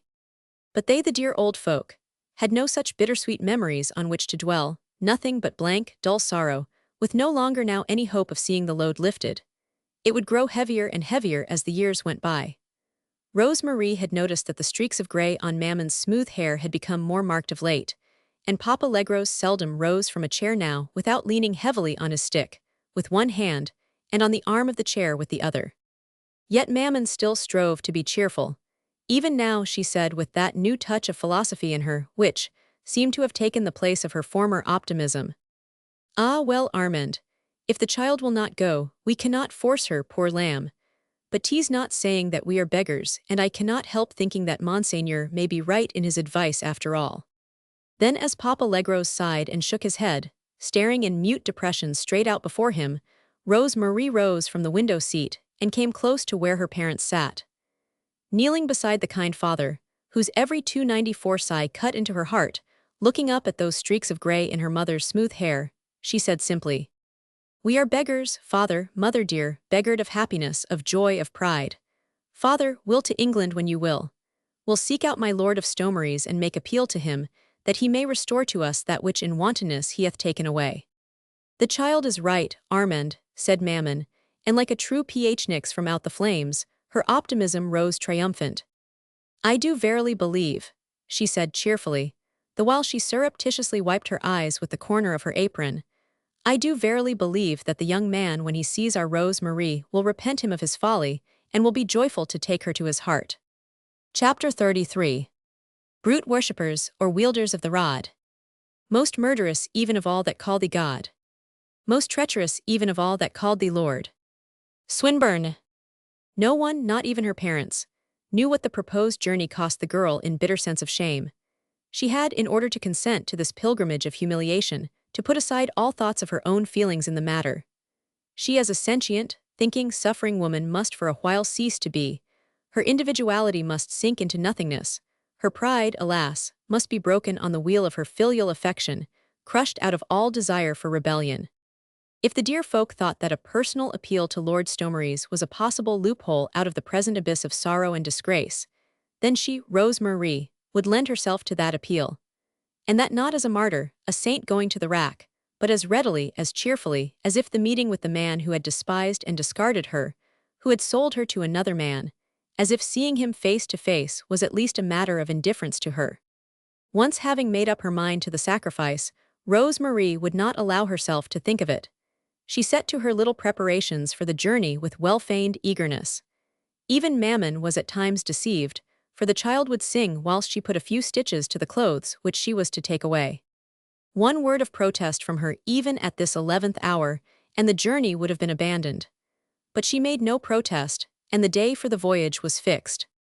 It was some 2 or 3 days before the projected departure that M. Legros, going down at his accustomed hour, to see the last of his prentices and cutters ere they left the workshop, found that 2 strangers were waiting to speak with him. One of them was not altogether a stranger, for Papa Legros looking, with the keen eyes of a successful businessman, on the unkempt and slouchy figure that stood expectantly in the doorway soon made up his mind that he had seen the face before. A second look decided the point, and brought back with a sharp pang the bitter memory of that gay wedding festivity which the advent of this same stranger, then the bearer of a fateful letter, had so rudely interrupted. Daniel Pye and his companion, a meek-faced young man who looked like a scholar very much out at elbows, were kept humbly standing in the doorway, the while the prentices filed out past them, on the close of the working day. We may assume that these rowdy youngsters did not make the 2 men's halt there any too pleasant for them, but Pye had learnt patience in the past 2 months, ever since he had ceased to be the dreaded majordomo in a pretty woman's household. He did not understand the jibes aimed at him by the impertinent crowd, and the pin pricks 297 covert pinches, and other physical inconveniences, to which he was subjected left him passably indifferent. As for the young student who accompanied him, he certainly looked well accustomed to buffetings from whatever quarter these might descend upon him. The 2 men stood stolidly still, twirling their soft felt hats in their hands, never moving from the spot where they had been told to wait, until such time as Maître Legros might condescend to speak with them. Maître Legros for the nonce was engaged in counting out his prentices as they filed past him and then out by the door, lest one of them bent on nocturnal mischief remained behind in safe concealment until time was ripe for pranks. After the prentices, the cutters and fitters filed out, more soberly for they were older men, but every man as he passed threw a curious look at the visitors, more especially at the shaggy, grimy face of Daniel Pye. When the last of the crowd of workers had passed out into the street, Papa Legros turned to his foreman Cutter, who had introduced the strangers into the shop. "What do these men want?" he asked. "Have they told you their business, Master Duval?" "No, MCU," replied the foreman. "One of them does not understand French, the other one only seems to be here as interpreter. The one with the shaggy beard is the principal. He asked for M. Legros with great insistence, and as he has been here before." "Ah, you do recognize him then?" "I have seen his face before, MCU, I'd take my oath on that, though when that was I could not say." "Bien, my good Duval, I'll speak to the stranger anon," rejoined M. Legros. "I shall not require you any more today. You may go now, I'll lock the back doors." Obviously this man was the principal in this new affair, and at a curt word from M. Legros, he came forward into the room with a certain air of sulky defiance, the while his companion followed meekly in the rear. Papa Legros would have not owned to it for worlds, but as a matter of fact, his heart was throbbing with anxiety. Instinctively, he looked on the shaggy figure of Daniel Pye, as on a bird of ill omen. It was through the agency of those same grimy hands that the first terrible blow of a crushing misfortune had fallen on the tailor and his family. What other misery would this unwelcome visitor bring in his train? "You have business with me, my masters?" asked M. Legros at last. He settled himself down resolutely in the high-backed chair, which he always used when talking to his inferiors, but he left the two men standing before him. There were no other chairs in the room. Daniel Pye had grunted a surly assent. "And of what nature is that business?" continued M. Legros, keeping up an air of haughty indifference. "It is of a private nature, master," here interposed the younger of the two men. He was evidently impressed by 299, the great tailor's august condescension, and spoke timidly with a slight impediment in his speech. "Then you may speak of it freely," said M. Legros. "No one can overhear you. All my men have gone, so I pray you be brief. My time is much occupied and I have none to waste." The young student no doubt would have hemmed and hawed very hesitatingly for some little while to come. But Daniel Pye, moody and impatient, gave him a vigorous nudge in the ribs. "Go it, master clerk," he said gruffly in English. "By G.D. man, I am not paying you to toady to this old fool, but to state my business clearly before him. Let me tell you that that business will be highly welcomed in this house, so there is no cause for this damnable shaking of your body, as if you were afraid." "What does your friend say to you, sirrah?" asked the tailor peremptorily, for he did not like this conversation carried on in a language which he did not understand. "He says, my master," replied the clerk, "that I must speak up boldly, for his business will be pleasing to your graciousness. I am but the poor, ill-paid interpreter who—" "Then I pray you interpret both boldly and briefly," interposed M. Legros impatiently. "What is your friend's business? Out with it quick, before I have you both kicked out of this door." The clerk did not think it necessary to translate the tailor's last words into English. "The business concerns my lord the Earl of Stomeries and Rivolks," he began. "Then 'tis none of mine," retorted the tailor coldly. "Aye, but of a truth it is, good master," rejoined the 300 other more boldly. "And my friend here, Master Daniel Pye, by name, a worthy and independent Englishman, hath journeyed all the way from London to speak with you on this business. The noble Earl of Stomeries hath greatly wronged you, sir, and your family. You have suffered great humiliation at his hands. Your daughter through his neglect is neither wife nor maid. And you, sirrah, will be neither alive nor dead, but near to both estates, and you do not hold your tongue," said M. Legros, bringing an angry fist crashing down on the arm of his chair. "Out of my house this instant. How dare you speak my daughter's name without my leave, you dirty paper scraper, you bundle of quill feathers, you." Good M. Legros was choking with wrath, but he did fully intend to put his threat into execution, and to kick these two impertinent rascals out of his house.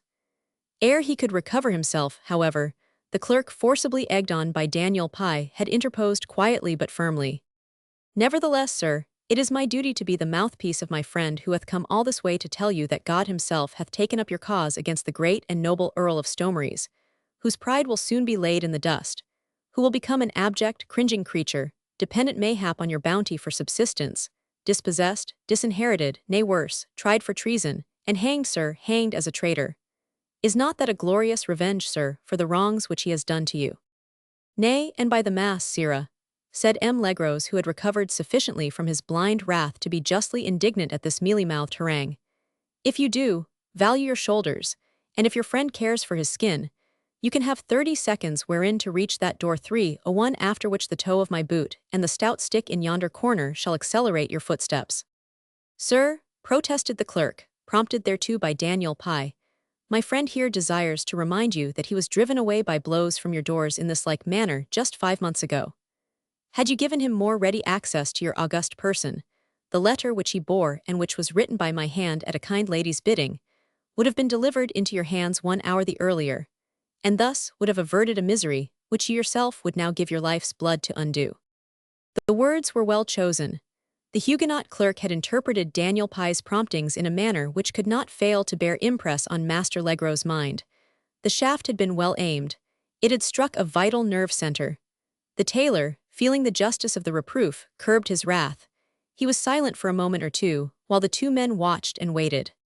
Suddenly the touch of a hand which he loved roused Master Legros from his moody incertitude, and a girl's voice said with firm decision, "These men are right in what they say, father. There is no harm in hearing what they have to say.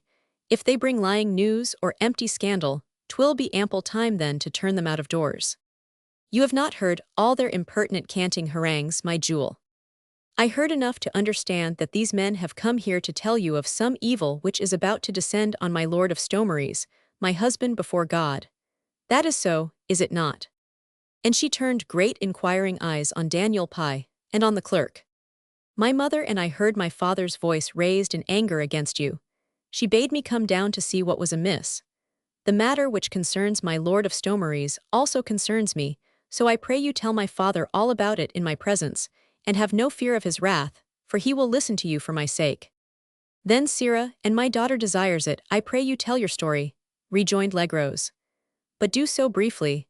I'll patiently hear of the evil which hath befallen my lord Stomeries, but will not listen to any impertinent comments on his actions past or in the present."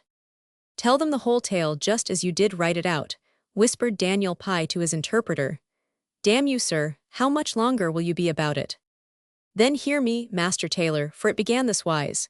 Now said the clerk with a great effort at composure. "My lord of Stomeries hath a kinsman, one named Michael Kestian, whom you know, and on whose conduct I am not permitted to make comment. Michael hath for years held, on grounds which it would take too long now to explain, that he and not his cousin should own the titles and estates of Stomeries and Rivolks. But hitherto, he hath had no money wherewith to press his claim. The law as administered in England is a vastly expensive affair, my master, and Michael Kestian was a poor man, poorer even than I. He was a wastrel, and many called him a dissolute reprobate." "Enough of Michael Kestian," interrupted Legros gruffly. "Have I not told you to be brief? Michael Kestian's affairs form part of my tale, master. You must know that he is now passing rich. Many and three varied are the rumors as to the provenance of his wealth, and many the comments as to the change in the man himself. Armed with money, Michael Kestian hath obtained the ear and attention of the high dignitaries of the law and the favor of the king himself. The fact hath become of public knowledge that only his majesty's signature to a document is needed now to instate Michael Kestian in the title and dignities which are declared to be legally his. My lord of Stomeries, therefore, is, as you see, no longer secure in his position and his wealth, and though you may not permit the humble clerk to make comment on the doings of his betters, yet Master Daniel Pye hath come all the way from England to bring you this news, which must be vastly gratifying to you, whom that same lord of Stomeries had so wantonly injured." Daniel Pye and his mouthpiece both looked at the tailor with marked assurance now. Of a truth they were quite confident that the Legros thirsting for revenge would receive the news with every sign of exultation. But the master tailor was silent and moody, and it was Mademoiselle who spoke. "And is this all the news which you, sir, came all the way from England to impart to my father?" she asked, addressing Daniel Pye in his mother tongue.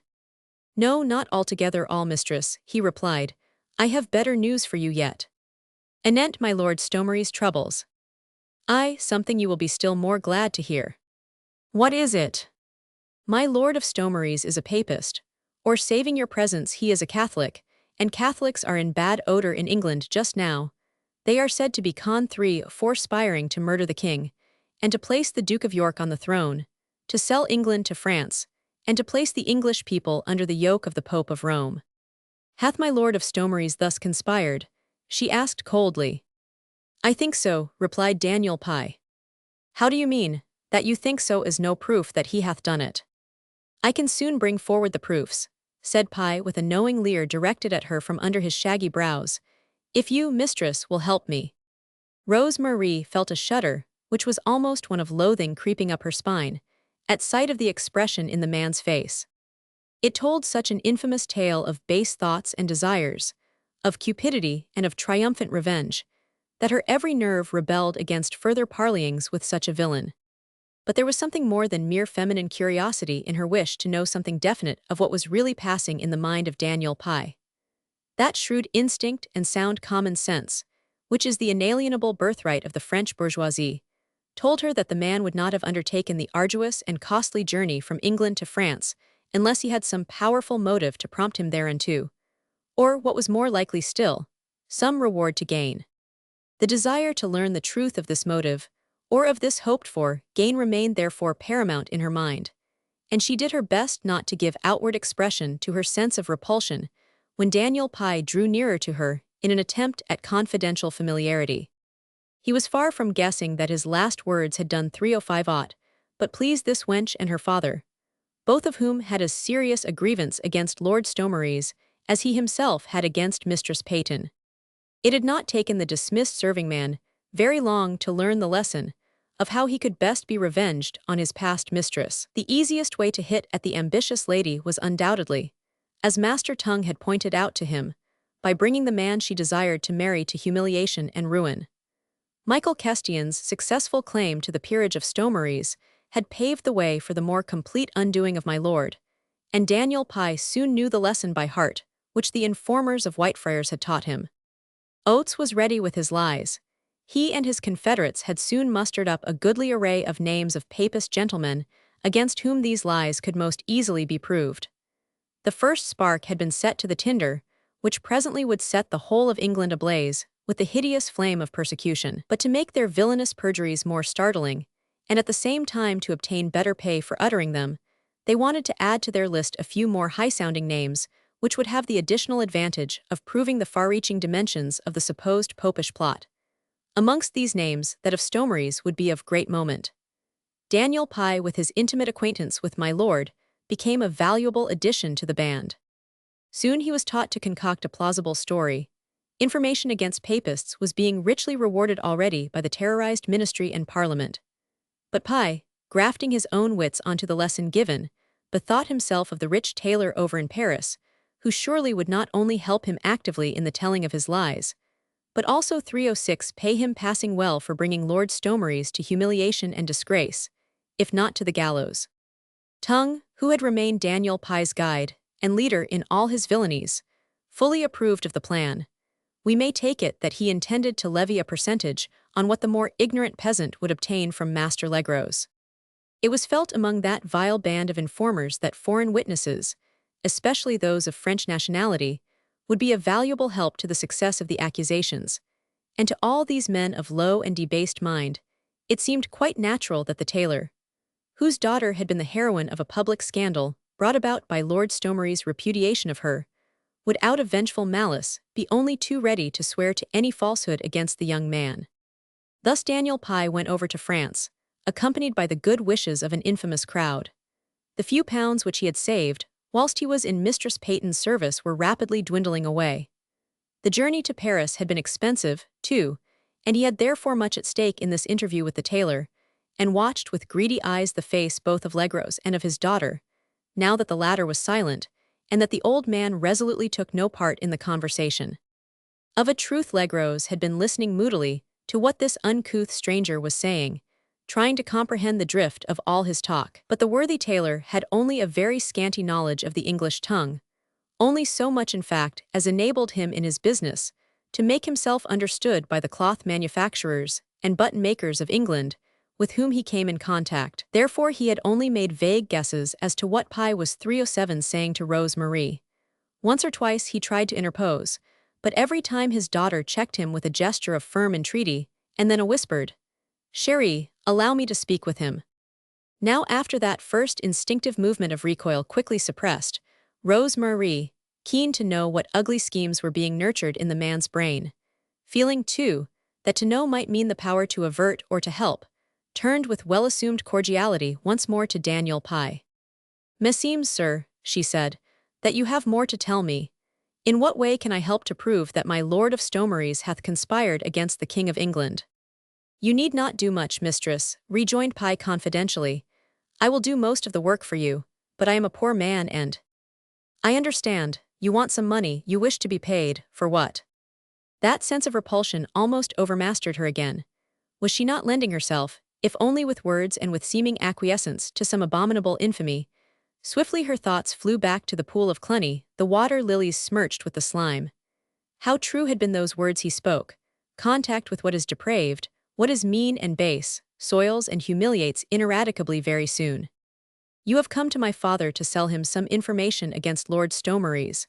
Is that it?" she reiterated impatiently, as Daniel Pye was somewhat slow in replying. "I can bring Lord Stomeries to the gallows by just saying the word," replied the man. "I thought Master 3-8 Legros would wish me to say the word, that he would help a poor man who tried to do him service." "My Lord of Stomeries is not at the mercy of false accusers," she said almost involuntarily. "Papists in England do conspire," retorted Pye phlegmatically, "and I and my friends know a vast deal of their doings. Mistress," he added, drawing nearer to her, "and you too, my master, for methinks you understand something of what I say. It is all as simple and as clear as daylight. Papists are in very bad odor in England, and the ministry and parliament are all in blue terror, lest the country be sold to France or to Rome.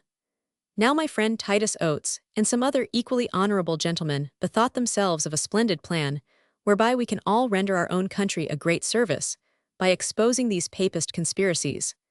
We are being well paid already for any information we get, and information is quite easy to obtain. Look at Master Oates. He hath invented a splendid tale whereby the Duke of York himself, and certainly his secretary, one Coleman, and a number of others do find themselves in dire trouble. Lord Stomeries is a papist, too. I know him well. You know him passing well. We can readily concoct a famous story between us, which will vastly please the Privy Council and Parliament. Lord Stomeries, I feel sure, would wish to see England Catholic like himself. He wishes to see the king put away, and the Duke of York reigning in his stead. Well, all that we need do, good master and mistress, is to write out a statement wherein we all swear that we overheard my Lord of Stomeries express a desire to that effect. And the man who did you both so great a wrong, the man, master, who first married your daughter and then cast her away from him as if she were of evil 309 fame, will dangle on the gallows to your satisfaction and to mine." Daniel Pye paused, viewing his two interlocutors with a glance of triumph. He had absolutely no doubt in his mind that the rich tailor would within the next second or two, as soon, in fact, as he had recovered from the first shock of pleasant surprise, jump up from his chair, and with the impetuous fervor peculiar to Frenchmen, throw himself on the breast of his benefactor. The transference of a bag full of gold from the pocket of the grateful and rich tailor to that of good Master Pye would then be but a matter of time. But no such manifestations of joyful excitement occurred, and the expression of triumph in the informer's face soon gave place to one of anxiety. Legros had looked up at his daughter, who stood beside him, pale and thoughtful. "I have not understood all that this man hath said, my jewel." "'Tis as well, father dear," she replied, "for methinks you would have thrashed him to within an inch of his life. Nay," she added coldly as the Huguenot clerk, suddenly realizing that matters were taking a dangerous turn all unbeknown as yet to his companion, gripped the latter's arm and began to talk to him volubly in English. "You, sir, need not warn your friend. I will tell him myself all that he need know. Miserable perjurer," she continued, now speaking directly to Pye, "go out of my father's house forthwith, ere he understands more of your villainies and breaks his stick across your back, as he would over that of a mad and vicious cur. I have listened to your lies, your evil projects, your schemes of villainies only because I wished to 310 know the extent of your infamy, and gauge the harm which your perjuries might cause. Now, with the help of God, I can yet warn him, who though he may have injured me is nevertheless my husband in the sight of heaven. Your perjuries will do you no good, they will mayhap lead you and your friends to the gallows. If there is justice in England, your lies will lead you thither. Now you can go, ere I myself beg my father to lay his dogwhip across your back." Daniel Pye's surprise was quite boundless.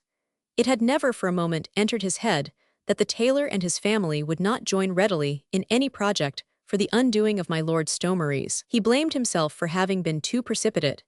He would have liked to argue and mayhap to persuade, but though he did not understand the French language, he guessed by the expression in the master tailor's eyes, as his daughter now spoke with cold decision to him, that the moment was not propitious for a prolonged stay in this inhospitable house. The look of terror on his interpreter's face also warned him that a hasty retreat would be the most prudent course. Already M. Legros was gripping his stick very ominously. But by the time the old man had struggled to his feet, Daniel Pye and his companion had incontinently fled. They had reached the door, torn it open, and were out in the street even before M. Legros had time to throw his stick after them. Chapter 34. A saint whose perfect soul, with perfect love for goal, faith hardly might control, creeds might not harden. Swinburne. When Legros was alone once more with his daughter, he asked for a fuller explanation. "I wish, my jewel, that you had not interfered," he said reproachfully, "when first I desired to kick those rascals out of doors. My first instinct was right, you see." "Nay, but father dear," she said gently, "I am glad that you yielded to me in this. If we had not listened to what these men said, we should know nothing of the villainies which they are concocting, and could not warn those whom they attack." "Methinks that were no concern of ours," retorted her father gruffly. "They are proposing to bring false accusations of treason against Lord Stomeries," urged Rose Marie, almost reproachfully. "And what is that to us, my child? Lord Stomeries is my husband, father. Tomorrow we set out on a journey in order to ask him to render me justice, and this we do on Monseigneur's advice. There is no obligation on our part to undertake the journey. There was none yesterday, father dear, but there is today. Because today we know that Lord Stomeries, my husband, is in danger of his life, and that we can, mayhap, give him timely warning. Lord Stomeries is so little thy husband, child, that even today when thou thinkest of saving him from these perjurers, he goes about carrying in the pocket of his coat the dispensation to repudiate thee, which he hath obtained from his holiness, by a misrepresentation of facts." Even as he spoke these harsh words, and he spoke them roughly, too, the good tailor took his daughter's hand tenderly in his, and stroked it, as if to mitigate by this loving touch the cruelty of the words. But the child who had been once so yielding and submissive was now an obstinate woman. "All the more reason, father dear," she said, "for proving to my Lord Stomeries that he hath deeply wronged me, and that I am worthy to be his wife." He was wholly unaccustomed to this new phase in his daughter's character. She had always been of a meek, gentle disposition, still a child in her expressions of loving obedience, in her tender, clinging ways. Now, suddenly she seemed to have a will of her own. She it was who had decreed that Monseigneur's advice should be followed. She it was now who refused to give up all thoughts of the journey. Let us confess that worthy M. Legros was now for awaiting events. If the rascals spoke true, God himself had provided a glorious vengeance against the dastardly young reprobate who had so ill-used Rose Marie. Papa Legros of a truth did not see that she, the injured wife, was called upon to move a finger in the cause of a man who had paid another to dishonor her. There are times 313 and circumstances in life when the meekest of men become as ravenous tigers. The kindly tailor had a heart of gold, a simple mind, and an adoring fondness for his child. He would never have done the meanest man any hurt. Yet in this case, and because of the terrible wrong done to his Rose Marie, he almost gloated on the thought of the troubles which were about to descend on Stomeries. Vaguely, the hope wormed itself into his heart that my lord would cease to exist, painlessly if possible, still that he would cease to be, and then Rose Marie would be free, a child widow, who might yet find happiness in the arms of a good man. But not one thought of Michael in all this. Legros himself would not let his mind dwell on that reprobate whom he had loved as a son. And Rose Marie, did she perchance, when thinking of her journey to England, feel a vague thrill of hope that she might see him there? Who shall pry into the secret orchard, the key of which lies hid in a young girl's heart? Those who knew Rose Marie both before and after the tragic episode of the mock marriage declared that she had a great desire to see Michael Kestian again.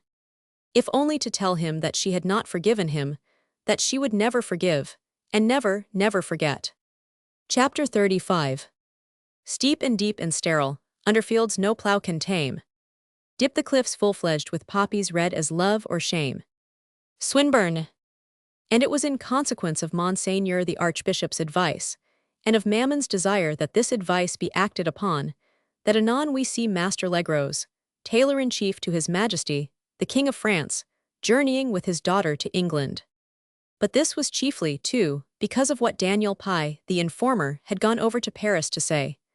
Nothing would take it out of Rose Marie's head that it was her duty now, if ever, to be loyal to the man who was still her husband in the sight of God. He could repudiate her, if His Holiness gave him leave, but two great wrongs could never make one simple right. She, Rose Marie, had no dispensation to break the marriage vows of 18 years ago. She had done no wrong to justify a dissolution of that marriage. Her husband was her husband. He was in danger of losing his honor and his life. She could at least give him timely warning. If she failed in this, her duty, then indeed would she deserve the scorn of the world, the repudiation and the disgrace which pertains to the unfaithful wife. On a beautiful sunny day early in October, Master Legros and his daughter first caught sight of the white cliffs of England, gleaming beneath the kiss of the radiant sun. Rose Marie had sat silently, meditatively, in the prow 315 of the boat. She had gazed during the past few hours into that distant horizon, whereon trembled a heat-laden mist. The titanic band of gilded atoms had long hidden from her view the shores of that mysterious country wherein he dwelt. England to her meant the land where Michael Kestian lived, and with aching eyes and throbbing heart she watched and watched, waiting for that first view when the mist would part and reveal to her the soil on which his foot was wont to tread. How starved was her heart that even that thought was a solace. The sensation of putting her foot down on the selfsame land whereon he dwelt was almost a consolation. She gazed at the white cliffs like one anhungered, and as the slowly moving boat drew nearer to this new land of promise, the sun slowly setting in the west changed with a touch of the fairy wand the white cliffs into gold. She thought England beautiful both in the long twilight, when mysterious veils of gray and mauve softened the outlines of the distant landscape, and in the glory of noon when tiny clouds chase one another across a sky of tender sapphire blue. She loved the early morning, when every blade of grass on the crest of the cliffs at Dover was adorned by a tiny, brilliant diamond, and she loved the midday sun, which had drawn the breath of the dew, until its soul had passed into delicate golden vapors. She loved the quaintly arrayed army of fruit trees in the orchards, the tender green of the lawns, the ruddy tints of early autumn which clothed the hillside with a brilliant mantle of gold. No, she could not believe that in this land of beauty, of peace and of plenty, all men were born traitors, all men were liars and thieves of honor.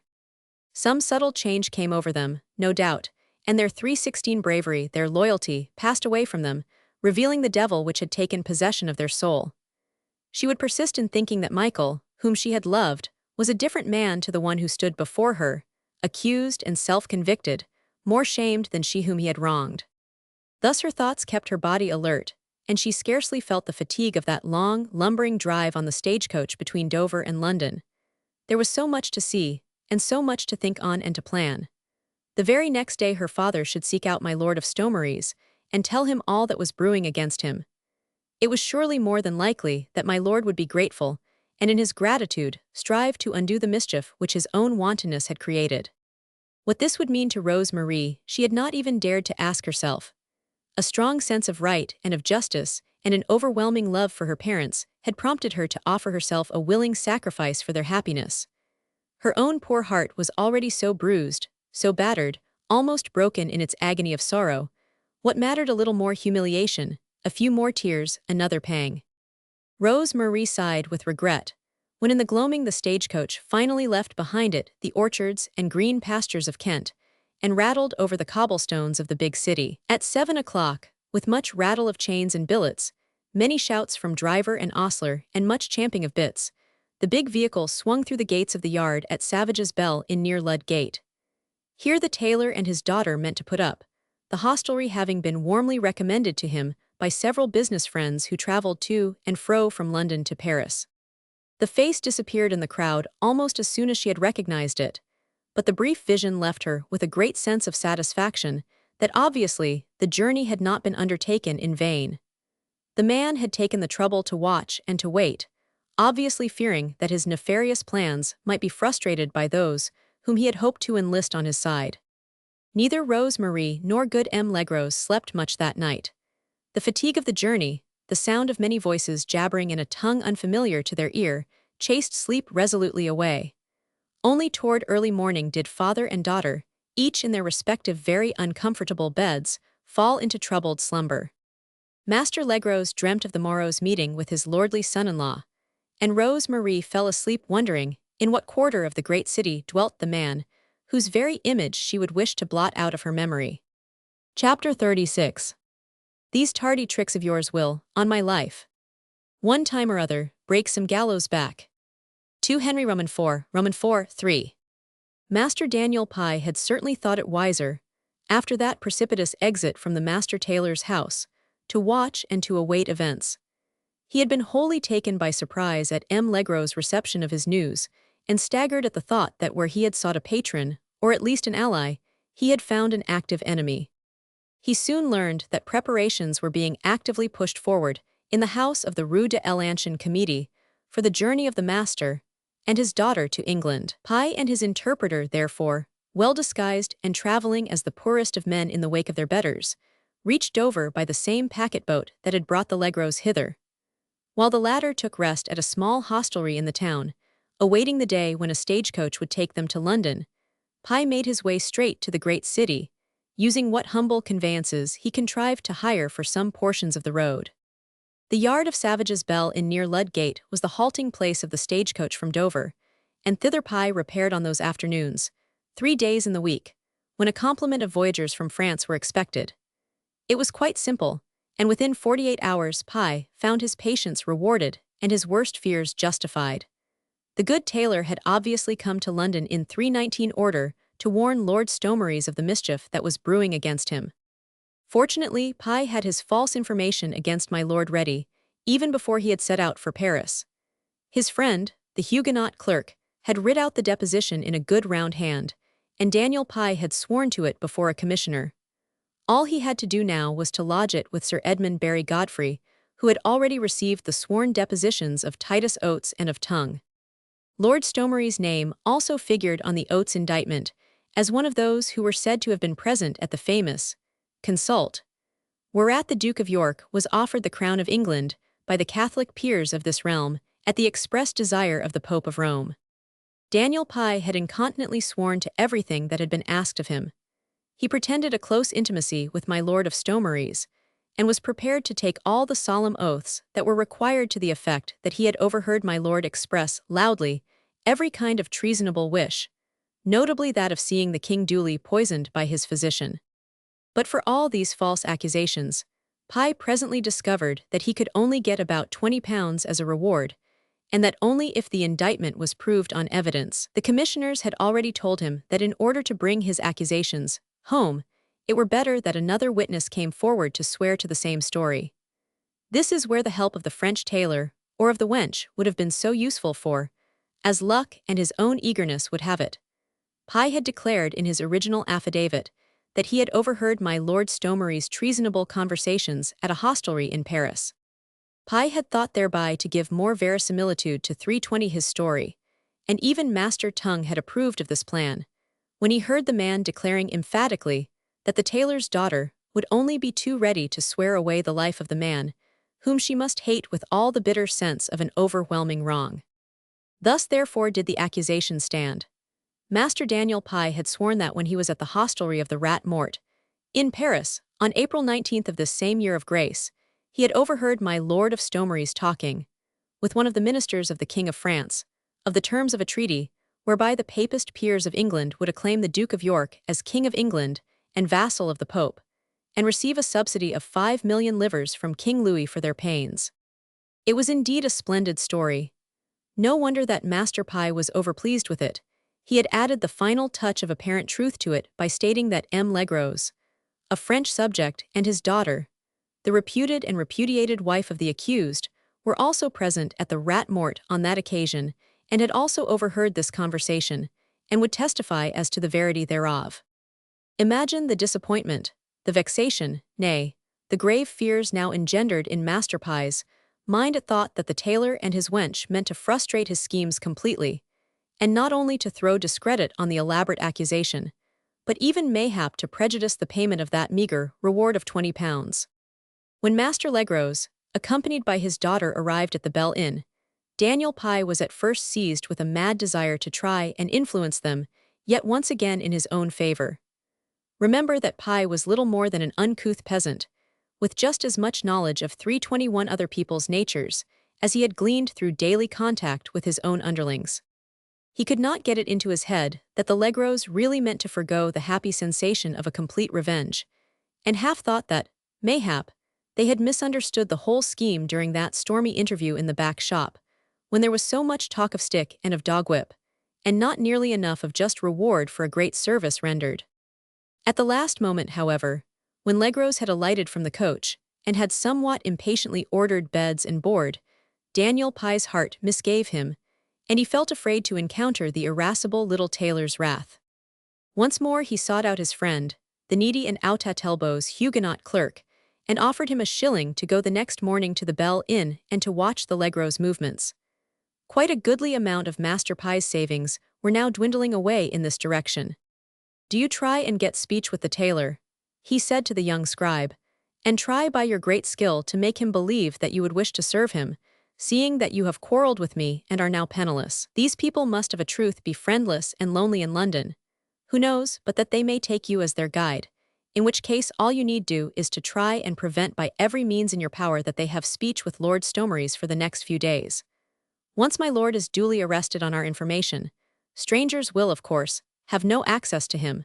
The trials we know are to be hurried through very quickly, and there would then be no fear of our losing our just rewards."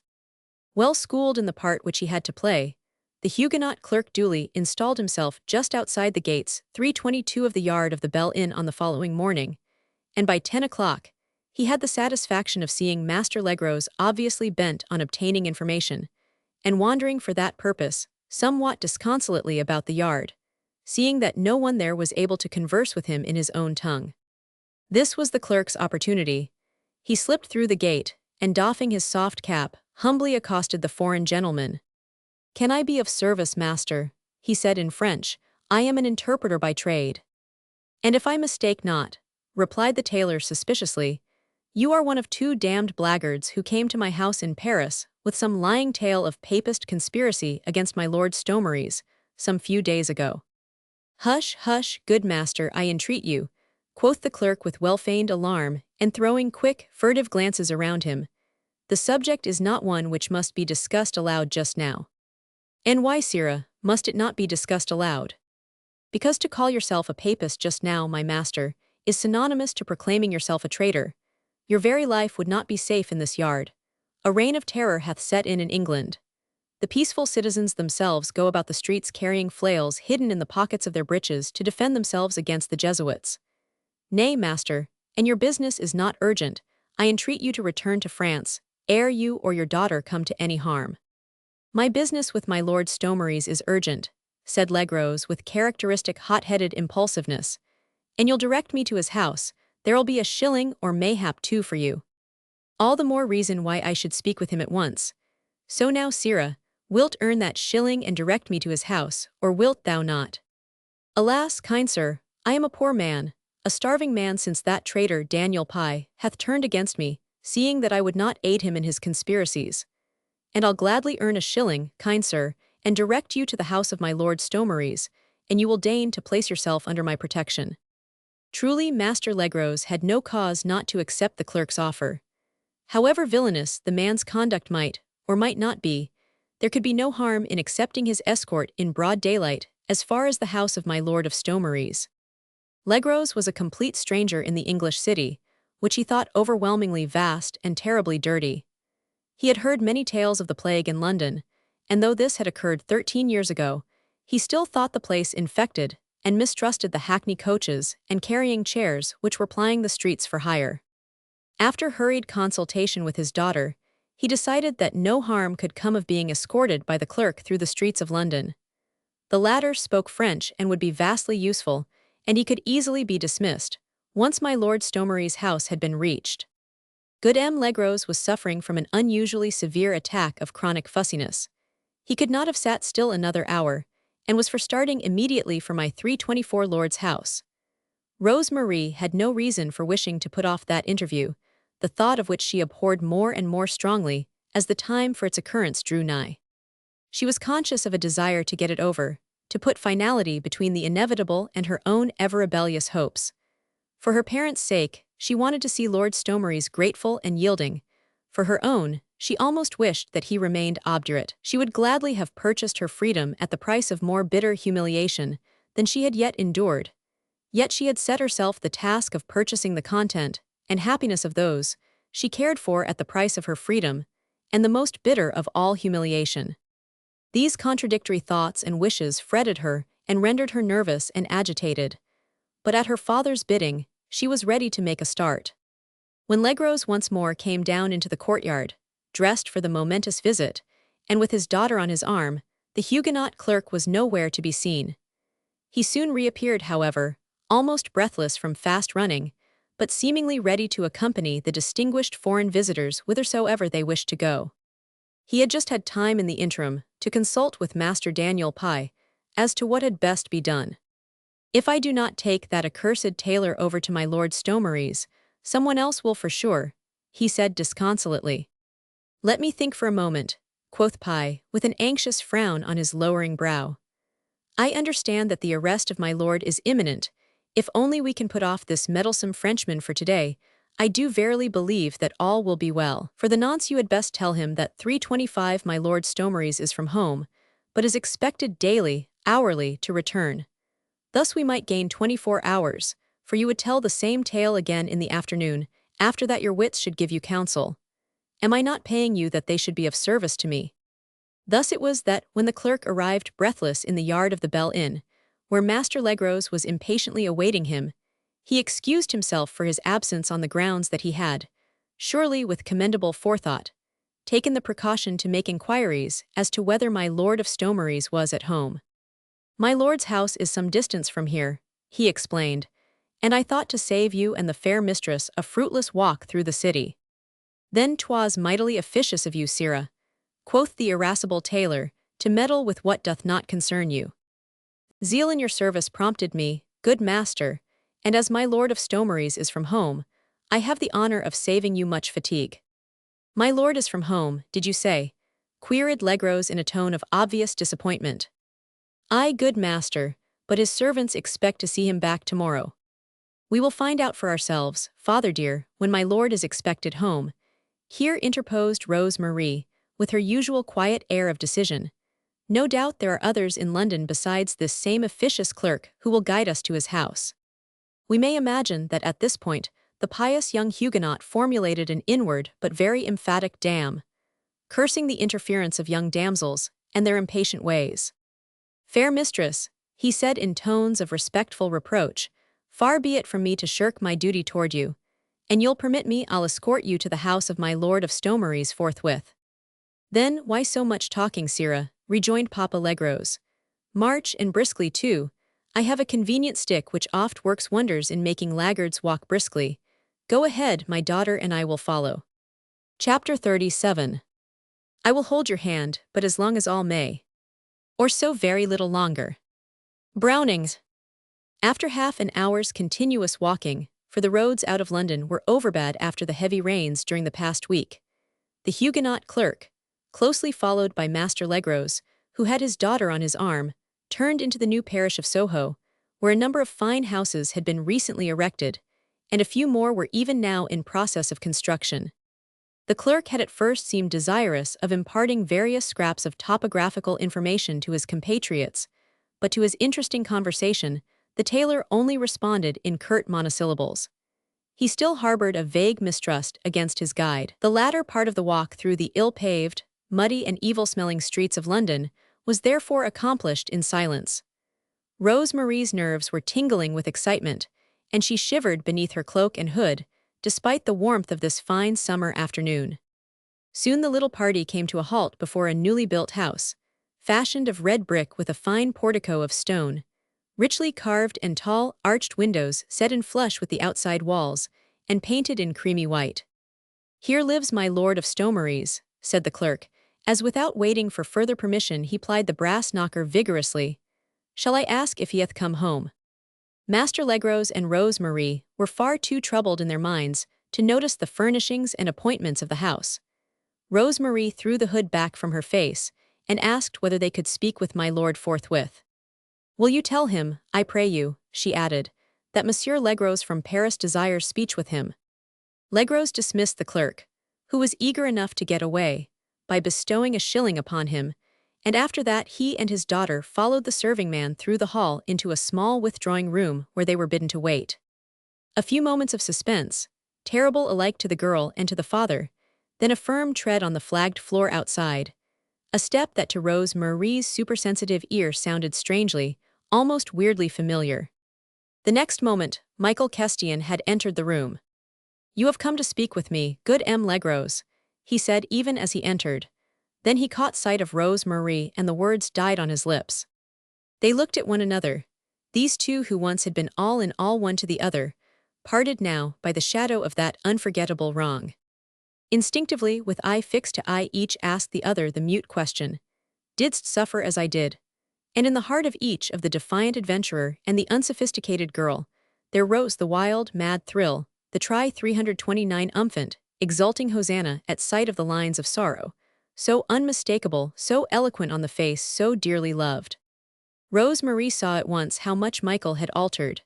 That tender, motherly instinct inseparable from perfect womanhood told her even more than that which the sunken eyes and the drawn look in the face so pathetically expressed. Yet outwardly he had changed but little. The step, as he rapidly crossed the room, had been as firm, as elastic as of old.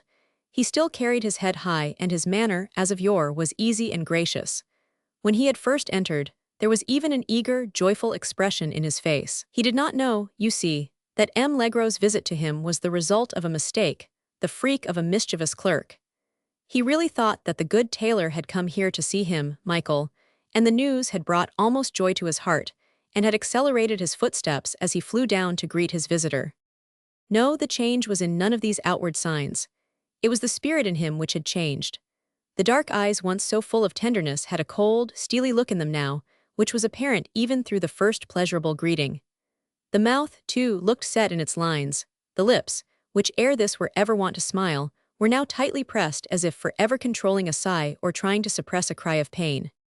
Michael, with the eyes of a man hungering for love, gazed on his snowdrop, and saw the change which the past dark months had wrought on the former serenity of her face. And if he had suffered during that time the exquisite pangs of mad and hopeless longing, how much more acute did that pain seem now that he saw her, looking pale and fragile, almost frightened, too, in his presence, cold as she 3:30 had been ere that mad glad moment when he had held her.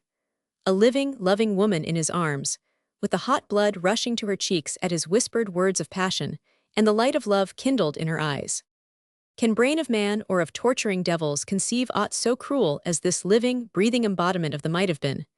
This tearing of every heartstring in the maddening desire for one more embrace, one last lingering kiss, one touch only of hand against hand, one final breath of life, after which, death and peace. As in a dream, good Master Legros' diffident voice struck on Michael's ear. "It was with my lord of Stomeries that we wished to speak." And directly after that, Rose Marie's trembling tones, half-choked with sobs resolutely suppressed. "Let us go, father, we must not stay here, let us go." She had drawn close to her father, and was twining her hands round his arm, trying to drag him away. The sad pathos of this appeal, this clinging to another as if for protection and help, whilst he, Michael, stood by nothing to her, less than nothing, a thing to fear, to hate, mayhap, certainly to despise, struck him as with a whiplash across his aching breast. But it woke him from his dream. It brought him back to earth, with senses bruised and temples throbbing, his pride of manhood brought down to the dust of a childish desire to keep her here in his presence, if only for a moment, a second.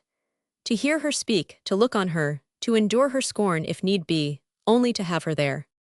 Therefore, he turned to Papa Legros, and almost humbly said, "Will you at least tell me, good master, if I cannot serve you in any way?" "No, sir, you cannot," replied Papa Legros gruffly. "I would have you believe and know that we came here under a misapprehension. A miscreant interpreter brought us hither, though he was bidden to take us to the house of Lord Stomeries. We did not know that this was your house, sir, or believe me, we had never entered it. This is not my house, rejoined Michael gravely. It is that of my mother, who hath left her Kentish village in order to dwell with me. For the rest, the misapprehension is most easy of explanation, nor is your interpreter so very much to blame. He paused for the space of a second or two, then fixing steady eyes on the face of Rose Marie, and throwing his head back with an air that was almost defiant in its pride, he said, You asked to speak with my Lord of Stomeries. 'Tis I who am the Lord of Stomeries now. Then, as Legros, somewhat bewildered, stared at him in blank surprise, he added more quietly, You did not know this, mayhap.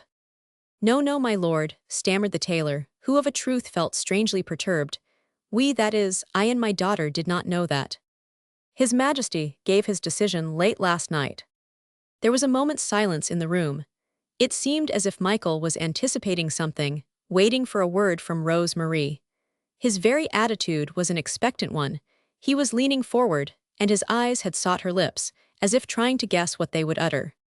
Then the title which you borrowed from your cousin 332 a while ago, and to some purpose, you have now succeeded in filching from him altogether, said the girl coldly.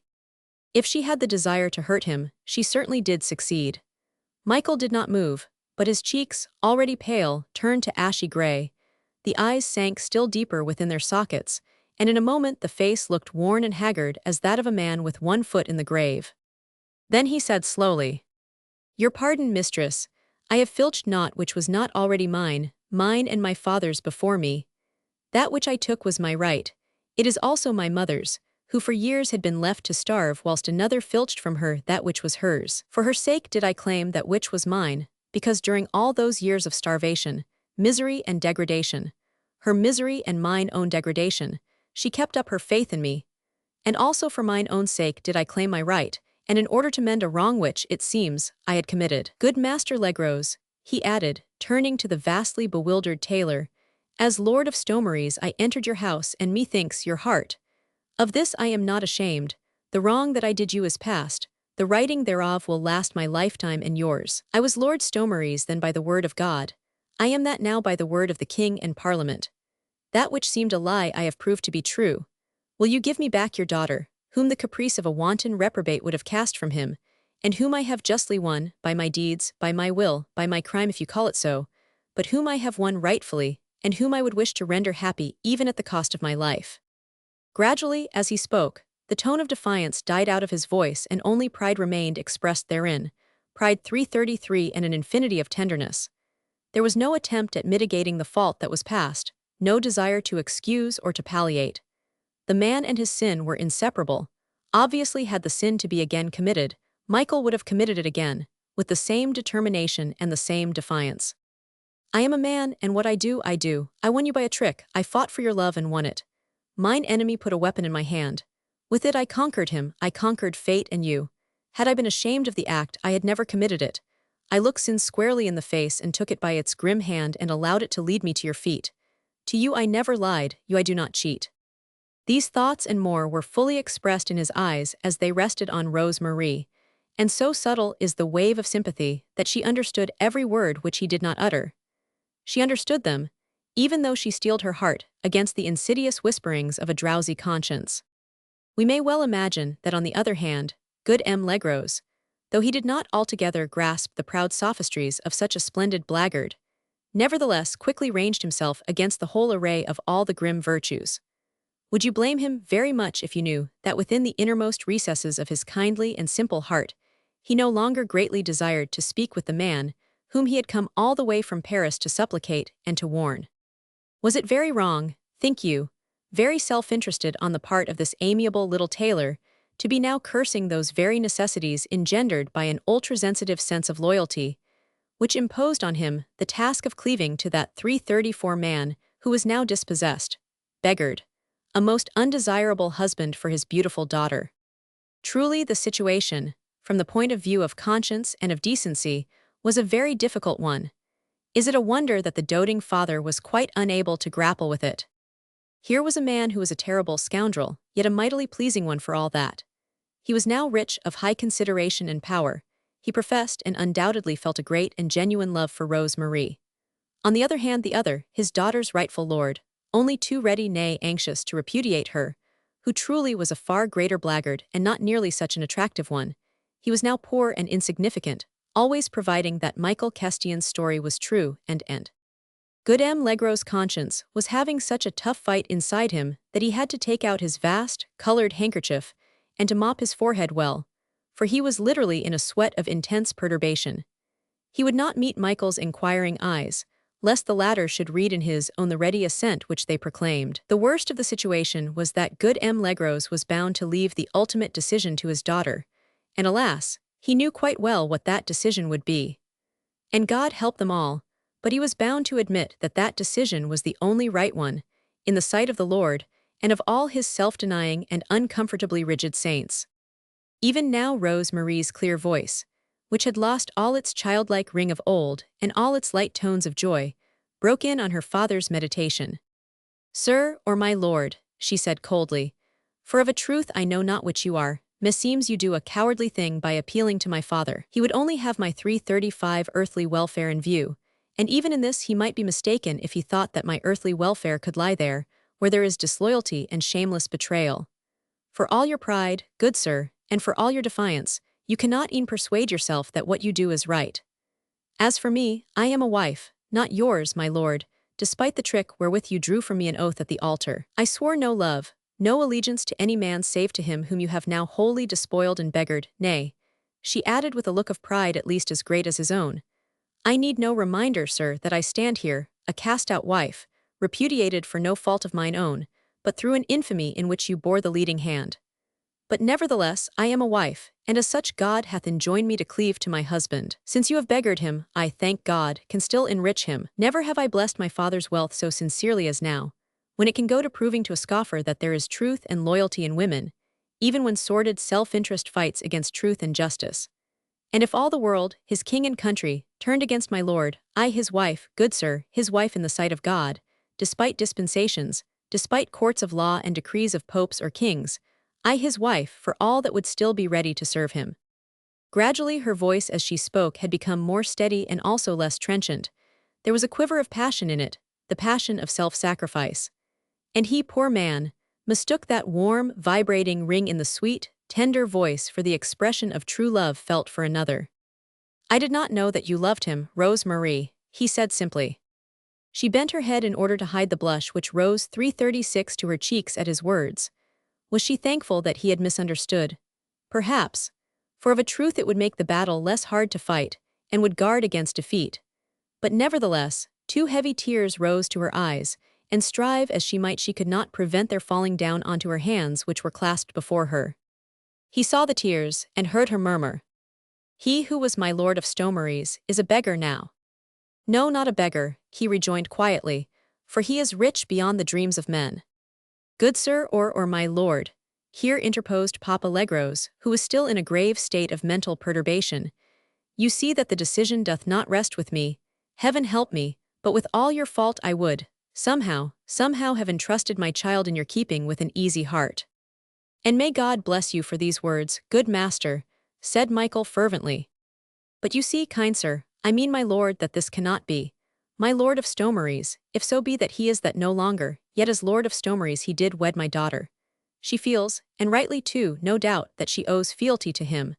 God knows, but 'tis all very puzzling, and I never was a casuist, but she says this is right, and no doubt it is. It had all been much easier but for this additional grave trouble which threatens my lord." "What additional grave trouble?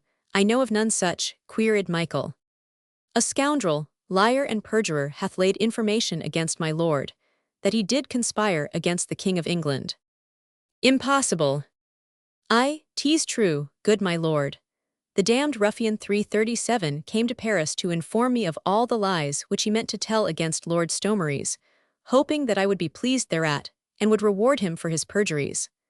I kicked him out of my house, and my daughter and I came to warn my lord of the mischief that was brewing against him." A frown of deep perplexity darkened Michael's brow. "Good Master Taylor, I pray you leave me to see my cousin forthwith. The trouble, alas, if your information be correct, is graver than even you have any idea of. England is mad just now. Terror hath chased away all her reason, and God help her, all her sense of justice. It may be that I shall have to arrange that my cousin leave the country as soon as may be, and you return to France soon he could travel in your company. I would wish to see my lord myself, said Rose Marie. Because you do not trust me, he asked. She would not reply to his look of reproach. How strange it is when a wave of cruelty sweeps over a woman, who otherwise is tender and kind and gentle. Rose Marie felt herself quite unable to stifle this longing to wound and to hurt, even though her heart ached at sight of the hopeless misery, which was expressed in Michael's every movement, in the tonelessness of his voice, and the drawn look in his face. Who shall probe the secrets of a woman's heart, of a woman who has been cheated of a great love even at its birth, of a woman who thought that she had reached the utmost pinnacle of happiness, only to find herself hurled from those giddy heights down to an abyss of loneliness, of lovelessness, and of bitter, undying memories. The child is unstrung, good my lord, here interposed Papa Legros gently. I pray, do not think that we do not 338 trust in you. It were better mayhaps that you did see Lord Stomeries, or your cousin, alas, I know not how to call him now, and we'll to him this afternoon. He can then best tell us what he desires to do. Come, Rose Marie, we had best go now, he added with a pathetic sigh, which expressed all the disappointment of his kindly heart. He picked up his soft felt hat, and with gentle, trembling movement twirled it round and round in his hand. Rose Marie drew the hood over her hair and prepared to follow him. It was all over then. The seconds had flown. She had come and would now go again, leaving him mayhap a shade more desolate even than before. It was all over, and the darkness of the past months would descend on him once more, only that the darkness would be more dense, more unbearable, because of this one ray of light, caused by her presence here for these few brief moments. Of a truth he had not known until now quite how much he had hoped, during these past months, whilst he fought his battle with grim and steady vigor, winning step by step, until that last final decision of the king, which gave him all that he wanted, all that he desired to offer her. Now she was going out of his life, for the second time, and it seemed more irrevocable than that other parting at St. Denis.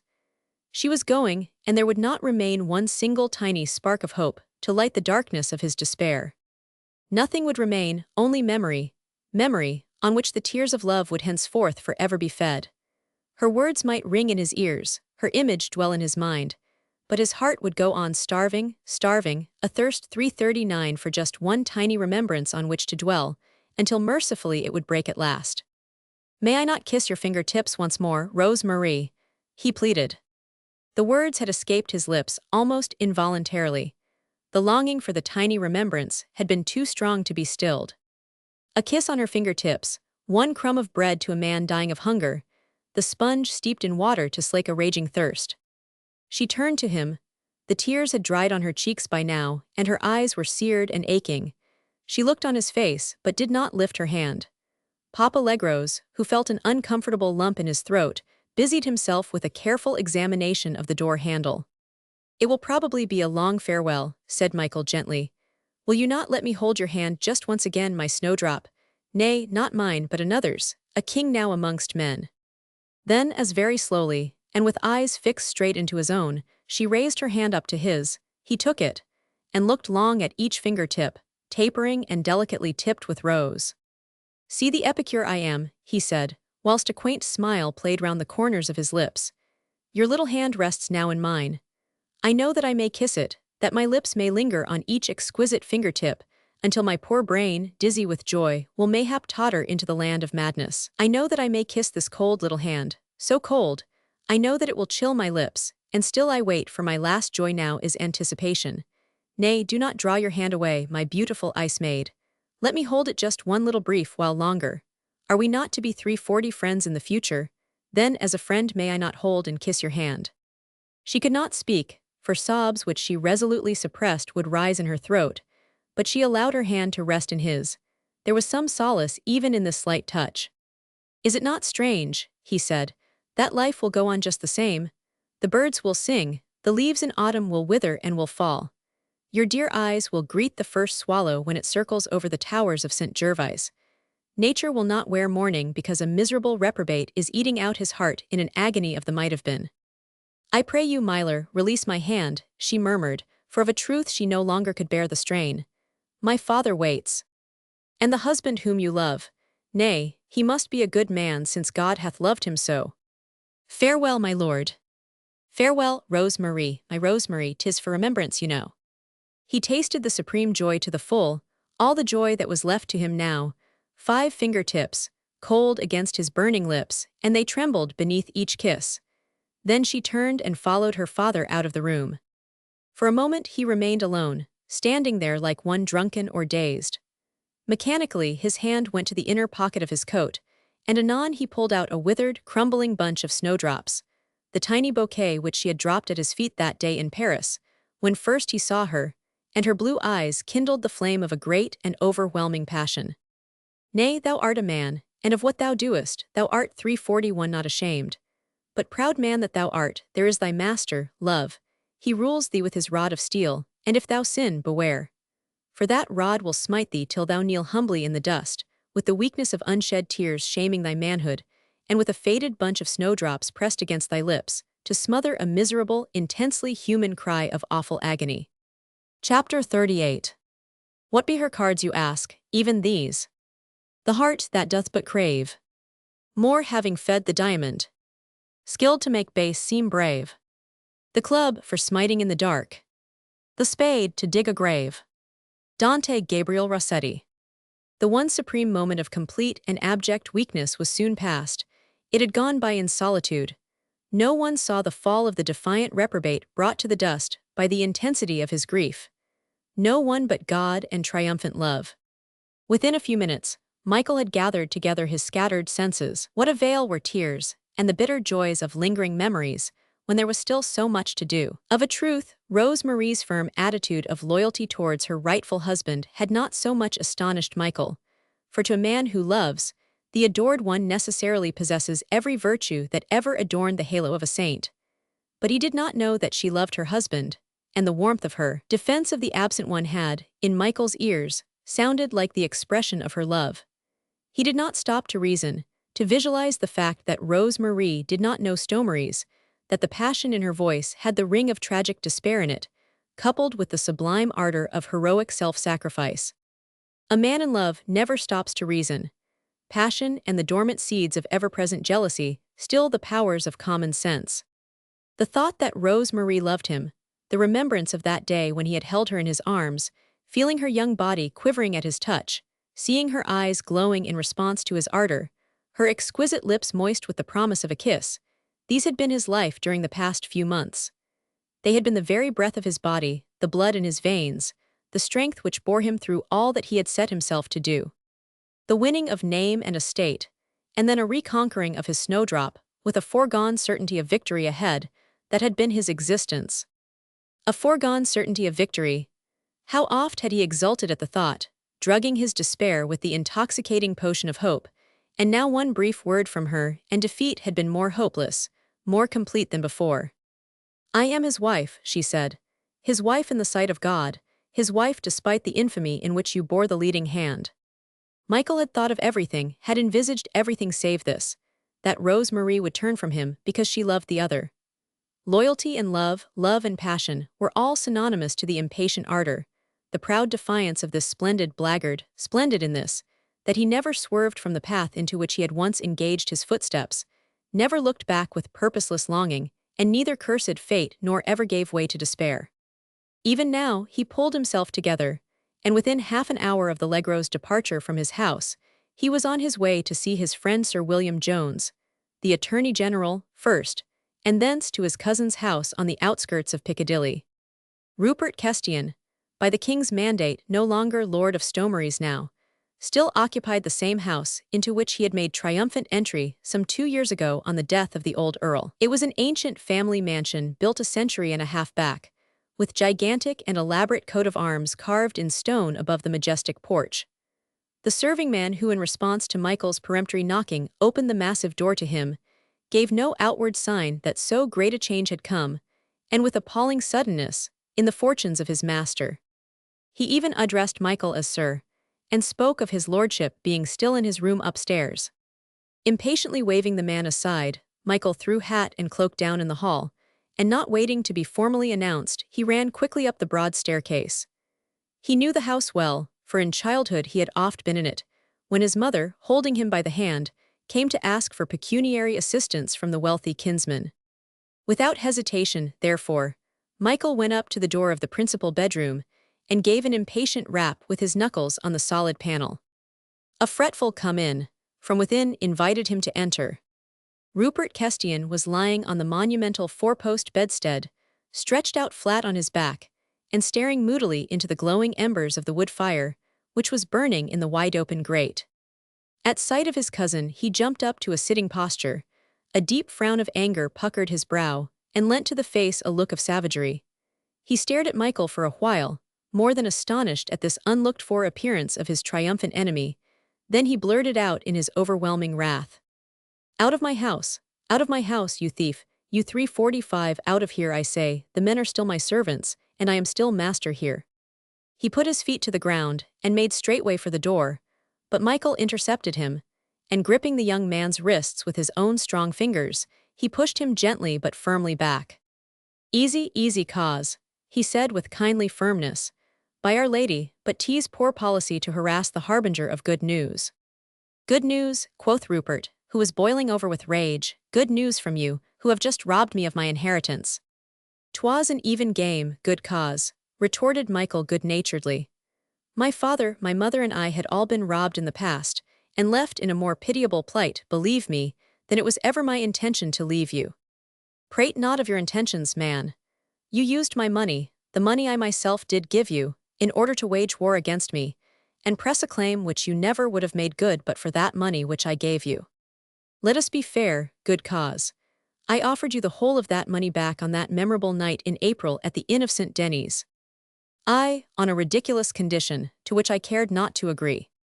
"The ridiculous condition," said Michael gravely, "consisted in your acknowledging as your lawful wife an exquisitely beautiful and virtuous lady who already had claim on your loyalty." "The exquisitely beautiful lady," retorted Rupert with an ugly sneer, "had, and I mistake not, already dragged her virtue in the wake of your chariot, my friend." "Silence, man," said Michael sternly, "for you know that you lie. Will you attempt to deny that your magnanimous offer at St. Denis was made because you were in love with my wife?" "I'll not deny it, but what my feelings were in the matter concerned no one but myself." Mayhap, but e'en you admit, good cause," quoth Rupert with obvious spite, "that a wife's conduct—" "Your wife's conduct, cousin, is beyond reproach," broke in Michael calmly, "as you know right full well. Pardy, since she is in love with you." "That too is a lie, she loves no one but you." "Mayhaps she told you so?" queried the young man, as with a yawn of ostentatious indifference he stretched himself out again, on a couch this time, with one booted leg resting on the ground and tapping it impatiently, whilst the other kicked savagely at an unoffensive sofa cushion, tearing its silk cover to shreds. "Yes," replied Michael calmly, "she hath told me so." Then as the other broke into a loud, sarcastic laugh, he continued earnestly, "Listen, cousin, for what I am about to tell you concerns the whole of your future. You are a penniless beggar now, nay, do not interrupt me. I have well weighed every word which I speak, and have an answer for each of your sneers. You are a penniless beggar, through no fault of your own, mayhap, but I was a beggar, too, through none of mine. My mother was left, almost to starve, alone in a god-forsaken village. For years I kept actual starvation from her by courting wounds in order to get blood money. That has been your fault ever since the old uncle's death, cousin, for you knew that your kinswoman 347 starved, and did not to help her. But that is over, let it pass. I was a wastrel, a reprobate, a dissolute blackguard, and you will. Had I been a better man than I was, you had never dared to offer me money to dishonor a woman. Let that pass too. But this I swear before God that I never meant to dishonor the girl. I was ready to take her to my heart, to give her all that she asked and more, the moment you and your wantonness had cast her off. But she is too proud to take anything from me, and wants nothing but her rights. Nay, you must listen to me patiently, till I have told you all. She is loyal to you, with heart and soul and body, and hath come to England to beg of you to render her justice." "Have I not told you, man?" here broke in Rupert Kestian, with a blasphemous oath which momentarily drowned the quieter tones of the other man. "Have I not told you that were that accursed tailor and his miserable wench to go on their knees to me, I would not have her? No, 1,000 times no. With the last penny left in my pocket I'll obtain the decree of nullity, and marry the woman whom I love." If she'll have you, cousin, quoth Michael dryly, now that you are a beggar.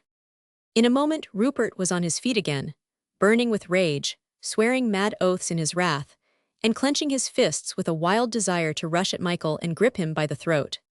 Nay, cause, said the latter with a smile, let us not fight like two brawling villains. My fist is heavier than yours, and if you attack me, I should have in defending mine own throat to punish you severely. But why should you rage at me? I have come to you with good intent. Think you, I would have left you to shift for yourself in this inhospi 348 table world? Great God, do I not know what it means to shift for oneself? The misery, the wretchedness, the slow but certain degradation of mind and of body. By all the saints, man, I would not condemn mine enemy to such a life as I have led these past 10 years. You do the tailors, wench, no good anyhow by preaching to me, growled Rupert sulkily, feeling somewhat shamed. He sat down once more, in an attitude of dejection, resting his elbows on his knees and burying his head in his hands. I did not come to preach, rejoined Michael quietly. A blackguard like me hath no right to preach, and a blackguard like you, cousin, is not like to listen. Nay, man, we are quits. We have both of us a pretty black mark against us in the book of records up there. 'Tis nigh on a year ago now that you came to me with your proposals. They have had far wider-reaching consequences than any of us had dreamed of at the time. When I made a proposal to you at the inn at St. Denis, you refused my terms peremptorily. They were not sufficiently munificent, it seems, to tempt you to right a great wrong. I felt my weakness then. I had no more to offer than just the return of your own money. You were a rich man still, and could afford to pay largely for the satisfaction of a wanton caprice. But now matters stand differently. The money which you so contemptuously flung away at St. Denis hath borne royal fruit. I made that money work. I forced it to toil and slave to gain my purpose. I have beggared you, cousin, and made myself powerful and strong, not because I hated you, not because I any longer desired dignity and riches, but because I wanted to hold in my hand a bribe that would be regal enough to tempt you. He paused a while, with stern dark eyes fixed on the weak, somewhat feminine face before him. Rupert Kestian's vacillating pupils searched his cousin's face, trying to divine his thoughts. He raised his head and rubbed his eyes, like a man wakened from sleep, and stared at Michael as on a man bereft of his senses. I do not understand, he stammered in his bewilderment. Yet 'tis simple enough, resumed Michael calmly. The good tailor whom you despise hath come over from France, because he had heard rumors that a charge of conspiracy against the king was being brought against you by false informers. Great God, murmured Rupert, who at these words had suddenly become pale, whilst great beads of perspiration rose upon his forehead. Aye, said the other, we know what that means, cousin. Your name amongst those implicated in this so-called popish plot. Think you'll escape the block? Hath anyone escaped it hitherto who hath come within the compass of the lies told by that scoundrel Oates? It's not true, murmured Rupert Kestian. What is not true? That the information hath been laid against you. That, alas, is only too true. A man named Daniel Pye is the informant. It seems that his former mistress, your own liege lady, Cause, had him flogged for theft a while ago. This has been his idea of revenge on her, to bring you to disgrace or death, he cares not which, so long as the desires of her life, which, it seems, are that she be wedded to you, are frustrated. I have all this from the Attorney General, whom I saw a quarter of an hour ago. Nay, there is no doubt that the blackguard hath informed against you, and in a vastly 350 circumstantial manner. Come, you are a man, Cause, added Michael not unkindly, seeing that Rupert was on the point of losing his wits in the face of the awful prospect of this accusation, knowing full well its probable terrible consequences. And men in these troublous times must know how to look on death in whatever grim guise it may appear. But not that, murmured the younger man involuntarily, surely not that. I trust not, rejoined the other.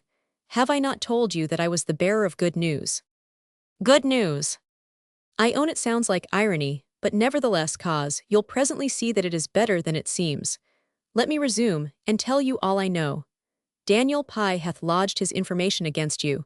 I have it directly from Sir William Jones, who in his turn had it from Sir Edmund Barry Godfrey. The villainous rogue says that on a certain day in April, he was at the hostelry of the Rat Mort in Paris, in the company of one Legros, tailor of Paris, and that there he overheard you talking over with one of the ministers of the King of France, a plan whereby Charles Rex is to be murdered, the Duke of York to be placed on the English throne, and the whole of England sold to France and to Rome.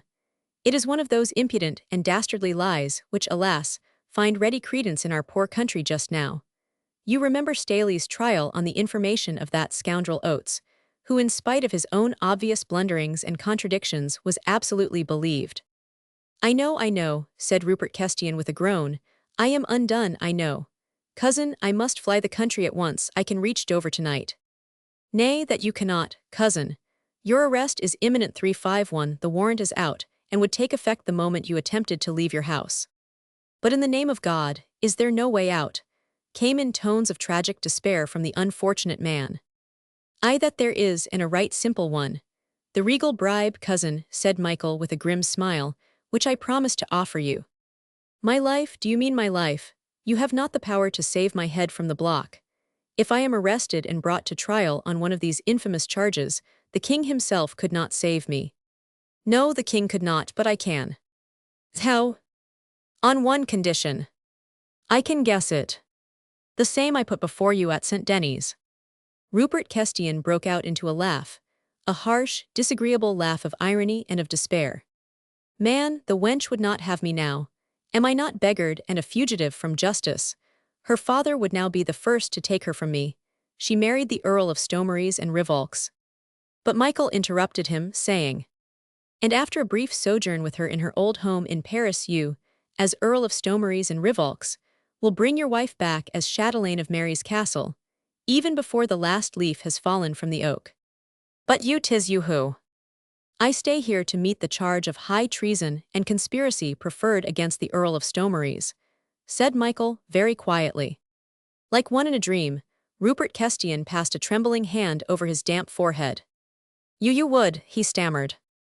Am I not the Earl of Stomeries? Queried the other simply. Was I not actually in Paris, on that memorable day in April? True, I am not a Romanist by religion, but the travesty of justice which, alas, now goes on under the guidance of Chief Justice Scroggs, will not ask too many questions and will be satisfied as long as it has one more prey to throw to the hungering intolerance of the mob. When I am gone, cousin, you are the rightful heir to the title and estates which the king's mandate hath just conferred on me. You see how simple it is. It but rests with you to accept or refuse. But why should you do this?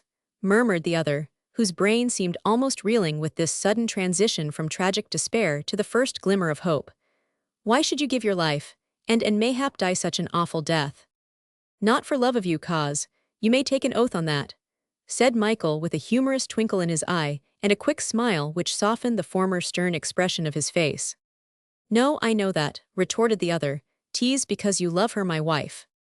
My head will no longer grace my shoulders when you return with your bride to England, cousin. You have therefore no cause for jealousy. There was silence between the two men now. Rupert was of a truth too dazed to understand fully all that his cousin's proposal would mean to him. But by the mass, man, he said, I cannot accept such a sacrifice. 'Twill not be the first act of cowardice that you'll have committed, cousin. This one will atone for the graver sin 353 of a year ago. Take what I offer you. Now that we are both face to face with the problem of life or death, we can look back more soberly on the past. We have both done an innocent woman an infinite wrong. Fate hath so shuffled the cards that we can both atone. After all, methinks that mine is the easier role. It is ofttimes so much simpler to die than to live. Nay, cousin, your part will not be altogether that of a coward, not even though your path in life will henceforth be strewn with roses. She loves you purely, loyally, good cause. 'Tis your duty as a man to render her happy. Above all, think not of me. Odds fish, man, death and I have looked at one another very straight many a time before. We are friends, he and I. But not such a death, cousin, and the disgrace. Bah, even disgrace and I have held one another by the hand ere this. And now before I leave you, cause, your solemn word of honor that you will make her happy, for by God. He added more lightly, methinks my ghost would haunt you if ever it saw her in tears. Will you take my hand, cousin?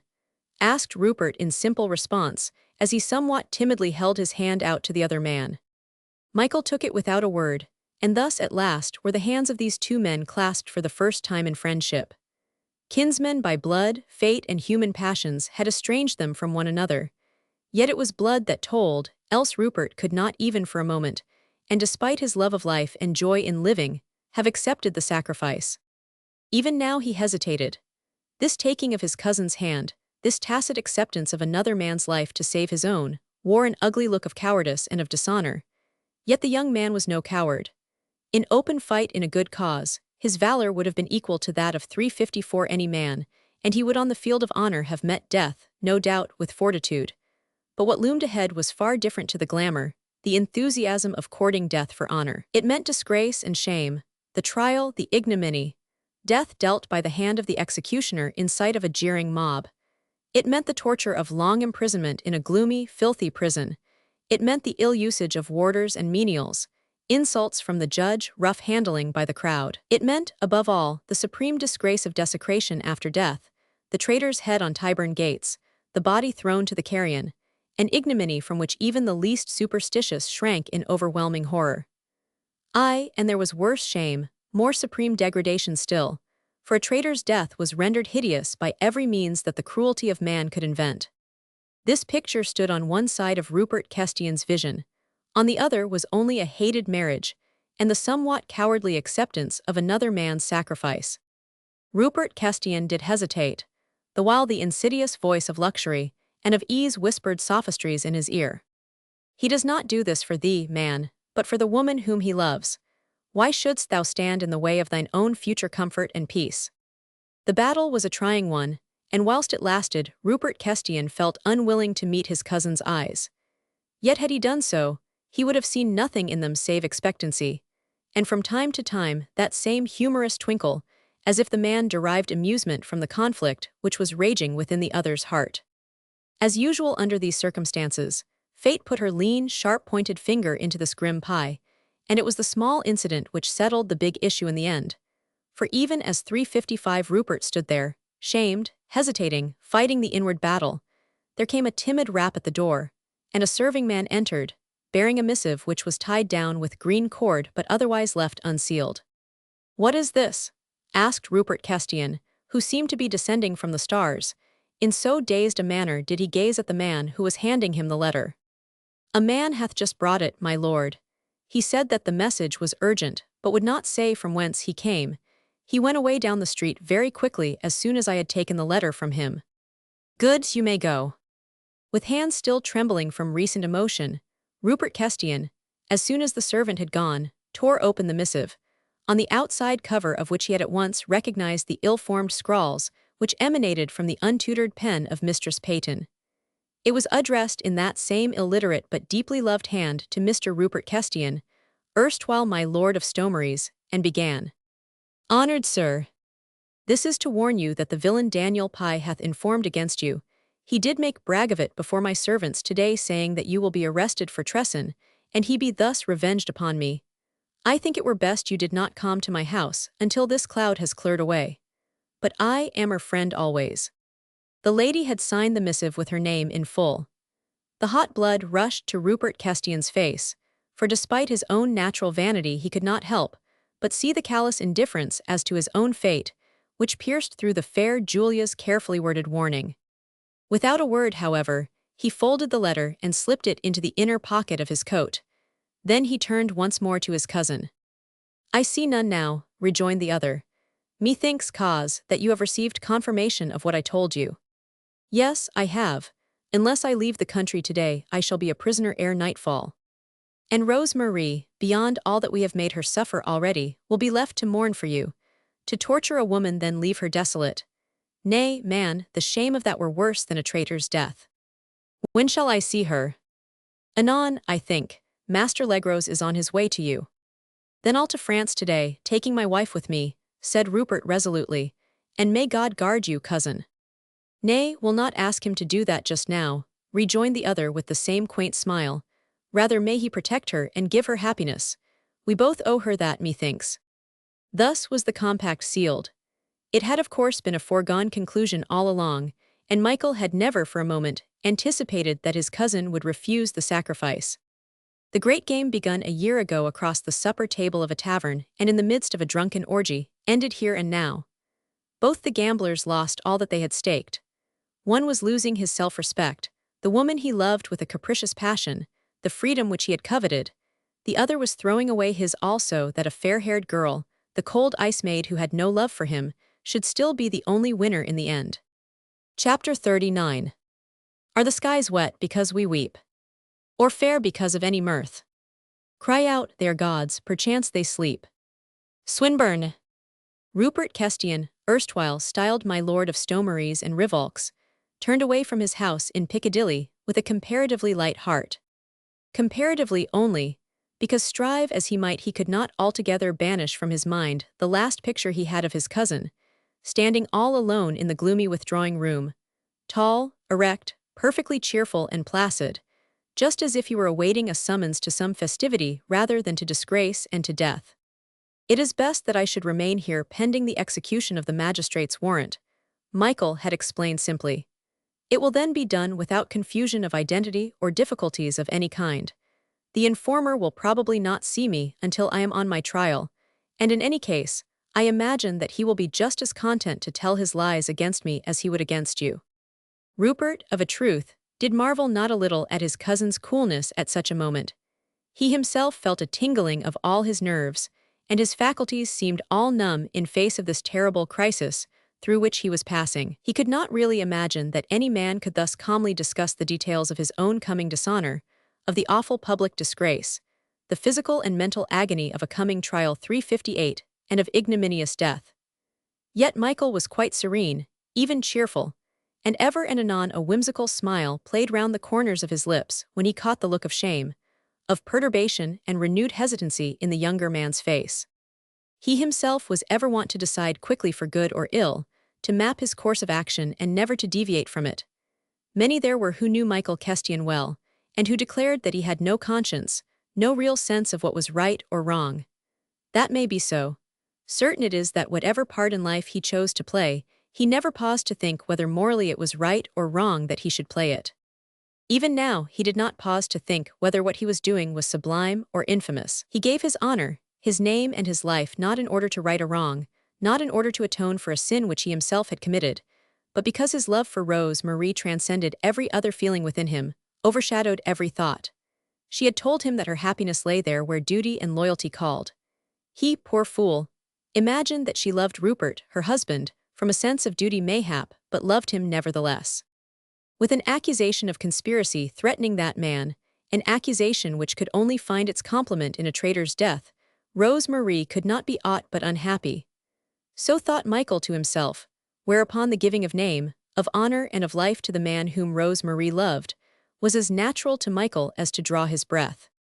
The fact that this sacrifice meant dishonor and shame was no pang. Michael cared less than naught for public opinion. To himself he would not stand disgraced. He 359 had weighed his action, looked at it from every point, had in his mind's eye seen the public trial, the ignominious condemnation, all the disgrace which pertains to such a death. He had seen it, and decided without the slightest hesitation. All this Rupert could not of course understand. In this he was different to Michael, that he felt poignant remorse for his own action, the while he had really not the moral power to reverse his decision. Had the acceptance of another man's heroic sacrifice to be done again, he again would have accepted it, and again have bitterly repented, hesitated, repented and accepted again. He would have understood Michael's attitude better if there were any prospect of an admiring world knowing subsequently the truth of the sacrifice, of there being a chance of the public recognition of the heroism, even after death. But here there was no such prospect. For Michael it would be humiliation, and nothing but humiliation, shame and disgrace even beyond the grave. Therefore, the young man was overglad when, the preparations for his journey being all complete, he at last turned his back on the old house in Piccadilly. All the servants had been enjoined that if anyone came thither and asked for my Lord of Stomeries, the new and only real Lord of Stomeries would receive the visitor, whatever his errand might be. Then Rupert took his leave of his cousin. Not a word more was said on the subject of the future, nor did the young man attempt to express any gratitude. I do not think that he felt any in the true sense of the word, and Michael's attitude was not one that called forth any outward show of sentiment. An hour later Rupert Kestian had finally turned his steps in the direction of Fleet Street. Soon he found himself inside the yard 360 of the Bell Inn, asking if he might have speech with Master Legros of Paris, lately come to the hostelry. There was something almost comical in good Papa Legros' expression of surprise when he realized who his visitor was. Rupert's face was of course unfamiliar to him, and it took him quite a little time to collect his thoughts, in view of the happy prospect which this unexpected visit had called forth before him. His kindly heart, ever prone to see good, even where none existed, quickly attributed to this erring sinner the saving clause of loyal repentance. Knowing nothing of what had occurred between the cousins, Papa Legros naturally sprang to the conclusion that the young man, tardily smitten with remorse, had come of his own accord to make reparation, and the worthy tailor was only too ready to smooth the path of atonement for him as much as lay in his power. "Myler," he began, as soon as he understood who Rupert was, and stretching out a cordial hand to him. "Nay, I am no longer Myler now," broke in Rupert Kestian with a slight show of petulance. "My cousin Michael is Lord of Stomeries now. I am only a poor suppliant of high birth and low fortunes who would humbly ask if your daughter, my wife before God, is still prepared to link her fate to mine." "My daughter, Myler, sir, will answer herself," rejoined the tailor with at least as much dignity as a high-born gentleman would have displayed under the like circumstances. Then he went to the door, and opening it called to Rose Marie. Rupert Kestian, despite the deep-rooted antagonism which he felt against this woman to whom now his future was irrevocably bound, was forced to own to himself that 361 fate tempered her stern decrees with a goodly amount of compensation. Rose Marie's beauty was one which sorrow doth not mar. In her case it had even enhanced it, by etherealizing the childlike contour of the face, and giving the liquid blue eyes an expression such as the medieval artists of old lent to the saints whom they portrayed. She came forward with quiet self-possession, through which shone an air of simple confidence and of sublime forgiveness. Though she had not expected Rupert's coming, yet she showed no surprise, only pleasure that he had so nobly forestalled her, and saved her the humiliation of coming to him as a suppliant. Rupert Kestian was young, and his senses were quickly inflamed at sight of so much loveliness, and though inwardly he railed at chance, that had not made of this exquisite woman a great lady, yet when she so graciously extended her hand to him, he kissed it as deferentially as he would that of a duchess. "Madam," he said, as soon as she was seated, and he standing before her, "we are told in the scriptures that there is more joy in heaven for the conversion of one sinner than for the continued goodness of 100 holy men. It had always struck me ere this that this dictum was somewhat unfair on the holy men, but now I have come to be thankful for this disposition of heaven's rejoicings, since you, who no doubt have come straight from there, will mayhap show some consideration to the repentant sinner who hath so miserably wronged you, and who now craves humbly for pardon at your feet." He was very much pleased with himself for this speech, accompanied as it was with pretense of bending the knee. He felt sure that Michael would be pleased with him for it 362, nor did it cost him much to make it, for of a truth Rose Marie was exquisitely beautiful. "By gad," he murmured to himself, "meseems that I am ready to fall in love with the wench." "My lord," she said quietly, meeting with perfect impassiveness the sudden gleam of admiration which lit up his eyes, "'tis not for me, your wife, to judge you or your conduct. The wrong which you did to me, I do readily forgive, so be it that my father and mother, whom you have wronged as deeply as you did mine own self, are equally ready to forget all that is past. And my lord is willing to make amends," said Papa Legros with an involuntary sigh. He thought of Michael, and how different he had looked when first he had wooed Rose Marie. Michael with the handsome proud head, the merry smile, the twinkling dark eyes so full of fun at times, at others so earnest and so infinitely tender. Papa Legros sighed, even as he felt that rectitude was a hard taskmistress, and that 'twas a vast pity Rose Marie was quite such an angel of goodness. But Rupert's impatient voice broke in on these thoughts. "I pray you," he said, "do not persist in calling me my lord. My cousin Michael is and has always been, it seems, the rightful lord of Stomeries. I am a poor man now." "And my father, sir, is rich enough that your poverty need not fret you," said Rose Marie quietly, "and you'll have me as your wife." "It is my duty as well as my pleasure, madam," he broke in decisively, "to ask you if you'll permit me to lay my submission at your feet." "You have but to command me, sir," she rejoined coldly. "An unfortunate incident, of which I understand you have some inkling, will force me to leave England for a time. We know that a false charge has been preferred against you, sir, and we came to England, I trust not too late, to warn you of your danger." "Nay, not too late, madam, as you see I am still free. I had warnings from other quarters, yet am equally grateful for your pains. The cloud will blow over, she said stiffly. When do you propose to go to France? Tonight, an it please you, madam, he replied. Will you journey in my company? If you so desire it, sir. She rose, and with the same calm dignity prepared to go. Rupert's glowing eyes followed her graceful movements, and dwelt with unconcealed pleasure on every line of her young figure, which the somewhat stiff mode of the day could not altogether disguise.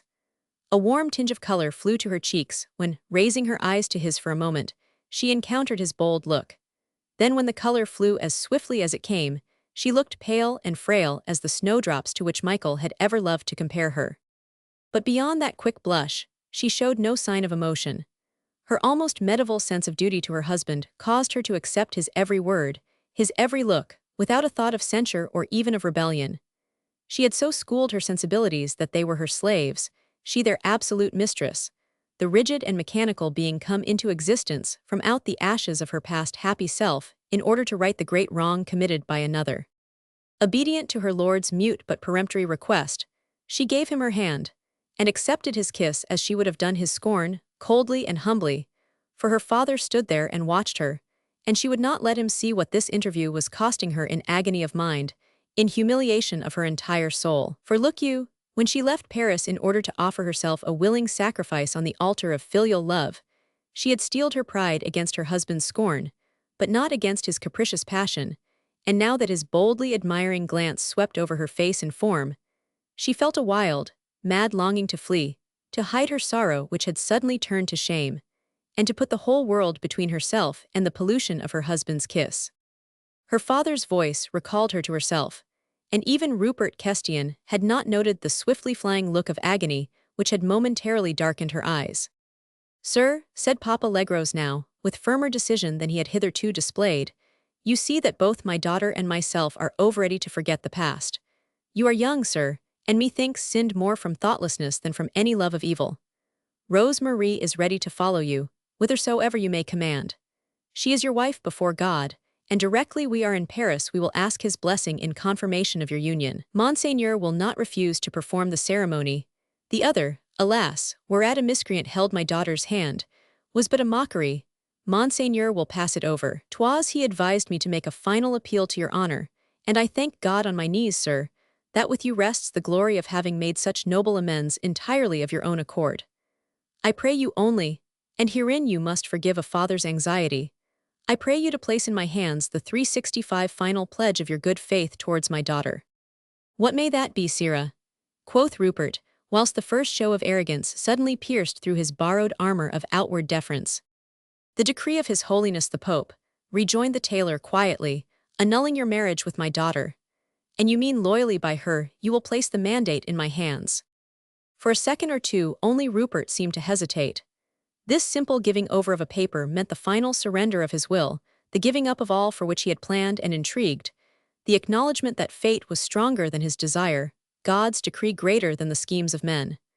That mandate once out of his hands, he could never get it back again, nor ever obtain another. It was real, tangible finality. Therefore did he hesitate, but the next moment he had looked once more on Rose Marie, and the natural primitive man in him, the shallow nature, the masterful senses, caused him to shrug his shoulders in indifference. Bah, one woman after all was as good as another. This one loved him in her curious, cold way, and by gad, she was d pretty. So Rupert Kestian delved in the deep pocket of his surcoat and drew out therefrom a parchment to which was appended an enormous seal that bore the arms and triple crown of His Holiness the Pope. This he handed to Papa Legros. The latter took it and glanced at its contents. One phrase therein caused a dark frown to appear on his brow, and a flash of anger to rush to his cheeks.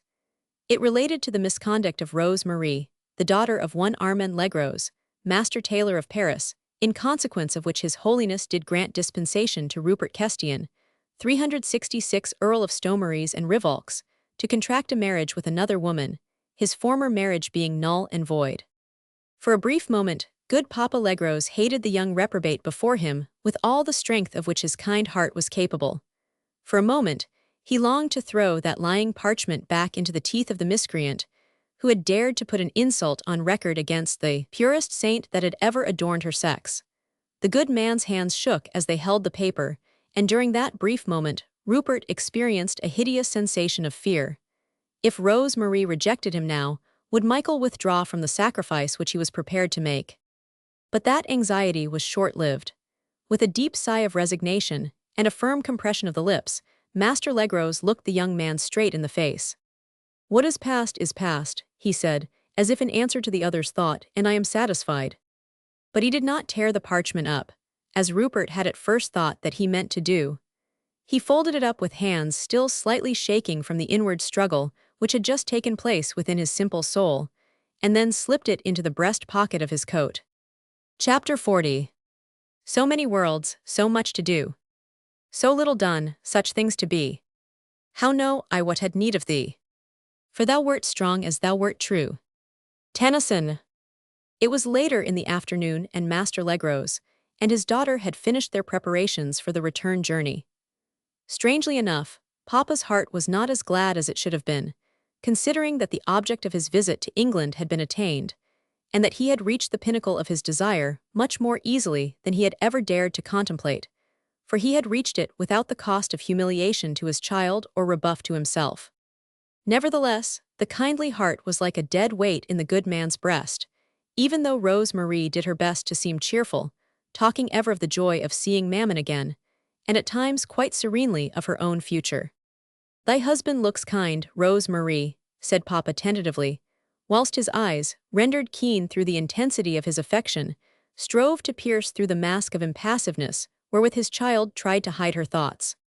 "He also seems greatly to admire thee," he added with an involuntary display of paternal pride. But has even the most devoted of fathers, ever succeeded in reading a woman's thoughts on the subject of another man? All that Papa Legros thought at this moment was that Rose Marie looked very pale, and that a shiver seemed to go through her as if she had the ague. Mayhap she was overtired, certainly she was unstrung. He himself felt uncommonly as if he would like to cry. In the early part of the afternoon, he persuaded Rose Marie to lie a while on her bed and rest. Myler, for so he still persisted in calling Rupert Kestian in his mind, would be here at 6 o'clock. His coach would then be ready for the journey to Dover. It was now little more than 3. Rose Marie obeyed willingly. She was very tired, and she longed to be all alone. Papa declared his intention of going out for a walk, and of returning within an hour. A great longing had seized him to see Michael once again. The worthy man cursed himself for his folly, and for his weakness, but he felt that he could not go away from England without grasping once more that slender, kindly hand, which he once used to look on as that of a dearly loved son. Papa Legros did not see the reason why, now that all difficulties had been duly planed, he and Michael should not remain friends. He had more than a vague suspicion, too, that Myler's repentant attitude was due to Michael's persuasion. Asking his way from the passers-by as he went, he soon found himself once again before the house in Soho. But his disappointment was bitter when he heard that my lord was from home, and no one knew when he would return. Sadder of heart then, Master Legros retraced his steps towards the Bell Inn. On the way he had wiped many a tear which had fallen down his cheeks, blaming himself 369 severely the while for this display of weakness. But strange though it may seem, this failure in seeing Michael, and in hearing his cheery voice speak the Godspeed, had weighed the good tailor's spirits down with an oppressive weight which seemed almost like a foreboding. In the yard of the inn, Master Legros encountered quite a crowd of gaffers. Some great excitement seemed to be in the air. They talked volubly to one another, with that stolid absence of gesture, that burying of hands in breeches pockets which always makes an Englishman's excitement seem so unconvincing to the foreign observer. In the center of the yard, a heavy coach, a note of bright canary yellow in the midst of all the sober grays and drabs around, stood ready, with ostlers at the leaders' heads, the horses champing their bits and impatiently pawing the cobblestones. The driver, with thick coat unbuttoned displaying an expanse of gray woolen shirt, was quenching his thirst inside the vehicle.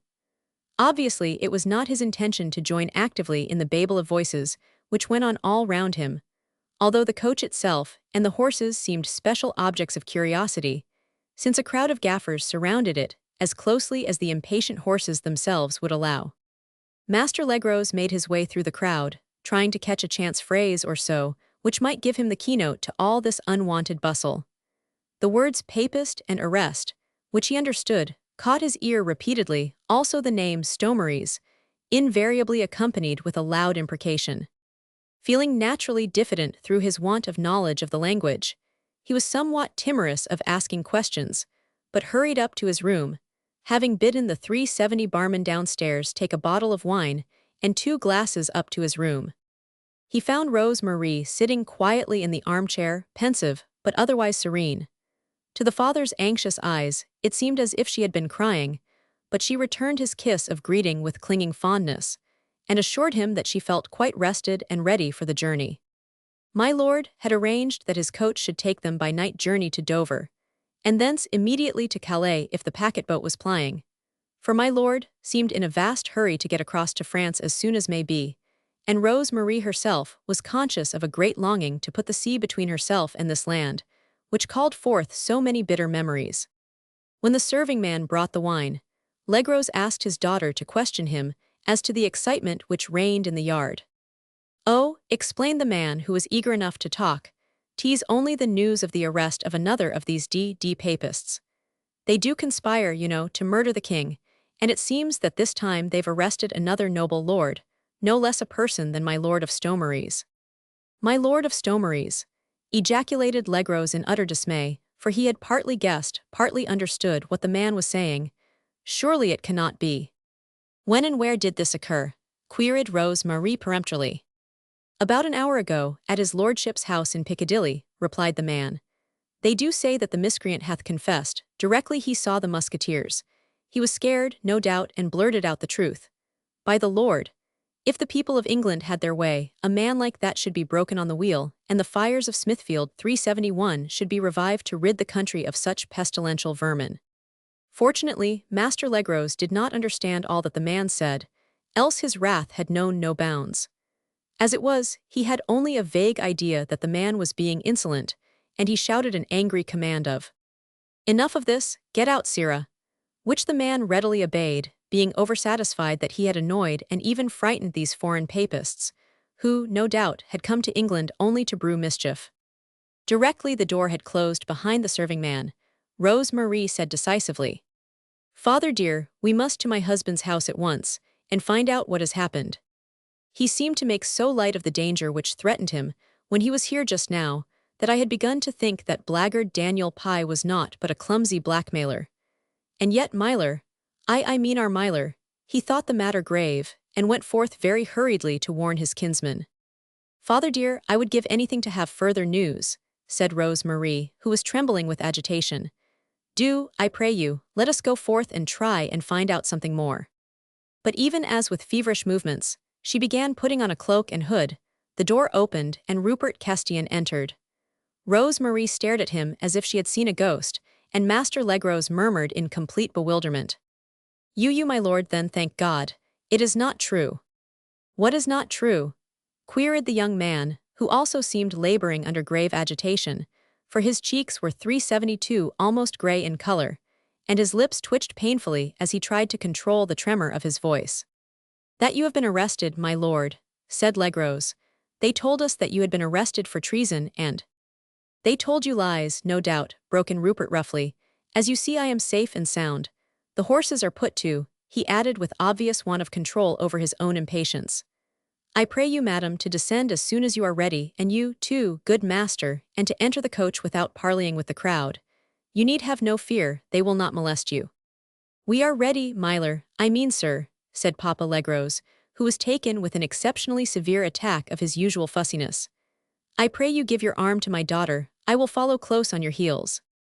My lord, it seems, was so agitated that he even forgot his good manners, and curtly bidding the others not to linger, he darted out of the room, and had even disappeared down the corridor before Rose Marie had had time to collect her little bits of hand luggage. She went back to the window which gave on the covered balcony that on this floor ran all round the house, overlooking the yard. The excitement down below was evidently reaching fever pitch. Everyone was rushing toward the gate, and the yard itself was for the moment left deserted. Only one ostler remained at the horses' heads, and his head, too, was turned in the direction of the gates. The driver had emerged from the depths of the vehicle, and together with his mate was hoisting the Legros luggage into the boot.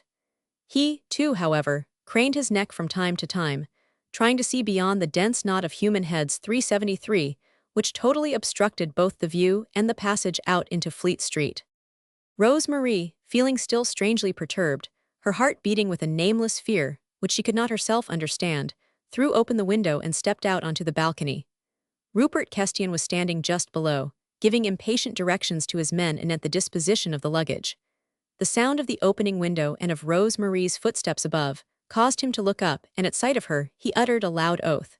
It was evident that he had completely lost all control over himself.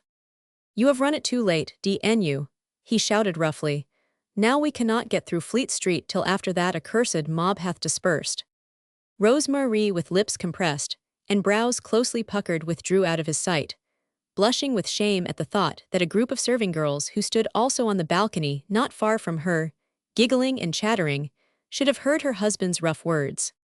But the wenches were evidently too much engrossed with their desire to see something of what was going on beyond the hostelry gates to pay much heed to the pale, foreign miss, and to her doings, and even as Rose Marie prepared once more to join her father, she heard one girl say excitedly, "He won't be passing by for another few minutes.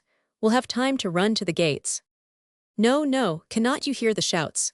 They are bringing him along now," cried another, holding with both hands to the iron railing, the while her companion tried to drag her away. "I can just see over the heads of the crowd," said in 374 other. Here they come, can you hear them all hooting?" And she herself indulged in a vicious boo, "Down with the traitor, down with the papists." Beyond the gates, the crowd, invisible to Rose Marie, was evidently giving vent to its excitement. As the wench had said, they were hooting lustily. Shouts of death to the traitors, mingled with obvious cries of terror and of pain following immediately on the clatter of horses' hoofs on the mud-covered street. "It's a closed vehicle," said one of the girls on the balcony in obvious disappointment. "And you can't see even that with all that pack of soldiery." "Boo, boo, death to the papist," screamed the other girls in unison. Just for a moment then, in the small space between the top of the archway and above the heads of the crowd, Rose Marie caught sight of a closed hackney coach, being driven at slow pace and surrounded by an escort of musketeers. The hooting, hissing, and other expressions of hatred and opprobrium became almost deafening for the moment, and through the shouts of the rope, the rack, the stake for the papists, could distinctly be heard the name, Stomeries, accompanied by loud imprecations, whilst a shower of evil-smelling refuse was hurled at the vehicle by the enthusiastic staff of the Bell Inn, congregated at its gates. Rose Marie felt sick with horror. Gradually, that fear which had hitherto been nameless gained more tangible shape. She peeped down again and saw that her husband had taken refuge inside his coach. Then she understood. It was Michael who had been arrested, the only Lord of Stomeries, as he himself had proudly said a while ago. Did some inkling of the real truth of the case rise in her heart then and there? It were difficult to say. There is a strange telepathy which exists in nature, and which warns the sensitive mind of the danger, the misfortune of another being. It was only a purely natural, human instinct which prompted her to ask the serving wenches a final question, the answer to which she knew already. "What is all the excitement about?" she asked, turning to the group of girls and steadying her voice as much as she could. "Who is it they are taking past in that closed carriage?" "My Lord of Stomeries, mistress," said one of the girls. "He is one of the papists that do conspire against the king. He'll hang for sure. I wish they'd burn the lot as they did in the olden days." "But 'tis my Lord Stomeries' coach that is standing here below," said Rose Marie. "He is safe and sound within." "Nay, I know not about that," quoth the girl decisively. "'Tis my Lord Stomeries they are taking to prison sure enough, and 'twill be my Lord of Stomeries' head that'll be on Tyburn Gate before many days are over, and I for one'll go to see him beheaded, if I can get a holiday on that day." Chapter 41. In the silence of the night. How we shiver with affright at the melancholy menace of their tone. For every sound that floats from the rust within their throats is a groan. Edgar Allan Poe. Rose Marie had told her father all that she feared, all that she, alas, knew to be true. "We cannot go now, father dear," she said with quivering voice, whilst her eyes, burning with hot tears, looked down appealingly at her father. "We must surely hear what becomes of him." "Nay, my child," said Papa Legros with a heavy sigh, What can we do by remaining here? Your duty is to your husband. No doubt he too fears for his life, and would wish to leave this country ere suspicion fall upon him. But father, methinks you do not understand. I know not if there hath been conspiracy or not, but this I do know, that the charge was preferred against my husband. Then why is my lord arrested? I know not, my jewel, replied Papa Legros, deeply perplexed and miserable. England seems to be a queer country just now. Mayhap all these gentlemen do conspire. God knows there always have been many conspiracies against our own most high and most Catholic King Louis, the ever-victorious. And Master Legros doffed his felt hat, in token of deep respect. Thy husband waits, child, added the worthy man resignedly. Tease him thou must obey. Even as he spoke, Rupert's steps were heard once more along the corridor. He entered, still looking miserably anxious, but at sight of Rose Marie, a blush of shamefacedness overspread his pale cheeks. Your pardon, mistress, he said, striving to speak quietly, methinks the coast is clear now. Will you deign to descend? He offered Rose Marie his arm. She felt like some wild creature trapped, looking round her with wild, terrified eyes as if for a means of escape.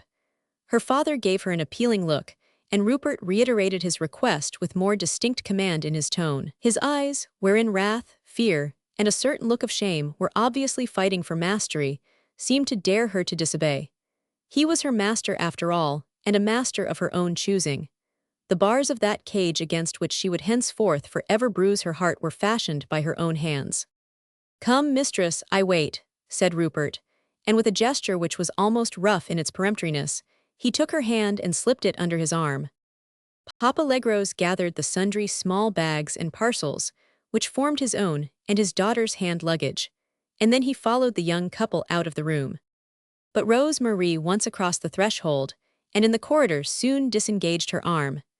This masterful appropriation of her person and of her will caused her an instinctive pang of fear. Good God, was she going to hate this man, whom through an impulse of loyalty and righteousness she had openly acknowledged as her Lord 378, and to whom she almost willfully had surrendered her whole young life, her hopes of happiness, her every thought and wish? Now with every look of unfettered admiration, with every word of command, he roused her numbed spirits into rebellion.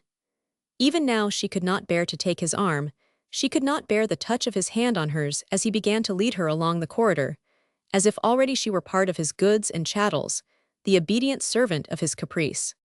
When she withdrew her hand from his, he looked inquiringly on her face, then realizing her motive, guessing her repugnance, he laughed a forced, ironical laugh and said with obvious intent to wound, Nay, madam, I'm vastly sorry that even in this dark passage you cannot fancy that I am my cousin Michael. But you made your choice yourself, twixt him and me, and therefore pray understand that 'tis too late to repent. He walked, however, on ahead, keeping a little in front of her, and soon reached the door which gave on the yard. His coach stood there all in readiness, the driver on the box holding the ribbons, the groom standing by the carriage holding open the door. But between the coach and the door through which Rupert with Rose Marie and Papa Legros had just stepped forth into the yard, there stood a group composed of 3 musketeers, one of whom was a little in advance of the others, and apparently in command. Master Savage, landlord of the Bell Inn, was in close and voluble converse with the soldier, as Rupert with a peremptory voice called to his own driver to pull up a little closer. At the sound, Master Savage turned, and the musketeer now came up to the little party in the door.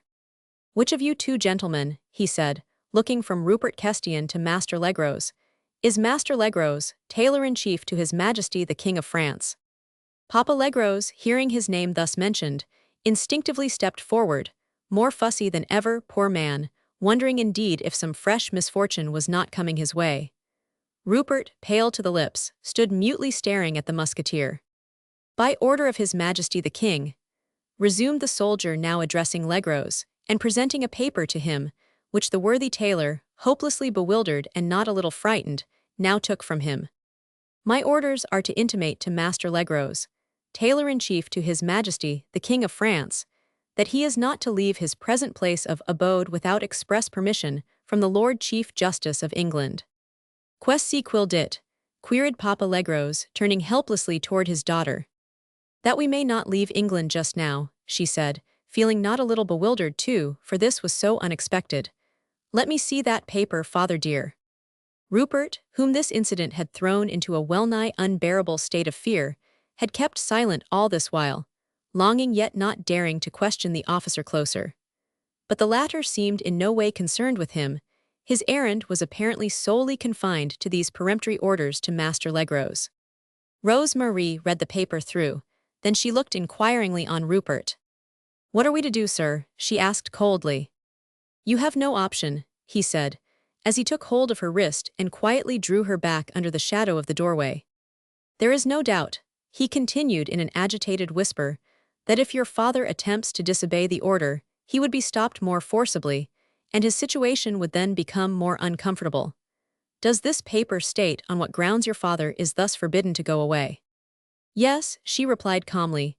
"It says that by order of the king, Master Legros, tailor of Paris, is required to give evidence on behalf of the crown in the forthcoming trial of the Earl of Stomeries and Rivolks for conspiracy and treason. He is summoned as a witness. He has no option, he must stay, they would stop him if he attempted to go," reiterated Rupert Kestian, whose trembling voice scarce contrived to pass from his dry throat through his parched lips. "Then with your permission," she rejoined, "I will stay with my father." "As you please," he said hurriedly. Rose Marie bent her head in token of farewell. She felt more like a puppet moving and acting mechanically than like a sentient woman. She suffered such an agony of mind and heart at thought of what had occurred, what she visualized and what she guessed, that the mere act of speaking and of moving seemed no part of her present existence. She was called upon to act and to decide for herself and for her father, but as Rupert Kestian very properly said, there was no option. Nor had Rose Marie anything to fear for her father. It was difficult for her to imagine how the present situation had come about, and why the King of England should desire Master Legros to be a witness for the crown against the Earl of Stomeries and Rivolks, accused of conspiracy and treason, nor did she 381 quite understand what being a witness for the crown really meant. But for her own part, she was conscious of an intense sense of relief when she saw Rupert Kestian, her husband, turning on his heel, and without looking either to right or left, making his way somewhat hurriedly to his coach. She went back to her father's side, and taking his arm in order to assure him that all was well, she turned to the musketeer. "Sir," she said to him, "are there any further orders which you have to transmit to my father?" "No, mistress, none," replied the soldier. "Your father must understand that he is free to come and go as he pleases, so long as he remains in the city. Strong measures would only be taken if he attempted to go." "My father understands all that, sir," she said with a haughty little toss of the head.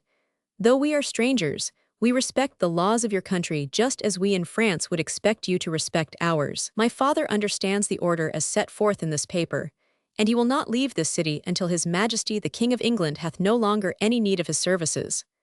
"Come, father dear," she whispered, in her own mother tongue and with gentle pressure trying to lead the good man away.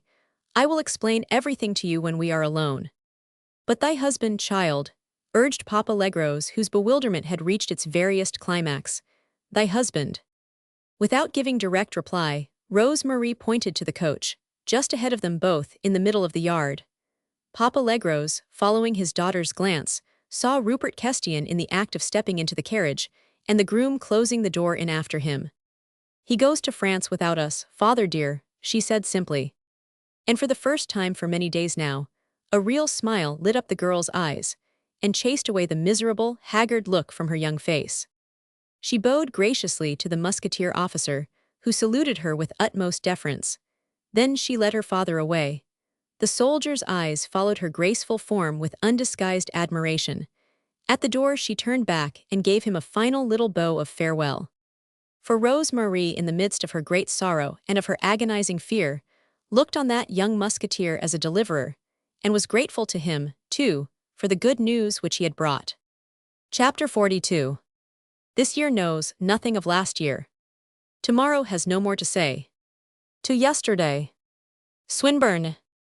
That same afternoon, and at about the same time as Rupert Kestian's coach swung out of the gates of the Bell Yard, Sir John Iloff presented himself at his kinswoman's house in Holborn Row.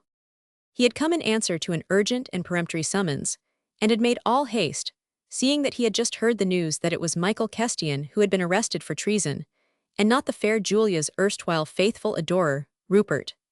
Visions of that exceedingly pleasant £12,000 which he had thought were lost to him forever when Michael obtained the peerage of Stomeries, once more rose before his mind's eye, surrounded with the golden halo of anticipatory hope. Of a truth, if Michael was condemned and executed for treason, and there was but little doubt of that, taking the temper of Parliament and people on the subject of the hellish popish plots, then young Rupert would come into his own again very quickly, and there was no reason why the pleasing scheme of the fair Julia's marriage with her faithful admirer should not reach success after all. To Cousin John's supreme astonishment, however, instead of finding his beautiful cousin in gleeful excitement at the good news, he saw her lying on a sofa in her tiny 384 boudoir with her fair head buried in billows of lace cushions, and on the verge of hysterics. She was clutching a letter in her hand, and when Cousin John approached her, with that diffidence peculiar to the male creature in face of feminine tears, she held out the paper mutely towards him. It was a letter signed Rupert Kestian. Cousin John quickly ran his eye over its contents. In flowery and elegant language, and with many reproaches directed at the cruel beauty who that very morning had struck him to the heart at a moment when she believed him to be in the most dire distress, the writer explained that fate would now part him from his beautiful Julia forever. "I go to France this night," he added, "with the wife whom God gave me 18 years ago, and to whom I now see that 'tis my duty to cleave. You, I feel, did never love me, else you had not sent me that cruel message this morning." He was his Julia's adoring and ever-faithful servant, but there was no mistaking the tone of the letter. He was leaving her for good and all. Silently, Cousin John folded up the letter and handed it back to his cousin. There was nothing more to be said. He could only console, and even in this he was unsuccessful, for his own heart was heavy at thought of that £12,000, which now could never be his. Mistress Peyton had, by the selfishness of her own ambition, allowed the trump card in the great gamble of life to slip through her dainty fingers. The incident was closed. The tailor's wench had won the stakes in the end. No wonder that Julia fell into hysterics. Indeed, fate's irony had been over-cruel. It seemed as if every 385 one of her schemes turned wantonly to a weapon against her most cherished desires. Cousin John was vastly puzzled. He could not understand what had induced Rupert to make amends to the wife in order to repudiate whom he had spent a fortune and lost his all. But when, anon, he heard through public news criers that Michael had confessed to the charge preferred against him, and when his keen mind began to think over in detail the various events in connection with the arrest, he arrived at a pretty shrewd guess as to what had occurred between the cousins. Remembering the incidents of that memorable evening at St. Denis and Michael's offer to Stomeries then, he bethought himself that men who are great blackguards are capable of strange things when they love a woman.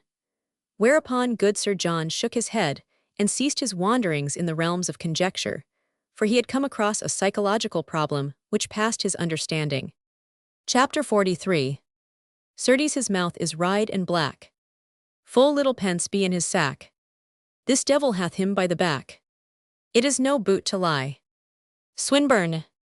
Daniel Pye, on that self-same memorable day, was literally floating in a blissful atmosphere of delight. My Lord of Stomeries had not only been arrested, but he had confessed to his guilt, a matter which at first had greatly surprised Master Pye, who had been at great pains to concoct an elaborate lie, only to find through some mysterious accident of fortune, he must have hit upon the truth. Of course he did not realize as yet that the man who had been arrested, and who had confessed, was not the former suitor for Mistress Peyton's hand. He had only heard some pleasant rumors anent the reward which he would get as soon as conviction was obtained against the accused.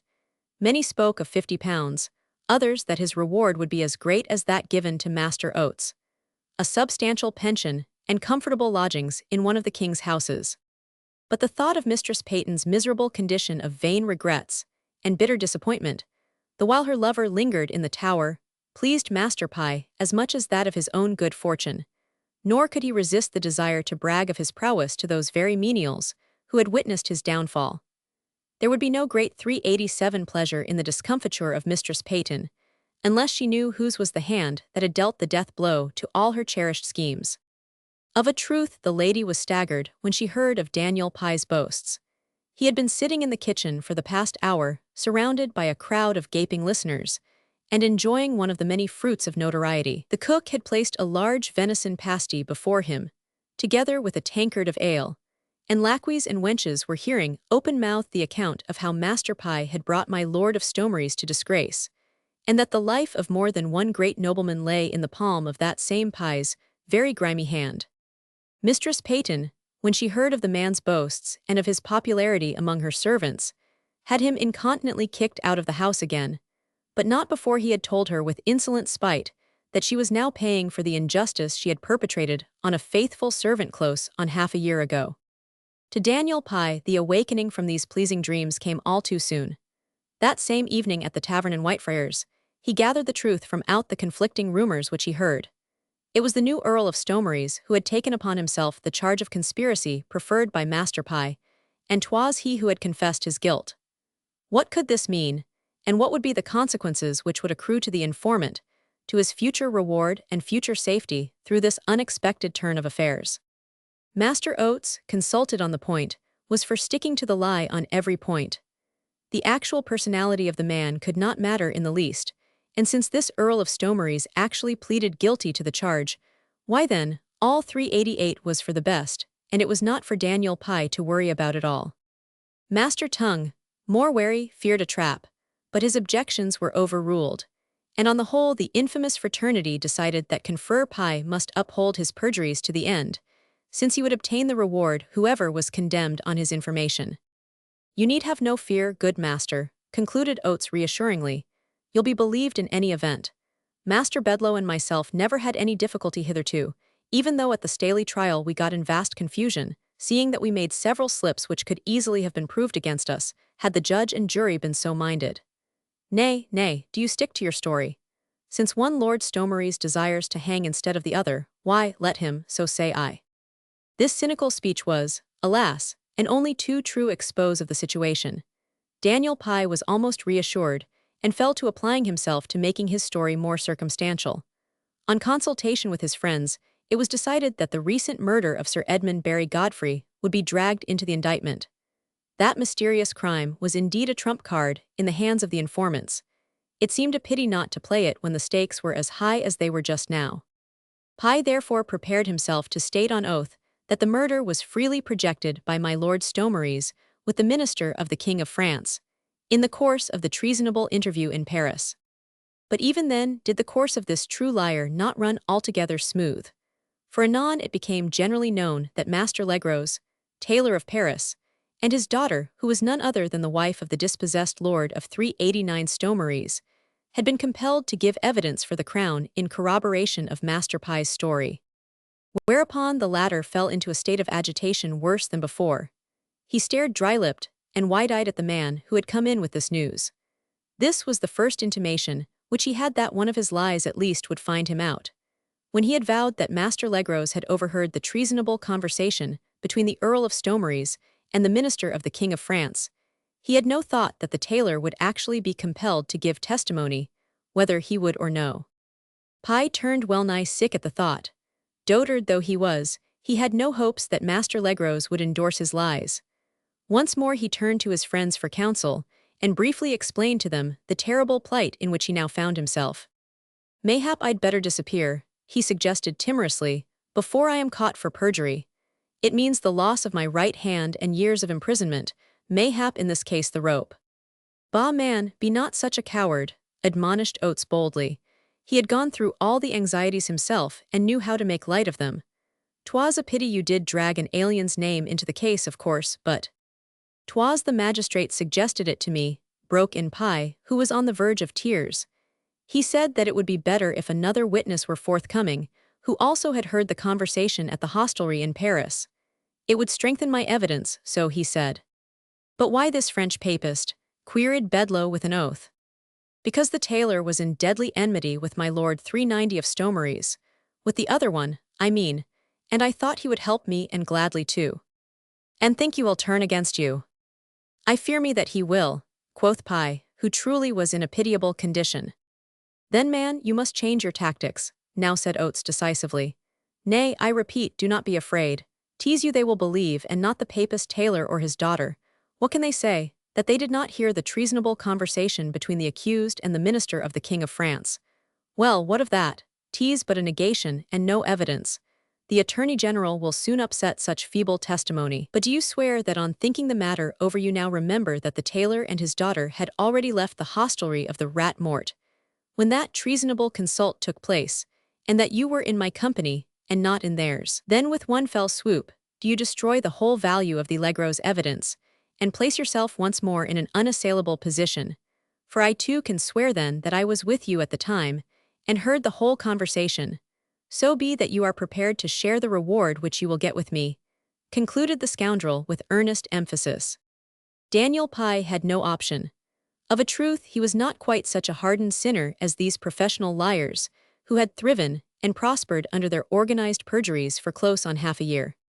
The whole of the information against Lord Stomeries was therefore gone through all over again, nor was there any fear that this change of front would in any way prejudice the noble jury against the informant. In Coleman's case and in that of Staley, and alas, in that of many 391 others, the infamous witnesses contradicted themselves and one another to an extent which makes the modern historian gasp when he has to put it on record that men in England were condemned to death wholesale, on evidence that was as flimsy as it was false.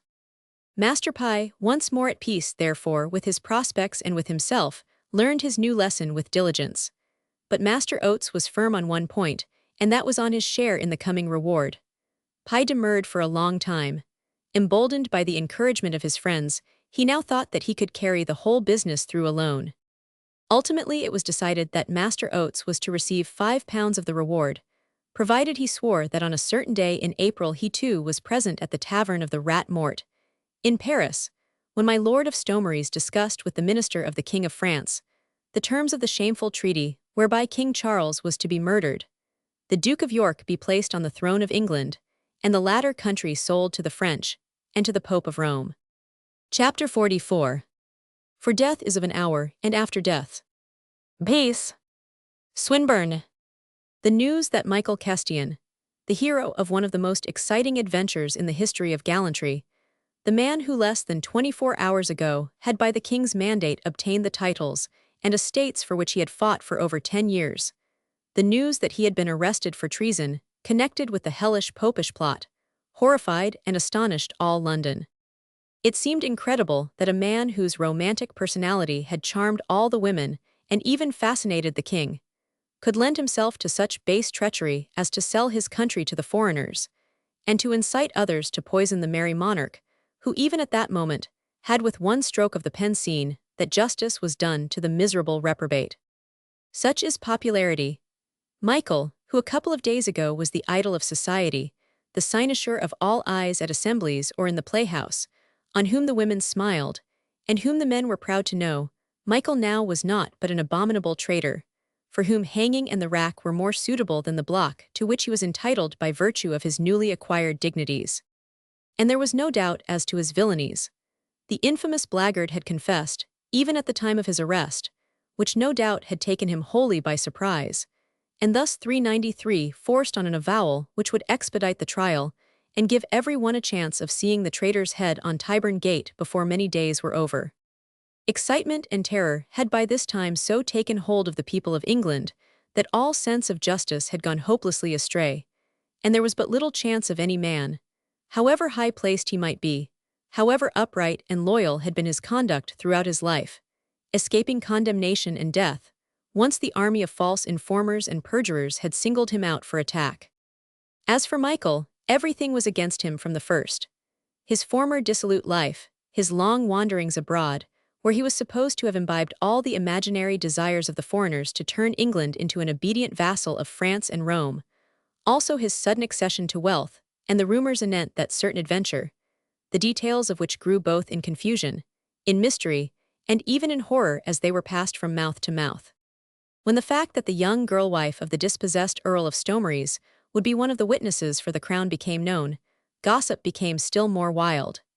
Interest in that former adventure increased 100-fold, and the news did of a truth give verisimilitude to the most weird conjecture.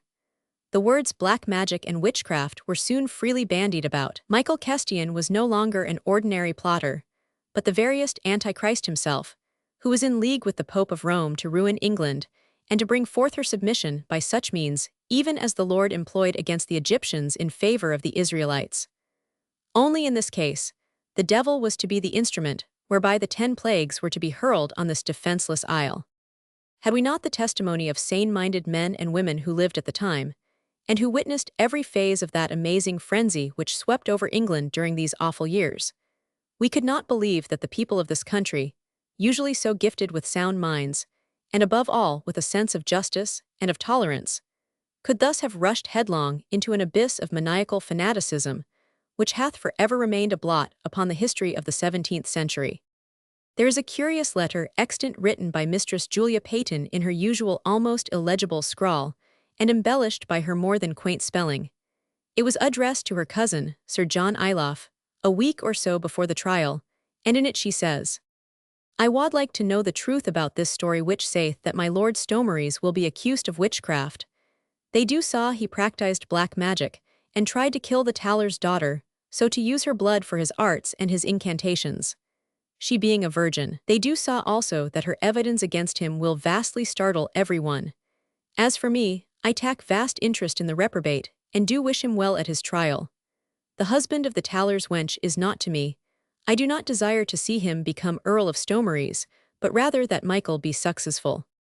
What other schemes the fair lady now nurtured in her heart, we know from the fact that she made several attempts to have access to the prisoner, all of which were unsuccessful, despite the fact that she used the influence of her other admirers to effect her ends, whilst on one occasion she wrote to cousin John, "And Michael doth succeed in getting an acquittal, I pray you bring him to my house forthwith afterwards. Remember good cause that I promised you £12,000 if I do marry the Earl of Stomeries." But beyond these secret wishes of the fair beauty, and mayhap a sigh of regret or so from pretty lips for the handsome adventurer, popular feeling was raging highly against the accused, and many chroniclers aver that, among the many conspirators who were brought to these shameful trials during this time, against none was there so much venomous hatred as there was against Michael Castian. There is this to be remembered, though truly 'tis but weak palliation for the disgraceful antagonism displayed against the accused, that this was the first instance where a man so highly placed, as was the Earl of Stomeries, was directly implicated in the plot. He was a sop thrown to the rampant radicalism of the anti-church party, as well as to its intolerant fanaticism. Public sympathy, on the other hand, had at once gone out to the dispossessed Earl of Stomeries, whom the traitor had tried to rob of his wife, and had effectually succeeded in robbing of his inheritance. But retribution for the guilty and compensation for the innocent had come together hand in hand. Michael Castian would hang, of course, whereupon the only rightful Lord of Stomeries would once more come back into his own. The latter, with commendable delicacy, had left London directly his cousin's arrest became known. He would not stay to gloat over his enemy's downfall. In fact, for the moment everything that Rupert did was right and proper and worthy of sympathy, and everything that Michael had ever said and done, and all that he had 396 never said or done, was held up against him by all those who a while ago were ready to acclaim him as a friend. Of all these rumors Michael himself knew nothing. On his arrest, he had at once pleaded guilty, hoping thereby to expedite his trial, and to curtail the time during which he would have to linger in prison. Echoes of the turmoil which was raging in the capital did reach him from time to time. The murder of Sir Edmund Barry Godfrey had sent raging fanaticism to boiling point. Needless to say that here was another crime to fasten on the already overburdened shoulders of the accused. All these fresh outbursts of hatred and injustice, however, left Michael cold and indifferent, even when through a subordinate he heard the amazing story of how he was supposed to have tried to murder his cousin's wife by means of black magic. He had nothing but an almost humorous smile for the quaint monstrosity of the suggestion. He quickly tired of prison life, and though there was no pang of suspense connected with it, for the issue was of course a foregone conclusion, yet he fretted at the delay which the importance of his case had brought about in the otherwise simple machinery of summary justice. Chapter 45. Her game in thy tongue is called life, as ebbs thy daily breath. When she shall speak, thou'lt learn her tongue, and know she calls it death. Dante Gabriel Rossetti. For the rest, 'tis in the domain of history. Michael could have been tried by his peers had he so desired it. The few friends who rallied round him urged him to demand the right, but when we remember that in pledging his life to his cousin, his one wish was speedy condemnation and summary death, we cannot be astonished that he refused to be tried by those who might have been lenient toward one of themselves. Among his peers, too, the fact would of a surety have come to light that he did not belong to the Catholic branch of the Kestians, that he himself was a member of the established church, which, as all these trials, alas, really amounted to religious persecution, would almost certainly have obtained an acquittal. Parliament, still suffering severely of its no-popery fit, demanded that the traitor be tried as a common criminal before the king's bench, and required the king to issue a special commission that the day might be fixed as soon as may be. The accused was, of course, allowed no counsel, and no defense save what he could say on his own behalf. Nor did he know the precise words of the indictment, or what special form the informant's lies had taken. He did not know exactly what he was supposed to have said or done. He could only vaguely guess from what he knew of similar trials that had gone before.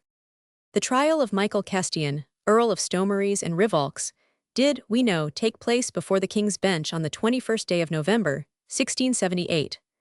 Lord Chief Justice Scroggs presided, and the Attorney General, Sir William Jones, once the friend of Michael, addressed the jury for the Crown. We also know that the court sat in Westminster Hall for the occasion, as it was expected that a very large concourse of ladies and gentlemen would desire to be present. As a matter of fact, the elite of London society did forgo on that occasion the pleasures of the mall and of the playhouse in order to witness a spectacle which would rouse the jaded senses of these votaries of fashion and whip up their blasé emotions more than any comedy of Mr. Dryden or the late Master Shakespeare could do. This would be a tragedy far more moving, far more emotional than that of Hamlet or of Romeo and Juliet, for the element of romance mingled agreeably with that of crime, and the personality of the accused was one that aroused the most eager interest. Outside, a gloomy November drizzle enveloped London with its clammy shroud. Ladies and gentlemen arrived in their chairs or their glass coaches, wrapped to the eyes in mantles and hoods of fur. There was a goodly array of musketeers guarding the approach to the hall, and a small company of the trained bands of London lined the way from Whitehall to Westminster, for it was pretty well known that His Majesty would come, in strict incognito, to see the last of his 9 days' favourite, who 399 during the last few months had made Mistress Gwyn sigh very significantly, and caused Lady Castlemaine to make invidious comparisons between the gallant bearing of the romantic adventurer and the mincing manners of the gentlemen of the court. The less exalted spectators of today's pageant were being kept outside and pushed well out of the way by the soldiery. Nevertheless, they stood about patiently, ankle-deep in the mud of the roadway, their sad-colored doublets getting soaked beneath the persistent drizzle and exhaling a fetid odor which made the street and the open place seem more dismal and humid than usual. The men pressed to the front, leaving the women to shift for themselves, to see as best they could. It was preeminently a spectacle for men, since it carried with it its own element of danger. For look you, the Papists would be mightily rampant on this occasion, and who knows but that a gigantic conspiracy was afoot to blow up the Lord's House of Parliament, which would sit this day to try the arch-conspirator. Recollections of the gunpowder plot caused men to curse loudly, and to grasp with firm hand the useful flail safely hid inside the doublet. A good protection against personal attack, but alas, useless if the whole of Westminster was really undermined with powder. The prentices, ever to the fore, had taken French leave today. At certain risk of castigation tomorrow they deserted work with one accord, and were at the best posts of observation, long before the more sober folk had thought to leave their beds. They wriggled their meager bodies between the very legs of the soldiery, like so many lizards in search of sunshine, until they had conquered their places 400 of vantage in the foreground, whence they would presently see the prisoner when he stepped out of the vehicle which would bring him from the Tower. In the meanwhile, the crowd whiled away the time by watching the arrival of the grand folk, and noting their names and quality as they descended from coach and chaise. "That's my Lord of Rochester. And this my Lady Evelyn. I vow 'tis Master Pepys himself. And his lady, too. 'Tis his Grace of Norfolk." Whereupon, since the Duke was a well-known Papist, there were hoots and hisses and cries of the stake for heretics, in which even the musketeers joined. The informers came together, and were vigorously cheered and loudly acclaimed. And oats, a bedlow, hurrah for the saviors of the nation. Daniel Pye, a little anxious, was being upheld by his friend Tongue, who kept up a running flow of encouraging words which he poured forth into the other man's ear. He not being known to the mob remained unnoticed. As the time drew nigh for making his lying statements more public, the East Anglian peasant felt his courage oozing down into his boots. Bedloe and Oates, who had gone through similar experiences several times now, added their own encouragement to that expressed by Tongue. "No one will worry you," said Bedloe loftily. "They'll believe every word you say. Only stick to your story, man, and never hesitate. They can't contradict you, no one else was there to see." Although the gloom outside had almost changed day 4:01 into evening, yet on entering the great hall, wherein a very few lamps flickered near the center dais, Daniel Pye could see nothing of his surroundings. He was glad that Oates himself took him by the arm and piloted him through the great hall toward a side door immediately behind the bench, and which gave on the room that had been assigned to the witnesses. A goodly number of ladies and gentlemen wore masks when they arrived, and among these was a man obviously young and of assured position, for his step was firm, and his movements like those of one accustomed to have his own way in the world.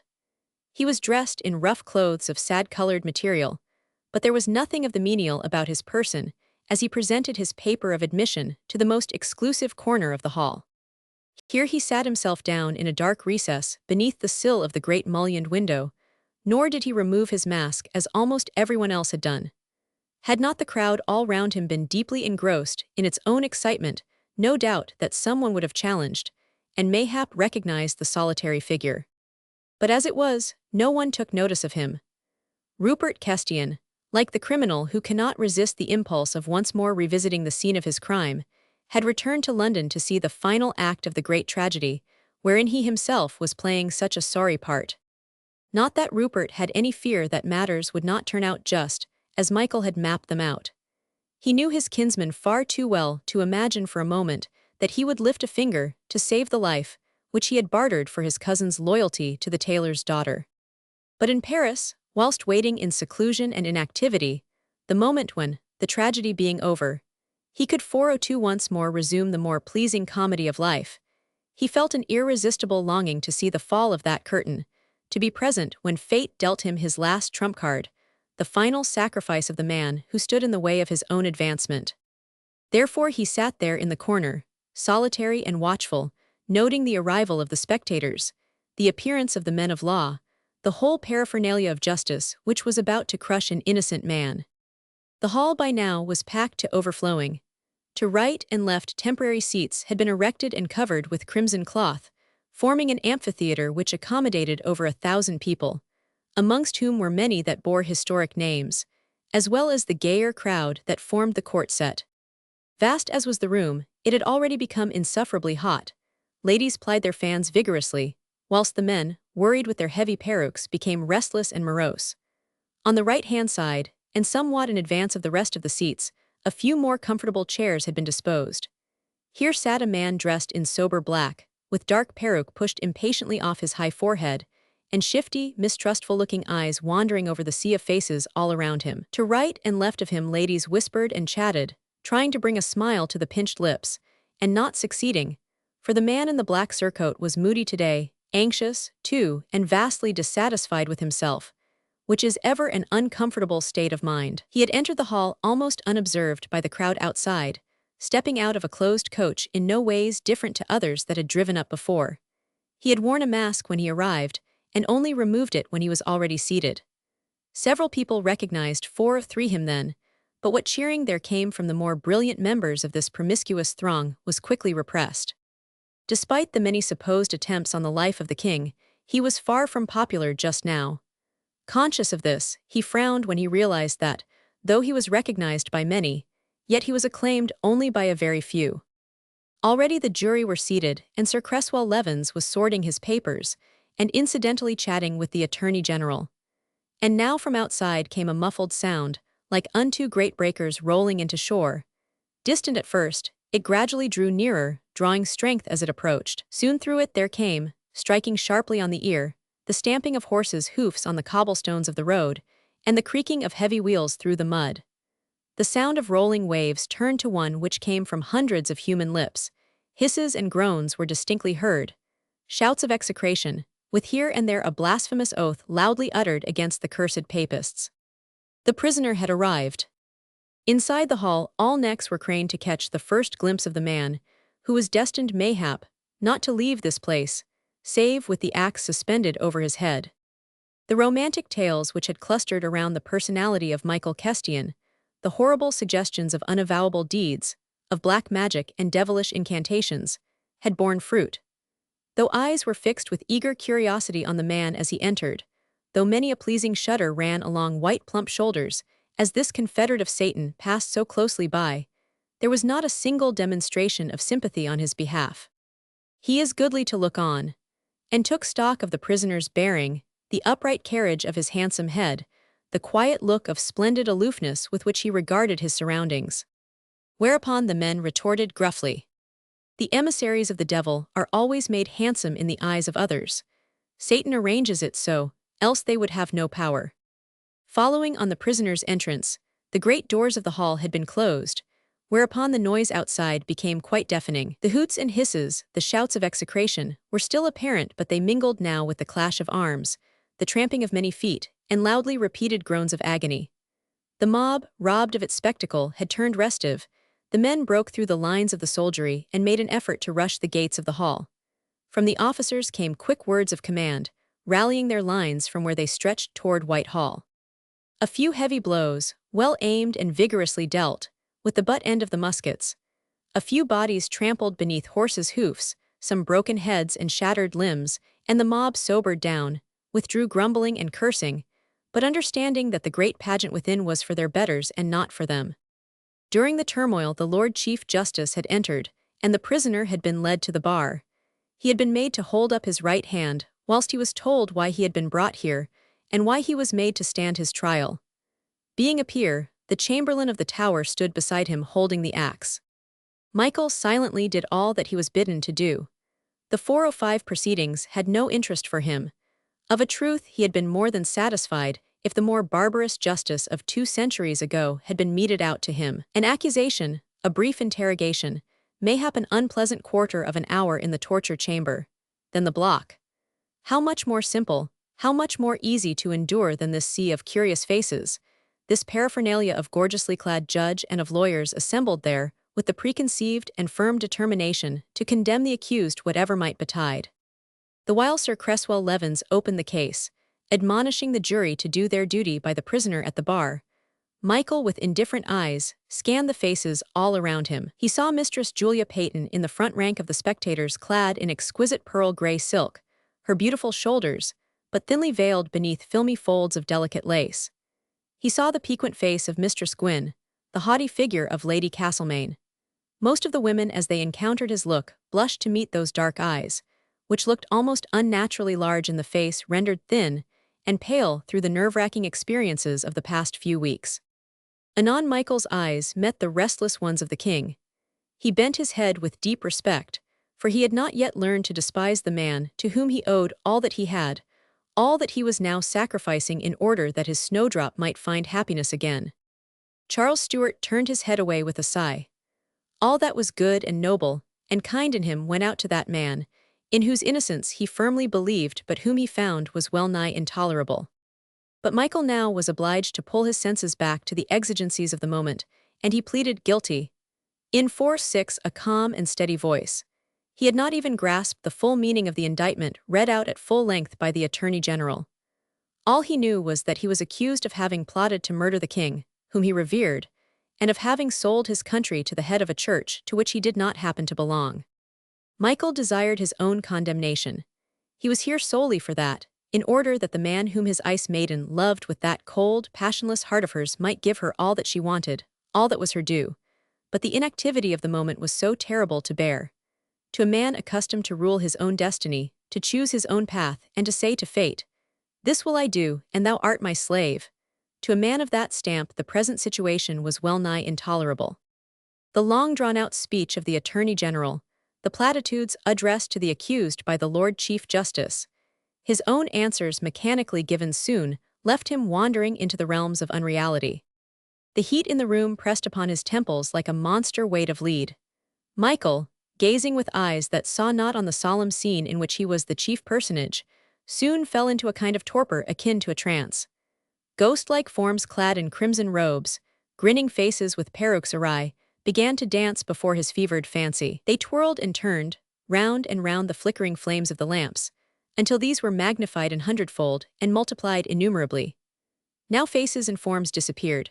There were only 1,000 millions of eyes that blinked and blinked, the while the lamps were will-o'-the-wisps, glowworms with monstrous shining horns that stood upright on iron tails, and joined in the wild Sarah 407 band, which had transformed the solemn hall of Westminster into the precincts of hell. Then gradually all the grinning faces, all the glowing monstrosities and witch-like forms became a gigantic circle of ruddy light, wherein flames flickered at intervals like unto a burning halo, which seared the eyes of the beholder. And right in the very center of that transcendent glow, two faces appeared, white and ghost-like, spirits surely from a world beyond.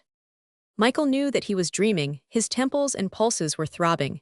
He had lost count of space and of time. He just breathed and held himself upright and no more. Living had become an unknown thing to him.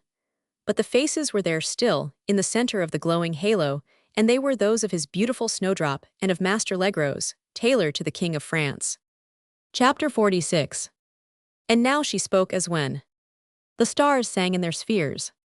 Dante Gabriel Rossetti. His Snowdrop was gazing straight at him from out great, wide eyes. Her lips were parted as if she meant to speak, and her hand lay on the arm of her father, good Papa Legros, dressed all in black, and above whose somber surcoat shone a kindly face almost distorted by its expression of anxiety, and from which ran streams of perspiration, which the poor man wiped off ever and anon with a bright-colored handkerchief. With a mechanical movement, Michael passed his hand across his eyes. His brain returned from its long wandering in the realm of dreamland, the light ceased to flicker, the sea of grinning faces receded into the darkness. Michael now only saw Rose Marie. The devilish visions had been transformed into peaceful dreams of heaven. Though his mind, still feverish and numb, refused to believe that she was really there, yet his eyes took in every tiny detail of the golden picture which they saw.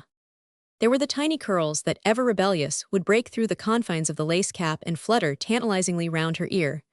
There was the little mole just above the lip, which gave the perfect mouth, that otherwise had been accounted too serious, an exquisite air of piquancy.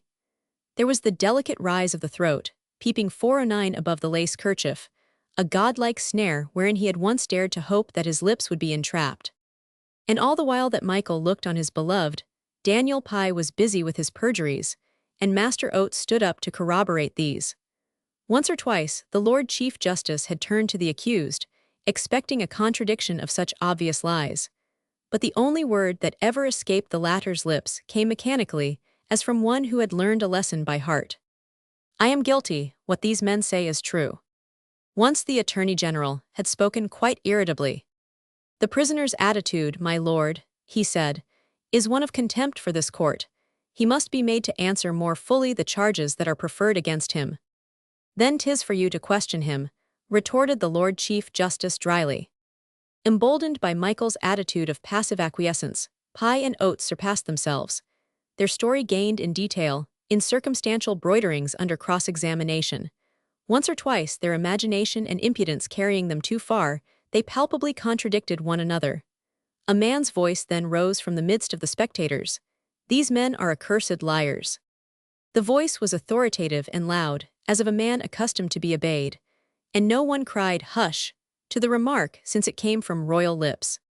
After an examination which we know lasted nearly an hour, the two witnesses were dismissed.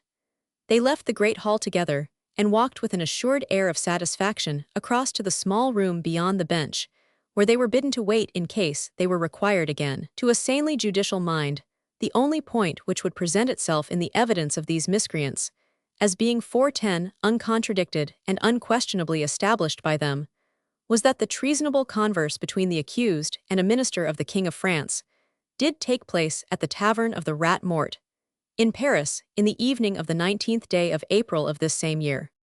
Beyond that, it was a tangle which Michael, had he chosen, could easily have unraveled in his own favor. But this he did not mean to do, he was only anxious for the end. While the lying informer spoke of that same 19th day of April, his thoughts flew back on the sable wings of a dead, passed to all the memories that clung to that day. The religious ceremony at St. Gervais, the dance on the dusty floor of the tailor's back shop, the ride through the darkness along the lonely road with his beloved clinging to him, the while his arm ached with an exquisite sense of numbness under the delicious burden which it bore. These men spoke of the evening of that 19th day of April. Oh, the remembrance of every hour, every minute which the date recalled. The darkened room in the old inn, the streaks of moonbeam which kissed the gold of her hair, the April breeze which caused her curls to flutter, and the sighing of the reeds and young acacia boughs like spirit whisperings that presaged impending doom. Her voice, her eyes, so tender for that one brief day. Would not the remembrance of it be graven on his heart, when after so much joy, such hopeless abnegation, it would cease to beat at last? Of a truth can you wonder that Michael was impatient for the end? He had seen his snowdrop through the gossamer veil of a daydream across the crowded court, and the vision had caused him to realize more fully than he had 411 ever done before how impossible life would be without her. Thank God that he had pledged his life to his cousin. Thank God that Rupert had accepted the pledge and gave in exchange for the worthless trifle his own loyalty to Rose Marie. Then why so many parleyings, such long, empty talk, such tortuous questionings? Michael had pleaded guilty and almost asked for death. Even as with an impatient sigh of intense weariness, he had for the 20th time that day spoken his mechanical guilty. There was general movement amongst the spectators. Imagine a hive of bees swarming round their queen. The women leaned forward clutching their fans, forgetting the heat and the discomfort of those long hours. The men put up spyglasses the better to see what went on in the center of the stage, the while a murmur of excitement ran right through the assembly. Papa Legros was being led by a gorgeously clad usher in the direction of the bar, opposite to the prisoner, whilst his daughter walked by his side. Dormant attention had indeed been roused. Necks were craned to get a better view of the interesting witnesses. "She is the wife of my lord of Stomeries," came in whispers all round the hall, like the swish of the wind through poplar trees. "What of the prisoner?" "No, no, of the man whom he dispossessed and who will be lord of Stomeries again, once this man is hanged." "She is very young." "I a girl wife. Tease her whom the accused tried 412 to murder, so that he might offer her blood in sacrifice to the devil." But this statement obtained little credence now. "The accused does not look like a wizard or an emissary of the devil," commented the ladies. "Yet the girl is there to testify against him. That is because she must hate him so. She is the wife of the man whom the accused hath dispossessed. They say she dearly loves her husband, yet did the accused try and steal her from him. She will make a handsome Countess of Stomeries anon," quoth Lord Rochester with his wonted cynicism, and speaking in the ear of his royal master. "What think you, sire?" "Odds fish," retorted Charles Stuart. "If she proved as big a liar as these damnable informers, then is there no virtue writ plainly on any woman's face." There certainly was something infinitely pathetic in the appearance of father and daughter, he in his clothes of deep black, and with the tears of anxiety and perturbation rolling slowly down his cheeks. She fragile and slender, with pale, delicate face and eyes, wherein girlish timidity still fought against a woman's resolve. No wonder that for the moment every unkind comment was hushed. The Countess of Stomeries, as she was already universally called, seemed to command respect as well as sympathy. With a great show of kindness, the Lord Chief Justice himself spoke directly to the two witnesses, asking their names and quality, as was required for form's sake. Rose Marie now no longer looked at the accused. She stood beside her father, tall and stately as the water lilies to which the man who loved her so ardently had once come 413 paired her. The mud of the world had left her unsmirched. She carried her head high, for the slimy tendrils of men's unavowable passions, of trickery, of lies and deceit had not reached the high altitude whereon her purity sat enthroned. Her father was the witness called on behalf of the crown. He had made his statement on oath, and stood here now to repeat it before all the world. His daughter was his interpreter, since he was unacquainted with the English language. Her voice was clear and firm as in answer to the questions put to her by the Lord Chief Justice. She gave her father's humble name and quality, and then her own as Mistress Kestian, wife of Rupert Kestian, erstwhile known as my Lord of Stomeries and Rivolks. Chapter 47. Love that is root and fruit of terrene things. Love that the whole world's waters shall not drown. the whole world's fiery forces not burned down. Swinburne. Michael could scarce believe his own eyes.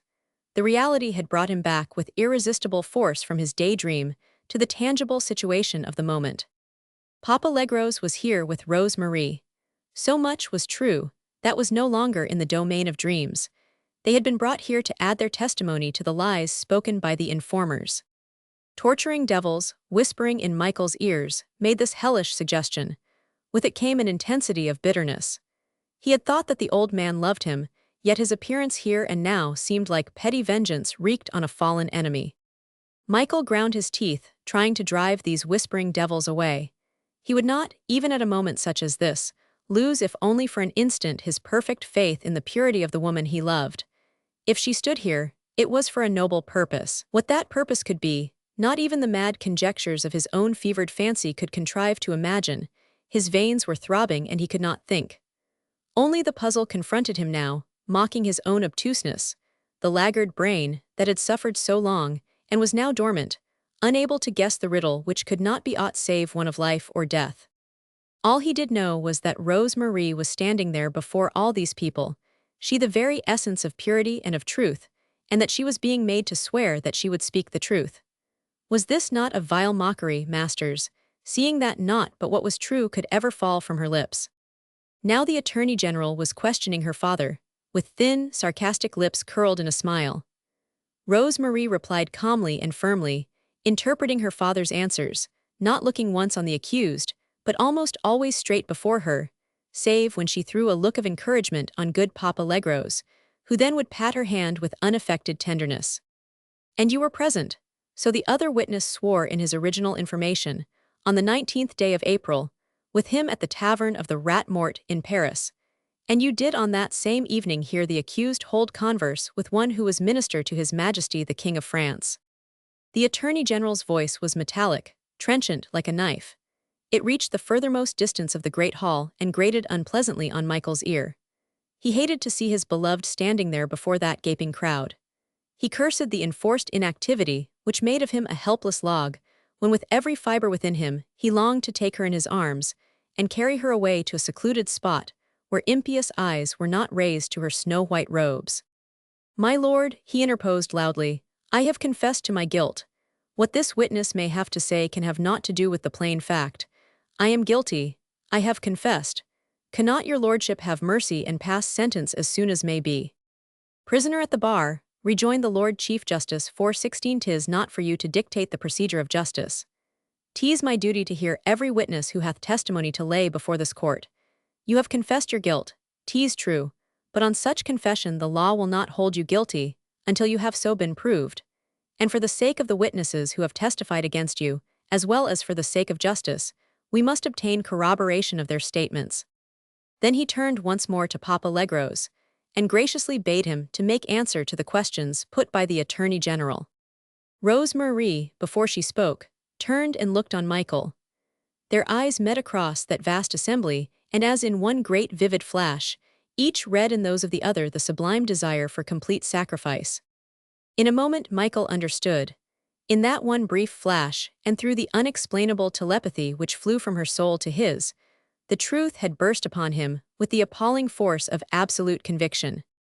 She, the woman whom he adored, who was a saint exalted in his mind above every other woman on earth, she was about to throw her fair fame, her honor, her purity as a plaything to this crowd of hyena-like creatures, who would fall on the tattered remnants of her reputation and tear its last fragments to shreds. This she meant to do. This was the grim and sublime answer to the riddle which had so puzzled Michael when first he saw his Rose Marie in this court. She meant to give her honor for his life. She loved him and came here to offer her all her own, her father's good name, so that he, Michael, should be saved. The terrible, awful agony of this thought, the mad, tumultuous joy. Here was the moment at last, the 1/417 second in the illimitable cycle of time, when if there be mercy in heaven or on earth, the kiss of death should bring peace to the miserable wastrel who had in this brief flash of understanding tasted an eternity of happiness. She loved him and was here to save him, but heavens above, at what a cost. He looked round him like some caged beast, determined at all hazards to make a mad dash for liberty. It could not be. No, no, it should not be. Surely God in heaven could not allow this monstrous sacrifice. Surely the thunderbolts from above would come down crashing in the midst of this mocking, jeering assembly before his exquisite snowdrop dragged her immaculate white skirts in the mire. What he did or how he fought, Michael himself scarcely knew. What was he but one small, helpless atom in this avalanche of callous lawmakers?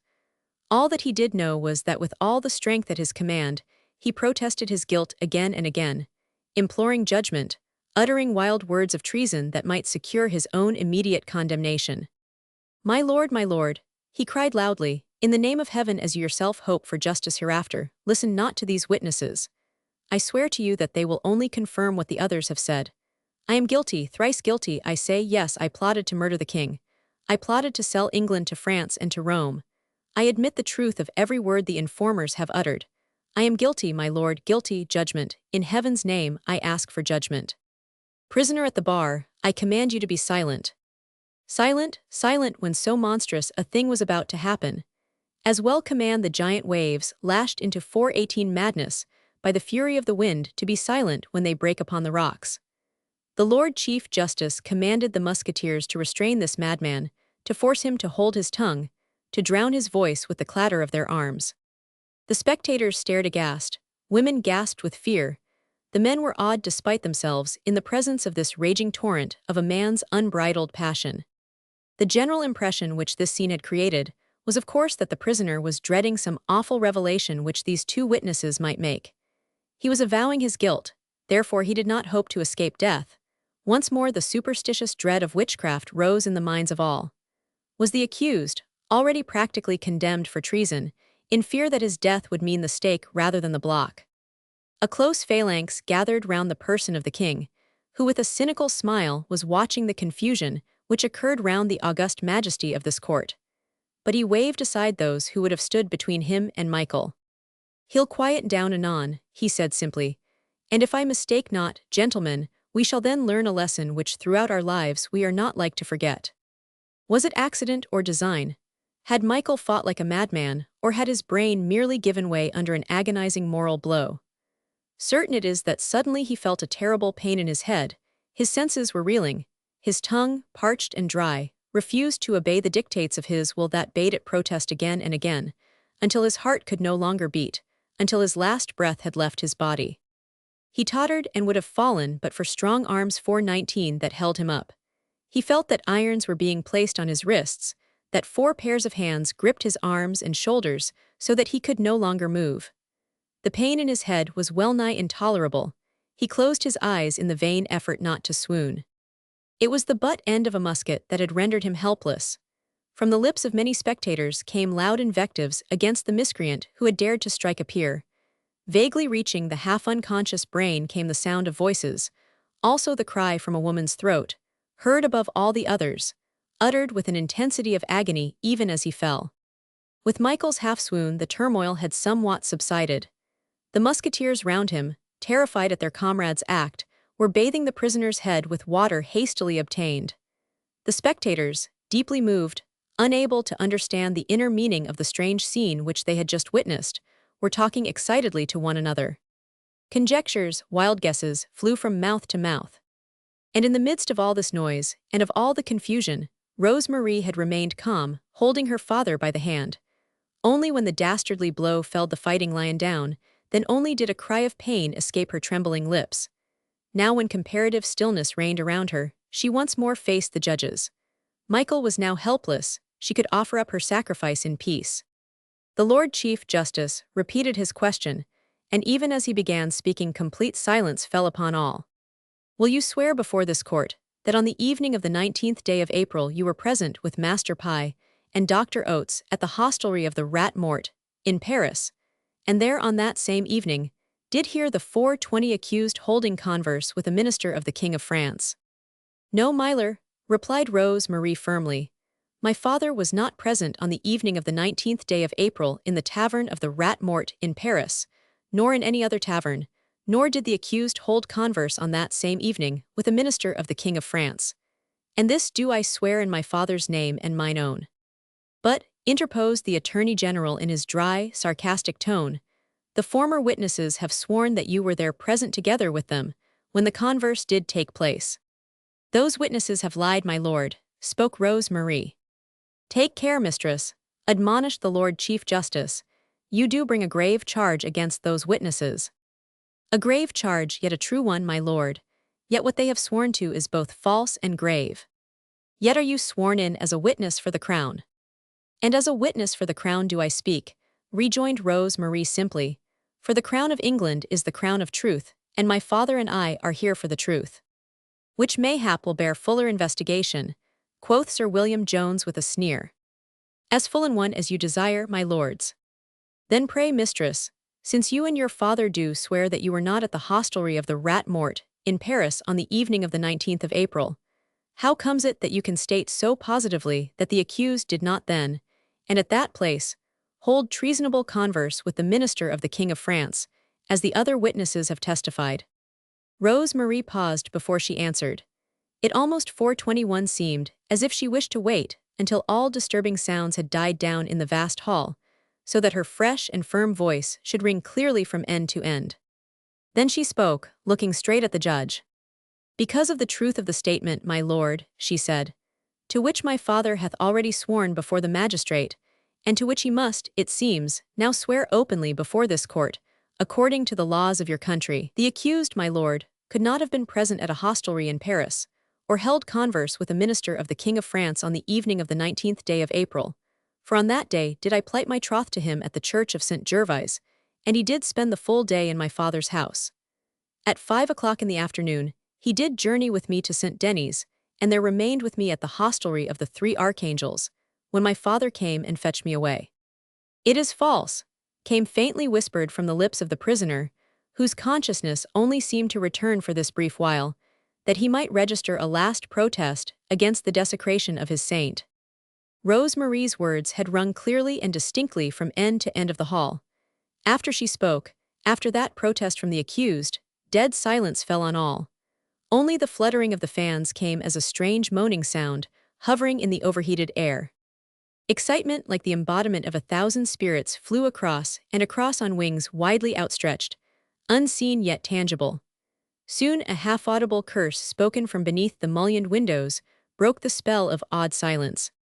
Rupert Kestian, with rage and shame surging in his heart, fear, too, at the possible consequences of this unex 422 pected interference, muttered angry oaths beneath his breath.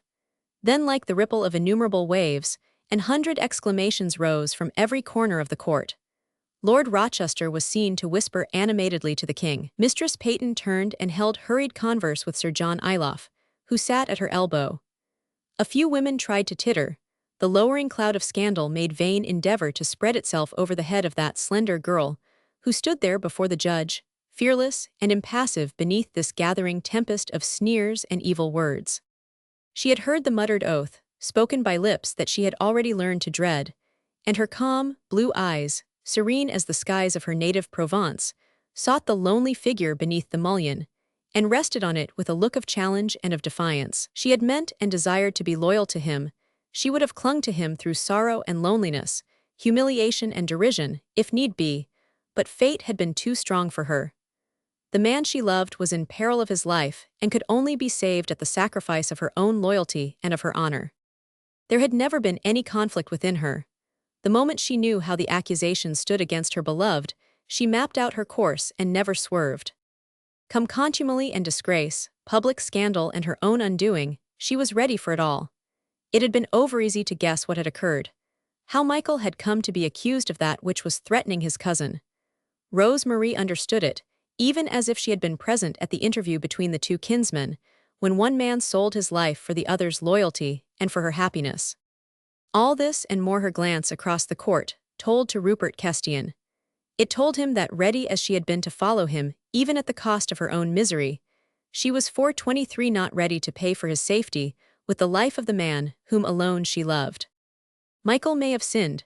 He did sin, no doubt, against God and against her, but God of a truth had made him suffer enough. It was Rupert's turn now to pay, and pay he must.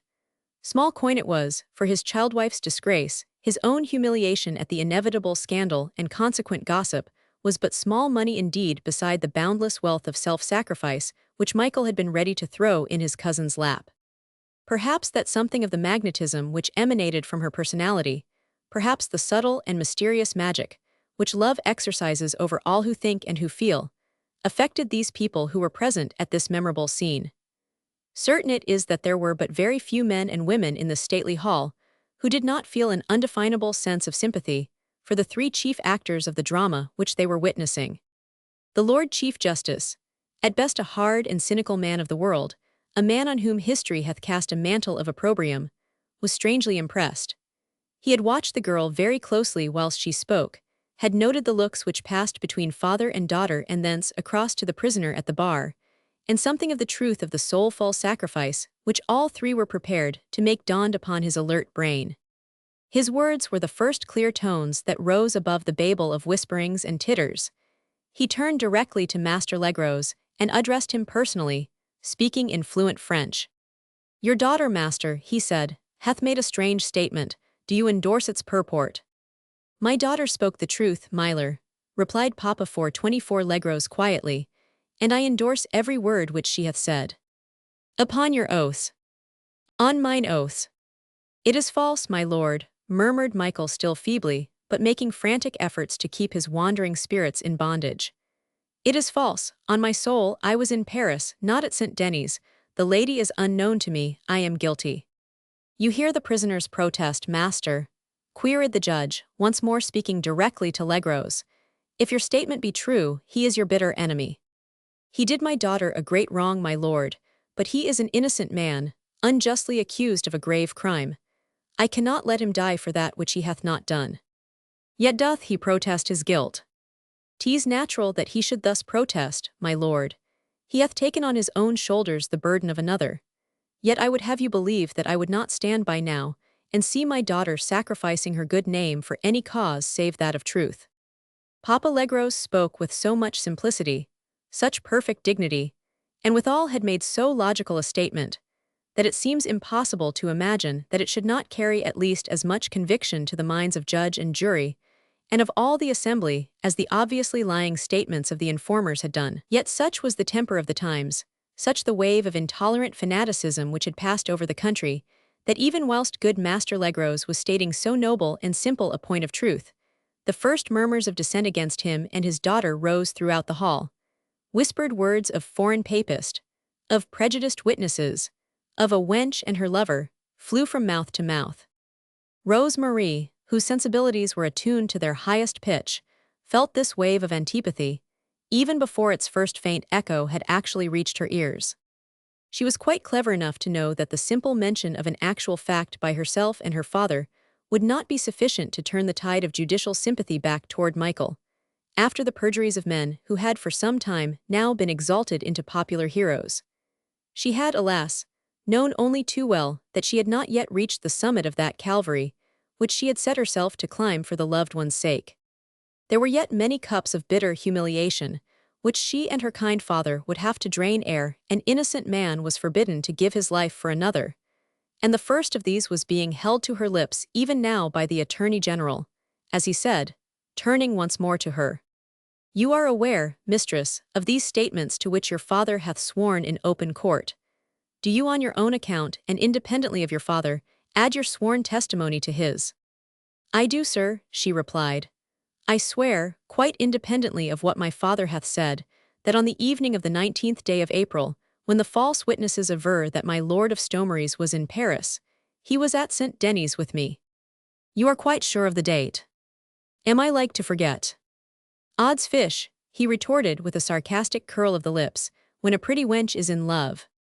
I am the wife of Rupert Kestian, formerly styled my Lord of Stomeries," she rejoined with calm emphasis. "Had my father kept silent, had he not endeavored to clear an innocent man of an unjust charge by giving up 426 that which he holds most dear, his daughter's honor and his own good name, had he remained silent, I say, then would the accused have suffered death, my husband would have succeeded to his title and estates, and I would have duly become the Countess of Stomeries and Rivolx, the richest, mayhap the most honored lady in this beautiful land. Think you, then, that 'tis the caprice of wanton love that would make me swear what I did? Think you that, unless truth and honor itself compelled him, my father would lend a hand to the degradation of his own child. What Michael endured in agony of mind throughout this time, it were almost impossible to conceive. Imagine that type of man, the adventurer, the soldier of fortune, the carver of his own destiny, good or bad, the dictator of his own fate. Imagine that man for the first time in his life rendered absolutely helpless the while his fate, his life, was being decided on by others. After those first mad and useless protests, after that wild struggle for freedom of speech, for the right to refuse this wholehearted sacrifice, this offering of the lily on the altar of love, he had remained silent, with his head buried in his hands, driving his finger nails into his own flesh, longing with a mad longing of pain to find a means of ending his own existence here and now, before his snowdrop had suffered the full consequences of her own heaven-born impulse. Ye gods above, and he Michael had doubted her love for him. Fool, fool that he had been, even for a moment, even in thought to give her up to another. He who had ever been ready to account for his own actions, who with the arrogant pride of fallen angels had always looked his own sins in the face, grinning, hideous monsters though they may have been. How came it that when 427 first she spoke cold words to him, he did not then silence them with a kiss? How came it that he did not then and there take her in his arms, defying the laws of men, for the sake of the first, the greatest of God's laws which gives the woman to the man? Fool that he had been to think of aught save love, and of love alone. And all the while, Rose Marie, calm and still as the very statue of abnegation, was completing her work of self-immolation, when the Attorney General with sneering lips and mocking eyes threw discredit on those statements, which she and her dear father were making at the cost of their own honor. She felt the first terrible pang of fear, not for herself or her future, but for him whom she longed to save, and lest her sacrifice be made, and yet remain useless. Just for that moment, her serenity gave way. She looked all round her on that sea of jeering faces, longing to cry for help, just as with her whole attitude she had until this moment only called for justice.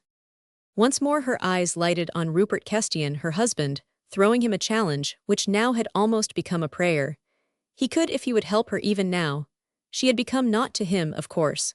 Whatever he said could not add to her disgrace, but he could help to save Michael if he would.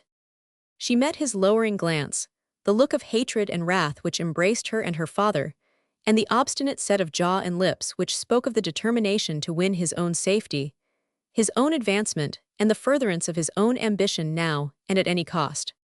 But when the iron determination of a woman who loves, and who fights for the safety of the man she loves, comes in contact with the cold obstinacy of a man's ambition, 428, then must the latter yield to the overwhelming strength of the other. Rupert Kestian could have saved Michael at cost of his own immediate exaltation, and thus saved Rose Marie a final and complete humiliation. But this, his every look told her that he would not do. Therefore, after that quick glance, her eyes no longer challenged him. She feared that if she dragged him forcibly into this conflict with perjury, his own self-interest would make a stand against justice. Heaven alone knew to what evil promptings his ambition would listen at the moment, when the one life, already so splendidly jeopardized, stood between him and the title and wealth which he coveted. She did not know that anyone save her father and herself could speak with certainty as to that memorable evening of April 19th, when she went forth, cruel, cold, and resentful, leaving Michael alone and desolate at the Inn of St. Denis. Even now the Attorney General, fresh to the charge, pressed her with his sarcastic comments. "You speak well, fair mistress," he said blandly, "but you know no doubt that your story needs corroboration. 2 witnesses who are Englishmen and members of our national church have sworn that the prisoner spent the evening of April the 19th in treasonable converse with an enemy of this country, and in their presence. Mark you that the accused himself hath confessed to his guilt.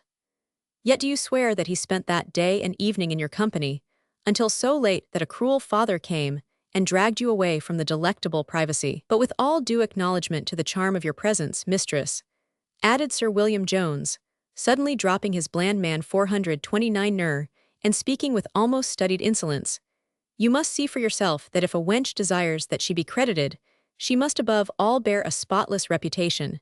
And this, on your own acknowledgment, you flung to the winds the day that you avowedly married to Mr. Rupert Kestian, formerly styled Earl of Stomeries, did publicly flout your marriage vows by leaving your father's house in company with the accused. Now justice, though blind, my wench, doth wish to see farther than a minx's tail which mayhap hath been concocted to save her gallant from the block. The girl had not winced at the insults. Happily her father had not understood them, and the issue at stake was far too great to leave room for vain indignation or even for outraged pride. What bitter resentment she felt was for Michael's sake. She knew how every insolent word uttered by that bland cynic in the name of the law and of justice would strike against the already overburdened heart of the man who loved her with such passionate adoration. The impotence that weighed on Michael now was of a truth the most bitter wrong to bear in the midst of all this misery. Samson, bound and fettered, was helpless in the hands of the Philistines. Prometheus, chained to the rock, saw the vultures hovering over him and the eagles pecking at his heart. "As to that, sir," replied Rose Marie quietly, after a brief pause, "these honorable gentlemen here whom you call the jury will have to judge for themselves as to who hath lied. Those other witnesses or I, they who have everything to gain, or I and my father who have everything to lose. But you say that the justice of this land will need corroboration of our statements ere she turns to right in 430 innocent man. This corroboration, sir, you shall have, and you will tell me what form it shall take." "Some other witness of the prisoner's presence in your company at the Inn of St. Denis during the day and evening of April 19th, retorted Sir William Jones brusquely. "I know only of the innkeeper himself and his wife," she rejoined. "Simple folk to whose testimony, seeing the temper of the people of England just now, you would scarce give credence mayhap." "Mayhap not," quoth the Attorney General mockingly. "Yet think again, mistress," interposed the Lord Chief Justice not unkindly. "Corroboration the law must have, if not to right the innocent then to punish the guilty." The young girl's eyes closed for a moment. She clung to her father in pathetic abandonment. Beads of perspiration stood on her forehead, her eyes were dry and hot and her throat parched. But for Papa Legro's presence, mayhap her magnificent calm would have deserted her then. She drew herself together, however, and a look of understanding passed between father and daughter. Then the tailor drew a paper from his pocket. It was a large and heavy document, and it bore 2 huge seals engraved with the arms of the Holy See. This Papa Legros gave into an usher's hand, who in his turn handed it up to the Lord Chief Justice. "What is this paper?" queried his lordship. "It is a dispensation, my lord," replied Rose Marie firmly, "signed by His Holiness the Pope, as you will see.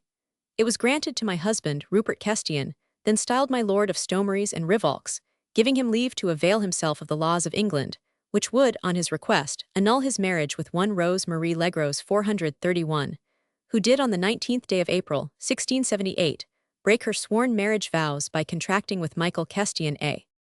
But even as the awful words trembled on the girl's lips, Michael's restraint completely gave way. Despite the soldiers around him, who of a truth were taken by surprise, despite the hopeless futility of his former attempt, he broke through the rank of musketeers who were surrounding him, and with a cry as that of a wild animal wounded unto death, he bounded forward to where his snowdrop stood, and with one arm round her, pressing her to him with all the strength of passion held in check so long, he, with the other hand placed upon her mouth, smothered the word which would have escaped her lips. my lord," he cried, "is this justice? Sire, you are here present. Where is your kingly power? Will you not stop this desecration of the purest, holiest thing on earth? Are we in the tortured chambers of our forefathers that men in England will listen unmoved to this?"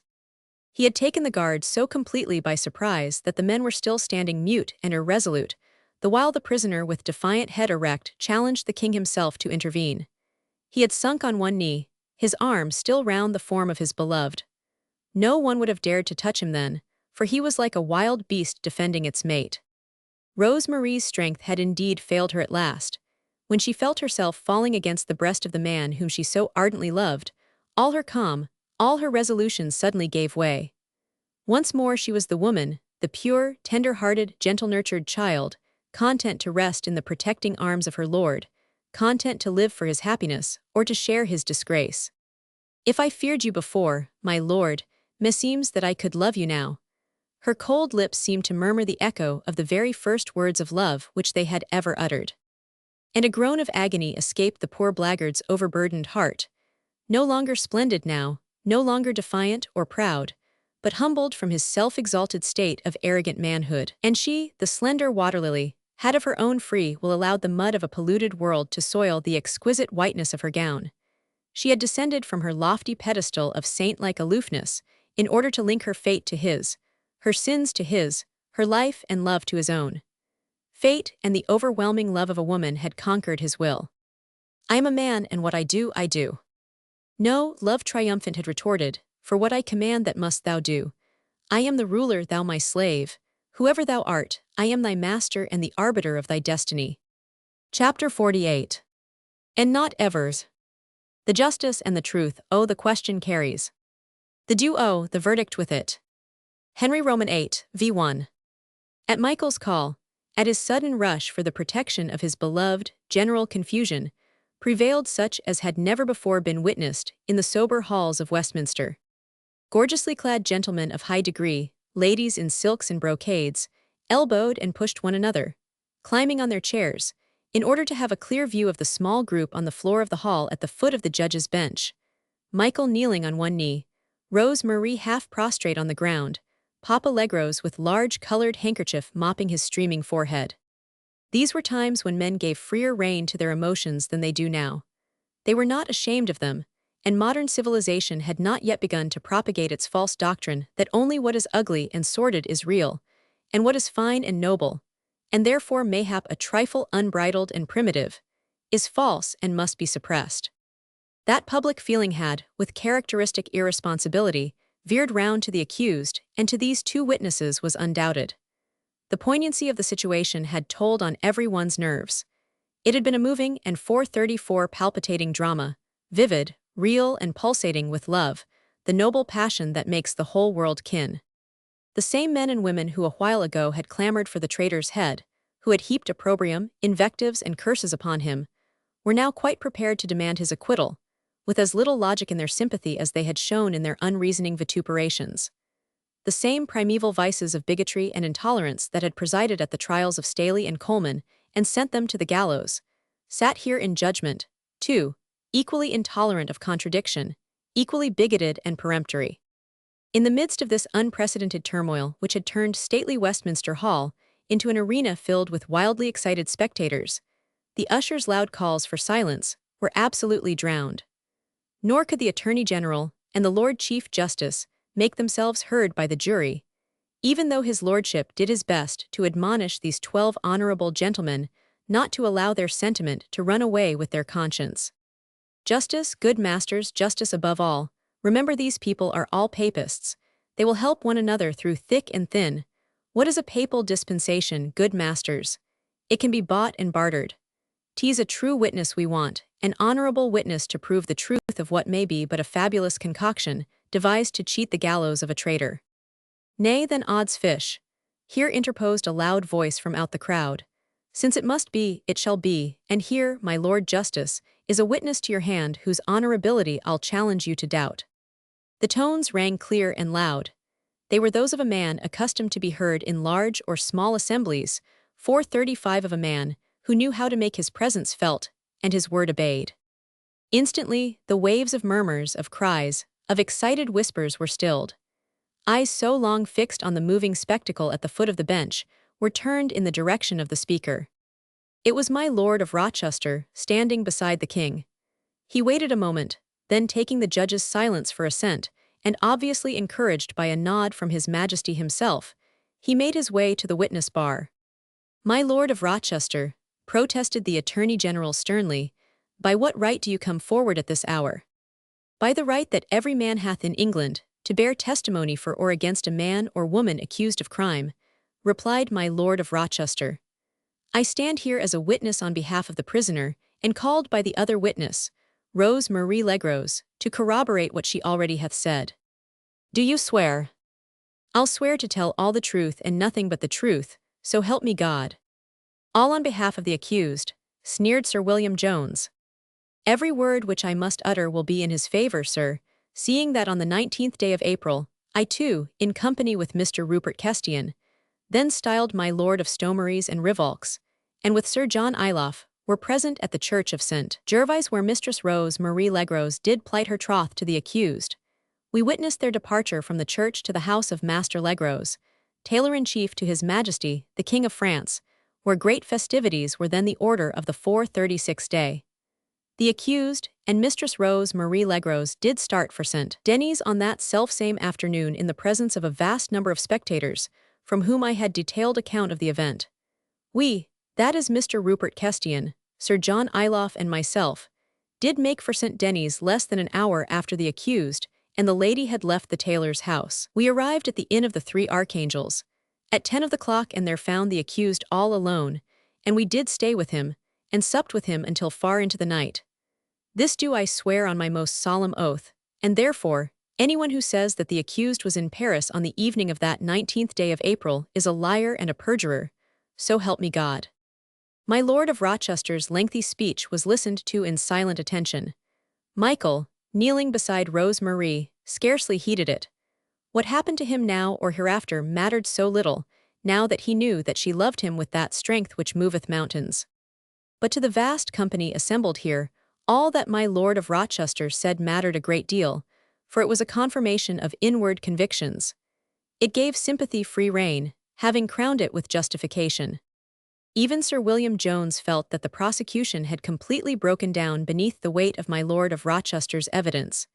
He meant to demand further corroboration, seeing that Sir John Iloff was in court, but it would be an uphill fight now, against what was too obvious justice to be willfully set aside.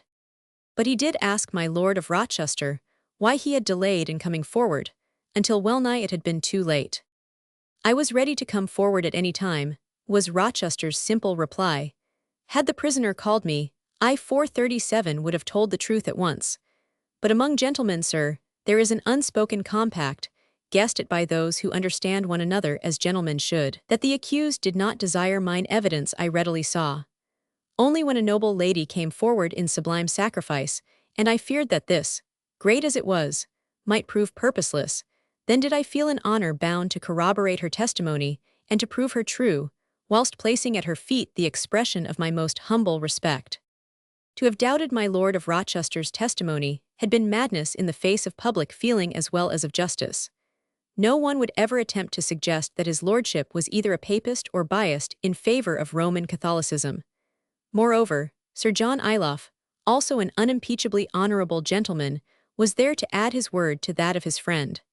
Sir William Jones, having called him, asked him but a few questions. What could Cousin John do but swear to the truth? Believe me that had he found the slightest loophole whereby he could even now arrange a happy marriage between his fair cousin and any Earl of Stomeries who happened to be bearing the title at the time, he would have done it, and earned that £12,000, which now certainly seemed hopelessly beyond his grasp. But he could find no loophole, nor could he attempt to deny the truth of what Lord Rochester had said.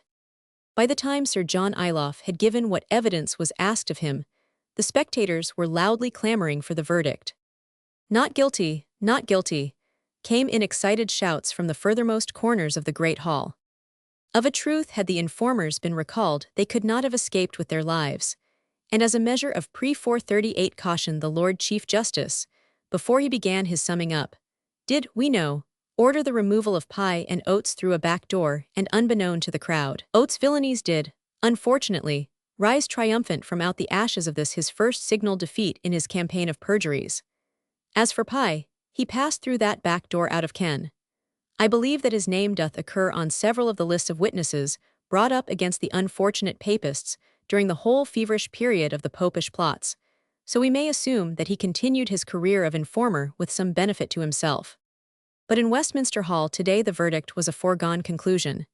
Even whilst the Lord Chief Justice summed up as he did, we are told, most eloquently and entirely in favor of the accused, he was frequently interrupted by cries of, not guilty, the verdict. When the verdict was pronounced, with absolute unanimity by the jury in whose hands lay the life that had been so nobly fought for, it was received with acclamation. Men and women cheered to the echoes, whilst many voices shouted, God save your Majesty. There was a general rush for the center of the hall, there where that small group of three still stood isolated. The musketeers had grave difficulty in keeping any order. In the midst of all this turmoil, no one noticed that from the dark corner beneath the mullioned window, there rose the figure of a young man dressed in rough clothes of sad-colored cloth, whose pale face was almost distorted by lines of passionate anger. He drew a mask over his face and made his way through the excited crowd. Under cover of the confusion, the rushing to and fro, the cheering for the acquitted and the king, he quietly passed out of sight. Chapter 49. Time hath my lord a wallet at his back, wherein he puts alms for oblivion. A great-sized monster of ingratitudes. Troilus and Cressida Roman 3:3. That same evening in the small house in the parish of Soho, Michael sat beside an old woman, whose wrinkled, toil-worn hand he held tenderly in his own. Life had dealt hardly with her, unaccustomed toil, and a rough life had done their work. Her sensibilities were blunted, almost extinct save one, her love for her son. Obediently she had left her Kentish village, her miserable cottage, and ungrateful garden, to come to London when first he bade her so to do. She had exchanged her rough worsted kirtle for a gown of black silk, soft and pliable to the touch. This she had done to please Michael, not because she cared. It was many, many years since last she had cared. Humbly acceding to his wish, she had lived in the house in Soho Square, allowing herself to be tended by servants, she who a while ago had been scrubbing her own floors. To please him, she had accepted all the comforts, all the luxuries which he gave her. As for herself, she had no need of them. Then when he went away and she was all alone in the big house, save for the army of mute and obedient servants round her, she had wept not a little because she did not see her son. She knew not whither he had gone, and 4:40 when she asked any of the servants they gave no definite answer, only seemed more mute, more obedient than before. But she did not complain. Michael was oft wont to go away like this, to the wars mayhap. Soon he would return all in good time and she would see him again. Not the faintest echo from the great world outside reached the lonely house in Soho Square, but then it had not reached the Kentish village either, so old Mistress Kestian was quite satisfied. Tonight Michael had returned. She was overglad to see him. It seems he had not been wounded in the wars, for which she was overglad. He would not let her out of his sight, even when a visitor came desiring speech with him. The visitor was Rupert Kestian. The name hardly reached the feeble intelligence, and the face conveyed no meaning. The old dame was quite happy, however, for Michael sat beside her, holding her hand in his. She did not understand much of what went on between the two men. They were cousins, so Michael had said when first the young man entered, and he himself went forward to greet him and warmly took his hand. "You see me shamed before you, cause," he said gravely. "You know that had I had the control of my fate, I should be watching you now from the height or depth of another world." "You sent for me," said Rupert, in no way responding to the other's cordiality. "I presume, tease, because you have something to say to me of more importance than excuses for your happening to be alive." "Nay, there is nothing more important than that just now, cause," retorted the other quietly. "I sent for you because a chance of word from your servant to mine Ray 441 veiled to me the fact that you were in London. You came, no doubt, to see me hanged. A beautiful woman of whom you, cause, were never worthy, hath decided that I shall live." The word that Rupert uttered in response brought an ugly frown on Michael's brow. "Cousin," he said sternly, "in your own interest I pray you cease this wanton talk. I would have you know that I mean well by you." He drew from out his pocket the paper that had the seal of His Holiness, the Pope, attached to it, and handed it to Rupert, who with a savage oath took it from him. "Here, cause," he said, "is the papal dispensation which good M. Legros gave into my hands when I parted from him at Westminster Hall. The civil law of England will not take long in setting you free. What money can accomplish, that it shall do to expedite your case. My word on it, the lady will not defend it, and the nullity of your marriage shall be pronounced ere the first bud appears on the chestnut trees."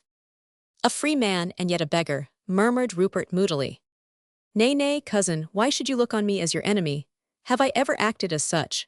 My mother, alas, is here as a proof that you and yours were enemies to me, but I not to you, pawn my honor. I have no need of great riches. The £120,000 with which you gambled a year ago are yours, cousin. Let us call them a loan which you made me, and wherewith fate hath worked its will for us. I give them to you freely and with all my heart. You are not a beggar, you see, and are free to marry whom you choose. You are still the cousin of, if not the actual Earl of Stonemarys.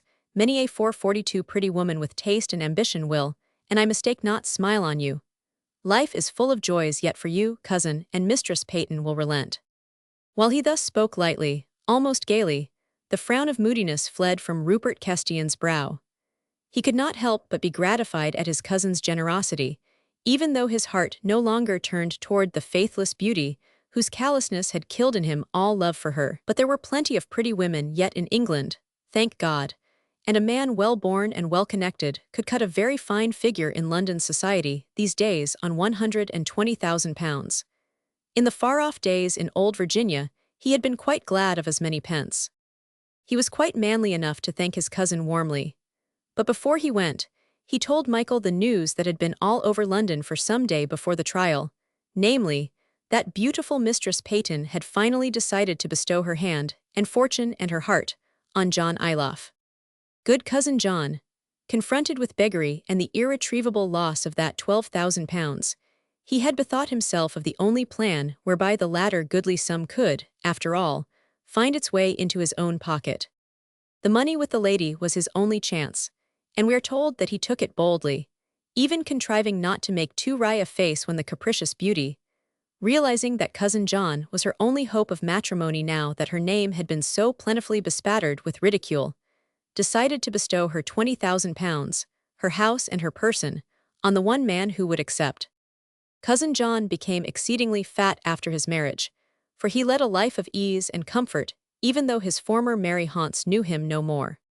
Chapter 50. And o'er the hills and far away, beyond their utmost purple rim, beyond the night, across the day, through all the world she followed him. Tennyson. Michael did not see Rose Marie in England, for her father had taken her away that same evening, after the acquittal, and journeyed with her forthwith to Paris. And it was in the little room of the Rue de l'Ancien Comedie that Michael once more beheld his snowdrop. It was December now, and the room was filled with Christmas roses. Outside, the snow lay heavy on the ground. Mammon Legrose, with sleeves well rolled up over her sturdy arms, was stirring the contents of her stock-pot. Papa, a little more grey, a little more bent, mayhap, than he had been a year ago, was staring silently into the fire. Rose Marie sat at her harpsichord in the window embrasure and sang to her own accompaniment. Through the panes of the leaded window, the pale rays of a December sun lit up the golden radiance of her hair and rested on her hands as they wandered over the ivory keys. Thus Michael saw her again after all these months of suffering. He stood for a moment in the doorway, for happiness at times is more difficult to bear than grief. But love was triumphant at last. The splendid blackguard, the reckless adventurer, was only an humble lover now. He gazed on his snowdrop with eyes wherein ardent passion mingled with deep reverence. Papa and Mammon Legrose, looking on their child's exquisite face, suffused now with the glow of perfect love and perfect trust, exchanged a knowing look. Then they very softly tiptoed out of the room. The end.